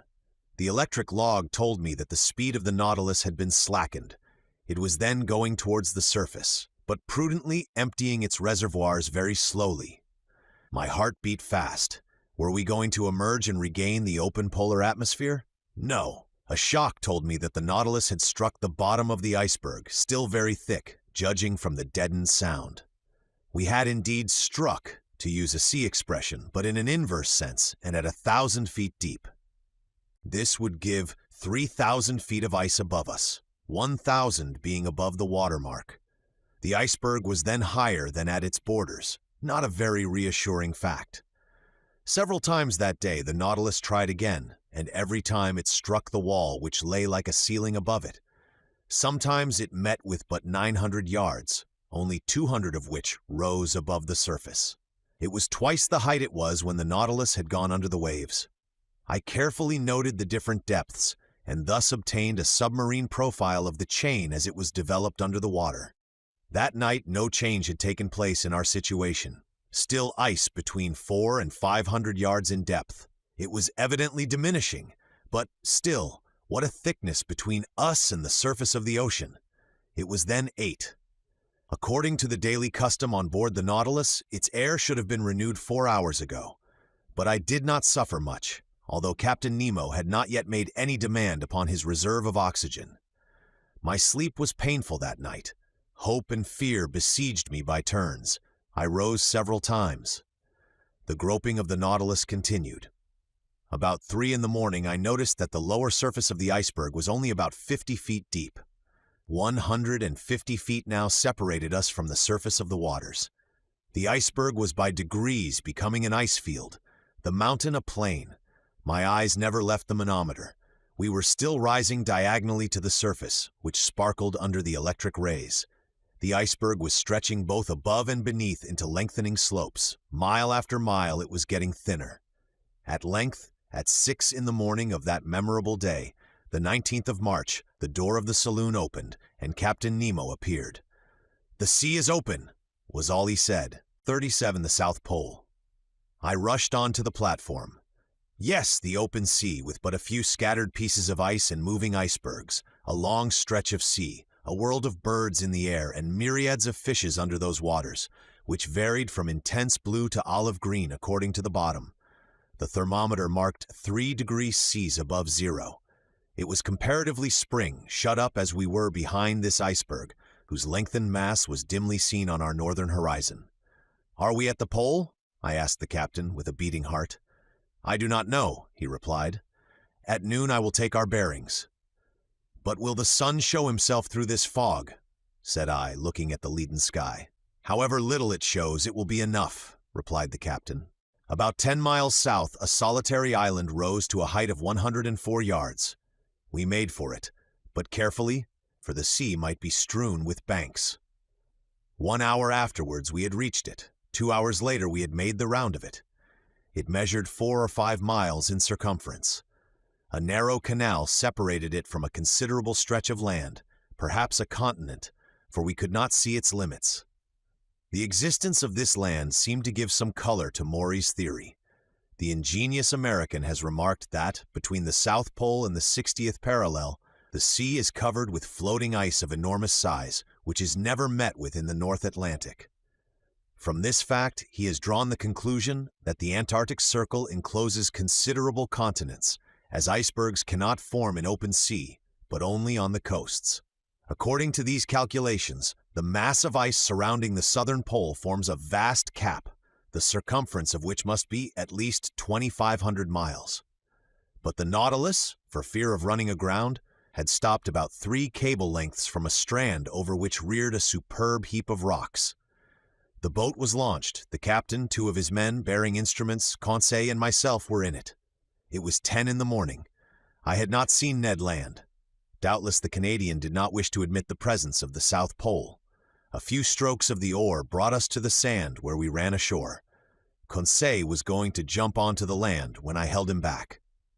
"Sir," said I to Captain Nemo, "to you belongs the honor of first setting foot on this land." "Yes, sir," said the captain, "and if I do not hesitate to tread this South Pole, it is because up to this time no human being has left a trace there." Saying this, he jumped lightly onto the sand. His heart beat with emotion. He climbed a rock, sloping to a little promontory, and there, with his arms crossed, mute and motionless, and with an eager look, he seemed to take possession of these southern regions. After 5 minutes passed in this ecstasy, he turned to us. "When you like, sir." I landed, followed by Conseil, leaving the 2 men in the boat. For a long way the soil was composed of a reddish sandy stone, something like crushed brick, scoria, streams of lava, and pumice stones. One could not mistake its volcanic origin. In some parts, slight curls of smoke emitted a sulfurous smell, proving that the internal fires had lost nothing of their expansive powers, though, having climbed a high acclivity, I could see no volcano for a radius of several miles. We know that in those Antarctic countries, James Ross found 2 craters, the Erebus and Terror, in full activity, on the 167th meridian, latitude 77°32. The vegetation of this desolate continent seemed to me much restricted. Some lichens lay upon the black rocks, some microscopic plants, rudimentary diatomas, a kind of cells placed between 2 quartz shells, long purple and scarlet weed supported on little swimming bladders which the breaking of the waves brought to the shore. These constituted the meager flora of this region. The shore was strewn with mollusks, little mussels, and limpets. I also saw myriads of northern Cleos, 1¼ inches long, of which a whale would swallow a whole world at a mouthful, and some perfect sea butterflies, animating the waters on the skirts of the shore.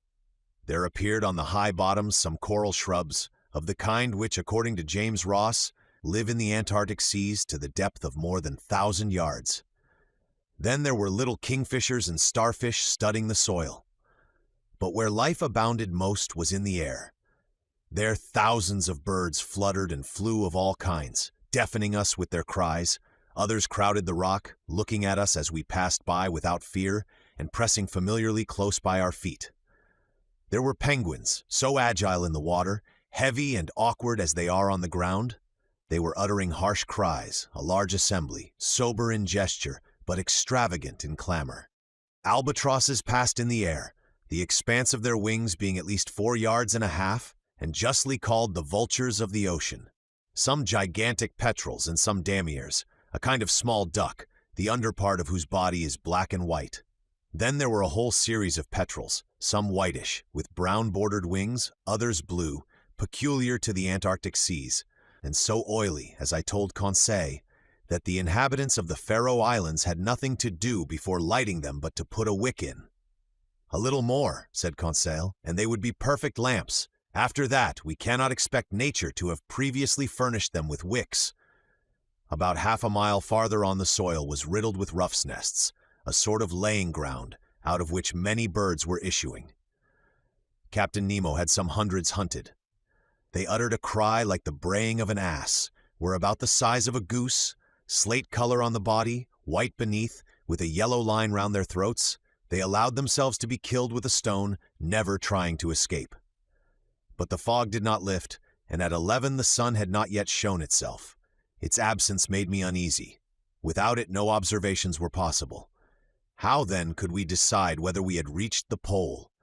When I rejoined Captain Nemo, I found him leaning on a piece of rock, silently watching the sky. He seemed impatient and vexed. But what was to be done? This rash and powerful man could not command the sun as he did the sea. Noon arrived without the orb of day showing itself for an instant. We could not even tell its position behind the curtain of fog, and soon the fog turned to snow. "Till tomorrow," said the captain, quietly, and we returned to the Nautilus amid these atmospheric disturbances. The tempest of snow continued till the next day. It was impossible to remain on the platform. From the saloon, where I was taking notes of incidents happening during this excursion to the polar continent, I could hear the cries of petrels and albatrosses sporting in the midst of this violent storm. The Nautilus did not remain motionless, but skirted the coast, advancing 10 miles more to the south in the half-light left by the sun as it skirted the edge of the horizon.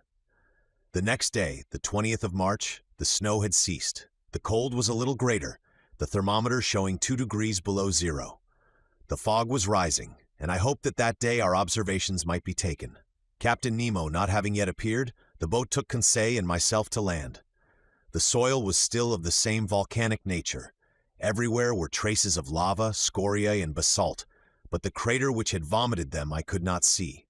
Here, as lower down, this continent was alive with myriads of birds. But their rule was now divided with large troops of sea mammals, looking at us with their soft eyes. There were several kinds of seals, some stretched on the earth, some on flakes of ice, many going in and out of the sea. They did not flee at our approach, never having had anything to do with man, and I reckoned that there were provisions there for hundreds of vessels. "Sir," said Conseil, "will you tell me the names of these creatures?" "They are seals and morses." It was now 8 in the morning. 4 hours remained to us before the sun could be observed with advantage. I directed our steps towards a vast bay cut in the steep granite shore. There I can aver that earth and ice were lost to sight by the numbers of sea mammals covering them, and I involuntarily sought for old Proteus, the mythological shepherd who watched these immense flocks of Neptune. There were more seals than anything else, forming distinct groups, male and female, the father watching over his family, the mother suckling her little ones, some already strong enough to go a few steps. When they wished to change their place, they took little jumps, made by the contraction of their bodies, and helped awkwardly enough by their imperfect fin, which, as with the lamantin, their cousins, forms a perfect forearm. I should say that in the water, which is their element, the spine of these creatures is flexible, with smooth and close skin and webbed feet. They swim admirably. In resting on the earth, they take the most graceful attitudes. Thus the ancients, observing their soft and expressive looks, which cannot be surpassed by the most beautiful look a woman can give, their clear, voluptuous eyes, their charming positions, and the poetry of their manners metamorphosed them, the male into a Triton and the female into a mermaid. I made Conseil notice the considerable development of the lobes of the brain in these interesting cetaceans. No mammal, except man, has such a quantity of brain matter. They are also capable of receiving a certain amount of education, are easily domesticated, and I think with other naturalists that if properly taught they would be of great service as fishing dogs. The greater part of them slept on the rocks or on the sand. Amongst these seals, properly so called, which have no external ears, in which they differ from the otter, whose ears are prominent, I noticed several varieties of seals about 3 yards long, with a white coat, bulldog heads, armed with teeth in both jaws, 4 incisors at the top and 4 at the bottom, and 2 large canine teeth in the shape of a fleur-de-lis. Amongst them glided sea elephants, a kind of seal with short, flexible trunks. The giants of this species measured 20 feet round and 10 yards and a half in length, but they did not move as we approached. "These creatures are not dangerous?" asked Conseil. "No, not unless you attack them. When they have to defend their young, their rage is terrible, and it is not uncommon for them to break the fishing boats to pieces." "They are quite right," said Conseil. "I do not say they are not." 2 miles farther on, we were stopped by the promontory which shelters the bay from the southerly winds. Beyond it, we heard loud bellowings, such as a troop of ruminants would produce. "Good," said Conseil, "a concert of bulls. No, a concert of morses. They are fighting. They are either fighting or playing." We now began to climb the blackish rocks amid unforeseen stumbles and over stones which the ice made slippery. More than once I rolled over at the expense of my loins. Conseil, more prudent or more steady, did not stumble and helped me up, saying, "If, sir, you would have the kindness to take wider steps, you would preserve your equilibrium better." Arrived at the upper ridge of the promontory, I saw a vast white plain covered with morses. They were playing amongst themselves, and what we heard were bellowings of pleasure, not of anger. As I passed these curious animals, I could examine them leisurely, for they did not move.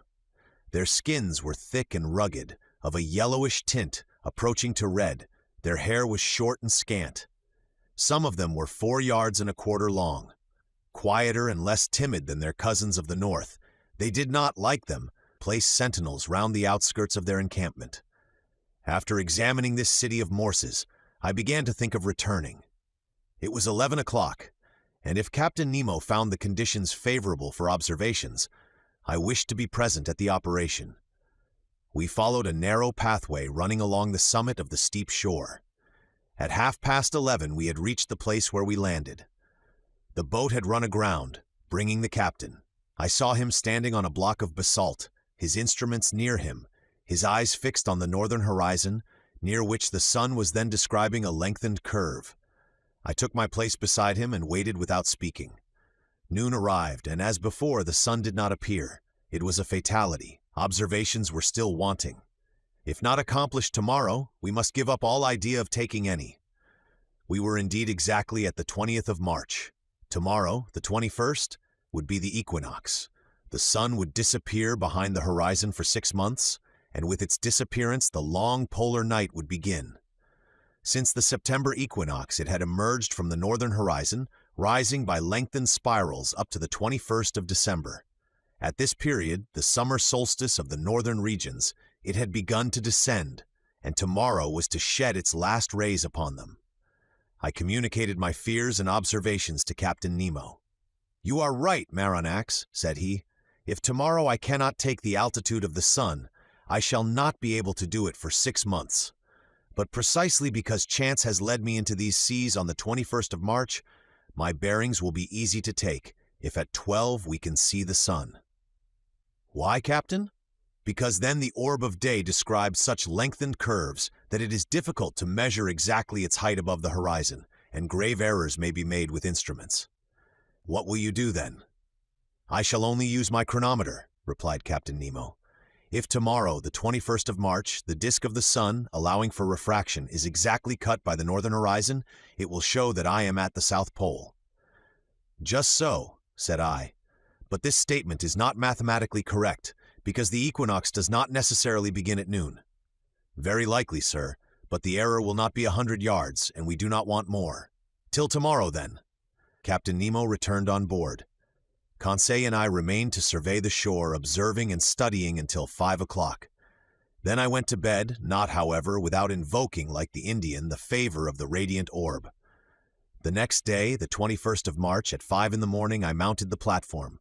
I found Captain Nemo there. "The weather is lightening a little," said he. "I have some hope. After breakfast, we will go on shore and choose a post for observation." That point settled, I sought Ned Land.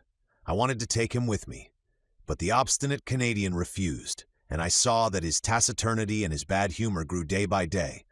After all, I was not sorry for his obstinacy under the circumstances. Indeed, there were too many seals on shore, and we ought not to lay such temptation in this unreflecting fisherman's way. Breakfast over, we went on shore.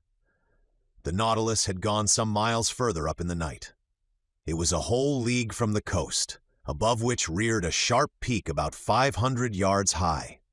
The boat took with me Captain Nemo, 2 men of the crew, and the instruments, which consisted of a chronometer, a telescope, and a barometer. While crossing, I saw numerous whales belonging to the 3 kinds peculiar to the southern seas: the whale or the English right whale, which has no dorsal fin, the humpback, with reeved chest and large, whitish fins, which in spite of its name do not form wings, and the finback of a yellowish-brown, the liveliest of all the cetacea. This powerful creature is heard a long way off when he throws to a great height columns of air and vapor, which look like whirlwinds of smoke. These different mammals were disporting themselves in troops in the quiet waters, and I could see that this basin of the Antarctic pole serves as a place of refuge to the cetacea too closely tracked by the hunters. I also noticed large medusae floating between the reeds. At 9 we landed. The sky was brightening, the clouds were flying to the south, and the fog seemed to be leaving the cold surface of the waters. Captain Nemo went towards the peak, which he doubtless meant to be his observatory. It was a painful ascent over the sharp lava and the pumice stones, in an atmosphere often impregnated with a sulphurous smell from the smoking cracks. For a man unaccustomed to walk on land, the captain climbed the steep slopes with an agility I never saw equaled, and which a hunter would have envied. We were 2 hours getting to the summit of this peak, which was half porphyry and half basalt. From thence we looked upon a vast sea which towards the north distinctly traced its boundary line upon the sky. At our feet lay fields of dazzling whiteness. Over our heads a pale azure free from fog. To the north the disk of the sun seemed like a ball of fire, already horned by the cutting of the horizon. From the bosom of the water rose sheaves of liquid jets by hundreds. In the distance lay the Nautilus like a cetacean asleep on the water. Behind us, to the south and east, an immense country and a chaotic heap of rocks and ice, the limits of which were not visible. On arriving at the summit, Captain Nemo carefully took the mean height of the barometer, for he would have to consider that in taking his observations. At 11:45 the sun, then seen only by refraction, looked like a golden disk shedding its last rays upon this deserted continent and seas which never man had yet plowed. Captain Nemo, furnished with a lenticular glass which, by means of a mirror, corrected the refraction, watched the orb sinking below the horizon by degrees, following a lengthened diagonal. I held the chronometer. My heart beat fast. If the disappearance of the half-disk of the sun coincided with 12 o'clock on the chronometer, we were at the pole itself. 12? I exclaimed. The South Pole, replied Captain Nemo in a grave voice, handing me the glass, which showed the orb cut in exactly equal parts by the horizon. I looked at the last rays crowning the peak, and the shadows mounting by degrees up its slopes. At that moment Captain Nemo, resting with his hand on my shoulder, said, I, Captain Nemo, on this 21st day of March, 1868, have reached the South Pole on the 90th degree, and I take possession of this part of the globe equal to 1/6 of the known continents. In whose name, Captain? In my own, sir. Saying which, Captain Nemo unfurled a black banner, bearing an N in gold quartered on its bunting. Then, turning towards the orb of day, whose last rays lapped the horizon of the sea, he exclaimed, Adieu, sun! Disappear, thou radiant orb! Rest beneath this open sea, and let a night of 6 months spread its shadows over my new domains. Chapter 38. Accident or Incident. The next day, the 22nd of March, at 6 in the morning, preparations for departure were begun. The last gleams of twilight were melting into night. The cold was great, the constellations shone with wonderful intensity. In the zenith glittered that wondrous Southern Cross, the polar bear of Antarctic regions. The thermometer showed 12 below zero, and when the wind freshened, it was most biting. Flakes of ice increased on the open water. The sea seemed everywhere alike. Numerous blackish patches spread on the surface, showing the formation of fresh ice. Evidently, the southern basin, frozen during the 6 winter months, was absolutely inaccessible. What became of the whales in that time? Doubtless they went beneath the icebergs, seeking more practicable seas. As to the seals and morses, accustomed to live in a hard climate, they remained on these icy shores. These creatures have the instinct to break holes in the ice field and to keep them open. To these holes they come for breath.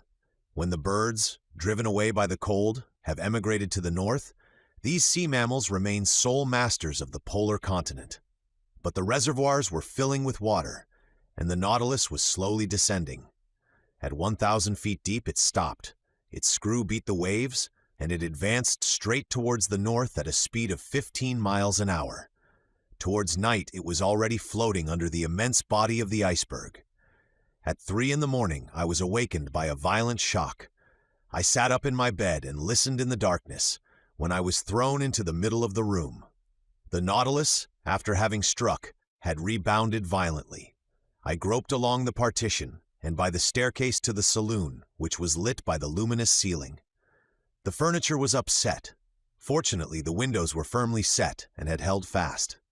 The pictures on the starboard side, from being no longer vertical, were clinging to the paper, whilst those of the port side were hanging at least a foot from the wall. The Nautilus was lying on its starboard side, perfectly motionless. I heard footsteps and a confusion of voices, but Captain Nemo did not appear. As I was leaving the saloon, Ned Land and Conseil entered. "What is the matter?" said I at once. "I came to ask you, sir," replied Conseil. "Confound it!" exclaimed the Canadian. "I know well enough. The Nautilus has struck, and judging by the way she lies, I do not think she will right herself as she did the first time in Torres Straits." "But," I asked, "has she at least come to the surface of the sea?" "We do not know," said Conseil. "It is easy to decide," I answered. I consulted the manometer. To my great surprise, it showed a depth of more than 180 fathoms. "What does that mean?" I exclaimed. "We must ask Captain Nemo," said Conseil. "But where shall we find him?" said Ned Land. "Follow me," said I to my companions. We left the saloon. There was no one in the library. At the center staircase, by the berths of the ship's crew, there was no one. I thought that Captain Nemo must be in the pilot's cage. It was best to wait. We all returned to the saloon. For 20 minutes we remained thus, trying to hear the slightest noise which might be made on board the Nautilus, when Captain Nemo entered. He seemed not to see us.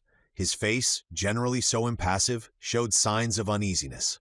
He watched the compass silently, then the manometer, and going to the planisphere, placed his finger on a spot representing the southern seas. I would not interrupt him, but some minutes later, when he turned towards me, I said, using one of his own expressions in the Torres Straits, "An incident, Captain?" "No, sir, an accident this time." "Serious, perhaps." "Is the danger immediate?" "No." "The Nautilus has stranded?" "Yes." "And this has happened?" "How?" "From a caprice of nature, not from the ignorance of man. Not a mistake has been made in the working, but we cannot prevent equilibrium from producing its effects. We may brave human laws, but we cannot resist natural ones." Captain Nemo had chosen a strange moment for uttering this philosophical reflection. On the whole, his answer helped me little.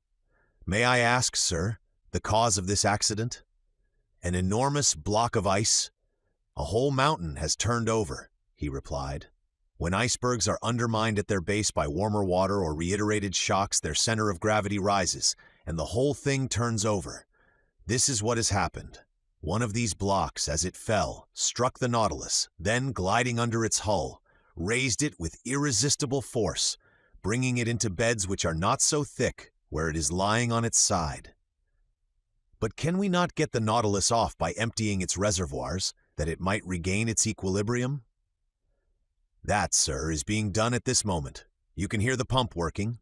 Look at the needle of the manometer. It shows that the Nautilus is rising, but the block of ice is floating with it, and until some obstacle stops its ascending motion, our position cannot be altered." Indeed, the Nautilus still held the same position to starboard. Doubtless it would right itself when the block stopped. But at this moment, who knows if we may not be frightfully crushed between the two glassy surfaces? I reflected on all the consequences of our position. Captain Nemo never took his eyes off the manometer.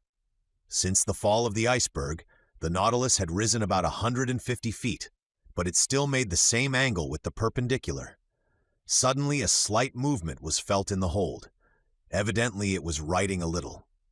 Things hanging in the saloon were sensibly returning to their normal position. The partitions were nearing the upright. No one spoke. With beating hearts, we watched and felt the straightening.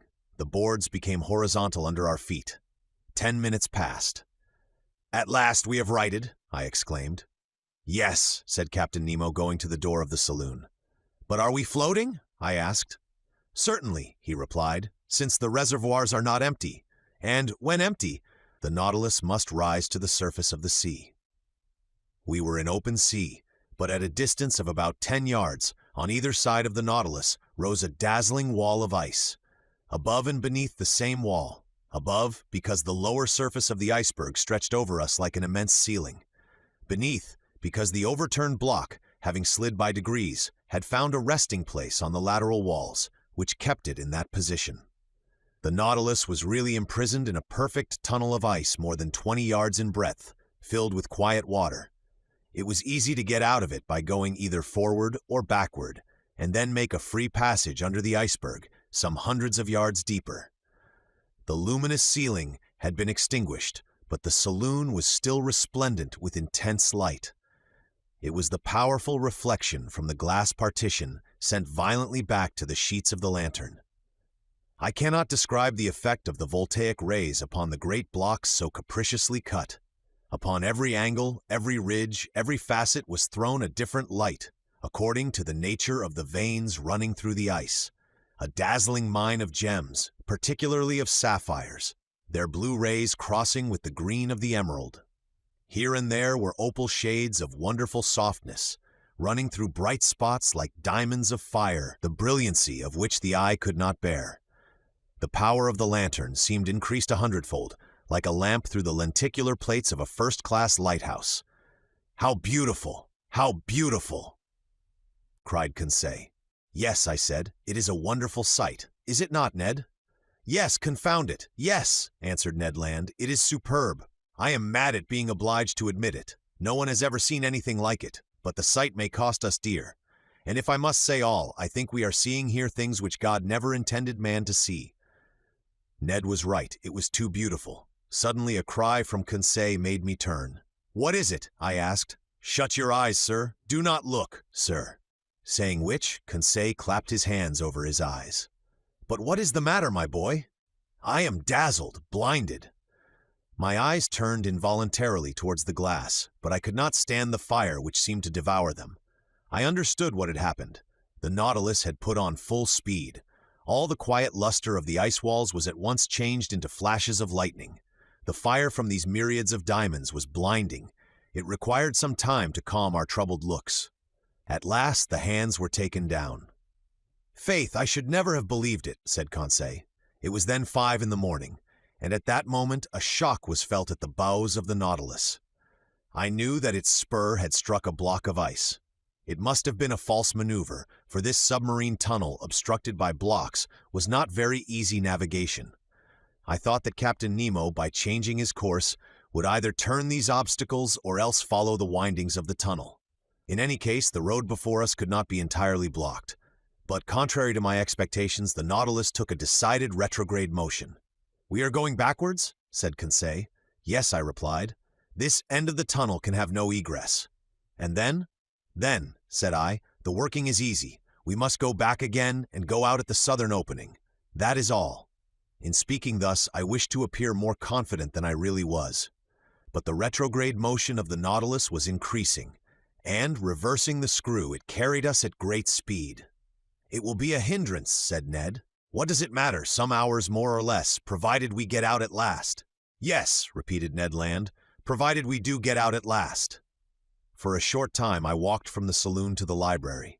My companions were silent. I soon threw myself on an ottoman and took a book which my eyes overran mechanically.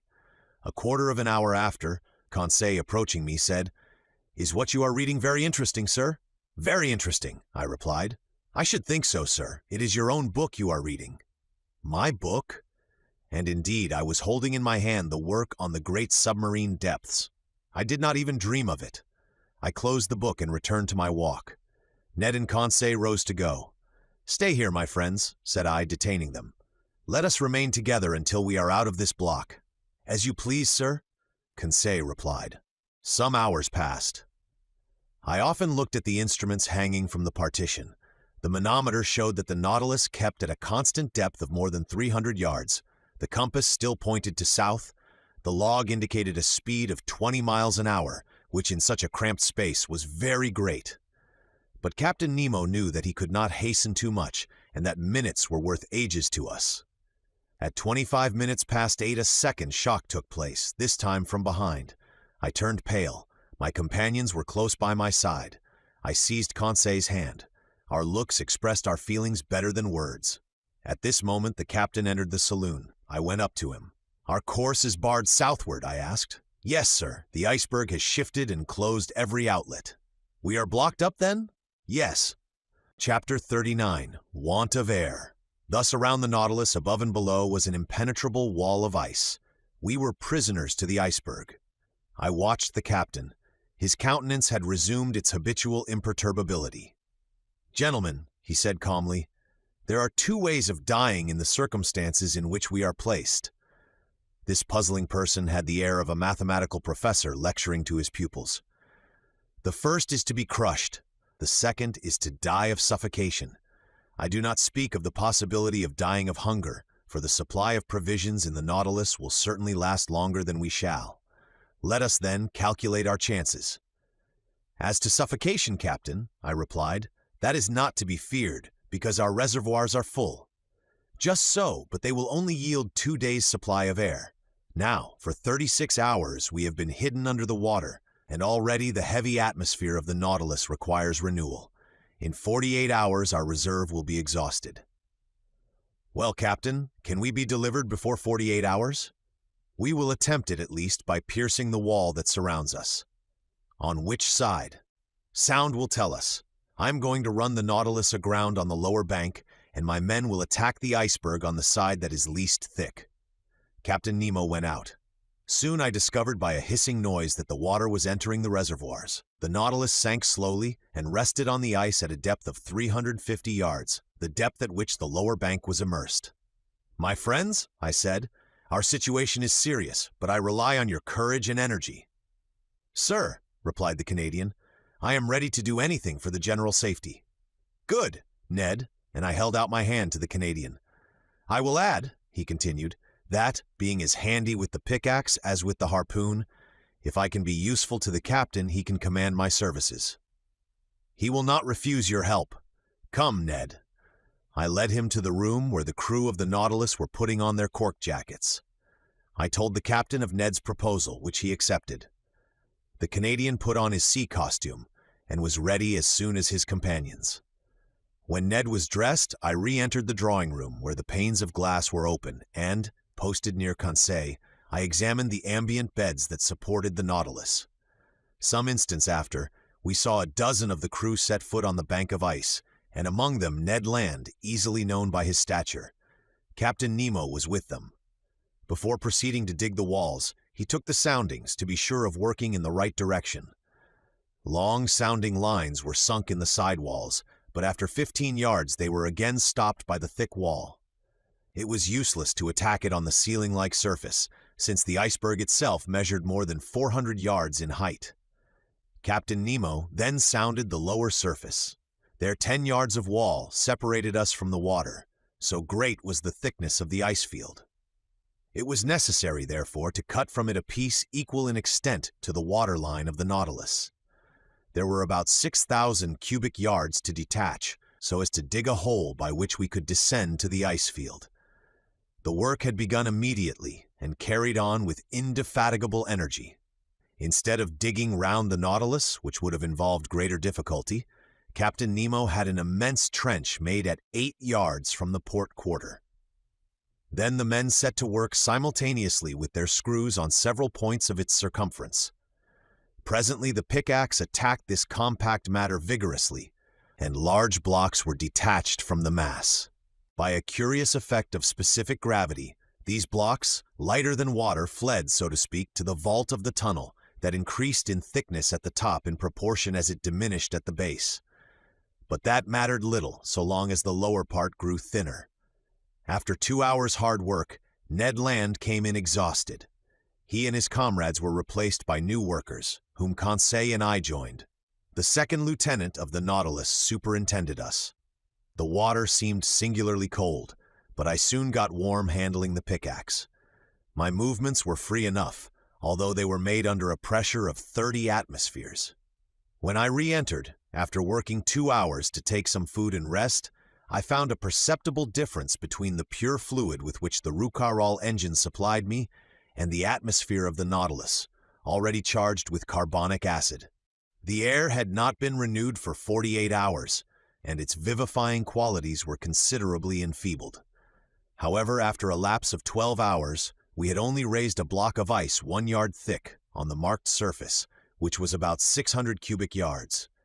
Reckoning that it took 12 hours to accomplish this much, it would take 5 nights and 4 days to bring this enterprise to a satisfactory conclusion. 5 nights and 4 days, and we have only air enough for 2 days in the reservoirs. Without taking into account, said Ned, that even if we get out of this infernal prison, we shall also be imprisoned under the iceberg, shut out from all possible communication with the atmosphere. True enough. Who could then foresee the minimum of time necessary for our deliverance? We might be suffocated before the Nautilus could regain the surface of the waves. Was it destined to perish in this ice tomb with all those it enclosed? The situation was terrible, but everyone had looked the danger in the face, and each was determined to do his duty to the last. As I expected, during the night a new block a yard square was carried away, and still further sank the immense hollow. But in the morning when, dressed in my cork jacket, I traversed the slushy mass at a temperature of 6 or 7 degrees below zero, I remarked that the side walls were gradually closing in. The beds of water farthest from the trench, that were not warmed by the men's work, showed a tendency to solidification. In presence of this new and imminent danger, what would become of our chances of safety, and how hinder the solidification of this liquid medium that would burst the partitions of the Nautilus like glass? I did not tell my companions of this new danger. What was the good of damping the energy they displayed in the painful work of escape? But when I went on board again, I told Captain Nemo of this grave complication. "I know it," he said in that calm tone which could counteract the most terrible apprehensions. "It is one danger more, but I see no way of escaping it. The only chance of safety is to go quicker than solidification. We must be beforehand with it, that is all." On this day for several hours I used my pickaxe vigorously. The work kept me up. Besides, to work was to quit the Nautilus and breathe directly the pure air drawn from the reservoirs and supplied by our apparatus, and to quit the impoverished and vitiated atmosphere. Towards evening the trench was dug 1 yard deeper. When I returned on board, I was nearly suffocated by the carbonic acid with which the air was filled. Ah, if we had only the chemical means to drive away this deleterious gas! We had plenty of oxygen. All this water contained a considerable quantity, and by dissolving it with our powerful piles, it would restore the vivifying fluid. I had thought well over it, but of what good was that, since the carbonic acid produced by our respiration had invaded every part of the vessel? To absorb it, it was necessary to fill some jars with caustic potash and to shake them incessantly. Now this substance was wanting on board, and nothing could replace it.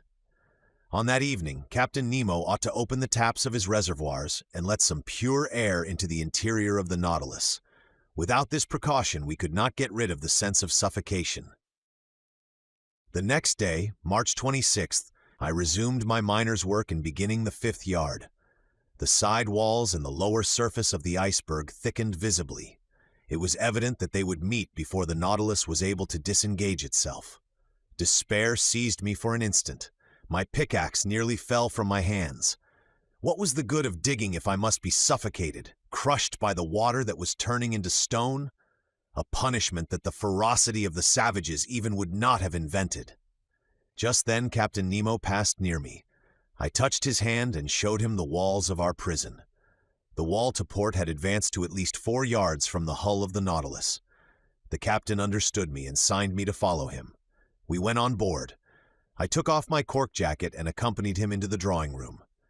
"Amaranax, we must attempt some desperate means, or we shall be sealed up in this solidified water as in cement." "Yes, but what is to be done?" "Ah, if my Nautilus were strong enough to bear this pressure without being crushed." "Well?" I asked, not catching the captain's idea. "Do you not understand," he replied, "that this congelation of water will help us? Do you not see that by its solidification, it would burst through this field of ice that imprisons us, as, when it freezes, it bursts the hardest stones? Do you not perceive that it would be an agent of safety instead of destruction?" "Yes, Captain, perhaps. But, whatever resistance to crushing the Nautilus possesses, it could not support this terrible pressure, and would be flattened like an iron plate." I know it, sir. Therefore, we must not reckon on the aid of nature, but on our own exertions. We must stop this solidification. Not only will the side walls be pressed together, but there is not 10 feet of water before or behind the Nautilus. The congelation gains on us on all sides. How long will the air in the reservoirs last for us to breathe on board? The captain looked in my face. After tomorrow they will be empty. A cold sweat came over me. However, ought I have been astonished at the answer? On March 22nd, the Nautilus was in the open polar seas. We were at 26 degrees. For 5 days we had lived on the reserve on board, and what was left of the respirable air must be kept for the workers. Even now, as I write, my recollection is still so vivid that an involuntary terror seizes me and my lungs seem to be without air. Meanwhile, Captain Nemo reflected silently, and evidently an idea had struck him, but he seemed to reject it. At last, these words escaped his lips. "Boiling water," he muttered. "Boiling water," I cried. "Yes, sir. We are enclosed in a space that is relatively confined. Would not jets of boiling water, constantly injected by the pumps, raise the temperature in this part and stay the congelation?" "Let us try it," I said resolutely. "Let us try it, Professor." The thermometer then stood at 7 degrees outside. Captain Nemo took me to the galleys, where the vast distillatory machines stood that furnished the drinkable water by evaporation. They filled these with water, and all the electric heat from the piles was thrown through the worms bathed in the liquid. In a few minutes, this water reached 100 degrees. It was directed towards the pumps, while fresh water replaced it in proportion. The heat developed by the troughs was such that cold water, drawn up from the sea after only having gone through the machines, came boiling into the body of the pump. The injection was begun, and 3 hours after the thermometer marked 6 degrees below zero outside. 1 degree was gained. 2 hours later, the thermometer only marked 4 degrees. "We shall succeed," I said to the captain, after having anxiously watched the result of the operation. "I think," he answered, "that we shall not be crushed. We have no more suffocation to fear." During the night, the temperature of the water rose to 1 degree below zero. The injections could not carry it to a higher point, but as the congelation of the seawater produces at least 2 degrees, I was at least reassured against the dangers of solidification. The next day, March 27th, 6 yards of ice had been cleared, 12 feet only remaining to be cleared away. There was yet 48 hours' work. The air could not be renewed in the interior of the Nautilus, and this day would make it worse. An intolerable weight oppressed me. Towards 3 o'clock in the evening, this feeling rose to a violent degree. Yawns dislocated my jaws. My lungs panted as they inhaled this burning fluid, which became rarefied more and more. A moral torpor took hold of me. I was powerless, almost unconscious. My brave Conseil, though exhibiting the same symptoms and suffering in the same manner, never left me. He took my hand and encouraged me, and I heard him murmur, "Oh, if I could only not breathe, so as to leave more air for my master." Tears came into my eyes on hearing him speak thus. If our situation to all was intolerable in the interior, with what haste and gladness would we put on our cork jackets to work in our turn? Pickaxes sounded on the frozen ice beds. Our arms ached. The skin was torn off our hands. But what were these fatigues? What did the wounds matter? Vital air came to the lungs. We breathed. We breathed. All this time, no one prolonged his voluntary task beyond the prescribed time. His task accomplished, each one handed in turn to his panting companions the apparatus that supplied him with life. Captain Nemo set the example and submitted first to this severe discipline. When the time came, he gave up his apparatus to another and returned to the vitiated air on board, calm, unflinching, unmurmuring. On that day, the ordinary work was accomplished with unusual vigor. Only 2 yards remained to be raised from the surface. 2 yards only separated us from the open sea. But the reservoirs were nearly emptied of air. The little that remained ought to be kept for the workers, not a particle for the Nautilus. When I went back on board, I was half suffocated. What a night! I know not how to describe it. The next day, my breathing was oppressed. Dizziness accompanied the pain in my head and made me like a drunken man. My companions showed the same symptoms. Some of the crew had rattling in the throat. On that day, the 6th of our imprisonment, Captain Nemo, finding the pickaxes work too slowly, resolved to crush the ice bed that still separated us from the liquid sheet. This man's coolness and energy never forsook him. He subdued his physical pains by moral force. By his orders, the vessel was lightened, that is to say, raised from the ice bed by a change of specific gravity. When it floated, they towed it so as to bring it above the immense trench made on the level of the waterline. Then, filling his reservoirs of water, he descended and shut himself up in the hole. Just then, all the crew came on board, and the double door of communication was shut.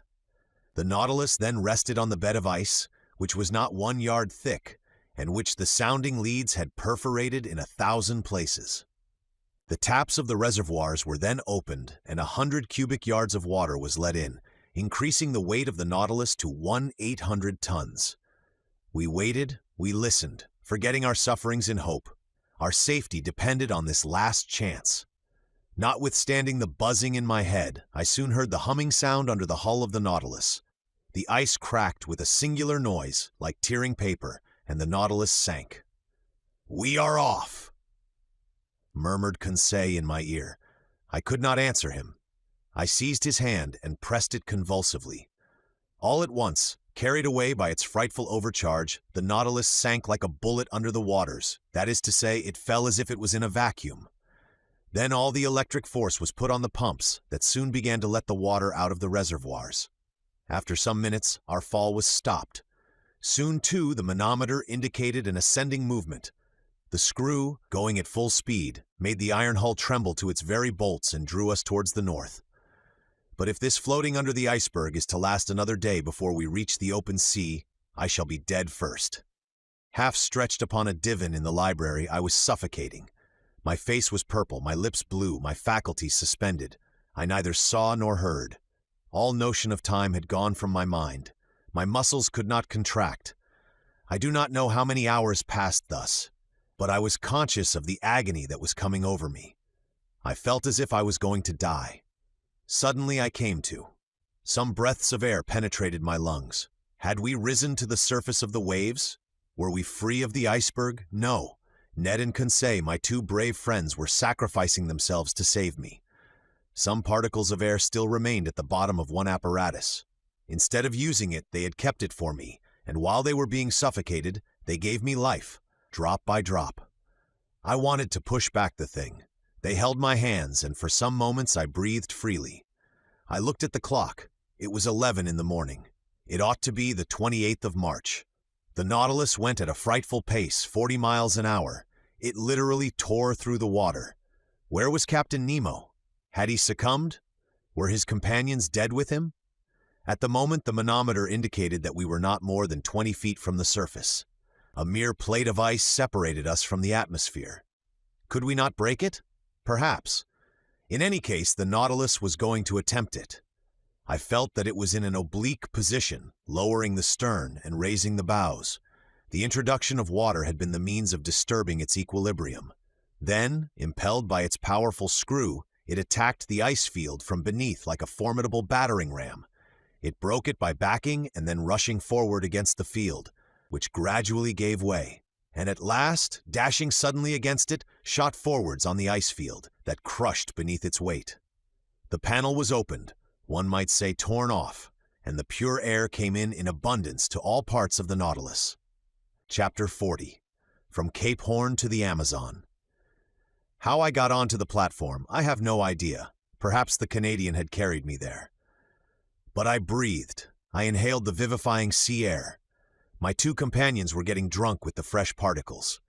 The other unhappy men had been so long without food that they could not with impunity indulge in the simplest aliments that were given them. We, on the contrary, had no end to restrain ourselves. We could draw this air freely into our lungs, and it was the breeze alone, that filled us with this keen enjoyment.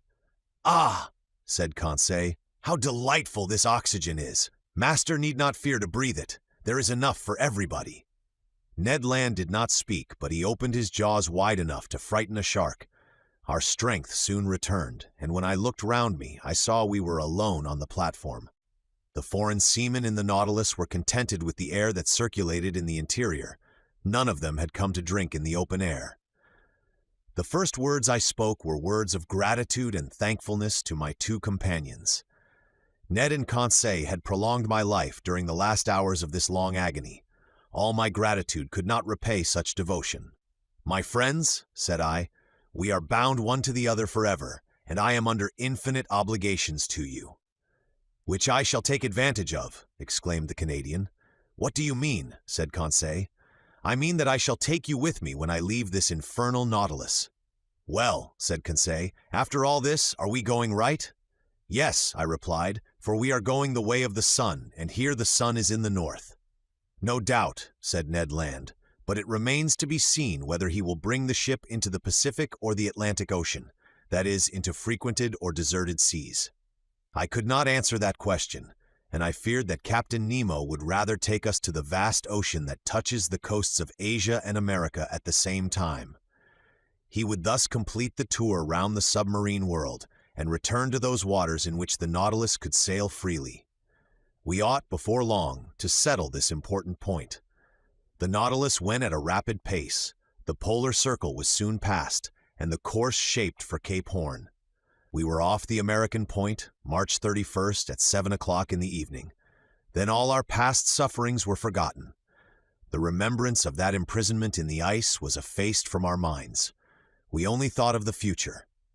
Captain Nemo did not appear again either in the drawing room or on the platform.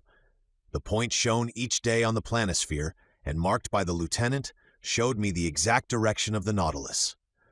Now, on that evening, it was evident, to my great satisfaction, that we were going back to the north by the Atlantic. The next day, April 1st, when the Nautilus ascended to the surface some minutes before noon, we sighted land to the west. It was Terra del Fuego, which the first navigators named thus from seeing the quantity of smoke that rose from the natives' huts. The coast seemed low to me, but in the distance rose high mountains. I even thought I had a glimpse of Mount Sarmiento, that rises 2,170 yards above the level of the sea, with a very pointed summit, which, according as it is misty or clear, is a sign of fine or of wet weather. At this moment the peak was clearly defined against the sky. The Nautilus, diving again under the water, approached the coast, which was only some few miles off. From the glass windows in the drawing room, I saw long seaweeds and gigantic fuchsia and verech, of which the open polar sea contains so many specimens, with their sharp polished filaments. They measured about 300 yards in length, real cables thicker than one's thumb, and having great tenacity. They are often used as ropes for vessels. Another weed known as velp, with leaves 4 feet long, buried in the coral concretions, hung at the bottom. It served as nest and food for myriads of crustacea and mollusks, crabs and cuttlefish. There seals and otters had splendid repasts, eating the flesh of fish with sea vegetables, according to the English fashion. Over this fertile and luxuriant ground the Nautilus passed with great rapidity. Towards evening it approached the Falkland group, the rough summits of which I recognized the following day. The depth of the sea was moderate. On the shores our nets brought in beautiful specimens of seaweed, and particularly a certain fucus, the roots of which were filled with the best mussels in the world. Geese and ducks fell by dozens on the platform, and soon took their places in the pantry on board. When the last heights of the Falklands had disappeared from the horizon, the Nautilus sank to between 20 and 25 yards, and followed the American coast. Captain Nemo did not show himself. Until the 3rd of April, we did not quit the shores of Patagonia, sometimes under the ocean, sometimes at the surface. The Nautilus passed beyond the large estuary formed by the Plata and was, on the 4th of April, 56 miles off Uruguay. Its direction was northwards and followed the long windings of the coast of South America. We had then made 1,600 miles since our embarkation in the seas of Japan. About 11 o'clock in the morning, the Tropic of Capricorn was crossed on the 37th meridian, and we passed Cape Frio standing out to sea. Captain Nemo, to Ned Land's great displeasure, did not like the neighborhood of the inhabited coasts of Brazil, for we went at a giddy speed. Not a fish, not a bird of the swiftest kind could follow us, and the natural curiosities of these seas escaped all observation. This speed was kept up for several days, and in the evening of the 9th of April, we sighted the most easterly point of South America that forms Cape San Roque. But then the Nautilus swerved again and sought the lowest depth of a submarine valley, which is between this cape and Sierra Leone on the African coast. This valley bifurcates to the parallel of the Antilles and terminates at the north by the enormous depression of 9,000 yards. In this place, the geological basin of the ocean forms, as far as the Lesser Antilles, a cliff of 3.5 miles perpendicular in height, and at the parallel of the Cape Verde Islands, another wall not less considerable, that encloses thus all the sunk continent of the Atlantic. The bottom of this immense valley is dotted with some mountains that give to these submarine places a picturesque aspect. I speak, moreover, from the manuscript charts that were in the library of the Nautilus, charts evidently due to Captain Nemo's hand and made after his personal observations. For 2 days the desert and deep waters were visited by means of the inclined planes. The Nautilus was furnished with long diagonal broadsides which carried it to all elevations. But on the 11th of April it rose suddenly, and land appeared at the mouth of the Amazon River, a vast estuary, the embouchure of which is so considerable that it freshens the seawater for the distance of several leagues. The equator was crossed. 20 miles to the west were the Guianas, a French territory, on which we could have found an easy refuge, but a stiff breeze was blowing, and the furious waves would not have allowed a single boat to face them. Ned Land understood that, no doubt, for he spoke not a word about it. For my part, I made no allusion to his schemes of flight, for I would not urge him to make an attempt that must inevitably fail. I made the time pass pleasantly by interesting studies. During the days of April 11th and 12th, the Nautilus did not leave the surface of the sea, and the net brought in a marvelous haul of zoophytes, fish, and reptiles. Some zoophytes had been fished up by the chain of the nets. They were for the most part beautiful fictalins belonging to the actinidian family, and among other species, the Fictalis protexta, peculiar to that part of the ocean, with a little cylindrical trunk, ornamented with vertical lines, speckled with red dots, crowning a marvelous blossoming of tentacles. As to the mollusks, they consisted of some I had already observed. Turritellas, olive porphyras with regular lines intercrossed, with red spots standing out plainly against the flesh, odd pterosaurus like petrified scorpions, translucid hyalias, argonauts, cuttlefish, excellent eating, and certain species of calmars that naturalists of antiquity have classed amongst the flying fish, and that serve principally for bait for cod fishing. I had now an opportunity of studying several species of fish on these shores. Amongst the cartilaginous ones, Petromazons prica, a sort of eel, 15 inches long, with a greenish head, violet fins, gray-blue back, brown belly, silvered and sewn with bright spots, the pupil of the eye encircled with gold. A curious animal that the current of the Amazon had drawn to the sea, for they inhabit fresh waters. Tuberculated streaks with pointed snouts and a long loose tail armed with a long jagged sting. Little sharks, a yard-long, gray and whitish skin, and several rows of teeth, bent back, that are generally known by the name of pantoufles. Vespertilios, a kind of red isosceles triangle half a yard long, to which pectorals are attached by fleshy prolongations that make them look like bats, but that their horny appendage, situated near the nostrils, has given them the name of sea unicorns. Lastly, some species of Baliste, the Curasavian, whose spots were of a brilliant gold color, and the Capriscus of clear violet, and with varying shades like a pigeon's throat. I end here this catalogue, which is somewhat dry perhaps, but very exact, with a series of bony fish that I observed in passing belonging to the apteronotes, and whose snout is white as snow, the body of a beautiful black, marked with a very long, loose, fleshy strip. Odontognathes, armed with spikes, sardines 9 inches long, glittering with a bright silver light, a species of mackerel provided with 2 anal fins, centronotes of a blackish tint, that are fished for with torches, long fish, 2 yards in length with fat flesh, white and firm, which when they arc fresh, taste like eel, and when dry, like smoked salmon. Labries, half red, covered with scales only at the bottom of the dorsal and anal fins. Chrysoptera, on which gold and silver blend their brightness with that of the ruby and topaz. Golden-tailed spares, the flesh of which is extremely delicate. and whose phosphorescent properties betray them in the midst of the waters. Orange-colored spares with long tongues, meg with gold caudal fins, dark thorntails, anableps of Suriname, etc. Notwithstanding this, etc., I must not omit to mention fish that Conseil will long remember, and with good reason.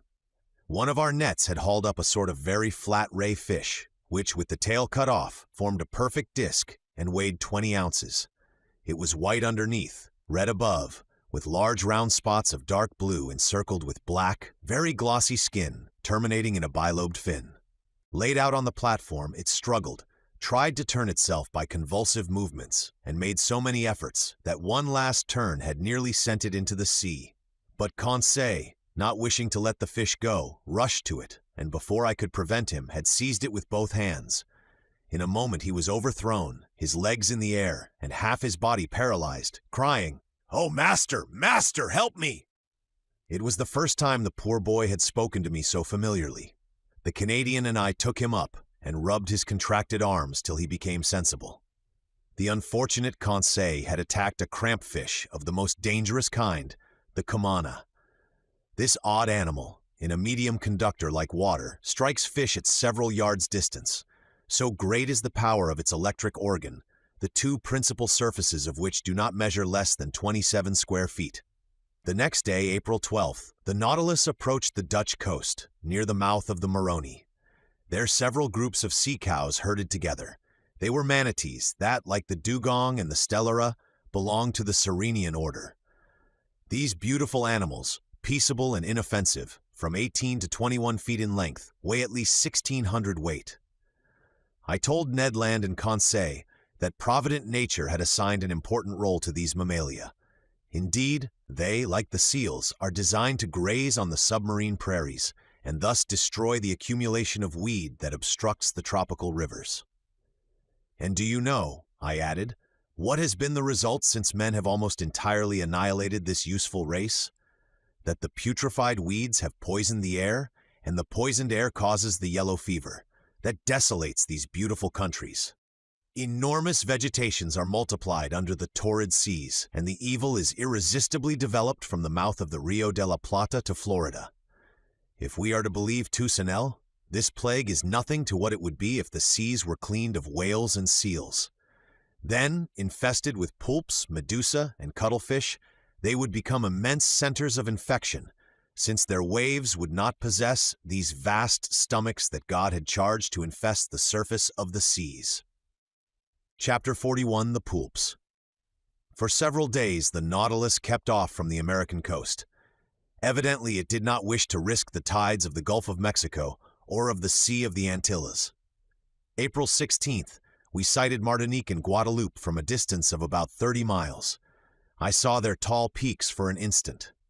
The Canadian, who counted on carrying out his projects in the Gulf by either landing or hailing one of the numerous boats that coast from one island to another, was quite disheartened. Flight would have been quite practicable if Ned Land had been able to take possession of the boat without the captain's knowledge. But in the open sea, it could not be thought of. The Canadian, Conseil, and I had a long conversation on this subject. For 6 months, we had been prisoners on board the Nautilus.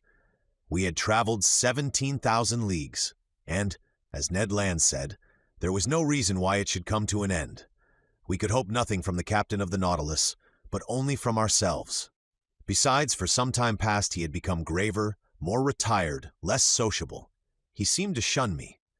I met him rarely. Formerly he was pleased to explain the submarine marvels to me. Now he left me to my studies and came no more to the saloon. What change had come over him? For what cause? For my part, I did not wish to bury with me my curious and novel studies. I had now the power to write the true book of the sea, and this book, sooner or later, I wished to see daylight. The land nearest us was the archipelago of the Bahamas. There rose high submarine cliffs covered with large weeds. It was about 11 o'clock when Ned Land drew my attention to a formidable pricking, like the sting of an ant, which was produced by means of large seaweeds. "Well," I said, "these are proper caverns for poulps, and I should not be astonished to see some of these monsters." "What?" said Conseil. "Cuttlefish, real cuttlefish of the cephalopod class?" "No," I said, "poulps of huge dimensions. I will never believe that such animals exist, said Ned. Well, said Conseil with the most serious air in the world, I remember perfectly to have seen a large vessel drawn under the waves by an octopus's arm. You saw that? Said the Canadian. Yes, Ned. With your own eyes? With my own eyes. Where, pray, might that be? At St. Malo, answered Conseil. In the port, said Ned ironically. No, in a church, replied Conseil. In a church, cried the Canadian. Yes, friend Ned, in a picture representing the poulp in question. Good, said Ned Land, bursting out laughing. He is quite right, I said. I have heard of this picture, but the subject represented is taken from a legend, and you know what to think of legends in the matter of natural history. Besides, when it is a question of monsters, the imagination is apt to run wild. Not only is it supposed that these poulps can draw down vessels, but a certain Olaus Magnus speaks of an octopus a mile long that is more like an island than an animal. It is also said that the Bishop of Nidros was building an altar on an immense rock. Mass finished, the rock began to walk and returned to the sea. The rock was a poulp. Another bishop, Pontoppidan, speaks also of a poulp on which a regiment of cavalry could maneuver. Lastly, the ancient naturalists speak of monsters whose mouths were like gulfs, and which were too large to pass through the Straits of Gibraltar. But how much is true of these stories? Asked Conseil. Nothing, my friends, at least of that which passes the limit of truth to get to fable or legend. Nevertheless, there must be some ground for the imagination of the storytellers. One cannot deny that poulps and cuttlefish exist of a large species, inferior, however, to the cetaceans. Aristotle has stated the dimensions of a cuttlefish as 5 cubits, or 9 feet 2 inches. Our fishermen frequently see some that are more than 4 feet long. Some skeletons of poulps are preserved in the museums of Trieste and Montpellier that measure 2 yards in length. Besides, according to the calculations of some naturalists, one of these animals only 6 feet long would have tentacles 27 feet long. That would suffice to make a formidable monster. Do they fish for them in these days? Asked Ned. If they do not fish for them, sailors see them at least. One of my friends, Captain Paul Boss of Havre, has often affirmed that he met one of these monsters of colossal dimensions in the Indian seas. But the most astonishing fact, and which does not permit of the denial of the existence of these gigantic animals, happened some years ago, in 1861. What is the fact? Asked Ned Land. This is it. In 1861, to the northeast of Tenerife, very nearly in the same latitude we are in now, the crew of the dispatch boat Elector perceived a monstrous cuttlefish swimming in the waters. Captain Bouguet went near to the animal and attacked it with harpoon and guns, without much success, for balls and harpoons glided over the soft flesh. After several fruitless attempts, the crew tried to pass a slip knot round the body of the mollusk. The noose slipped as far as the tail fins and there stopped. They tried then to haul it on board, but its weight was so considerable that the tightness of the cord separated the tail from the body, and deprived of this ornament, he disappeared under the water. Indeed, is that a fact? An indisputable fact, my good Ned. They proposed to name this poulp Bouguer's cuttlefish. What length was it? Asked the Canadian. Did it not measure about 6 yards? Said Conseil, who, posted at the window, was examining again the irregular windings of the cliff. Precisely, I replied. Its head, rejoined Conseil, was it not crowned with 8 tentacles that beat the water like a nest of serpents? Precisely. Had not its eyes, placed at the back of its head, considerable development? Yes, Conseil. And was not its mouth like a parrot's beak? Exactly, Conseil. Very well, no offense to master, he replied quietly. If this is not Bouguer's cuttlefish, it is, at least, one of its brothers. I looked at Conseil. Ned Land hurried to the window. What a horrible beast, he cried. I looked in my turn and could not repress a gesture of disgust. Before my eyes was a horrible monster worthy to figure in the legends of the marvelous.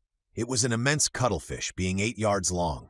It swam crossways in the direction of the Nautilus with great speed, watching us with its enormous staring green eyes. Its 8 arms, or rather feet, fixed to its head, that have given the name of cephalopod to these animals, were twice as long as its body, and were twisted like the Fury's hair. One could see the 250 air holes on the inner side of the tentacles. The monster's mouth, a horned beak like a parrot's, opened and shut vertically. Its tongue, a horned substance furnished with several rows of pointed teeth, came out quivering from this veritable pair of shears. What a freak of nature! A bird's beak on a mollusk. Its spindle-like body formed a fleshy mass that might weigh 4,000 to 5,000 pounds, the varying color changing with great rapidity, according to the irritation of the animal, passed successively from livid gray to reddish-brown. What irritated this mollusk? No doubt the presence of the Nautilus, more formidable than itself, and on which its suckers or its jaws had no hold. Yet, what monsters these poulps are! What vitality the Creator has given them! What vigor in their movements! And they possess 3 hearts. Chance had brought us in presence of this cuttlefish, and I did not wish to lose the opportunity of carefully studying this specimen of cephalopods. I overcame the horror that inspired me, and, taking a pencil, began to draw it. "Perhaps this is the same which the elector saw," said Conseil. "No," replied the Canadian, "for this is whole, and the other had lost its tail." "That is no reason," I replied. "The arms and tails of these animals are reformed by renewal, and in 7 years the tail of Bouguer's cuttlefish has no doubt had time to grow." By this time other poulps appeared at the port light. I counted 7. They formed a procession after the Nautilus, and I heard their beaks gnashing against the iron hull. I continued my work. These monsters kept in the water with such precision that they seemed immovable. Suddenly the Nautilus stopped. A shock made it tremble in every plate. "Have we struck anything?" I asked. "In any case," replied the Canadian, "we shall be free, for we are floating."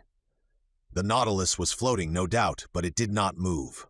A minute passed. Captain Nemo, followed by his lieutenant, entered the drawing room. I had not seen him for some time. He seemed dull. Without noticing or speaking to us, he went to the panel, looked at the poulps, and said something to his lieutenant. The latter went out. Soon the panels were shut. The ceiling was lighted. I went towards the captain. "A curious collection of poulps?" I said. "Yes, indeed, Mr. Naturalist," he replied. "And we are going to fight them, man to beast." I looked at him. I thought I had not heard aright. "Man to beast?" I repeated. "Yes, sir. The screw is stopped. I think that the horny jaws of one of the cuttlefish is entangled in the blades. That is what prevents our moving." "What are you going to do?" "Rise to the surface and slaughter this vermin." "A difficult enterprise." "Yes, indeed. The electric bullets are powerless against the soft flesh, where they do not find resistance enough to go off. But we shall attack them with the hatchet." "And the harpoon, sir," said the Canadian, "if you do not refuse my help." "I will accept it, Master Land." "We will follow you," I said, and following Captain Nemo, we went towards the central staircase. There, about 10 men with boarding hatchets were ready for the attack. Conseil and I took 2 hatchets. Ned Land seized a harpoon. The Nautilus had then risen to the surface. One of the sailors, posted on the top ladder step, unscrewed the bolts of the panels. But hardly were the screws loosed when the panel rose with great violence, evidently drawn by the suckers of a poulp's arm. Immediately one of these arms slid like a serpent down the opening, and 20 others were above. With one blow of the axe, Captain Nemo cut this formidable tentacle that slid wriggling down the ladder. Just as we were pressing one on the other to reach the platform, 2 other arms, lashing the air, came down on the seaman placed before Captain Nemo and lifted him up with irresistible power. Captain Nemo uttered a cry and rushed out. We hurried after him. What a scene! The unhappy man, seized by the tentacle and fixed to the suckers, was balanced in the air at the caprice of this enormous trunk. He rattled in his throat, he was stifled, he cried, "Help, help!" These words, spoken in French, startled me. I had a fellow countryman on board, perhaps several. That heart-rending cry, I shall hear it all my life. The unfortunate man was lost. Who could rescue him from that powerful pressure? However, Captain Nemo had rushed to the pulp and with one blow of the axe had cut through one arm. His lieutenant struggled furiously against other monsters that crept on the flanks of the Nautilus. The crew fought with their axes. The Canadian, Conseil, and I buried our weapons in the fleshy masses. A strong smell of musk penetrated the atmosphere. It was horrible. For one instant, I thought the unhappy man, entangled with the pulp, would be torn from its powerful suction. 7 of the 8 arms had been cut off. One only wriggled in the air, brandishing the victim like a feather. But just as Captain Nemo and his lieutenant threw themselves on it, the animal ejected a stream of black liquid. We were blinded with it. When the cloud dispersed, the cuttlefish had disappeared and my unfortunate countrymen with it. 10 or 12 POULPS now invaded the platform and sides of the Nautilus. We rolled pell-mell into the midst of this nest of serpents that wriggled on the platform in the waves of blood and ink. It seemed as though these slimy tentacles sprang up like the Hydra's heads. Ned Land's harpoon at each stroke was plunged into the staring eyes of the cuttlefish. But my bold companion was suddenly overturned by the tentacles of a monster he had not been able to avoid. Ah! How my heart beat with emotion and horror. The formidable beak of a cuttlefish was open over Ned Land. The unhappy man would be cut in two. I rushed to his succor. But Captain Nemo was before me. His axe disappeared between the two enormous jaws, and miraculously saved the Canadian, rising, plunged his harpoon deep into the triple heart of the pulp. "I owed myself this revenge," said the captain to the Canadian. Ned bowed without replying. The combat had lasted a quarter of an hour. The monsters, vanquished and mutilated, left us at last and disappeared under the waves. Captain Nemo, covered with blood, nearly exhausted, gazed upon the sea that had swallowed up one of his companions, and great tears gathered in his eyes. Chapter 42. The Gulf Stream.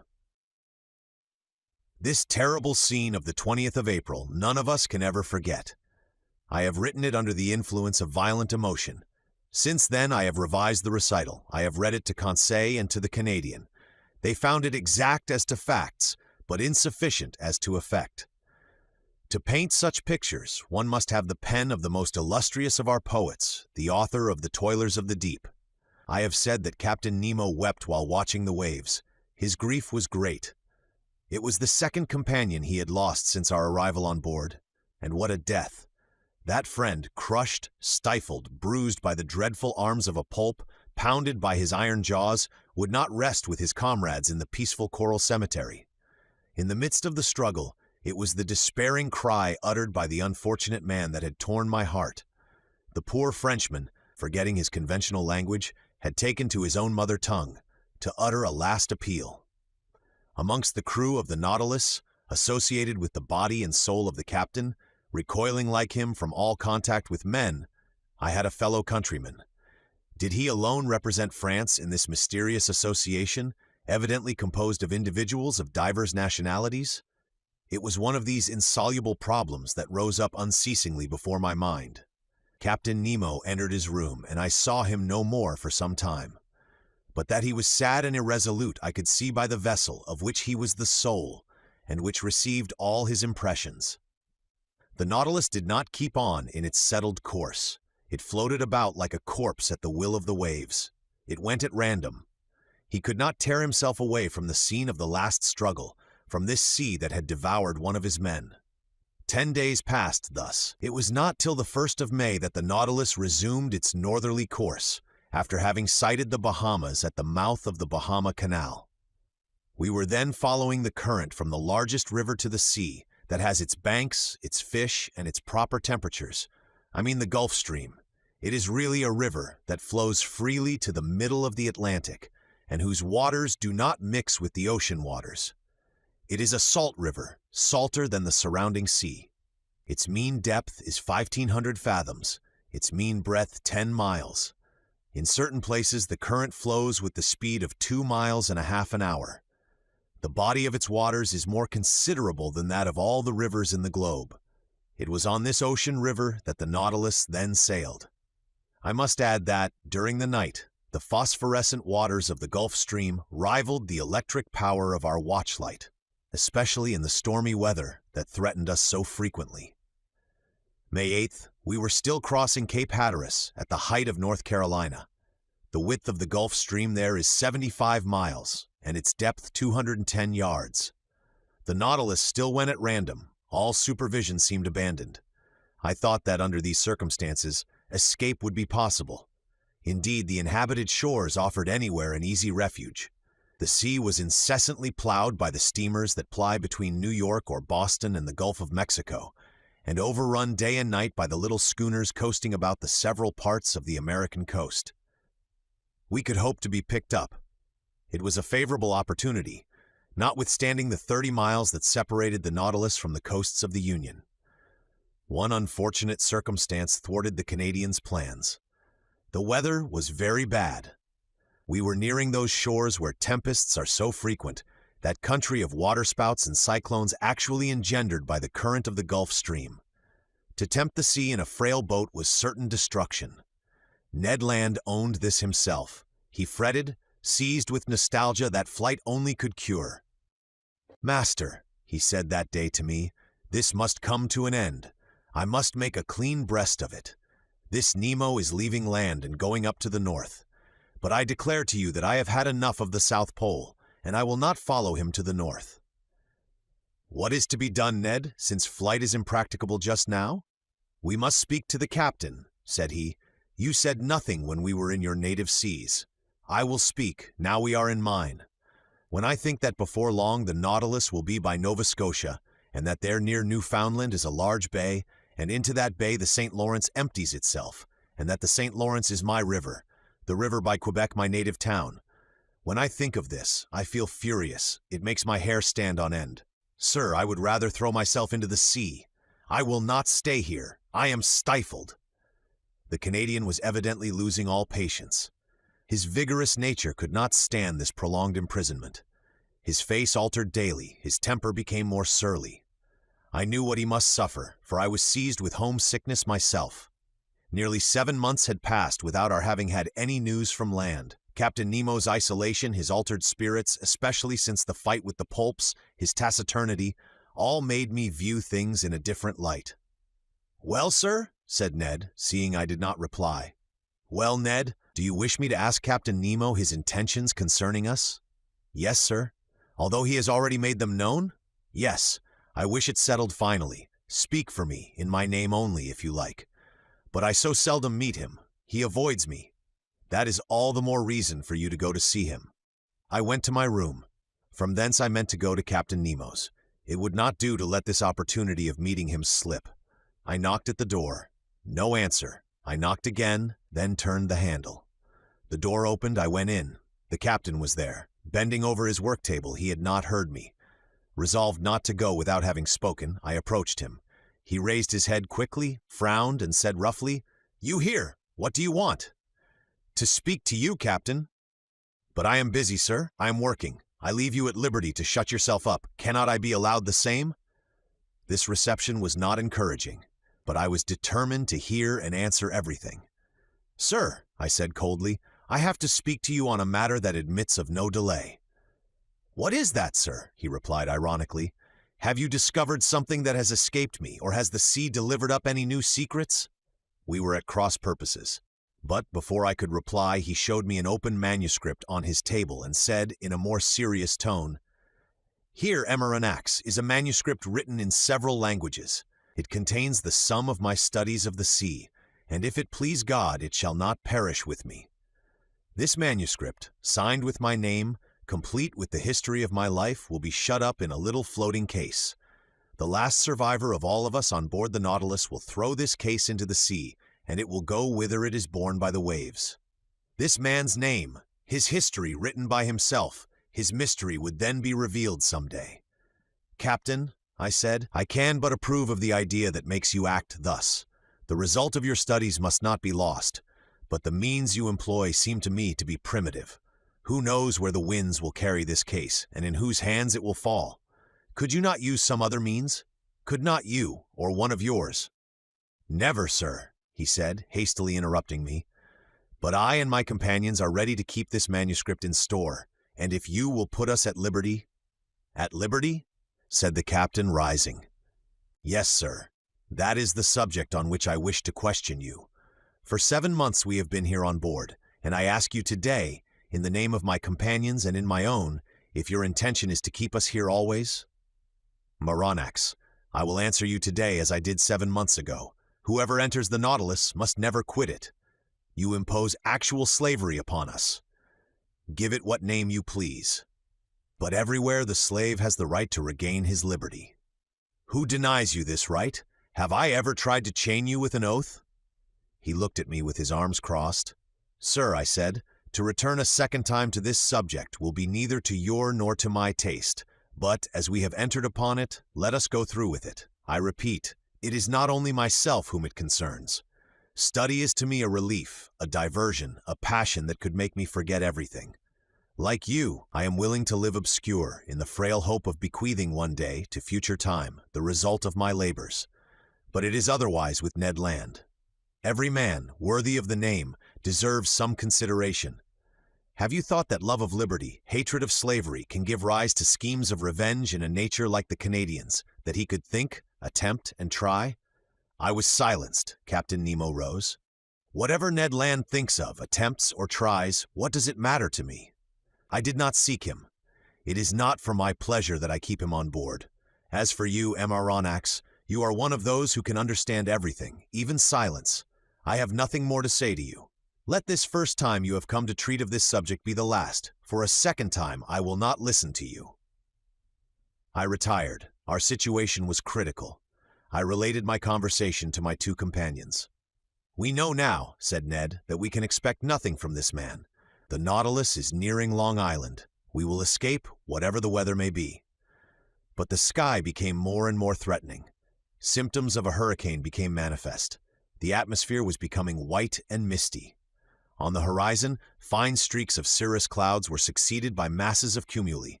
Other low clouds passed swiftly by. The swollen sea rose in huge billows.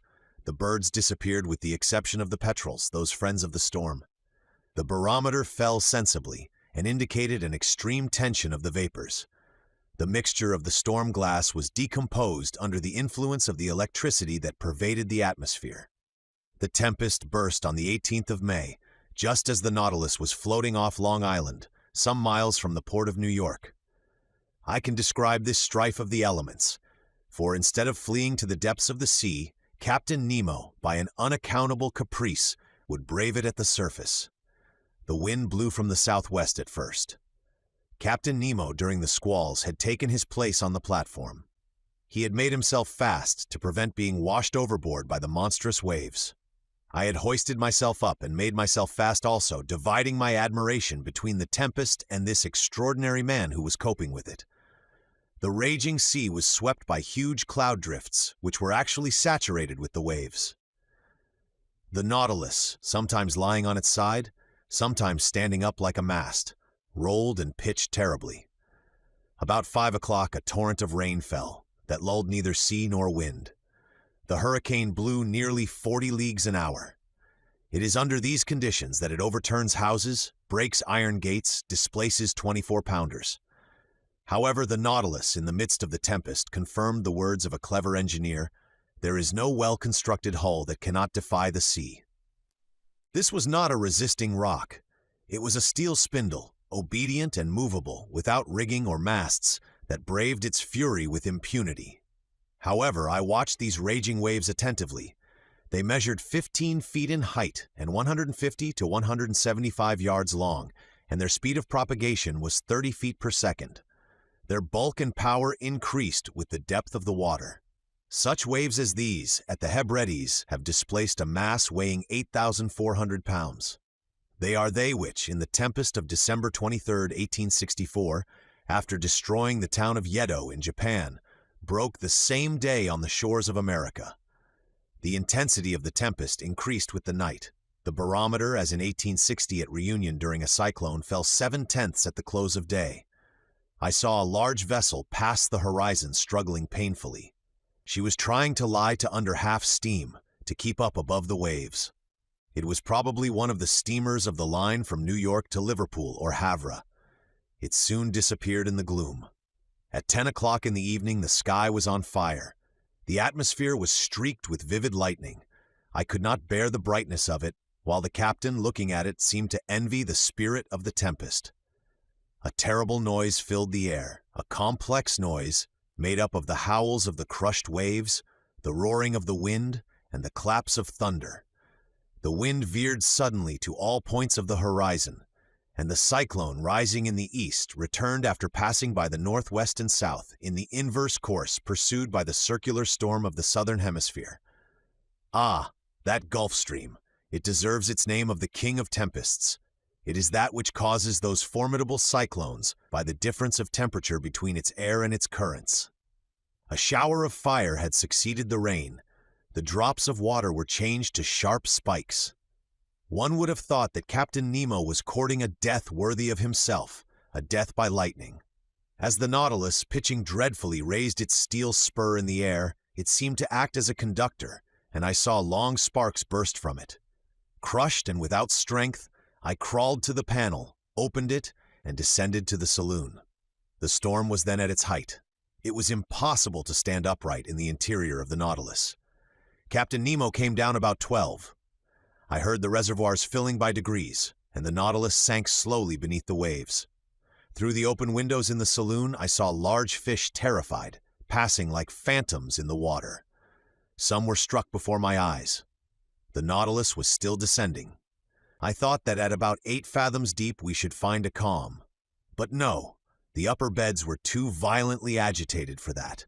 We had to seek repose at more than 25 fathoms in the bowels of the deep. But there, what quiet, what silence, what peace! Who could have told that such a hurricane had been let loose on the surface of that ocean? From latitude 47 degrees 24 to longitude 17·28, in consequence of the storm, we had been thrown eastward once more. All hope of escape on the shores of New York or St. Lawrence had faded away, and poor Ned, in despair, had isolated himself like Captain Nemo. Conseil and I, however, never left each other. I said that the Nautilus had gone aside to the east. I should have said, to be more exact, the northeast. For some days, it wandered first on the surface and then beneath it, amid those fogs so dreaded by sailors. What accidents are due to these thick fogs? What shocks upon these reefs when the wind drowns the breaking of the waves? What collisions between vessels, in spite of their warning lights, whistles, and alarm bells? And the bottoms of these seas look like a field of battle, where still lie all the conquered of the ocean, some old and already encrusted, others fresh and reflecting from their iron bands and copper plates the brilliancy of our lantern. On the 15th of May, we were at the extreme south of the Bank of Newfoundland. This bank consists of alluvia, or large heaps of organic matter, brought either from the equator by the Gulf Stream or from the North Pole by the countercurrent of cold water which skirts the American coast.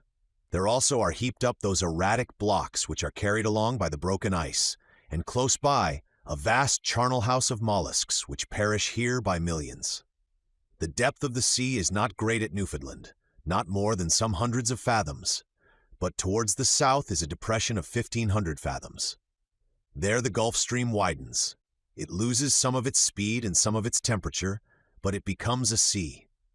It was on the 17th of May, about 500 miles from Heart's Content, at a depth of more than 1,400 fathoms, that I saw the electric cable lying on the bottom. Conseil, to whom I had not mentioned it, thought at first that it was a gigantic sea serpent, but I undeceived the worthy fellow, and by way of consolation related several particulars in the laying of this cable. The first one was laid in the years 1857 and 1858, but, after transmitting about 400 telegrams, would not act any longer. In 1863, the engineers constructed another one, measuring 2,000 miles in length and weighing 4,500 tons, which was embarked on the Great Eastern. This attempt also failed. On the 25th of May, the Nautilus, being at a depth of more than 1,918 fathoms, was on the precise spot where the rupture occurred, which ruined the enterprise. It was within 638 miles of the coast of Ireland, and at 2:30 in the afternoon, they discovered that communication with Europe had ceased. The electricians on board resolved to cut the cable before fishing it up, and at 11 o'clock at night they had recovered the damaged part. They made another point and spliced it, and it was once more submerged. But some days after it broke again, and in the depths of the ocean could not be recaptured. The Americans, however, were not discouraged. Cyrus Field, the bold promoter of the enterprise, as he had sunk all his own fortune, set a new subscription on foot, which was at once answered, and another cable was constructed on better principles. The bundles of conducting wires were each enveloped in gutta percha and protected by a wadding of hemp, contained in a metallic covering.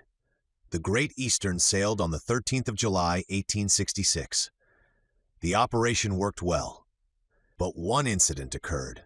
Several times in unrolling the cable, they observed that nails had recently been forced into it, evidently with the motive of destroying it.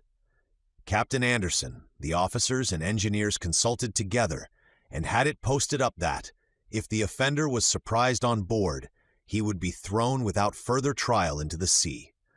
From that time, the criminal attempt was never repeated. On the 23rd of July, the Great Eastern was not more than 500 miles from Newfoundland when they telegraphed from Ireland the news of the armistice concluded between Prussia and Austria after Sadowa. On the 27th, in the midst of heavy fogs, they reached the port of Heart's Content. The enterprise was successfully terminated, and for its first dispatch, young America addressed old Europe in these words of wisdom, so rarely understood: "Glory to God in the highest, and on earth peace, goodwill towards men." I did not expect to find the electric cable in its primitive state, such as it was on leaving the manufactory. The long serpent, covered with the remains of shells, bristling with foraminiferae, was encrusted with a strong coating which served as a protection against all boring mollusks. It lay quietly sheltered from the motions of the sea and under a favorable pressure for the transmission of the electric spark which passes from Europe to America in 32 of a second. Doubtless this cable will last for a great length of time, for they find that the gutta percha covering is improved by the seawater. Besides, on this level, so well chosen, the cable is never so deeply submerged as to cause it to break. The Nautilus followed it to the lowest depth, which was more than 2,212 fathoms. And there it lay without any anchorage. And then we reached the spot where the accident had taken place in 1863. The bottom of the ocean then formed a valley about 100 miles broad, in which Mont Blanc might have been placed without its summit appearing above the waves. This valley is closed at the east by a perpendicular wall more than 2,000 yards high. We arrived there on the 28th of May, and the Nautilus was then not more than 120 miles from Ireland. Was Captain Nemo going to land on the British Isles? No. To my great surprise, he made for the south, once more coming back towards European seas. In rounding the Emerald Isle, for one instant I caught sight of Cape Clear and the light which guides the thousands of vessels leaving Glasgow or Liverpool. An important question then arose in my mind. Did the Nautilus dare entangle itself in the Manche? Ned Land, who had reappeared since we had been nearing land, did not cease to question me. How could I answer? Captain Nemo remained invisible. After having shown the Canadian a glimpse of American shores, was he going to show me the coast of France? But the Nautilus was still going southward. On the 30th of May, it passed in sight of Land's End, between the extreme point of England and the Scilly Isles, which were left to starboard. If we wished to enter the Manche, he must go straight to the east. He did not do so. During the whole of the 31st of May, the Nautilus described a series of circles on the water, which greatly interested me. It seemed to be seeking a spot it had some trouble in finding. At noon, Captain Nemo himself came to work the ship's log. He spoke no word to me, but seemed gloomier than ever.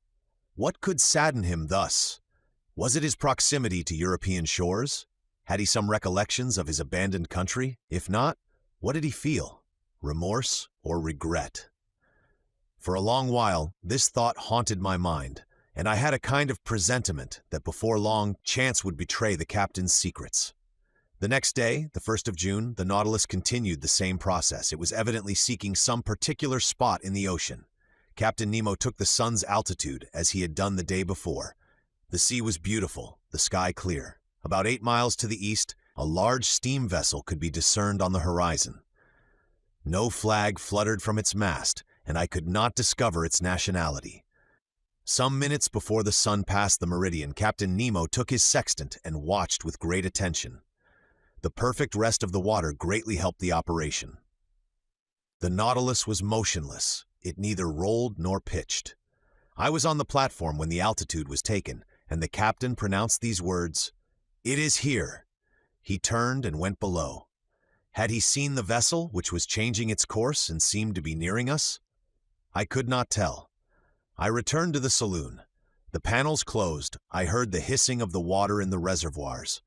The Nautilus began to sink, following a vertical line, for its screw communicated no motion to it. Some minutes later, it stopped at a depth of more than 420 fathoms, resting on the ground. The luminous ceiling was darkened, then the panels were opened, and through the glass I saw the sea brilliantly illuminated by the rays of our lantern for at least half a mile round us. I looked to the port side and saw nothing but an immensity of quiet waters. But to starboard on the bottom appeared a large protuberance, which at once attracted my attention. One would have thought it a ruin buried under a coating of white shells, much resembling a covering of snow. Upon examining the mass attentively, I could recognize the ever-thickening form of a vessel bare of its masts, which must have sunk. It certainly belonged to past times. This wreck, to be thus encrusted with the lime of the water, must already be able to count many years passed at the bottom of the ocean. What was this vessel? Why did the Nautilus visit its tomb? Could it have been aught but a shipwreck which had drawn it under the water? I knew not what to think, when near me in a slow voice I heard Captain Nemo say, "At one time this ship was called the Marseillais. It carried 74 guns and was launched in 1762. In 1778, the 13th of August, commanded by Le Poype-Vertrio, it fought boldly against the Preston. In 1779, on the 4th of July, it was at the taking of Grenada, with the squadron of Admiral Estaing. In 1781, on the 5th of September, it took part in the Battle of Comte de Grasse in Chesapeake Bay. In 1794, the French Republic changed its name.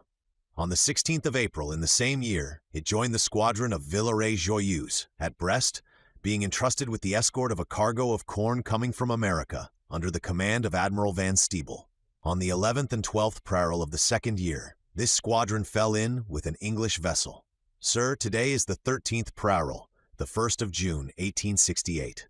It is now 74 years ago, day for day on this very spot, in latitude 47°24, longitude 17°28, that this vessel, after fighting heroically, losing its 3 masts, with the water in its hold, and the third of its crew disabled, preferred sinking with its 356 sailors to surrendering, and nailing its colors to the poop, disappeared under the waves to the cry of "Long live the Republic."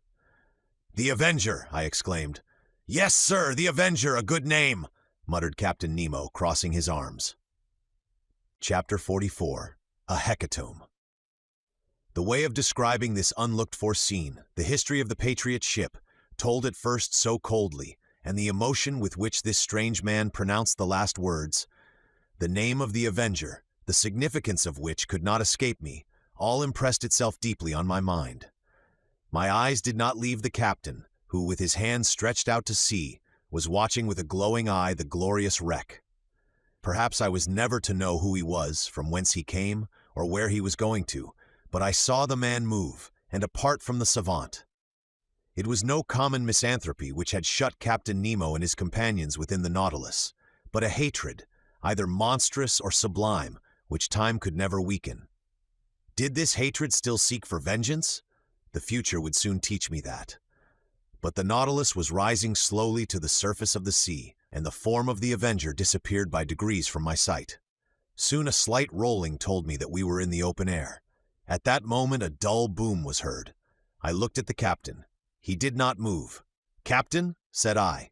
He did not answer. I left him and mounted the platform. Conseil and the Canadian were already there. "Where did that sound come from?" I asked. "It was a gunshot," replied Ned Land. I looked in the direction of the vessel I had already seen. It was nearing the Nautilus, and we could see that it was putting on steam. It was within 6 miles of us. "What is that ship, Ned?"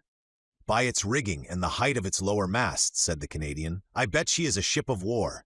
May it reach us, and if necessary, sink this cursed Nautilus." "Friend Ned," replied Conseil, "what harm can it do to the Nautilus? Can it attack it beneath the waves? Can its cannonade us at the bottom of the sea?" "Tell me, Ned," said I, "can you recognize what country she belongs to?"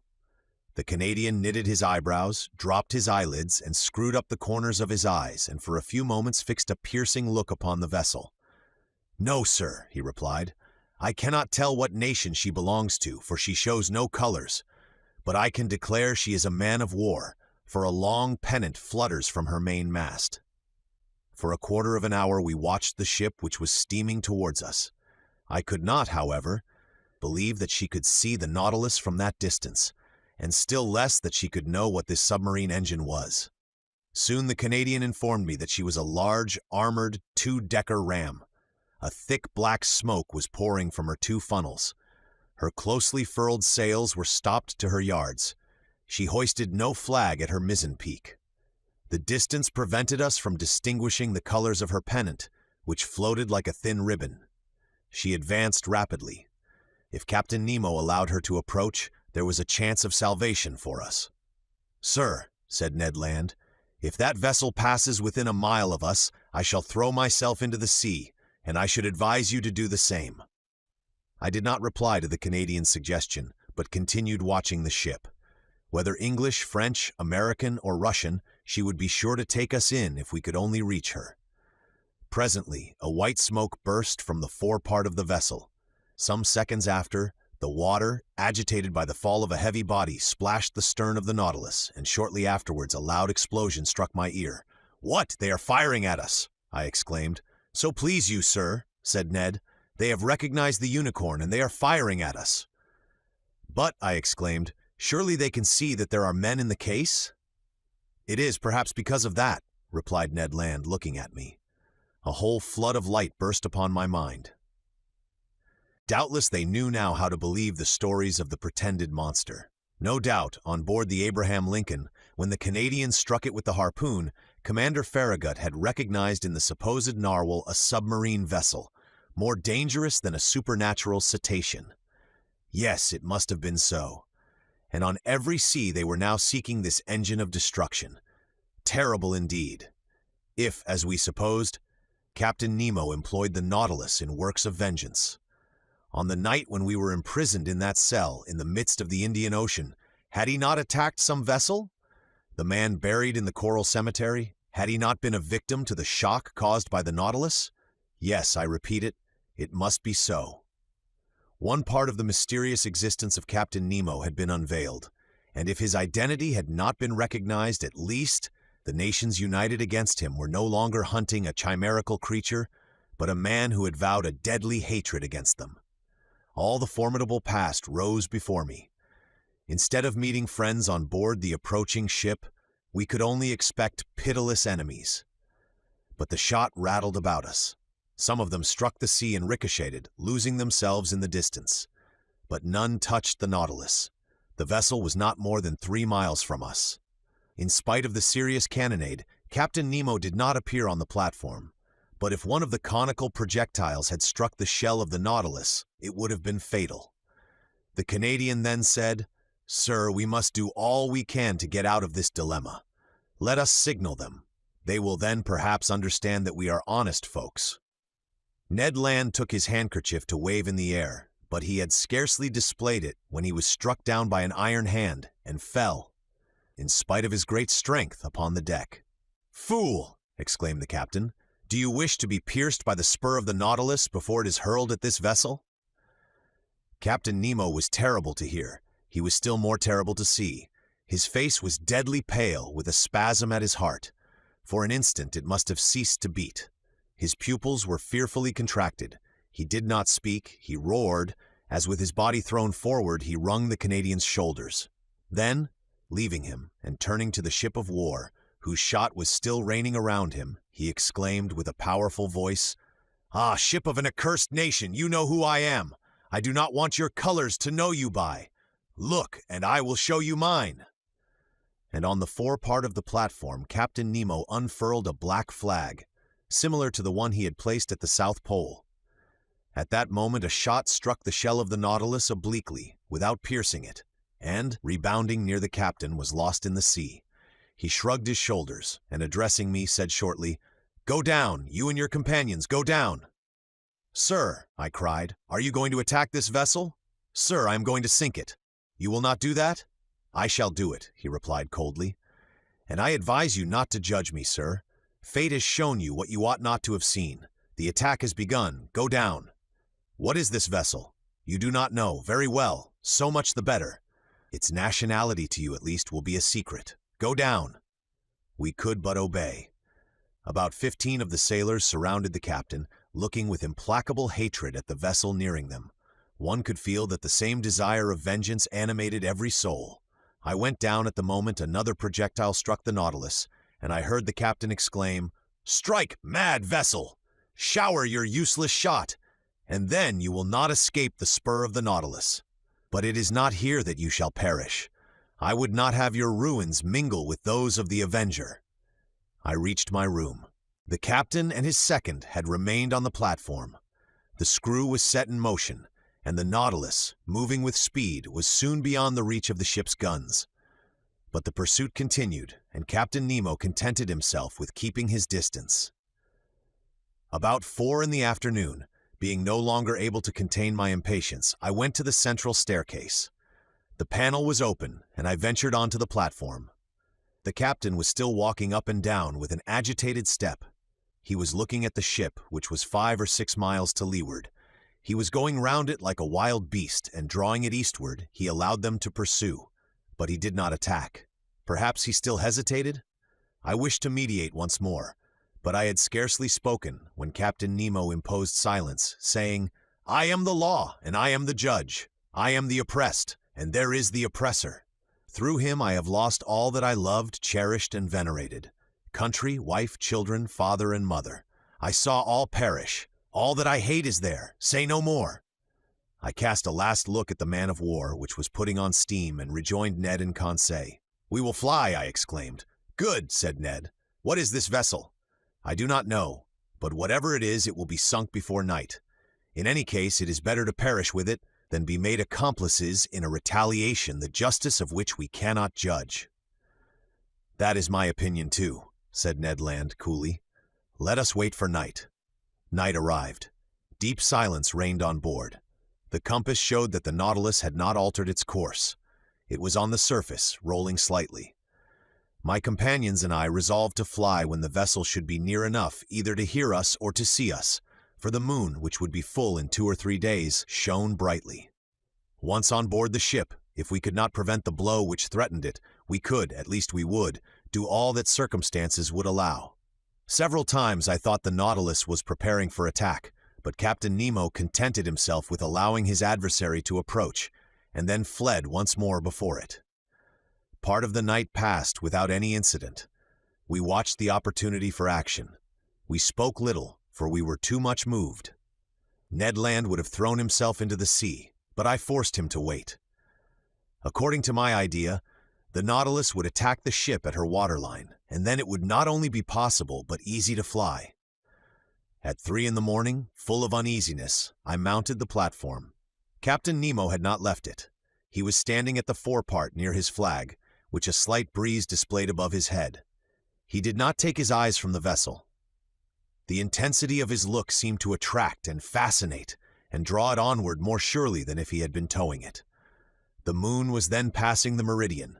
Jupiter was rising in the east. Amid this peaceful scene of nature, sky and ocean rivaled each other in tranquility, the sea offering to the orbs of night the finest mirror they could ever have in which to reflect their image. As I thought of the deep calm of these elements, compared with all those passions brooding imperceptibly within the Nautilus, I shuddered. The vessel was within 2 miles of us. It was ever nearing that phosphorescent light which showed the presence of the Nautilus. I could see its green and red lights and its white lantern hanging from the large foremast. An indistinct vibration quivered through its rigging, showing that the furnaces were heated to the uttermost. Sheaves of sparks and red ashes flew from the funnels, shining in the atmosphere like stars. I remained thus until 6 in the morning, without Captain Nemo noticing me. The ship stood about 1.5 miles from us, and with the first dawn of day, the firing began afresh. The moment could not be far off when, the Nautilus attacking its adversary, my companions and myself should forever leave this man. I was preparing to go down to remind them, when the second mounted the platform, accompanied by several sailors. Captain Nemo either did not or would not see them. Some steps were taken, which might be called the signal for action. They were very simple. The iron balustrade around the platform was lowered, and the lantern and pilot cages were pushed within the shell until they were flush with the deck. The long surface of the steel cigar no longer offered a single point to check its maneuvers. I returned to the saloon. The Nautilus still floated. Some streaks of light were filtering through the liquid beds. With the undulations of the waves, the windows were brightened by the red streaks of the rising sun, and this dreadful day of the 2nd of June had dawned. At 5 o'clock, the log showed that the speed of the Nautilus was slackening, and I knew that it was allowing them to draw nearer. Besides, the reports were heard more distinctly, and the projectiles, laboring through the ambient water, were extinguished with a strange hissing noise. "My friends," said I, "the moment is come. One grasp of the hand and may God protect us." Ned Land was resolute, Conseil calm, myself so nervous that I knew not how to contain myself. We all passed into the library, but the moment I pushed the door opening onto the central staircase, I heard the upper panel close sharply. The Canadian rushed onto the stairs, but I stopped him. A well-known hissing noise told me that the water was running into the reservoirs, and in a few minutes the Nautilus was some yards beneath the surface of the waves. I understood the maneuver. It was too late to act. The Nautilus did not wish to strike at the impenetrable cuirass, but below the waterline, where the metallic covering no longer protected it. We were again imprisoned, unwilling witnesses of the dreadful drama that was preparing. We had scarcely time to reflect. Taking refuge in my room, we looked at each other without speaking. A deep stupor had taken hold of my mind. Thought seemed to stand still. I was in that painful state of expectation preceding a dreadful report.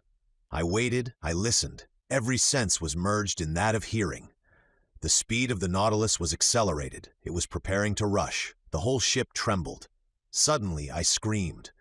I felt the shock, but comparatively light. I felt the penetrating power of the steel spur. I heard rattlings and scrapings, but the Nautilus, carried along by its propelling power, passed through the mass of the vessel like a needle through sailcloth. I could stand it no longer. Mad, out of my mind, I rushed from my room into the saloon. Captain Nemo was there, mute, gloomy, implacable. He was looking through the port panel. A large mass cast a shadow on the water, and that it might lose nothing of her agony, the Nautilus was going down into the abyss with her. 10 yards from me I saw the open shell, through which the water was rushing with the noise of thunder, then the double line of guns and the netting. The bridge was covered with black, agitated shadows. The water was rising. The poor creatures were crowding the ratlines, clinging to the masts, struggling under the water. It was a human ant-heap overtaken by the sea. Paralyzed, stiffened with anguish, my hair standing on end, with eyes wide open, panting, without breath and without voice, I too was watching. An irresistible attraction glued me to the glass. Suddenly an explosion took place. The compressed air blew up her decks as if the magazines had caught fire. Then the unfortunate vessel sank more rapidly. Her topmast, laden with victims, now appeared. Then her spars, bending under the weight of men, and last of all, the top of her mainmast. Then the dark mass disappeared, and with it the dead crew, drawn down by the strong eddy. I turned to Captain Nemo. That terrible avenger, a perfect archangel of hatred, was still looking. When all was over, he turned to his room, opened the door, and entered. I followed him with my eyes. On the end wall beneath his heroes, I saw the portrait of a woman, still young, and 2 little children. Captain Nemo looked at them for some moments, stretched his arms towards them, and kneeling down, burst into deep sobs. Chapter 45, The Last Words of Captain Nemo. The panels had closed on this dreadful vision, but light had not returned to the saloon. All was silence and darkness within the Nautilus.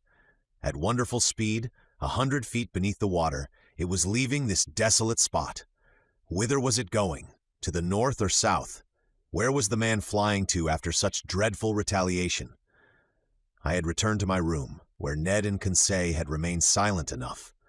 I felt an insurmountable horror for Captain Nemo.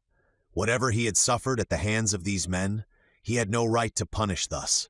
He had made me, if not an accomplice, at least a witness of his vengeance. At 11, the electric light reappeared. I passed into the saloon. It was deserted. I consulted the different instruments. The Nautilus was flying northward at the rate of 25 miles an hour, now on the surface and now 30 feet below it. On taking the bearings by the chart, I saw that we were passing the mouth of the Manche and that our course was hurrying us towards the northern seas at a frightful speed. That night we had crossed 200 leagues of the Atlantic. The shadows fell and the sea was covered with darkness until the rising of the moon. I went to my room but could not sleep. I was troubled with dreadful nightmare. The horrible scene of destruction was continually before my eyes. From that day, who could tell into what part of the North Atlantic basin the Nautilus would take us? Still, with unaccountable speed, still in the midst of these northern fogs, would it touch at Spitzbergen or on the shores of Nova Zembla? Should we explore those unknown seas, the White Sea, the Sea of Kara, the Gulf of Obi, the archipelago of Liaroff, and the unknown coast of Asia? I could not say. I could no longer judge of the time that was passing. The clocks had been stopped on board. It seemed, as in polar countries, that night and day no longer followed their regular course. I felt myself being drawn into that strange region where the foundered imagination of Edgar Poe roamed at will. Like the fabulous Gordon Pym, at every moment I expected to see that veiled human figure of larger proportions than those of any inhabitant of the earth thrown across the cataract which defends the approach to the pole. I estimated, though perhaps I may be mistaken, I estimated this adventurous course of the Nautilus to have lasted 15 or 20 days, and I know not how much longer it might have lasted had it not been for the catastrophe which ended this voyage. Of Captain Nemo I saw nothing whatever now, nor of his second. Not a man of the crew was visible for an instant. The Nautilus was almost incessantly underwater. When we came to the surface to renew the air, the panels opened and shut mechanically. There were no more marks on the planisphere. I knew not where we were. And the Canadian, too, his strength and patience at an end, appeared no more. Conseil could not draw a word from him, and, fearing that, in a dreadful fit of madness, he might kill himself, watched him with constant devotion. One morning, what date it was I could not say, I had fallen into a heavy sleep towards the early hours, a sleep both painful and unhealthy, when I suddenly awoke. Ned Land was leaning over me, saying in a low voice, "We are going to fly." I sat up. "When shall we go?" I asked. "Tonight. All inspection on board the Nautilus seems to have ceased. All appear to be stupefied." "You will be ready, sir?" "Yes, where are we?" "In sight of land. I took the reckoning this morning in the fog, 20 miles to the east." "What country is it?" "I do not know, but whatever it is, we will take refuge there." "Yes, Ned, yes, we will fly tonight, even if the sea should swallow us up." "The sea is bad, the wind violent, but 20 miles in that light boat of the Nautilus does not frighten me. Unknown to the crew, I have been able to procure food and some bottles of water. I will follow you. But," continued the Canadian, "if I am surprised, I will defend myself. I will force them to kill me." "We will die together, friend Ned." I had made up my mind to all. The Canadian left me.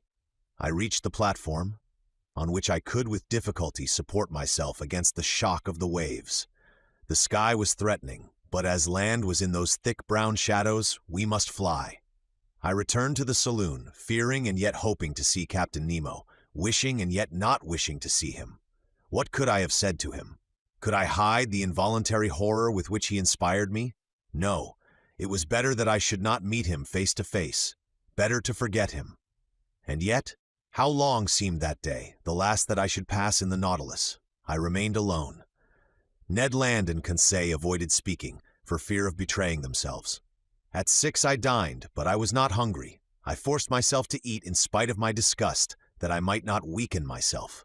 At 6:30 Ned Land came to my room, saying, "We shall not see each other again before our departure. At 10 the moon will not be risen. We will profit by the darkness. Come to the boat. Conseil and I will wait for you." The Canadian went out without giving me time to answer. Wishing to verify the course of the Nautilus, I went to the saloon. We were running NNE at frightful speed and more than 50 yards deep. I cast a last look on these wonders of nature, on the riches of art heaped up in this museum, upon the unrivaled collection destined to perish at the bottom of the sea, with him who had formed it. I wished to fix an indelible impression of it in my mind. I remained an hour thus, bathed in the light of that luminous ceiling, and passing in review those treasures shining under their glasses. Then I returned to my room. I dressed myself in strong sea clothing. I collected my notes, placing them carefully about me. My heart beat loudly. I could not check its pulsations. Certainly my trouble and agitation would have betrayed me to Captain Nemo's eyes. What was he doing at this moment? I listened at the door of his room. I heard steps. Captain Nemo was there. He had not gone to rest. At every moment I expected to see him appear and ask me why I wished to fly. I was constantly on the alert. My imagination magnified everything.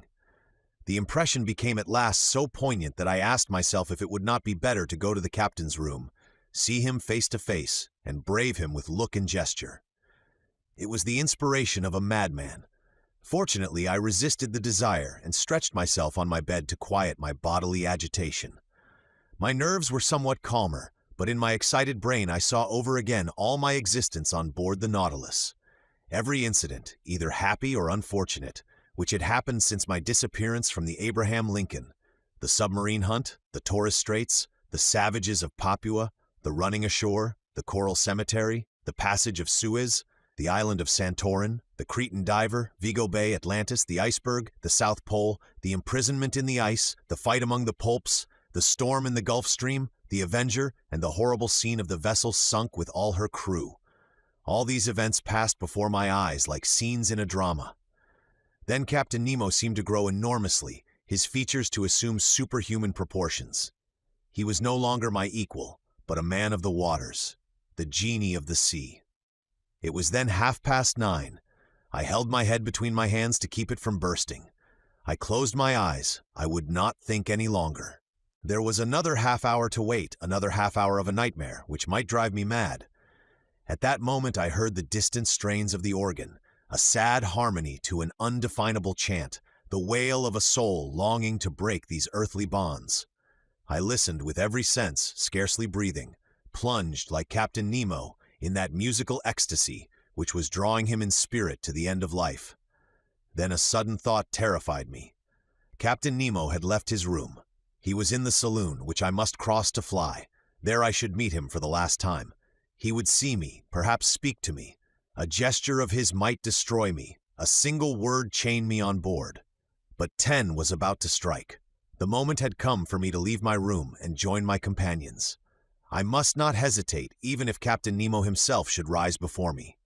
I opened my door carefully, and even then, as it turned on its hinges, it seemed to me to make a dreadful noise. Perhaps it only existed in my own imagination. I crept along the dark stairs of the Nautilus, stopping at each step to check the beating of my heart. I reached the door of the saloon and opened it gently. It was plunged in profound darkness. The strains of the organ sounded faintly. Captain Nemo was there. He did not see me. In the full light I do not think he would have noticed me, so entirely was he absorbed in the ecstasy. I crept along the carpet, avoiding the slightest sound which might betray my presence. I was at least 5 minutes reaching the door, at the opposite side, opening into the library. I was going to open it when a sigh from Captain Nemo nailed me to the spot. I knew that he was rising. I could even see him, for the light from the library came through to the saloon. He came towards me silently, with his arms crossed, gliding like a specter rather than walking. His breast was swelling with sobs, and I heard him murmur these words, the last which ever struck my ear. "Almighty God! Enough! Enough!" Was it a confession of remorse which thus escaped from this man's conscience? In desperation, I rushed through the library, mounted the central staircase, and following the upper flight, reached the boat. I crept through the opening which had already admitted my 2 companions. "Let us go! Let us go!" I exclaimed. "Directly!" replied the Canadian. The orifice in the plates of the Nautilus was first closed and fastened down by means of a false key, with which Ned Land had provided himself. The opening in the boat was also closed. The Canadian began to loosen the bolts which still held us to the submarine boat. Suddenly a noise was heard. Voices were answering each other loudly. What was the matter? Had they discovered our flight? I felt Ned Land slipping a dagger into my hand. "Yes," I murmured, "we know how to die!" The Canadian had stopped in his work, but one word many times repeated, a dreadful word, revealed the cause of the agitation spreading on board the Nautilus. It was not we the crew were looking after. The maelstrom, Could a more dreadful word in a more dreadful situation have sounded in our ears? We were then upon the dangerous coast of Norway. Was the Nautilus being drawn into this gulf at the moment our boat was going to leave its sides? We knew that at the tide the pent-up waters between the islands of Faroe and Lofoten rush with irresistible violence, forming a whirlpool from which no vessel ever escapes. From every point of the horizon enormous waves were meeting, forming a gulf justly called the navel of the ocean, whose power of attraction extends to a distance of 12 miles. There not only vessels, but whales are sacrificed, as well as white bears from the northern regions. It is thither that the Nautilus, voluntarily or involuntarily, had been run by the captain. It was describing a spiral, the circumference of which was lessening by degrees, and the boat, which was still fastened to its side, was carried along with giddy speed. I felt that sickly giddiness which arises from long continued whirling round. We were in dread. Our horror was at its height. Circulation had stopped, all nervous influence was annihilated, and we were covered with cold sweat, like a sweat of agony. And what noise around our frail bark, what roarings repeated by the echo miles away. What an uproar was that of the waters broken on the sharp rocks at the bottom, where the hardest bodies are crushed and trees worn away, with all the fur rubbed off, according to the Norwegian phrase. What a situation to be in! We rocked frightfully. The Nautilus defended itself like a human being. Its steel muscles cracked. Sometimes it seemed to stand upright, and we with it. "We must hold on," said Ned, "and look after the bolts. We may still be saved if we stick to the Nautilus." He had not finished the words when we heard a crashing noise. The bolts gave way, and the boat, torn from its groove, was hurled like a stone from a sling into the midst of the whirlpool. My head struck on a piece of iron, and with the violent shock I lost all consciousness. Chapter 46, Conclusion. Thus ends the voyage under the seas. What passed during that night, how the boat escaped from the eddies of the maelstrom, how Ned Land, Conseil, and myself ever came out of the gulf, I cannot tell. But when I returned to consciousness, I was lying in a fisherman's hut on the Lofoten Isles. My two companions, safe and sound, were near me holding my hands. We embraced each other heartily. At that moment we could not think of returning to France. The means of communication between the north of Norway and the south are rare, and I am therefore obliged to wait for the steamboat running monthly from Cape North. And, among the worthy people who have so kindly received us, I revise my record of these adventures once more. Not a fact has been omitted, not a detail exaggerated. It is a faithful narrative of this incredible expedition in an element inaccessible to man, but to which progress will one day open a road. Shall I be believed? I do not know, and it matters little after all. What I now affirm is that I have a right to speak of these seas, under which in less than 10 months I have crossed 20,000 leagues in that submarine tour of the world, which has revealed so many wonders.